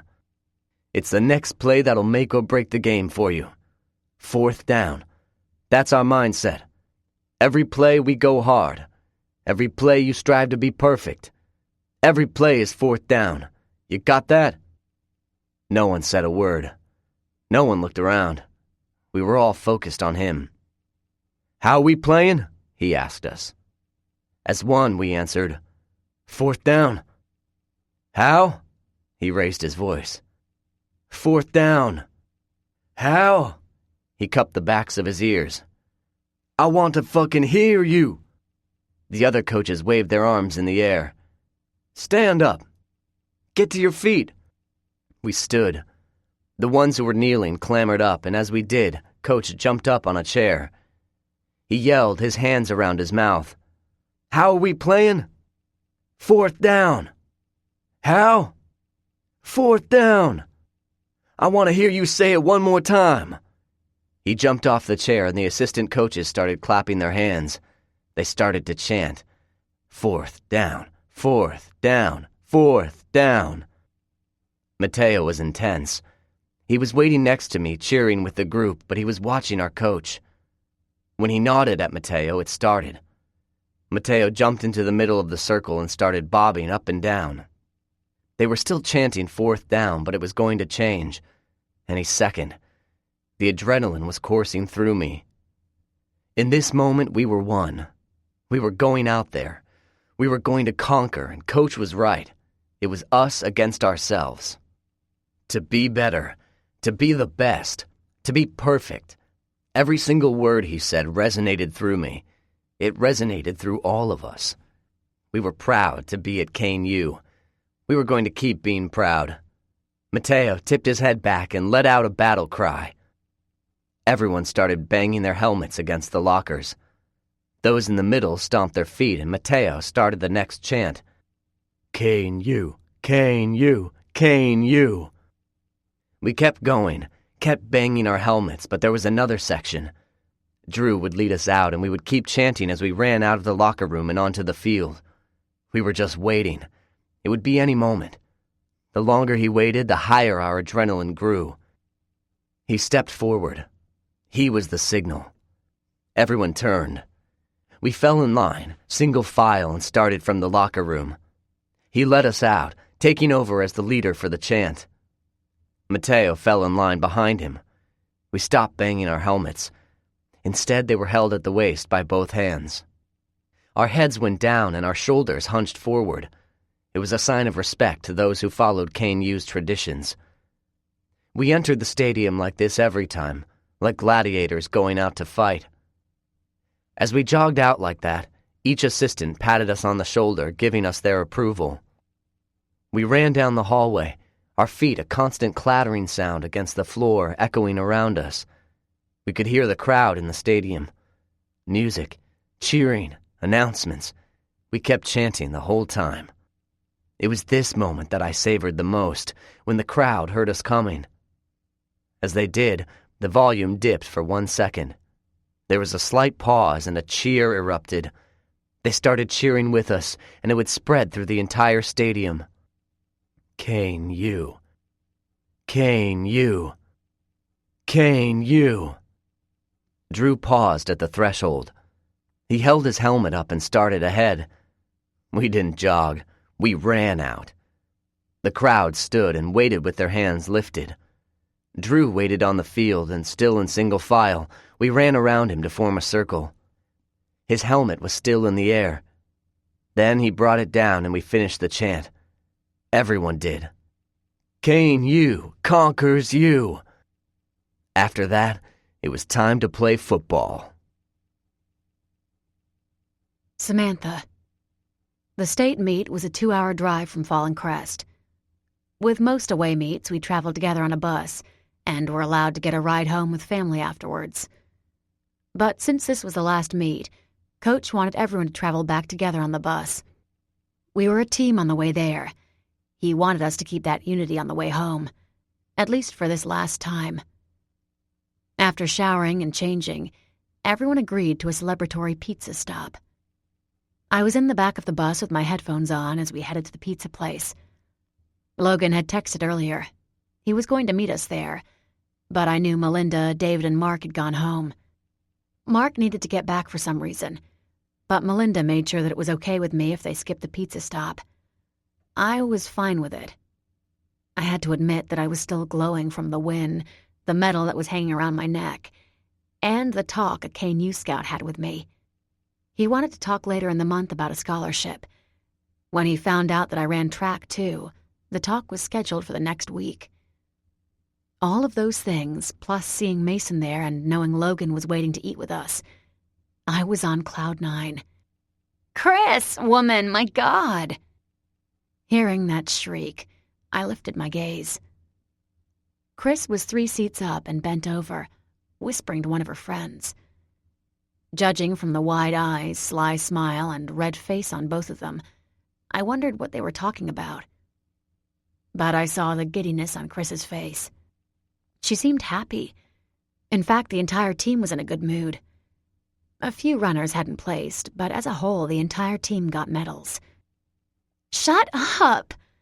Chris laughed, hitting her friend on the arm. Shh! Before bending back down, she shot me a look.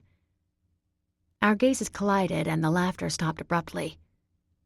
Guilt flashed in her eyes. Then she looked away and jerked her head down again. I hadn't asked Logan about their relationship. They were still having problems, which magnified after it came out that he didn't love her. But Logan had been spending a lot of his time with her. Or at least I had assumed. He wasn't home and he wasn't at my house. I couldn't stop myself. I was happy. I wanted to make sure Logan was happy too. So I took my phone out and sent him a text. "What's going on with you and Chris?" There was a slight pause, and my phone buzzed back. "Still screwing. Why?" Snorting, I rolled my eyes. "Are you guys still good?" "You never ask. Why now?" "I'm worried." "Why? Something I should know?" "Why are you not answering the question? Why don't you tell me when you and Mason have problems?" I groaned, but he was right. "Sorry, just concerned. I'm at the pizza place. We can talk later." I frowned. "Okay." There was another long pause. I wasn't sure how to take his last text. If they'd been better, he would have said they were humping like rabbits. He didn't say that. My phone buzzed once again. "Let's just talk later. You sure you have to ride home on that bus?" "Coach said I did." "What if you missed the bus after eating?" "That never happens." "I'll pay someone to say you're there." Laughing, I shrugged. "Sounds fine with me." "Awesome. Okay. I just ordered pizza for you guys. Tell the coach. You guys have a private room in the basement." "Thanks. I will." I put my phone away just as the bus pulled into the parking lot. As soon as everyone had gotten off, I relayed Logan's message to the coach, who nodded and asked, "Did he already pay?" "Never mind. I'm going in there to pay before that kid does. Don't have these problems with normal kids." I didn't know what he meant by that. When I went inside, the front lobby was full. Everyone was waiting around, so I slipped to the side and headed for the bathroom. When I was in there, the door opened again and Chris's friend from the bus was giggling. She shrieked, "He's here, Chris! What are you going to do?" The sink was turned on, but I heard Chris respond, "So is Logan. It's awkward." I'd been about to flush, but I caught myself. Pulling my hand away, I held still. I was in the back stall, so they couldn't see my feet unless they looked. "Wait." Chris abruptly turned the water off. "Are we alone?" Yeah. Her friend yawned. "No one else came in here. We're good." "So?" Her voice rose from excitement. "What are you going to do?" Chris sighed. "I have no idea. I always get myself in these situations. You've been spending almost every night with the guy. Isn't that what you said? He's always at your house." "He is, but we're studying. Nothing's been going on. I'm still with Logan." Her friend snorted. "Logan Cade, who doesn't love you. I mean, my God, Chris. Mason Cade is the one who broke that bubble for you. Wait, let me swoon here for a moment. Fucking hell, Mason told you that. That's like real and intense. I'd die to have him talk to me like that, just to be that close. He was always so standoffish and exclusive, you know. He'd only talk to his friends and Stratton. Ugh, Don't even get me started on Stratton. I like Sam. Chris sounded tense. She's been through a lot. Leave her alone. And no, it wasn't wonderful being told by my boyfriend's brother that my boyfriend doesn't love me. Mason's gorgeous, but he's scary. At least to me. Yeah, but that's over. You got a new boy toy, right? Are you going to break up with Logan tonight? She let out a sigh. I don't know if I'm going to break up with Logan. Things with me and AJ are just friends. I still love Logan. Who doesn't love you? I could imagine her friend rolling her eyes. Come on, Chris, you look like a fool. The longer you stay with him, people are going to look down on you. No one knows he doesn't love me. Yeah, right. Everyone knows. What are you talking about? It's pretty obvious that he never loved you. Look. She dropped her voice, making it softer. I'm being a friend when I say this, but you were never taken seriously. We know when Logan loves someone. He loved Tate. And sorry to be the bearer of bad news, but most people think he loves Sam, too. What? A guttural groan came from Chris. Sam's like family to him. There's been distance between them this year, which makes sense. He's got a girlfriend, but trust me, he definitely loves her, whether it's as family or something more. But it's there. Both of them love her. She groaned. The bitch doesn't know how lucky she's got it. And when you and Logan break up, he's going to be all over her, trust me. You won't be defending her when that happens. Every word Chris's friend said felt like a knife stabbing into me. Tate's words came back to me, and I pressed my hands over my ears. I didn't know if it was to block Chris and her friend out, or block Tate's words from haunting me. Biting down on my lip, I shook my head. Silence. I tried to calm the storm unleashed in me, but it didn't matter. Logan's in love with you. Now you have to deal with it. Tate's words slammed back full force, and they almost drowned out what Chris and her friend were saying. I tried to clear my thoughts and strained to hear when her friend added, Look, you need to prepare yourself. You have to end things with Logan. You're free pussy to him. That's why he's keeping you around. But he doesn't love you.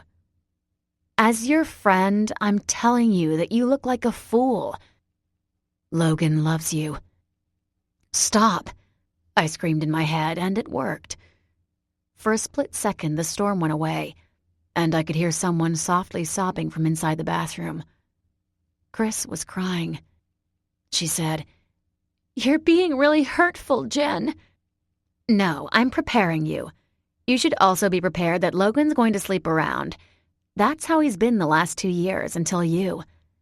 He's going to go back to it, and everyone at school will go nuts. Girls don't think right when it comes to Logan. They just want to jump him. They don't care about the consequences. Gritting my teeth, I decided I couldn't hear anymore. I flushed the toilet, ignored the shocked gasps, and walked out. Chris's friend was Jen Conley. I shouldn't have been surprised. She was the top it girl in their grade. Chris turned away, pressing into the towel dispensers. If she could have walked through them, I had no doubt she would have. As I washed my hands, I held Jen's gaze the entire time. I was cold, angry, and wanted to rip into her. I let her see, but she didn't look away. She held my gaze, swallowed nervously, but lifted her chin. I smirked and held my hand out for a paper towel. Chris pulled 2 out and handed them to me. As I dried my hands, I shook my head. Shame on you. Sam, Chris started. I talked over her. You're pressuring her into breaking up with Logan, and I'm betting that you'll be one of those girls all over him the second she does. Chris sucked in some air. Jen? Her friend didn't look away from me. As I had spoken, a cockiness came over her. The defiant look entered her eyes and she lifted a shoulder. So what? You can't deny it. Logan Cade is fucking hot. Yeah, I probably would screw him if I had the chance, but I'm not going to lie to myself. He's not coming to me for a relationship. He never would. I'm not going to waste my time and have feelings for him. But he's Logan fucking Cade. I wouldn't turn down a screw with him. It's more like a status thing, especially when he's going to be messed up after getting dumped. Oh, God. Chris choked back a sob, then rushed from the bathroom. As the door swung shut, I lifted a finger and waved it back and forth in the air. Tisk, tisk. That wasn't a very friendly thing to do. She rolled her eyes and shook her head. No, it wasn't. But my job was to break them up. I think I just did that. I hope for your sake that she tells him exactly what happened in here. She won't. Jen taunted me, her eyes darkening. Same reason you won't. I know Tate. We were neighbors before she moved, and we got caught up when she came here last year. I know everything you know. And I also know that you haven't said a word about Logan being in love with you. There's a reason. I know that's why you tried to distance yourself from him, too. No. You're not going to say anything to him, and neither will Chris. She gave me a bright, beaming smile and went around me to open the door. Oh, and the other reason she won't say a word is because she knows it's true. You didn't see the look in her eyes when I said those words to her. It was priceless. You're such a bitch. Yeah, but I'm not a dumb bitch like Chris. I'm helping her out in the long run. She won't be so naive anymore, and hey, she might develop some claws of her own. She skimmed me up and down. Lord knows you had to. I hated her, and I hated the fact that she was right. She left, and the door started to swing shut behind her. But I caught it. I wasn't the type to go after someone, but this girl deserved it. I was going to obliterate this junior. Sam, I'm about to go apeshit on someone. Mason, just keep your thumb on the outside. It hurts less. Sam, you're such a good boyfriend. Mason, always. Chapter 25. Samantha. Chris was gone. She wasn't in the lobby. Neither was her friend. But Logan was. He was leaning against a far wall with his hands in his pockets. His shoulders were hunched over, giving his lean physique an even leaner look. His lips were pressed together, as if he was pondering something, and one of his feet was hooked over, resting across the other foot. He wore jeans that rode low on his hips, pressed even lower because his hands were in the pockets, pushing them down, and his shirt hugged his chest and stomach. It had ridden up, exposing an inch of his flat muscles underneath. He must have run a hand through his hair because it was messed up, sticking out all over. But on Logan, it gave him a cute and adorable look that mixed with the always dangerous and dark vibe he gave off at times. I stopped and sighed. Chris's friend said Logan fucking Cade, and seeing how he was waiting for me, drawing attention from the staff and the other customers in the room, even some of the older women, the name fit him. He saw me, and the pondering look switched to a grin. He stayed there against the wall, and as I headed towards him, he held up one arm. I stopped right in front of him, but he shook his head. Nope. He caught my arm and pulled me in, his arm fitting around me. He was strong and warm pressed next to me. I needed to find that Jen girl. But for a moment I leaned into him. No matter what, he was family. Chris had been told, and it was only a matter of time until the truth came out. Even thinking about it made my stomach clench with nerves, but a part of me was just waiting for it to happen. Secrets never stayed secret. And for once, I was going to hold Logan and Mason to their promise. No matter what happened, we were family. They had better not leave me. You okay? He tightened his arm around me, looking down at me. Yeah. But it was time. I started to pull away when I heard a whispered gasp from behind me. Oh my God. My heart dropped. Chris. Stepping completely away from Logan, I tried to prepare myself for what I was going to see in her eyes. But as I met her bleak blue ones, I couldn't have prepared myself for the torment in them. She had a hand pressed to her mouth. It's true, isn't it? Logan straightened from the wall. What are you talking about? You and her. I swallowed. This was going to get bad. Chris, I started, stepping towards her. She scooted back, shaking her head. No, stay away from me. It's true, isn't it? No. But it was. It's not. Yes, it is. She jerked her head up and down. Logan started for her, lifting his hand out to her. Chris, what's going on? She darted out of his reach. You and her. It's true. What? I glanced around. We were drawing a crowd. A head popped up from the stairs that led to the basement. Hayes came up, followed by a bunch of others. I didn't know where Chris's friend was, but she was probably hiding. I had every intention of hunting her down later. Chris, stop it. I moved forward, taking charge. It's not true. Don't listen to your friend. She was trying to mess with your head. She even admitted she'd try to sleep with Logan too. She just wants you to break up with him. That's what that whole thing was about. What? Logan whipped around to me, then to her. You're breaking up with me? No! Chris was crying. Both of her hands were balled into fists, and they were pressed against her mouth. She kept shaking her head. Her shoulders started jerking up and down from the sobs coming out of her. That's not all. It's true. Sam just admitted too. I can see it in you. I saw it in you before. You believe it too. I closed my eyes and looked away. I couldn't admit to it. Not here. Not like this. I whispered without thinking. I didn't think you had caught on to that. Caught on to what? What the fuck is going on? Logan! Chris dropped her hands. Her face was a patchwork of white and red spots. Her mouth was red from where her hands had been pressed against it. She swallowed some of her tears and wiped the rest from her face. Do you love... I picked the best fucking time to get pizza ever.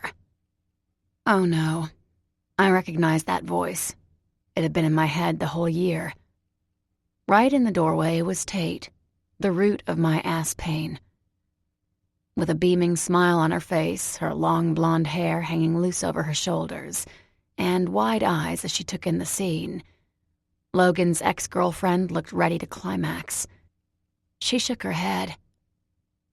My God, is this what I think it is? She checked her phone. My old neighbor texted earlier that you'd be here, but I didn't think my timing could be any better. This is a gift handed down from heaven. Oh, hell. Even wearing a baggy white shirt that hung down to mid-thigh and jeans that were so tight they looked like leggings, she still looked like a model. Her jeans were ripped at the knees, but it looked stylish. Little tiny black shoes completed the look. The guys agreed with me. I swear I saw drool forming in the corner of Hayes' mouth. I glanced sideways to Logan. His eyebrows were bunched together. A wrinkle on his forehead appeared, and he just seemed confused. Tate? What are you doing here? Getting my rocks off right now. Her gaze swept the room once again. This is so amazing. Chris turned to Logan when he said Tate's name, and it clicked. Her mouth fell open. "This is your ex? You loved her?" Tate closed her mouth, but it was pressed in a firm grin. Even her dimples were showing, and laughter spilled from her tightened lips. "Oh, honey, I'm not the one you need to worry about." No, no, no, I already knew, even before she rested her gaze on me, what Tate was going to say. She was enjoying this too much. I heard, "You need to worry about little Stratton right there. Logan doesn't love me. Oh no, I screwed that up. But this chick, she's got it going." Her voice was clearer, and I opened my eyes to see she had moved forward a few steps. "A little birdie told me that you haven't let out the secret. Can't say I blame you. Why mess up a good thing with one brother? I mean, Mason's gone. You and the other brother can get your rocks off, too. If you know what I mean." She laughed. She wouldn't stop laughing. The sound of it sickened me. "What the fuck is going on?" Logan was gritting his teeth, turning to me, then back to Tate and Chris. "Tate, what the hell are you doing here?" "Oh, no." She waved a finger at him. "This is my town, Logan. I go to school here. You don't have any right to say that to me, to make me feel like I'm trespassing.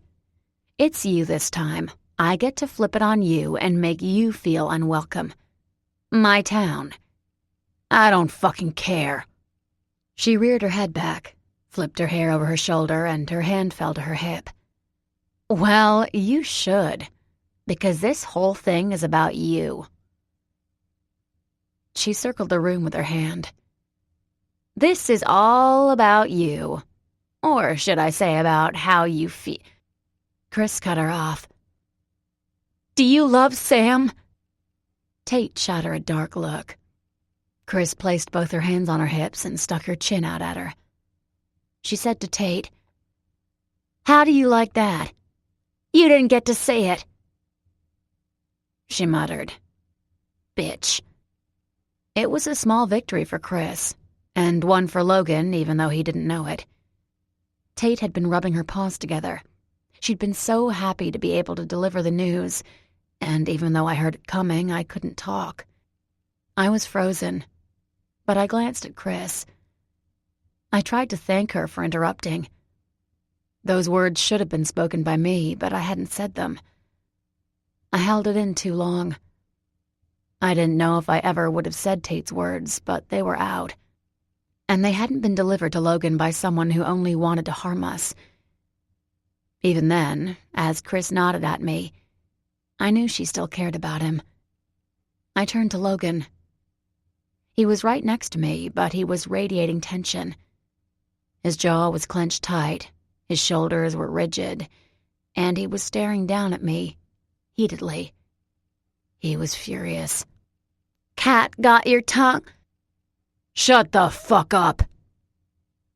He turned to her, his eyes flashing in warning. Tate fell back a step. Her own eyes widened again. "Whoa. This is from you?" He was still looking at Tate. What do you mean?" A wary expression came over her features. "This." He pointed at me, Chris, and our audience. "Did you do all this?" She shot a hesitant look at the crowd, but shook her head. "Not them." "Chris?" He was still interrogating Tate. "Yes." "How?" he commanded, the word coming from deep in his throat. She heeded it. "My neighbor is one of her friends." "She's not," Chris added. "Not anymore." "Not my neighbor?" Chris rolled her eyes. "Not my friend. She's my enemy." "Oh." A cloud of confusion settled over Tate, but she just shrugged and looked back at Logan. Whether or not it's true, you need to know that I told Sam last summer. It was my last goodbye present. Logan seared her with a dark look. She stopped. Her chin trembled a little, but she swallowed. Her head lifted again, and she smoothed out her shirt. I went to Manny's to say goodbye to Heather. Sam was there, and I couldn't keep the truth to myself any longer. Truth? Logan snorted. He raked a hand through his hair. You don't have any idea what the truth is. You wanted to mess with us. That's the truth. Stop lying to yourself, Tate. He cursed. And I thought you changed last year. All this bullshit about making amends, turning over a new leaf, trying to make things right. I was, she shot back. I fucked up. I wanted to try with you again. You're the best guy I had and lost. That's on me. But let's be real here. I'm not a saint. I mean, come on. I had no shot. You should have been honest with me right away. What? You strung me along, used me for sex. Stop, Tate. His voice dropped back down. He was keeping himself calm, but the level of hate in his eyes gave me an indication of his true feelings.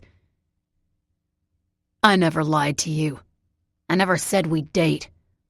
I told you we wouldn't. You still came on to me, and it wasn't one time. I told you over and over again, but you kept coming. You're the one who called me. I never called you first. Stop it. He laughed. The tides have turned. You keep throwing out the truth. I'm going to throw out the real truth. Now you want me to shut up? He waved at our audience, who still hadn't moved. The truth, Tate, is that none of these people give a shit about you. They're up here to watch some shitstorm go down in front of them. They're eating popcorn, enjoying this show. He jabbed his hand in the air, his finger pointing at her. You gave this to them. You. Not me, not Sam or Chris. You did. Coming in here and acting like you're too good to be in the gutter. Logan, she whispered. Her head hung down. He jerked forward a step, stopping himself, and looked back at me. I was burned by his look. He was still furious. No. He was enraged. Another shitstorm was coming our way. Logan was holding it in. That was going to be between him and me. He shook his head, still looking at me, but moved back around to focus on Tate. The truth is that you're still in there. You're not out. You never left the gutter. You're the same girl who came on to my brother when the guy who loved her was next door. Mason wanted to throw you out of the house naked that night. I wish he had. I wish our dad hadn't stopped him. She'd been crumbling, but it switched. The fight came back to her and she reared back, her eyes seething. Okay, here's the real truth. I hate that bitch behind you. She stabbed in the air, pointing at me. But I hate your brother even more, because he didn't need to hurt me the way he did. Mason hurt you because you hurt me. Don't you get that? She kept going as if he hadn't talked. And I hate you because I still love you and I'll never have you.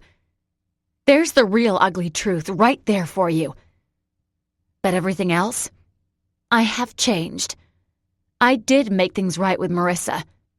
I meant that when I said it. I'm her friend. I have been for years. And I wanted to come back and see if I could get my other friend back.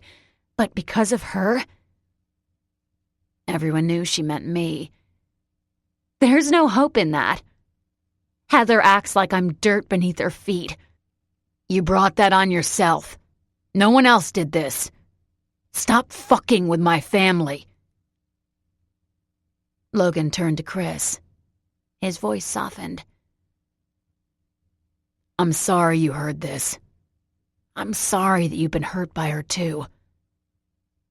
He gestured to Tate. And I think we need to have a conversation after this. Alone. She nodded. As he was apologizing, fresh tears slipped down her cheeks and she brushed them away. Then she left and went outside. Logan looked at the crowd. Show's over. Get lost.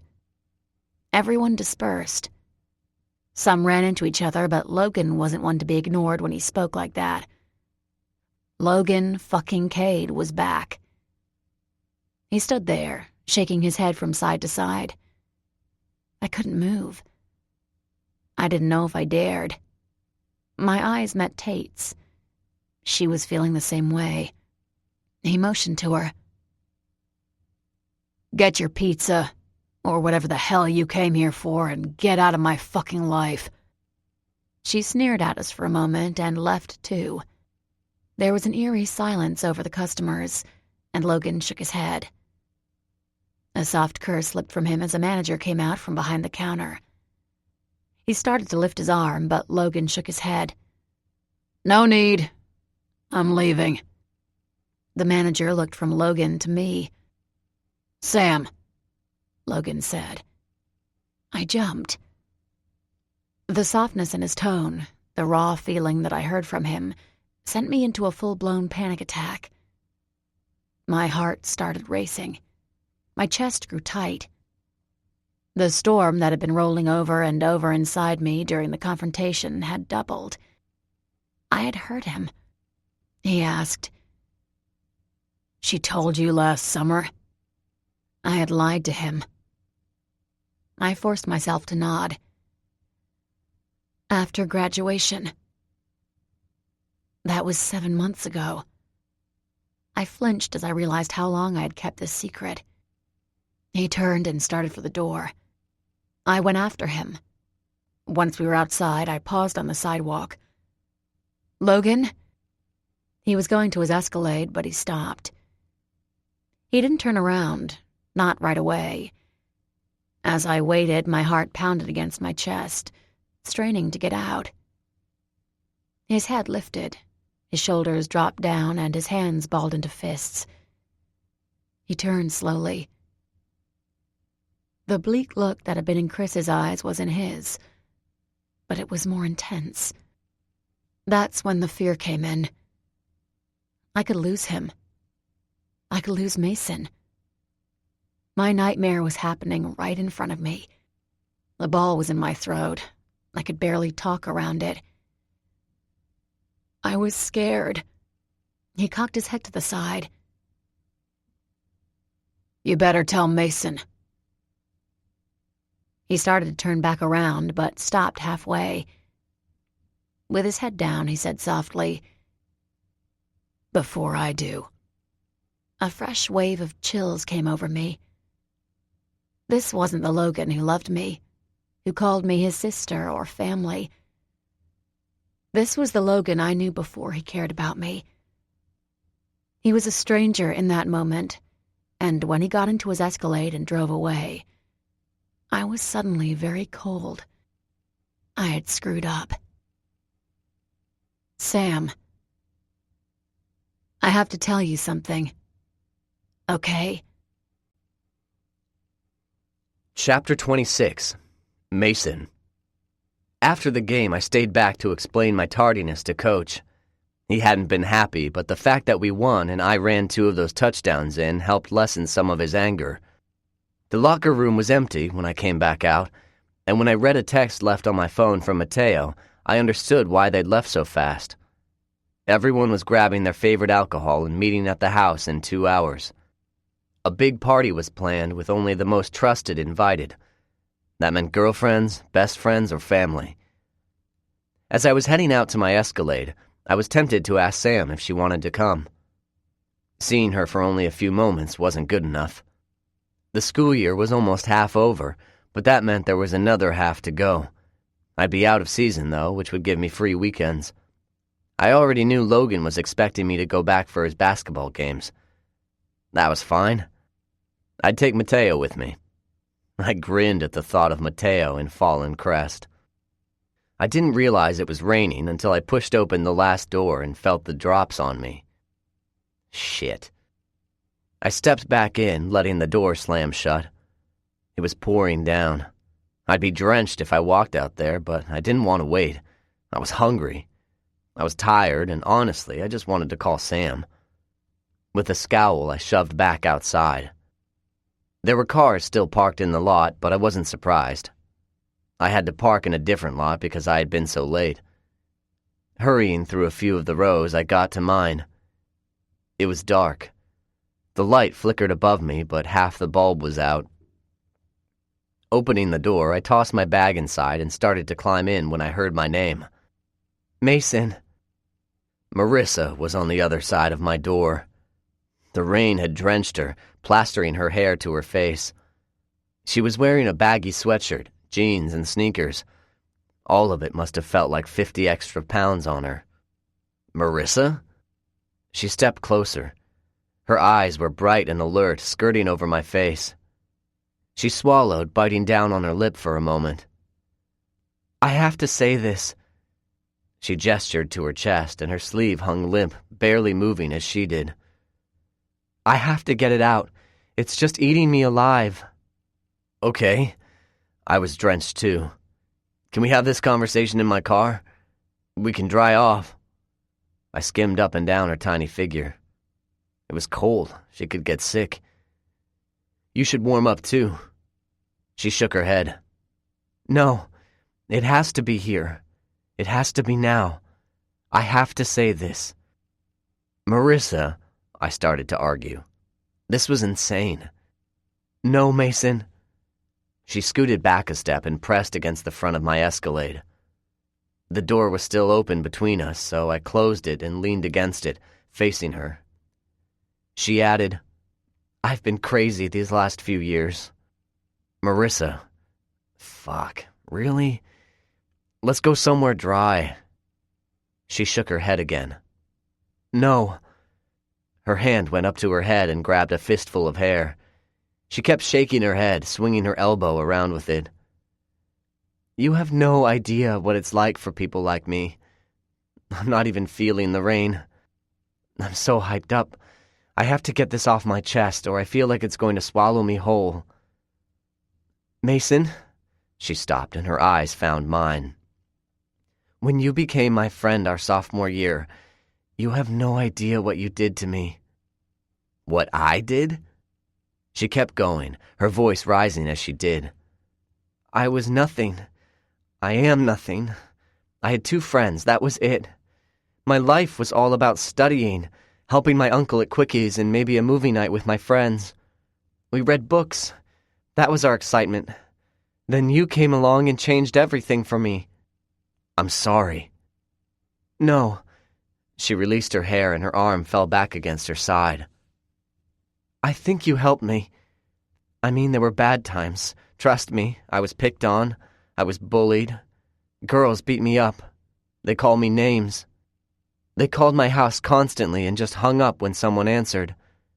We changed our number twice, but it never mattered. They always found out the number.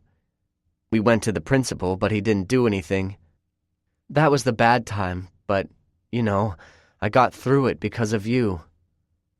I kept thinking about you, daydreaming about you. I mean, look at you. Look at me. She gestured to me and her. I felt like I was an ugly loser and a waste of space, and you became my friend anyway. I still have no idea why. And then, even when I moved away, you were still my friend. You protected me when we were at the cabin. You had Nate stay with me the whole time. I know that was you. You were taking care of me in your own way. I wasn't. I hadn't done a thing. Marissa. No, please just let me talk. I know I sound crazy. I know I probably look crazy, but you don't know what it's like. I was invisible until you became my friend. No one cared about me. No one. Even my friends didn't care that much. We just stuck together because we were the 3 outcasts. We were on the outside looking in, and you? She waved at me, moving her hand up and down. You were the in. You were the god. Even the seniors respected you. Her voice kept rising, growing shrill. I thought you were my romance story coming alive. You were the popular guy. I was the plain wallflower. No one saw me, but you did. You saw me. Marissa. She needed to stop this. No. She held her hand up. I mean it. I know there's no chance. I know you have a girlfriend. I am aware of all of this in here. She tapped the side of her head. But I feel all of it here, she said, pressing her hand to where her heart was. I have to get this out, or I will never move on from you. You're in here and you won't go away. You just keep building and building. But I saw you in the hallway. I saw how you looked at her. I know in my head how much you love her, but this... Her other hand went to the middle of her chest, too. Won't accept it. Fine, I surrendered, hanging my head. Go ahead. I rested back on my heels and she started again. I have convinced myself over the years that you loved me. I have comforted myself every time I felt lonely and like a loser, felt that it was meant to be with you. The one guy who shouldn't have noticed me was the only one who did.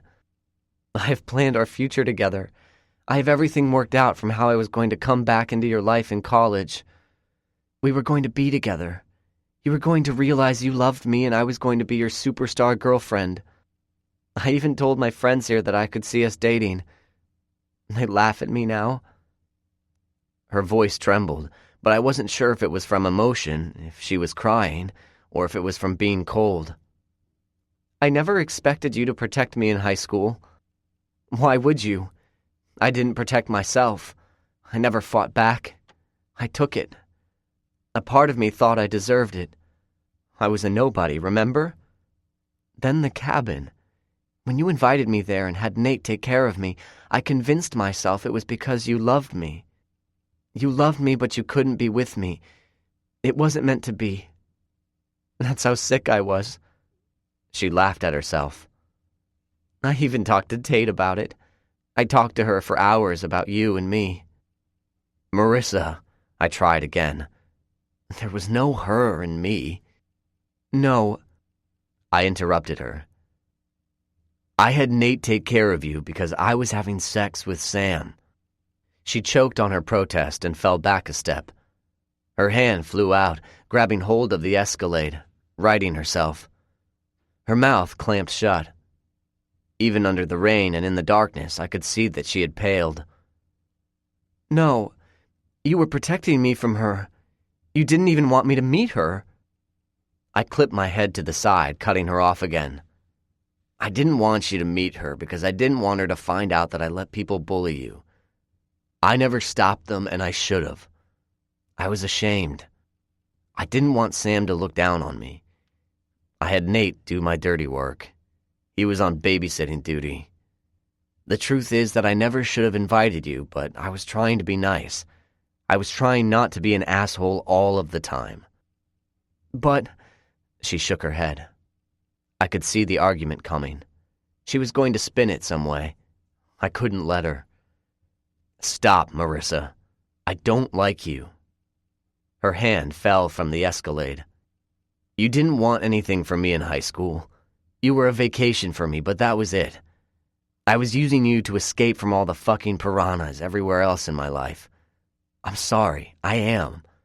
I'm sorry you got hurt and picked on, but I don't like you. I don't love you. I don't even want your friendship. Her mouth fell open and lowered with each statement I delivered. By the end, she couldn't look me in the eyes anymore. She was hugging herself as if warding off my words. She turned to the side but stopped. She whispered, "I love you. You don't even know me." When she looked up, the misery in her was so evident and a twinge of regret flared in me. I pushed it down. She was affecting Sam. I needed her to go away and stay away. I made sure the coldest "fuck you" mask was on my face as I said, "Stop daydreaming about me. You were right the first time. I never should have given you attention. I didn't know what a head case you were going to be. Stop. And stop using Nate to get to me. That's the lowest you could go, screwing someone else and hoping they'll bring you around me. Her shoulders seemed to shrink beneath my gaze. Her head lowered all the way down. I couldn't see the tip of her nose. If she could have curled up in a ball and disappeared, I had no doubt that's what she would do. For a moment, I regretted everything. I did. I remembered the hurt in Sam's eyes, how Logan warned me about her. I was going to hell. Marissa was already broken. I'd been her slight ray of hope, helping her get through the storm, and I just snuffed that out of her. I had broken her even more. Knowing I should probably stop soon, I added, "Just stop coming around. Leave me alone. Leave my relationship alone. Leave my friends alone. This is for you too. Stay away.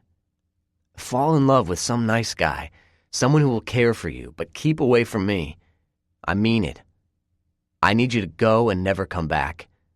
I don't even want to see you in class." I waited. I didn't know what she was going to do. I heard someone else call my name from behind me.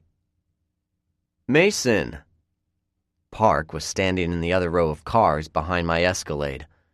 He stood between two trucks and waved at me. "Can I talk to you?" He was dressed in a black hooded sweatshirt and black pants. If he hadn't waved, I wouldn't have known he was there. What the fuck was up with rainstorms and heart-to-hearts? I scowled at him. "Can it wait?" "It's about Nate."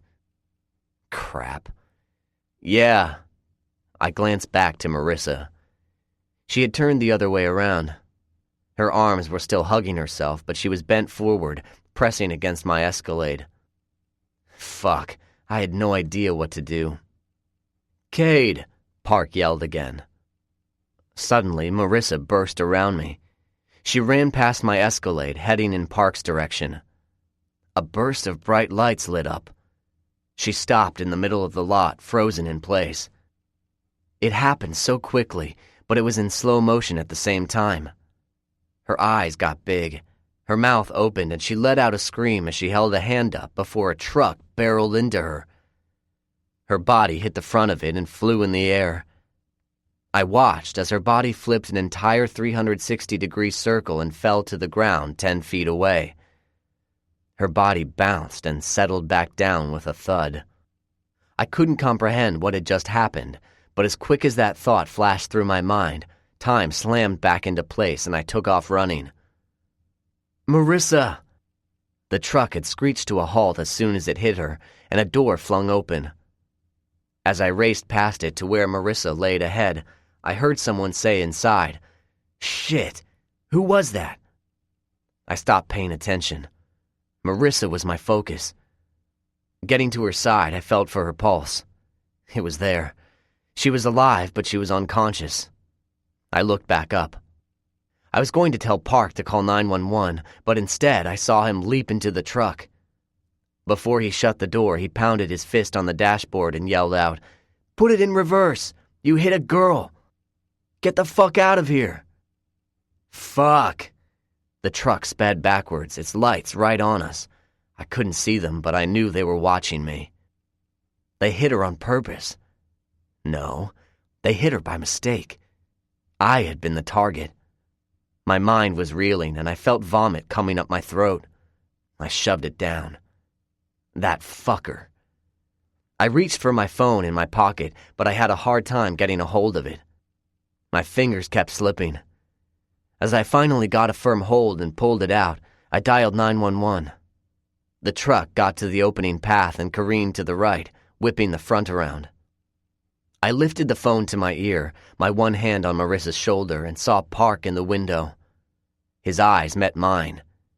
He flinched and his eyes slid down to look at her. I saw fear come over him. Good. The fucker was going to burn. Then I heard the operator answer, 911, what is the location of your emergency? Sam. Mason? You never responded. Chapter 27. Samantha. The bus ride home was the longest thing I'd ever endured. My heart was breaking a little more with each mile we passed. I couldn't stop envisioning Logan's face. He was hurt by me. I had done that, and I knew, even before we talked, that it was because I had kept Tate's words from him. I should have confronted him right away. Even if it was true, I should have. Mason would have wanted me to. When we got to the school, any other time I would have received well wishes and congratulations. This time, everyone was silent. They were all watching me and Chris. As soon as we got off the bus, I was going to my car and heading home. I already knew what I was going to do when I got there, even if people were there or not. As it was, I was lucky. No one was home. A note was left on the kitchen counter for me. Melinda and David were out on a date. I shouldn't expect them home, and Mark was out with Cass. I scribbled my own note beside it. I'm going to Mason's. Be home Sunday night. Late. Love, Sam. I went downstairs and started packing a bag. Everything in me hurt. I had to get to Mason. I had to tell him the truth. And I had to know that everything was going to be okay. Knock, knock. I stopped. My heart pounding. It was Logan. He had come to talk about this, deal with it, and get it out of the way. But when I whipped open the door, he wasn't standing there. It was my dad. Garrett? Hey, Samantha. He had a timid smile, holding a bag in front of him with his coat tucked over one of his arms. I know you wanted time. I'm supposed to wait for you. But I've never been good with being patient. My lips pressed together and I crossed my arms over my chest.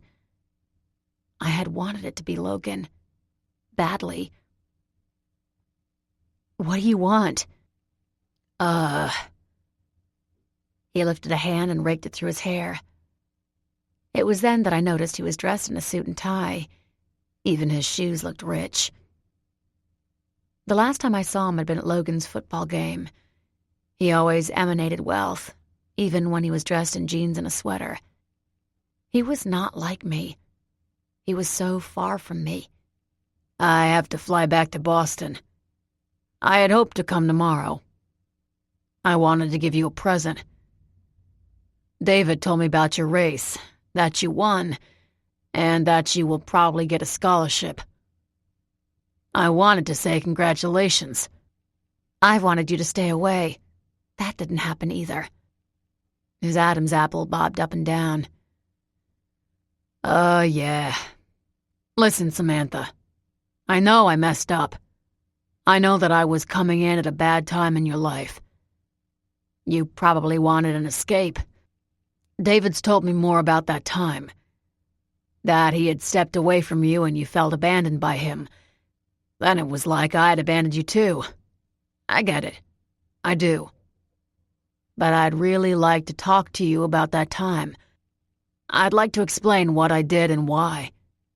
I don't care. I didn't. I had. I'd been hurt.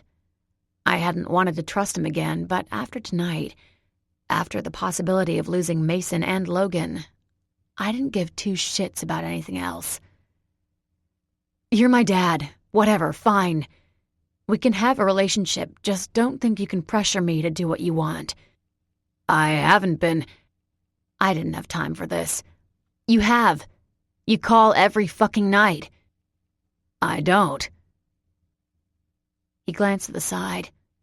You're right. You don't. You just call the nights we have the ringer turned on. Thank you for correcting that for me. He grimaced. Then a grin crept over his face. You're just like me. Rage slammed into me at those words. I shot back. I'm not. I'm not anything like you. I'm the product of a crazy, abusive mother who's finally locked away and not able to hurt me. I am who I am because I lost my family. I got another one. And voila, you're back, and you want another shot? Well, guess what? I'm more concerned about not losing another family. I don't care about you, that's the truth. Maybe I will, I have no idea. I don't really care to find out right now. All I care about is you leaving so that I can leave. I have places to be. He'd been watching me. His eyes narrowed with each statement I said, and as I finished, he noted, so softly, "You are like me, but it's my job to show you that. Give me a chance. Please, Sam." I cursed. He laughed. "Give me a shot." I let out a sigh. I went back to Boston to make things right with my wife. Having a daughter changed everything for me. I didn't want to be a part of your life with Helen at my side. I needed the woman I loved, even if she cheated on me. I went back because of you. I wanted that family. Things are better. She moved here with me because of you, because I want to be a part of your life. But Sam, the year's almost over. Let me have some time with you. I will never hurt you. I promise. I watched him warily. Give me another shot. Oh, hell. I gave him a rueful look. You're lucky that I'm all about second chances tonight. Fine. We can do dinner next week. A smile lit up his face, and for a second I saw myself. He was right. I was like him. For some reason, the thought sobered me. It grounded everything for me. He was begging me. I'd be begging Mason. We had both messed up. My throat went dry. I hated thinking I was like Garrett. But at the same time, this was blood standing before me. My other blood was gone. I didn't even want her around me. With everyone else, I was lucky they allowed me in with them. But Garrett... Maybe there was a connection with him that I'd never experienced. He said, "Listen, I'll call when I'm coming back. Dinner. That sounds amazing. But I want to ask you early." I grew wary again. "What?" He laughed. "Nothing bad. I know you have your holiday break coming up, and I'm going to be in Boston during it.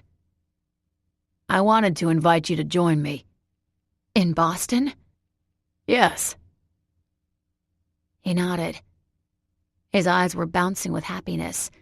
He looked elated. "I'll be there to close up some loose ends with the firm. It'll take a while. You can come. You and me. We can spend some good father-daughter time together. I can show you where I came from. You have cousins there, too." "Cousins?" "And my mom has been calling me every day. She'd love to meet you." "His mom? I have a grandma?" I had never realized. My mom's estranged from her family, so I just assumed. "I know. You don't have to say yes. Think about it. Please think about it. But I'd love for you to come. And hey, the championship game is already scheduled for Boston. If Mason's team keeps winning, they could be playing there the same time you're with me. My old firm has box seats. We could go and watch Mason play." "Mason." I had to go. "Yeah, maybe. Look, I really have to go." "I know, I'm going. But give me a call if you want to come. I'll get a plane ticket for you. I'll take care of everything." He left, and on the way to his car, he turned to wave. I shut the door. I needed to finish packing. I had just gone down the stairs to the basement when I heard knocking again. Assuming it was Garrett, I laughed as I opened the door. "Forget about another trip you wanted to invite me on?" The words died in my throat. Logan was standing there instead. He grimaced, raked a hand through his hair, and grabbed a fistful before letting his hand drop back to his side. He jerked his head behind him. Come on. Mason called. He wants us up there tonight. Mason called him? Shock punched me in the chest. But I thought you were going to let me talk to him first. I am. This is something different. Come on. His grimace deepened into a scowl.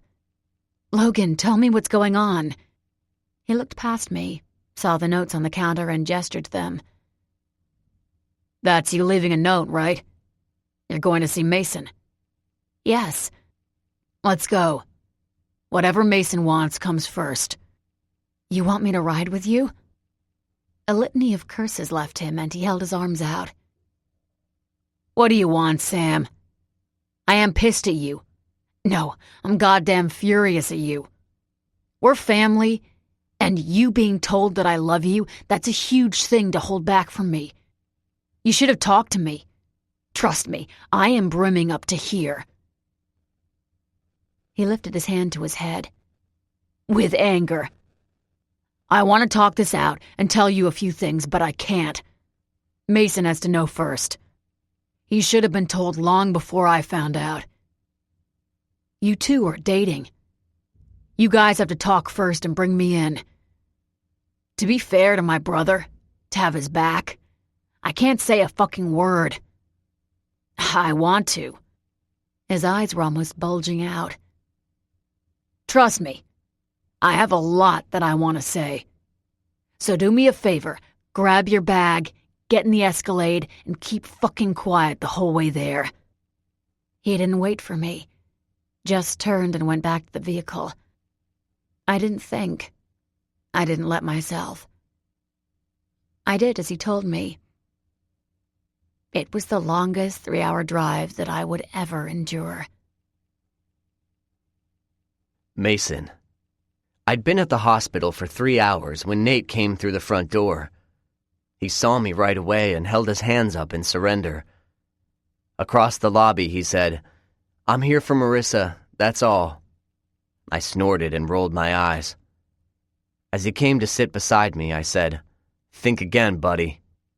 "Okay?" He sat across from me. There were people around us, but when he took his seat, the ones closest to us moved away. I didn't blame them. I'd been pacing for 3 hours, and this was the first time I sat. Then he walked in. They'd already been leery of me, watching me like I was a caged animal. I'm sure they were wondering if he would be the spark to set the bomb off. To be honest, as I watched him warily, I was wondering the same thing. I wasn't sure what was going to set me off. We were both silent for a moment, just waiting for the other. Nate ran his hands down his pants, folded his hands together, and rested his elbows on his knees. He asked, "Have you heard anything?" "No. She was unconscious, and I think she's in surgery." I didn't know anything. They wanted to speak to her family. I had no clue who they were. They wanted friends. I couldn't give them names. They finally asked what I could give them. Nate. He was the only one I knew who would have information on her. I asked, "You gave them information on her?" He nodded, running his hands together. "I had her cell number, but one of my frat brothers hooked up with her roommate. She lives in a house 2 blocks off campus. I think the hospital got a hold of her roommate and we were going to have her parents called." "One of your frat brothers, huh?" "Yeah?" He paused. "Why?" "Don't fucking play dumb with me." "What?" "Nate, I mean it. He'd been my best friend most of my life. He'd been a sanctuary during my parents' divorce, putting up with me when I was a dumb shit, causing fights, wanting to destroy everything. Nate had my back. He was always at my side. He did whatever I wanted him to do, but looking at him, the last few years came back to me. He continued to sleep with Parker even during the freeze-out. They wanted him to drug Sam. Logan stopped trusting him. I knew Sam never really had. And this year, with trying to shove Park Sebastian down my throat, then the final straw, bringing Marissa to that lunch. He was watching me back, holding my gaze, but something flashed in his eyes. Something heated. He shot back. What? Plain dumb's been your forte the last few years. Fuck you, Mace. Fuck you, Mason. What? Fuck you, Mason. I'm not Mace. We're not friends. You don't get to call me that. The nerve in his jaw twitched and his eyes cooled, but other than that, there was no reaction. A second later, he leaned back in his seat, shaking his head. Man, you're messed up. Am I? He had no clue, or he was faking it. I thought you cared about Marissa. I do. You don't look it. Yes, I'm concerned. You said she was hit by one of your guys. Nate stopped. He heard me and judged me for a moment. I could feel him dissecting everything. Those words, my tone of voice, how steady my gaze was, everything, even how I was sitting. Then he shook his head. His hand went to his jaw and he started to rub his face. No way, man. No way. I'd already figured some of it out. I punched you. You were out. The bro code says I have to be hurt too, but worse. Am I right? Isn't that what your fraternity is about? No fucking way, Mason. Stop spitting this shit. There's no way. His voice rose on his last statement, but I heard an inflection of doubt in there too. He was remembering things. He was going over past conversations he might have heard, or maybe even moments when he walked into a room and they stopped talking. There was something that triggered the doubt in his voice, because I saw the disbelief start to creep up on him. Then he shoved to his feet. He started pacing, his head caught in his hands, and his shoulders hunched over. No way. No way. I leaned back. I had him hooked. It was time to reel him in. They were there for me. I was at my Escalade and Park called me over. I had to walk across to him. He said it was about you and I was heading over there. But, no way. I mean, fuck. Marissa? How'd she get hurt? She ran out in front of me. I'm guessing the truck saw someone coming and went for her. But her body flew 10 feet. It did an entire flip in the air, and they had to reverse out of there or they would have hit her again. And your buddy, Park, that truck was his getaway car. He was the bait. They hit the fucking wrong person. But that means... New horror filled his features. They wanted to hurt you. Yeah. I shook my head, impatience clawing at me. Come on, Nate. What did you hear? You're not surprised. That means you heard something. What was it? Nothing. I swear, except... He trailed off. No. I mean, no way. But... I wanted to stand, but kept myself down. Either help me or help them. You can't be neutral. I know, but... He stopped pacing and his eyes closed tight. He pressed the palms of his hands to his eyes and shook his head back and forth. I just can't believe this. I mean, yes, you hit me, but you're my friend. I was coming to apologize. Park knew that. Park knew that? I shot to my feet. When? What do you mean? When did he know this? This afternoon. They've been waiting for me to decide what to do. He came to my room and I told him. I told him the fight was about him, that you didn't want to be friends with him, but he seemed chill about it. He was happy that I was going to work on our friendship. I swear, Mason, he didn't seem mad at all. Because you're the epitome of being perceptive. Nate stepped to the side. What do you mean? A guy like that, what do you think he's going to do? He thinks he's the top of the food chain around here and some lowly freshman rejects him? Someone who could be a threat to him later on? Sebastian's not dumb and he's not nice. I'm sure he wanted to take out the threat, me, and do it early on. But hurting you would hurt the team. Park loves the team. Nate was so dumb. Right. He loves the team that has hated him since last year. He loves the team when it's well known among us how big of a douche Sebastian is. He doesn't love the team. He tried to get in. He tried to see if he could use me, and it didn't work. I don't think he wanted to lose you, but if I'm in your ear shedding light on how big of an ass he is, you're probably not going to be the devoted little pledge he wants you to be. But why? Nate, your parents work in the movie business. They produce or whatever. You have more potential power to give him in the future than I do. Oh. I sighed and patted him on the back. Don't worry. Your brain will catch up. You'll see. I'm pretty sure I'm right. You usually are. 2 things happened at that moment. Sam and Logan came through the doors. Both looked fatigued and stressed. Then I heard my name from the hospital hallway. Mason Cade? I turned. A doctor stood there, dressed in dark blue scrubs, a mask hanging around his neck. He looked the same as my family, tired and stressed. His dark hair had been combed to the side, but parts were sticking up by his ears. As he waited for me, he ran a hand over his face and blinked a few times. I went to him. Yes? You're Mason Cade? I nodded. I am. Please don't tell me she's dead. I didn't want to hear those words. She would have been hurt again because of me. She's awake, and she's asking for you. I closed my eyes and hung my head. Christ. I almost fell to the floor, but caught myself. I nodded. The doctor had been waiting for me. He gestured down the hallway. If you follow me, I'll take you to her. I turned. Logan and Sam had come closer. Logan shot a confused look at Nate and folded his arms over his chest. Sam never looked away from me. A wave of tenderness came over me. I just wanted to hold her, tell her everything was going to be fine, but I couldn't. I turned, without saying a word to my family, and followed the doctor. I had a different girl to comfort right now. Sam. Logan told me, we're coming. Mason.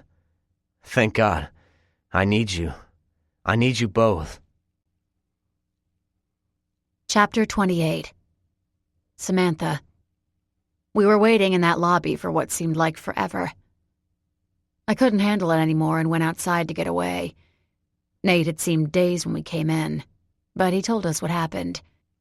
Hearing that Marissa had been hit instead of Mason filled me with so many different emotions. I was grateful it hadn't been Mason. I was angry at Marissa, even though I didn't know why. That anger turned to Nate's fraternity. They wanted to hurt my soulmate. I breathed because of him, and they wanted to threaten that? To hurt him? I wanted to hurt them back. Then all of that faded as I pictured Marissa crumpled on the ground, then in a hospital bed.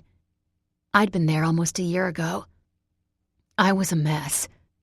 I thought I would have found you on the phone with Jax. Logan had come outside. His hands were pushed in his jeans, making them slip down an inch, accentuating his already lean body. As I stared at him, all the bullshit from the year came back to me, and I admitted to myself that I could have loved Logan. I really could have. But it was Mason. It was always going to be Mason. I meant the words I'd told Jackson, that all roads would have led to him. He was my life. He was my breath. He was my heart. I couldn't lose my heart. Sam. Oh.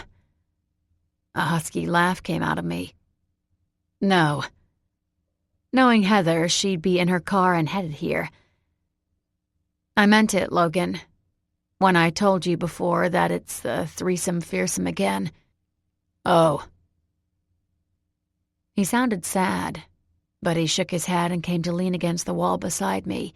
Keeping his hands in his pockets, he leaned forward, his head hanging down for a moment. He glanced up at me and gave me a brief smile. That doesn't mean you can't have a friend. I didn't mean it like that. He was hot and deadly to others, but he could be adorable. His brown hair had grown an inch longer, and some of it had slipped over his forehead. His dark eyes had a slight mischievous glint in them, and the corner of his mouth was curved up in a half grin, half smirk. Without thinking, I reached out and pushed some of the strands of hair back, smoothing my hand over his forehead.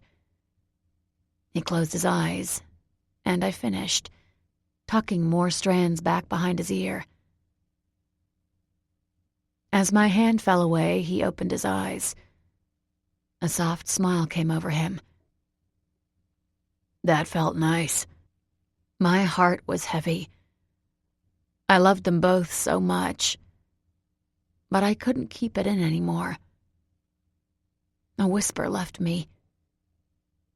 It's Mason for me. He closed his eyes again. Sam, he started in a murmur. Stop. I touched his shoulder. I have to say this. I know you want to wait until he knows, but this is what I'm going to say to him, and you're wrong. We don't have to wait to talk about this before he knows. It won't make a difference. I love him. He will always be the one for me. There might have been the possibility of others, but when Mason came into my life, all those possibilities left. My future has been set ever since I met him. I told Jackson before, my path will always lead to Mason.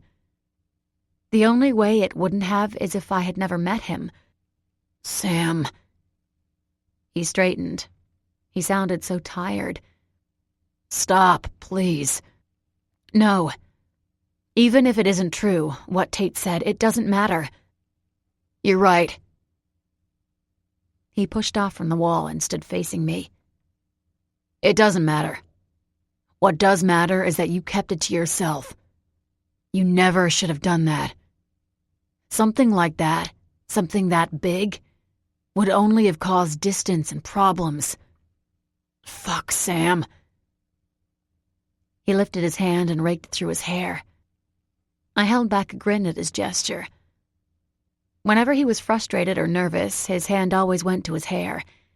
He'd grab a handful like he did now, and he would keep his hand there, just holding on to it. He noticed my reaction. What? Nothing. But I couldn't keep it in. A slight chuckle slipped out, and I pointed to his hand. You always grab your hair. I do? He released his hair and laughed. I had no idea. That's embarrassing. It's cute. It's you. It's Logan. He rolled his eyes and groaned. What was I saying? Oh, yeah. He snapped his fingers and pointed at me. You. Me? Yeah, you. This was the reason you've been freaking out since Mason left, even before he left. I could tell something was wrong. You were always with him. He cursed. The two of you were like rabbits for a while, always going at it. Now it makes sense. Logan. Ignoring me, he kept going.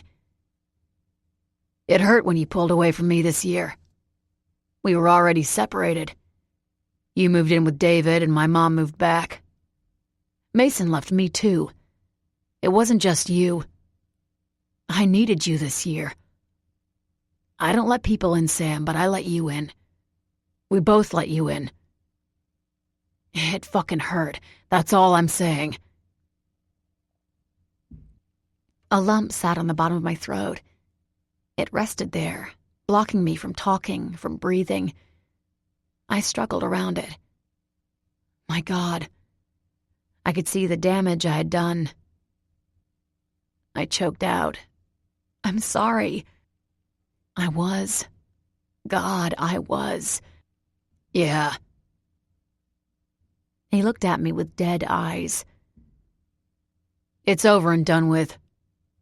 Do you realize how much time it's going to take for me to get over this? That I held this back, or... My heart rate picked up, thumping harder and harder. He had never confirmed or denied it. Was that what he meant? I was still too afraid to ask. Yes, that you held it back. He gestured from himself to me. Mason has to be told. I know it came from Tate, but this is a guy's worst nightmare, that his girl and his brother fall for each other. I'm hurting, but I'm pissed too. I'm pissed that this wasn't snuffed out right away.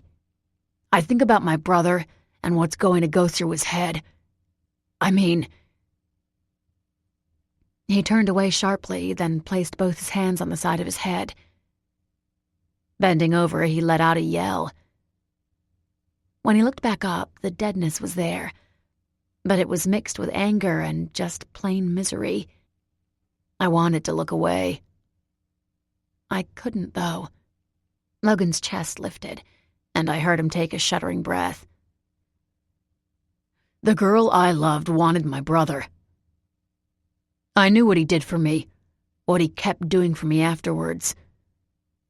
Mason took care of me. He protected me. But I didn't love Tate like he loves you. You guys are epic.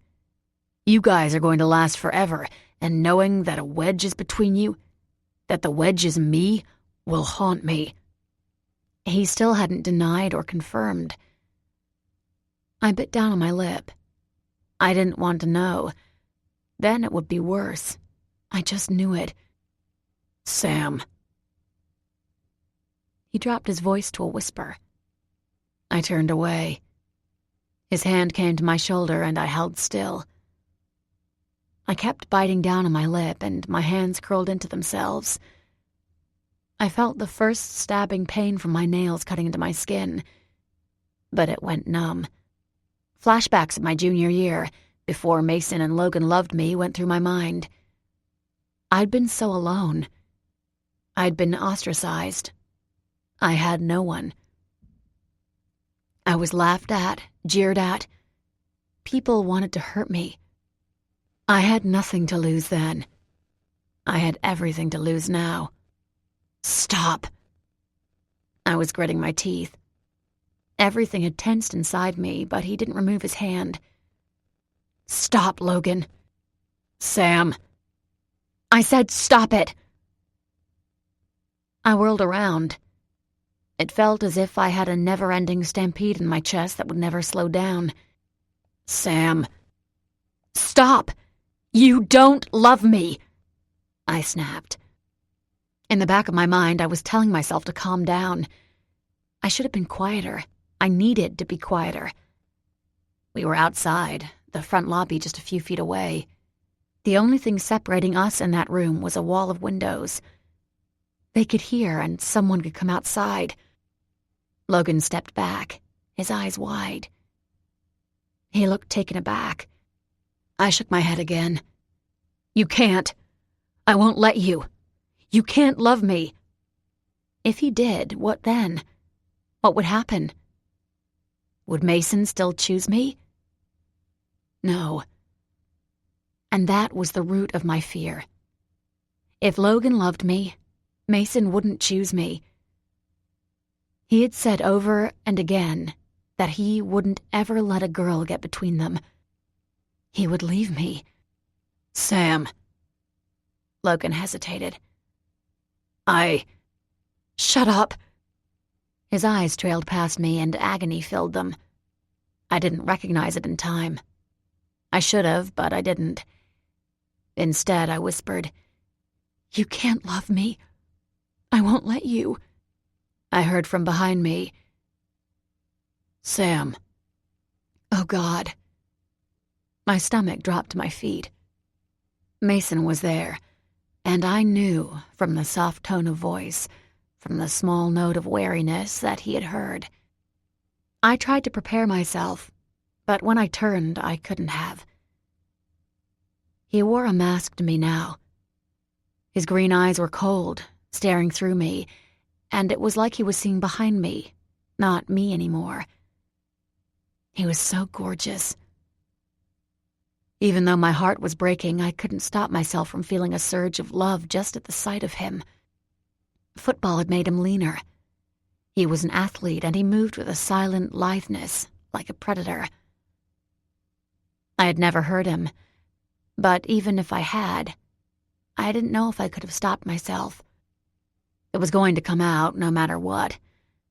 I just wish he hadn't heard it that way. Mason. I had no idea what to say, but I had to try.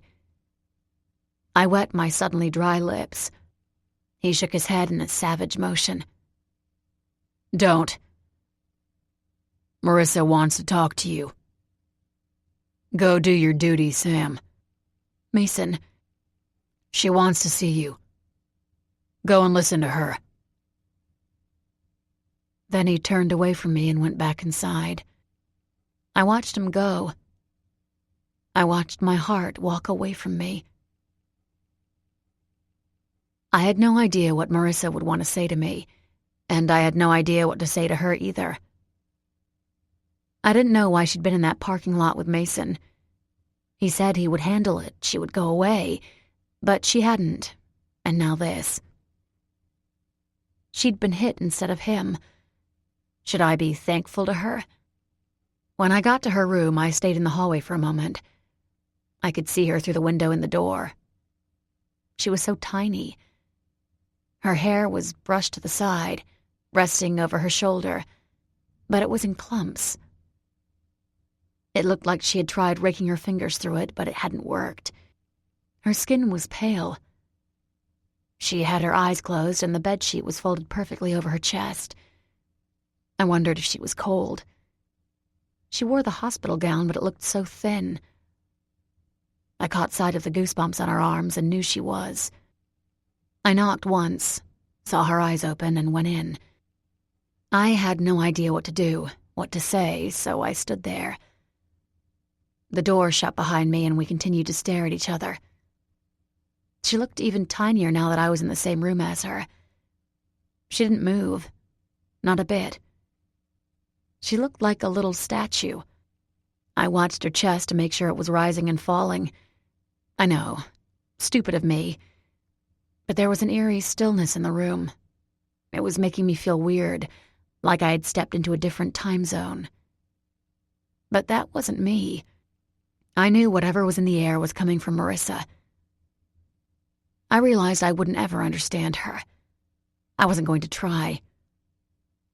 I was going to listen to what she had to say, and I was going to say whatever she wanted to hear from me. Then I was leaving. The bottom line was that she was still at school with Mason. She still had... I love him. She interrupted my thoughts, but I was grateful for the break in silence. I ran my hand down the front of my jeans.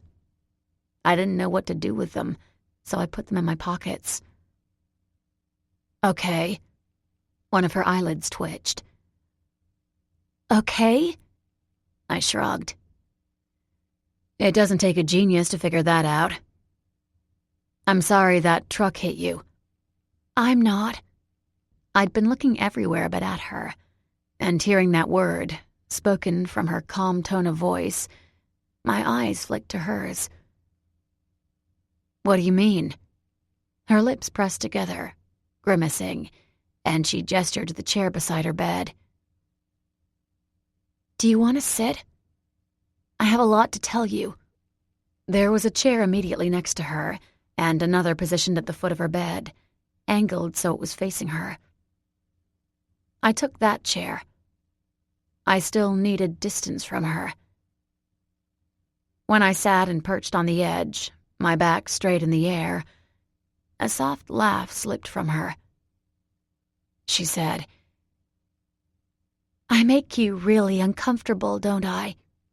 I didn't bat an eyelash. Yes. I can't say I'm surprised. She sounded normal. She sounded like someone I could be friends with. She let out a sigh and sat up. The gown was strung together by a small string, tied into a knot behind her neck. As she leaned forward, the back of her gown fell forward. It exposed her back, and from the angle I was sitting, I could see bruising on the side and at the top of her shoulders. She seemed impervious, staring at me.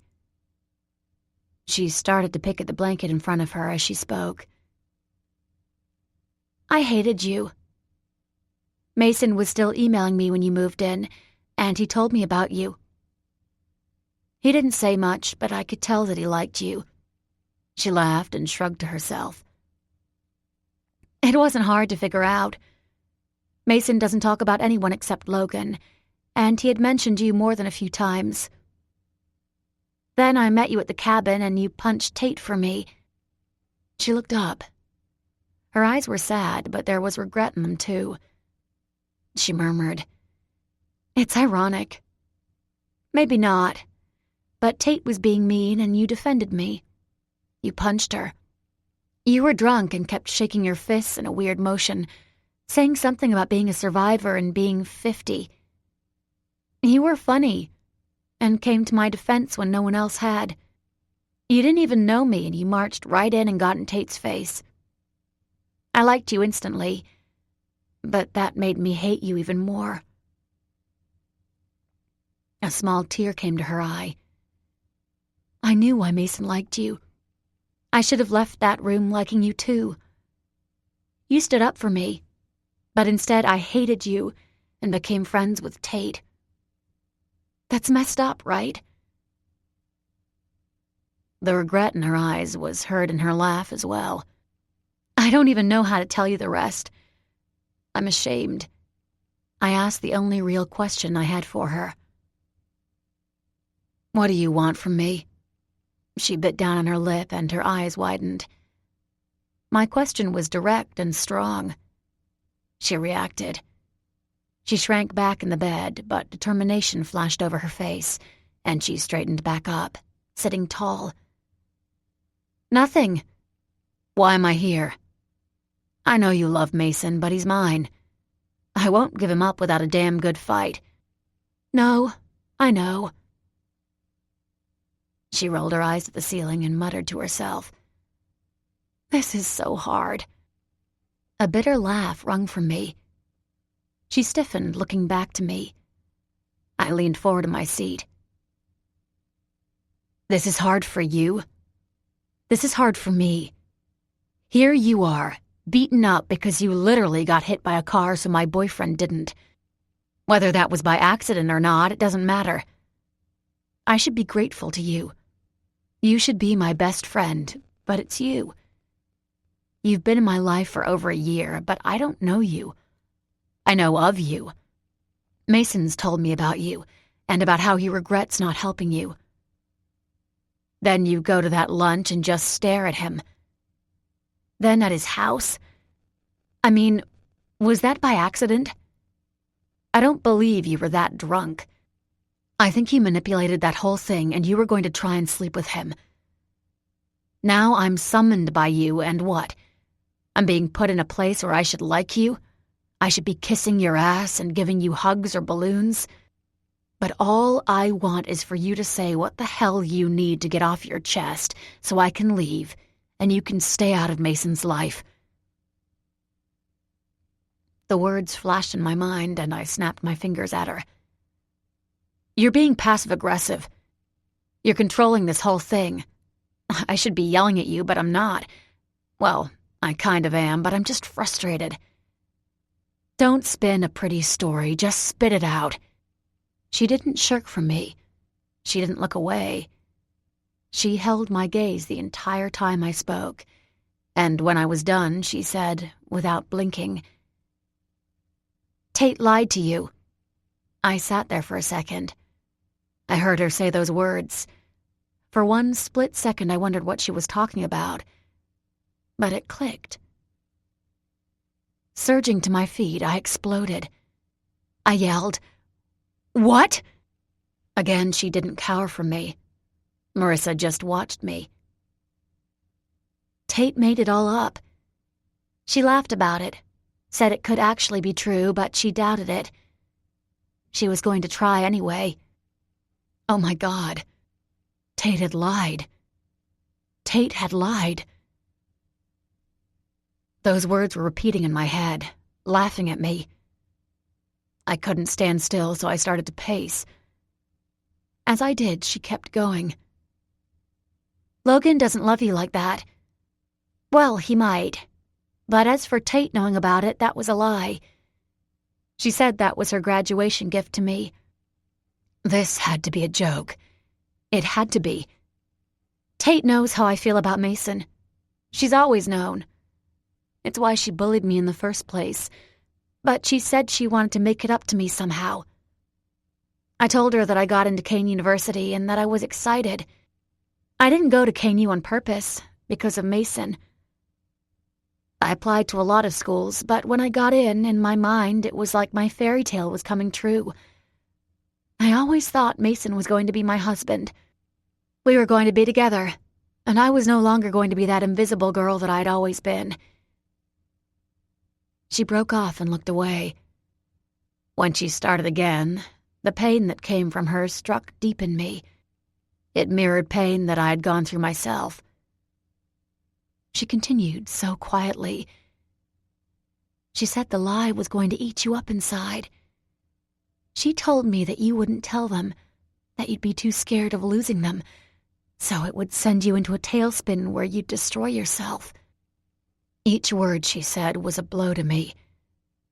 Tate had assumed right. I'd been manipulated, and the end result was just pain. All around pain. All because of one lie. I didn't ask her to do that, but I didn't stop her either. I'm sorry. I realized this whole thing was wrong when I was standing in the rain, professing my love to Mason, and all he seemed was irritated. I don't know why, but I had this grand idea in my head that it would work. I would proclaim my love. We would have this fairy tale scene, and he'd tell me he felt the same. I don't know what I actually expected. I wasn't thinking about you or what I was doing to Mason and his relationship with you. I was just thinking about myself. Her voice was so quiet again, it was barely a whisper. I just wanted to be loved. No. I cursed, shaking my head. You wanted Mason to love you. You're making it sound like you were nothing and he was going to make you someone. If you just wanted to be loved, you would have been loved. You're pretty. You might seem normal outside of this. I'm sure there are other guys who have liked you. You wanted Mason. You allowed Tate to lie to me, to make us all suffer. It was because you wanted one particular guy. Be honest about that. God, I couldn't believe I was still listening to this. She was confessing, but it wasn't to make things right. It was to make herself feel better. A mangled-sounding laugh ripped from me. You have no idea what you did. Tate might have said the words, but you let her. You didn't say anything to stop this. You're just as guilty as she is. The tears started. They began falling down her face, and as I kept talking, they became a steady stream. I shook my head. Everything about her screamed victim, and she'd been hit by a truck. She was a victim, but what she did wasn't okay. I couldn't stay there. I needed to leave, but there was one other thing. That night, were you going to sneak into his bed? Her shoulders were shaking from sobbing. At my question, she stiffened and paused. A small whimper left her mouth as she nodded. She couldn't talk. I heard all I needed to hear. Heading to the door, I thought of another question. Pausing, my hand on the handle, I asked, "Did you manipulate that whole night?" A second slow nod, like she still didn't want to confess to that part. You pretended to be drunk. A third nod, even slower and just the bare minimum of motion. I gripped the handle so tight, I knew my knuckles were probably white. Were you there with friends? If Mason had found who you were with, what then? The whole lie would have been pointless. She looked back down, but I heard her say, I told them not to answer their phones. They knew. My phone was stuffed in my bra. She set the whole thing up. She was going to try and seduce him. I felt sick. My stomach protested, and I realized I really was going to be sick. I hurried out of there and sprinted to a bathroom in the hallway. Sam. I'm throwing up. Mason. Trust me. I am too. Chapter 29. Mason. Sam and Logan. Sam and Logan. I couldn't get the images out of my mind, them standing so close together, her reaching up, tucking some of his hair back. I saw them through the lobby windows, even though Nate tried to block me from seeing them. Fuck that. He didn't try to block me. He tried to stall me. The two of them looked so intimate out there. They had looked like a couple, and it stuck a dagger in me. My brother and a girl. This was Tate all over again, but worse. Even though Marissa told me the truth, all about the lie Tate had said to Sam, I was furious when she touched him. But this was Sam. A part of me wanted to grab her, take her somewhere and remind her that she was mine. It was the animalistic side of me, but I couldn't do that. The other side, the one always in control, kept me from doing that. It told me to remain calm, think about it from her perspective. She was scared. She had lost her family. She didn't want to lose me or Logan. I got that. It was pretty easy to figure out, but it wasn't helping my anger. Sam was mine, not Logan's. But fuck, if he made her happy... No. Marissa said it was a lie. You okay? Nate asked. I glanced to him and I knew he was my best friend again. He was there. He was waiting for what I was going to do and he would have my back. It was the old Nate looking back at me, the same one that let me tear shit up at his own parents' party years ago. Think, Mason. Stop. Fucking think about this. I forced myself to calm down and looked at everything that had happened. Marissa was hit. Park had done that. And Nate, he was back. No, I needed to make sure. I'm going after them.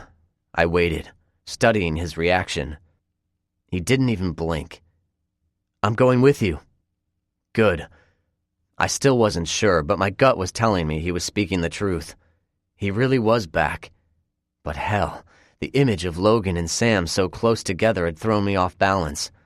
I needed to regroup and center. I nodded. Go to the house. Pack your stuff and get out of there. Call me afterwards. Okay. He started to leave, but remembered who was out there and turned back. You want me to go out there, or... He gestured out the door. I knew what he was asking, and I moved ahead. Let me go first. I'm going to have Logan go and get a hotel room, and I'll bring Sam later, after she's done talking to Marissa. Okay, he stepped back. Wait, Marissa? Yeah. I didn't explain it to him. I didn't want to. It'd be explained later in the hotel room, but for now, Marissa didn't know who hit her. It was my say only. When I questioned her, she claimed she never saw who called my name. She hadn't even remembered that someone had called my name until I told her. I pressed her, though. I needed to know if she remembered or not, and she held up under my interrogation. She really had no idea, which was good. I had no plans on going to the police. I wanted Marissa's hit and run to be just that, a hit and run. The camera feed from the parking lot wouldn't be good. It was dark and raining. There was no chance it could have picked much up. They'd question me and I would handle those questions fine. As I went outside, I already had a plan set in mind, but it would take steps. And the first step was dealing with Sam and my brother. I heard her say, "You can't love me," and the dagger got shoved deeper in me and yanked to the side. She said something else, but my blood was boiling. I couldn't let my control slip. If it did, I didn't know if I'd be able to keep from hitting Logan. When I spoke, Logan jerked away from her and Sam paled. She looked ready to either run or crumble.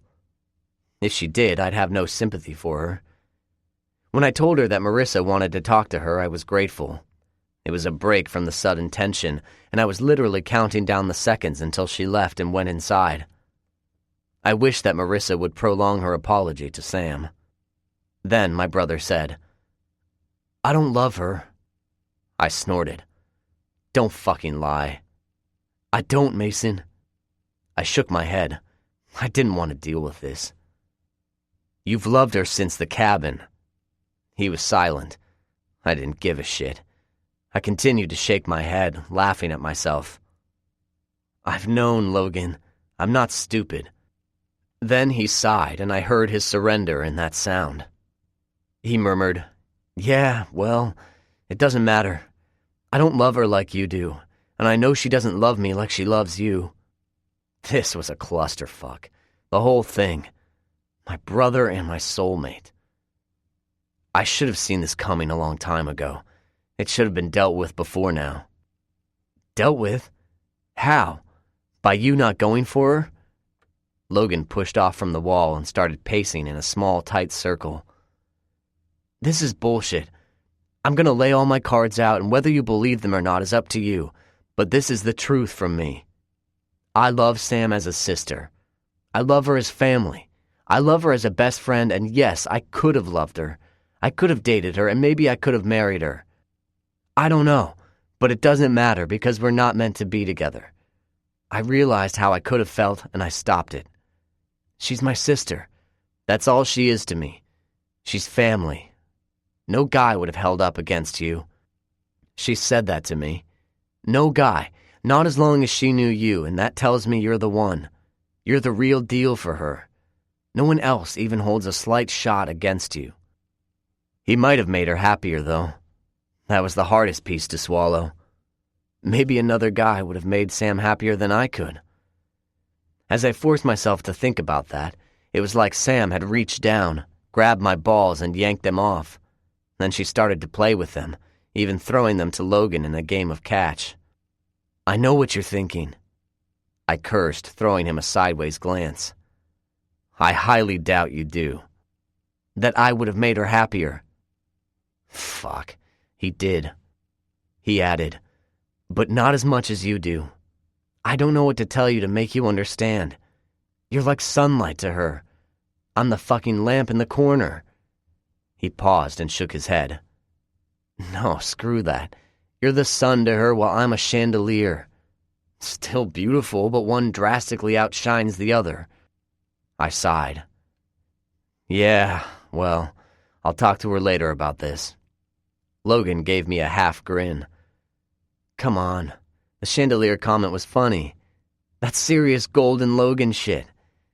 He looked past me and the attempt at humor faded. What's up, traitor? Nate came to stand next to me. He shook his head. I didn't know they were going after him, I swear. And now you do? Logan was baiting him, watching him darkly. What side are you picking? Do you have to ask? Yes, Logan threw back. I do, and that's what pisses me off. I shouldn't have to ask. Nate was brimming with anger next to me. I could feel his tension. He gritted his teeth. Back off, Logan. You have no idea how hard it is to be friends with you guys. I love you guys, but I'm nothing compared to you. Sue me for wanting to branch out and get some of my own friends this year. I'm sorry they turned out to be psychopathic assholes. Mason punched me. Me, his best friend. That had nothing to do with the fraternity, and I had nothing to do with what they did to Mason or tried to do. Park lied to me. I was wrong. I just wanted Mason to be a part of my other life, one where I'm not in third place every time. Logan lifted an eyebrow, looked at me, then back to Nate.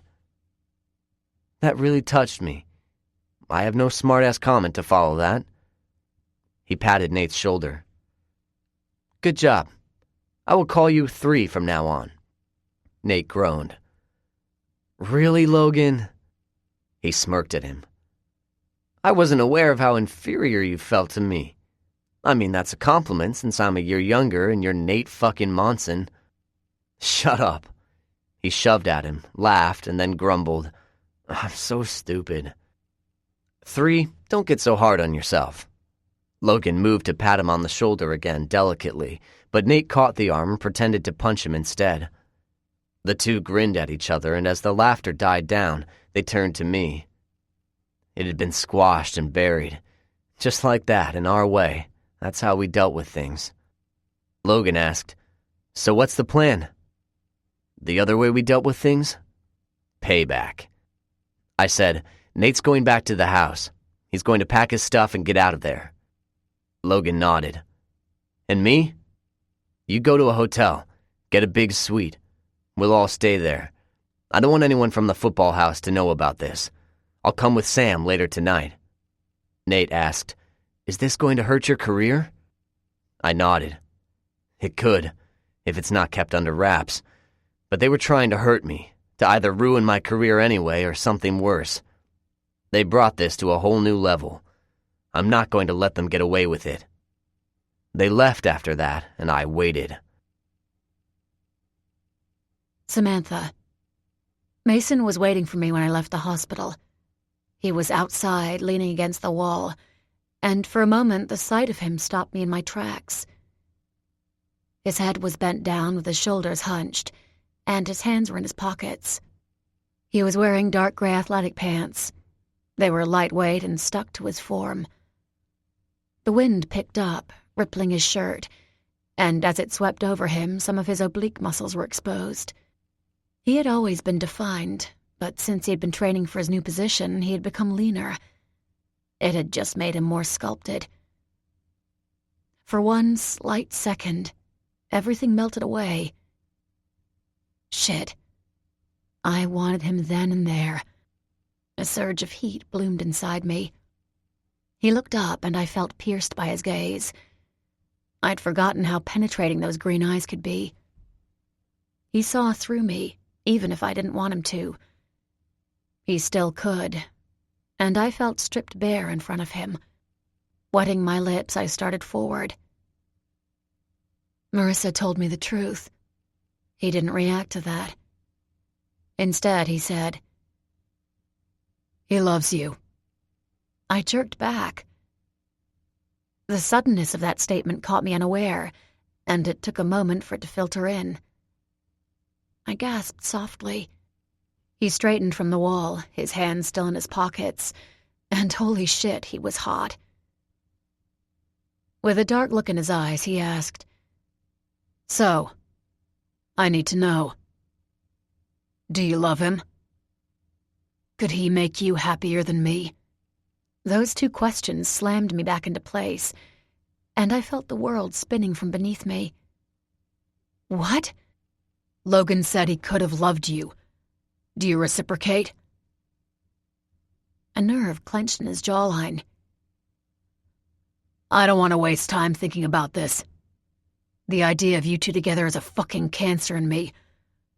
I want it out, here and now. Do you love Logan?" "No." I didn't bat an eye, and neither did he when he shot back. "Could you?" "Yes." He paused and turned away, but caught himself and continued looking me in the eye. "Could he make you happier than me?" Again, there was no hesitation from my end. "No." When he didn't respond, I lifted my head higher and squared my shoulders. I was sure about this. There was no second guessing. There was no area of doubt. Everything else had fallen to shit in my life. My family, my mother, my friends. But the one thing that helped me remain strong was him. So I told him, "It's you. It's only been you for me. When I came into your life, I might have seemed strong, but I wasn't. I had nothing to lose. When you have nothing to lose, you're capable of doing a lot of damage. But suddenly, I had something to lose. You. My mom put me through hell, and I will never forgive her for that. She threatened to take away your future and mine because of it. She damaged me, but you held me firm. Kate and her cronies came along. They tried to break me. It didn't happen. It was you. You held me up. You kept me strong. You loved me. I don't think you will ever understand how much I love you. I could love Logan, yes. There was a small moment when it could have been him, but only if you were never in my life. Only then. You're the fucking moon and stars to me. Logan would have been fireworks on the 4th of July. There's no comparison. You need to get that. Sam, he said. His voice dropped. I took a step toward him. Marissa just told me about Tate. I came here crying. I came here feeling broken and scared shitless of losing you. I go in there and find out everything was a lie. Tate's gift to her friend. I am furious, but I came out here and you're asking if I want to be with your brother. None of this is sitting well with me. I felt a rumbling in the pit of my stomach. It was like a wind-up toy, slowly being turned, cranking up tighter and tighter until it couldn't be cranked anymore. I was that toy, and I was ready to explode. A wary expression came over him. I took a step closer. Pressing a hand to my stomach, I felt that toy. It was waiting, ready to implode at any moment. I was scared when Tate told me that. You've never wanted a girl to come between you two, and guess what? Here I am. I could have loved Logan, yes. But I don't. I love you. You and Logan were right. I should have told you guys immediately. This could have been dealt with, but I'm human. Can you stand there and tell me you didn't question the same thing? His eyes shifted to the side, and I knew I was right. You did, didn't you? That sealed the deal. He questioned it. So had I. We both had kept quiet about it. A sad laugh ripped from me, and I shook my head. We're the epitome of a great couple. Look at us, we're so perfect, but we don't talk. You don't talk, he shot at me. I talk. I call you every night. I ask how things are going. You hold back. You don't tell me the big stuff. This was a big thing you should have told me. Neither did you. I was yelling. I didn't give a damn. You kept this from me, too. He jerked forward, his features tightened with fury. Could you have handled it? I stopped, taken aback. He ground out, My God, Sam, you were almost falling apart. I didn't give a damn in the beginning. You were mine. I loved you. Yes, I thought Logan might have had feelings for you, but we weren't ready to deal with that. We were too new. Then that crap with your mom and what she tried to pull happened. You looked like you were going to crumble. Then last year with Kate, when was I supposed to have this earth-shattering conversation about Logan's feelings with you? So what if he does? I burst out. My blood was pumping. So what?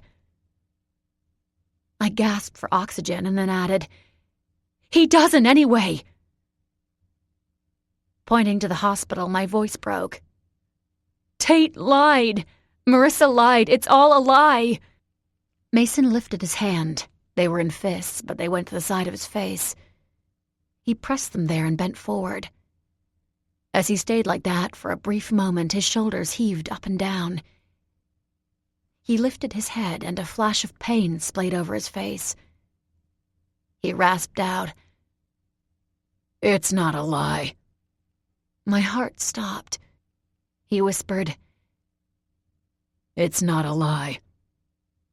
It was a guess. And Tate guessed right. Logan loved me? I fell back a step. No. Oh. Mason shook his head in a savage motion. It's not what you're thinking. But he could love you. It's the same damn thing as what you just said. He could have been with you. You could have been with him. Do you know the position that puts me in? It's a cancer building in me, wondering if I might lose you one day. I rested a hand on his head, and with that one small gesture, the fight left him. His shoulders drooped. He expelled a sudden rush of air, and his forehead fell to my shoulder. I continued to cradle the back of his head, and, closing my eyes, I felt his hands rest on my waist. He pulled me close, but not too close. There was still space between us, and I had to blink back tears at the distance. We weren't arguing about the what if of Logan. He wasn't the issue. It was us. We were the problem. His head was bent next to mine, and I rested mine against his. I'm sorry I didn't tell you. I should have. I'm sorry that I've been so scared for the last year. I'd been weak. I'd been hurting. He had sheltered me too much. My hand tightened on his head, and without realizing it, he had pulled our bodies closer. We were clinging to each other. His arms were wrapped around me, holding on as if he needed me to breathe. I wound mine around him, too. God, I loved him so much. I whispered again, I'm sorry. I'm so sorry. I was apologizing for more than keeping that damn secret. I was apologizing for letting him carry me so many times. I was apologizing for not doing the same with him. And with this one incident, I should have been the one to protect him, to shelter him. I was scared he would leave me, but he'd been scared that I was going to leave him. That alone, a shudder went through me, ripped me to pieces. I loved this man so much. It filled me from my head to the tips of my toes, and it was powerful. So unbelievably powerful that knowing the damage done to us, I was ready to destroy Tate for planting that seed. I wanted to curse myself for not being as strong as he needed me to be. Mason was the strongest person I would ever meet. He needed that in the woman who loved him. She needed to hold her own beside him, not behind him, not being held by him or being dragged forward by him. Beside him. I hadn't done that. I would now. I vowed that this was it.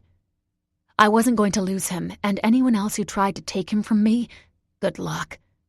I would destroy them first. I love you. It swept through me, pushing the tension and fight away. As I said those words, they were burned into me with the promise to be strong, not to take his strength, but to have my own. A tear slipped out.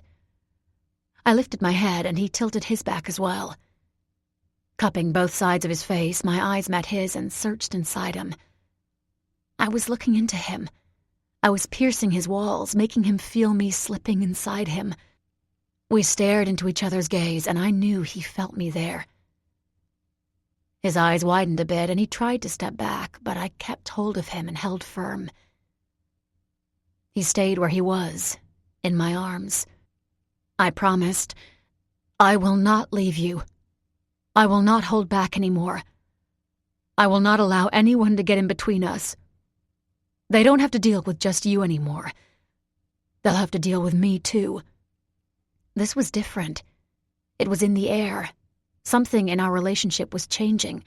Something that was for the future. For a better future. I couldn't explain it, but it was intoxicating, and it was moving, and it was making me feel like I could conquer anyone. I whispered again. I love you. He continued to study me. Then a wall fell away. Some of the weight from his shoulders slid to mine, and he closed his eyes. Drawing me back against him, he pressed his head into my neck, and his lips brushed against my skin. I heard him murmur, I love you too, Sam. I held him tight and thought, so goddamn much. Mason.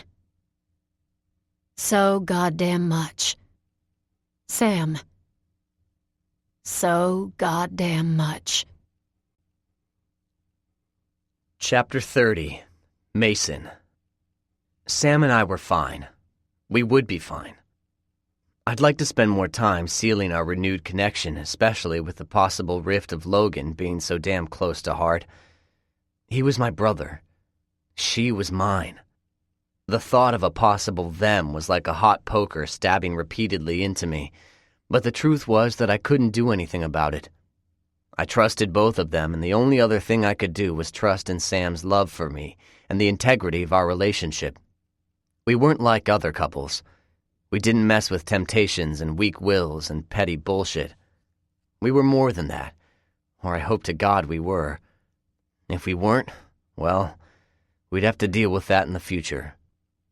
I wanted to take Sam home. I wanted to bury myself so deep inside her that there'd never be another thought of a could-have-been guy in her life. It was me. It was her. It was us. I wanted to remind her of that, but the timing was shit. Park had taken a swing at me. It could have been his payback because I punched Nate, but I was guessing there was more to it. Mateo told me earlier Park liked people with power around him. He tried to get me. Then he found out that Nate wanted to talk to me. The rift could have been smoothed over. If they knew I hit Nate because I knew Nate didn't tell them, it meant they heard what else I'd been saying about Park. If we'd been given the chance to mend our relationship without their fraternity striking. If they hadn't meant to hit me and hit Marissa instead. If all of that hadn't happened and Nate had come to me, we would have fixed things.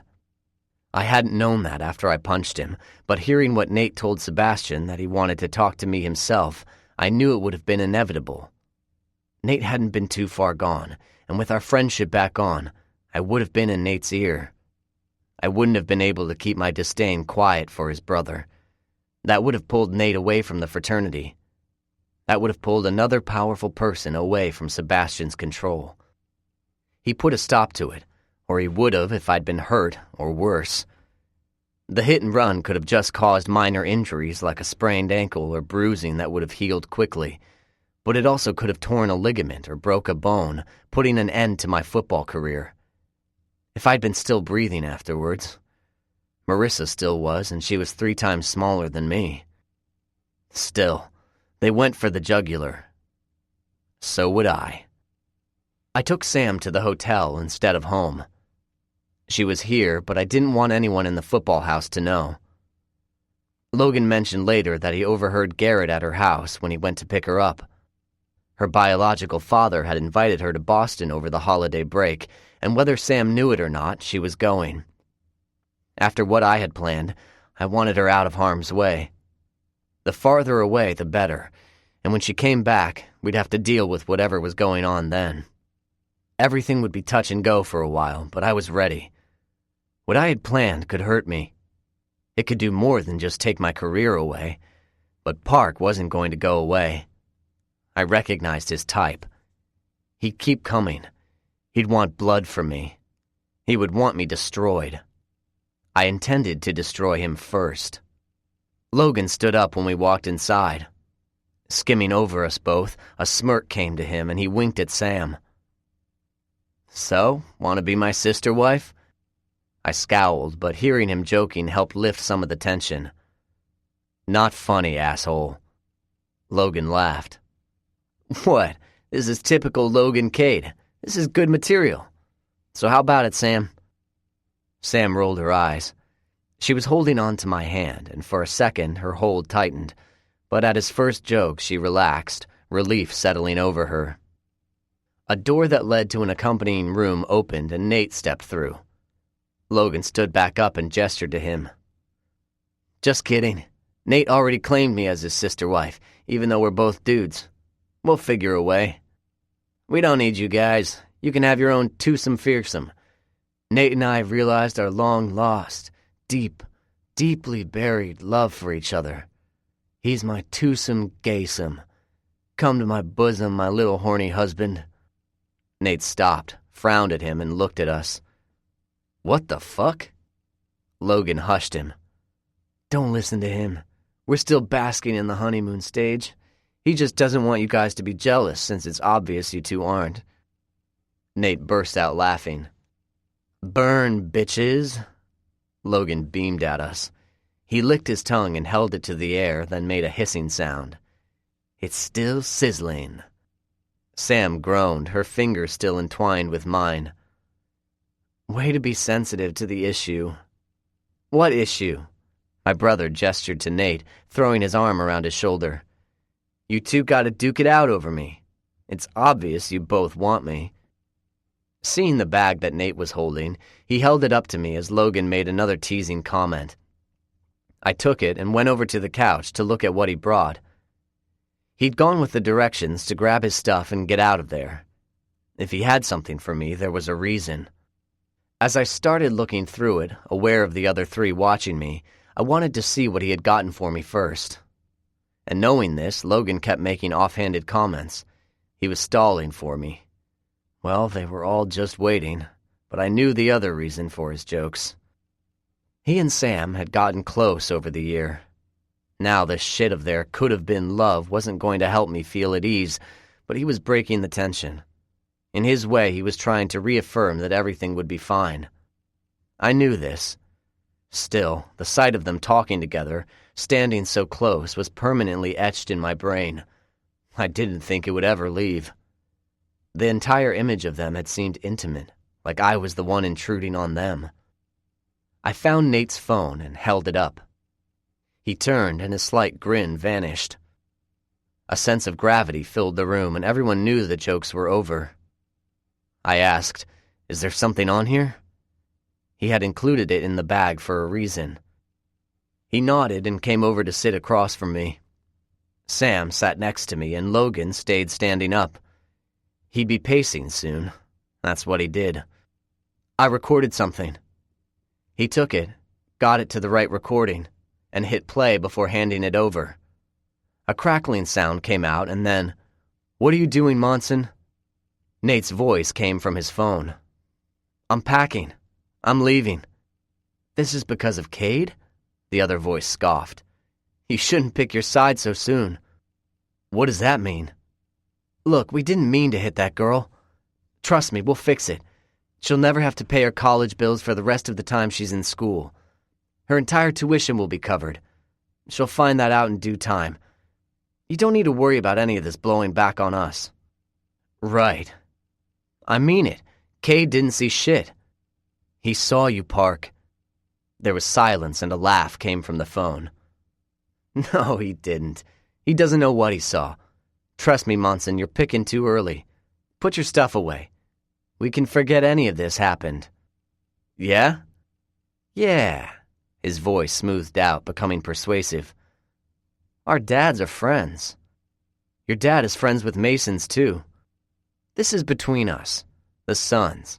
The fathers will stay out of this. Come on, Nate. Put everything away." Another few seconds passed in silence, then Nate said, "I can't. Mason's been my best friend since we were little. We had a disagreement, but he's family." More crackling sounds came from the phone, and then Park laughed. The sound was mocking. "Fine, but you're going to regret this. Trust me, we're going to bury your friend." "You don't know Mason." "I don't have to. This is my school. This is my house. He thinks he's some big shot. Yeah, well, we'll see about that. Remember my other football buddy? The one I know Cade was telling you about, how heartless I was with his scholarship? He doesn't know anything about that story. That accident wasn't an accident.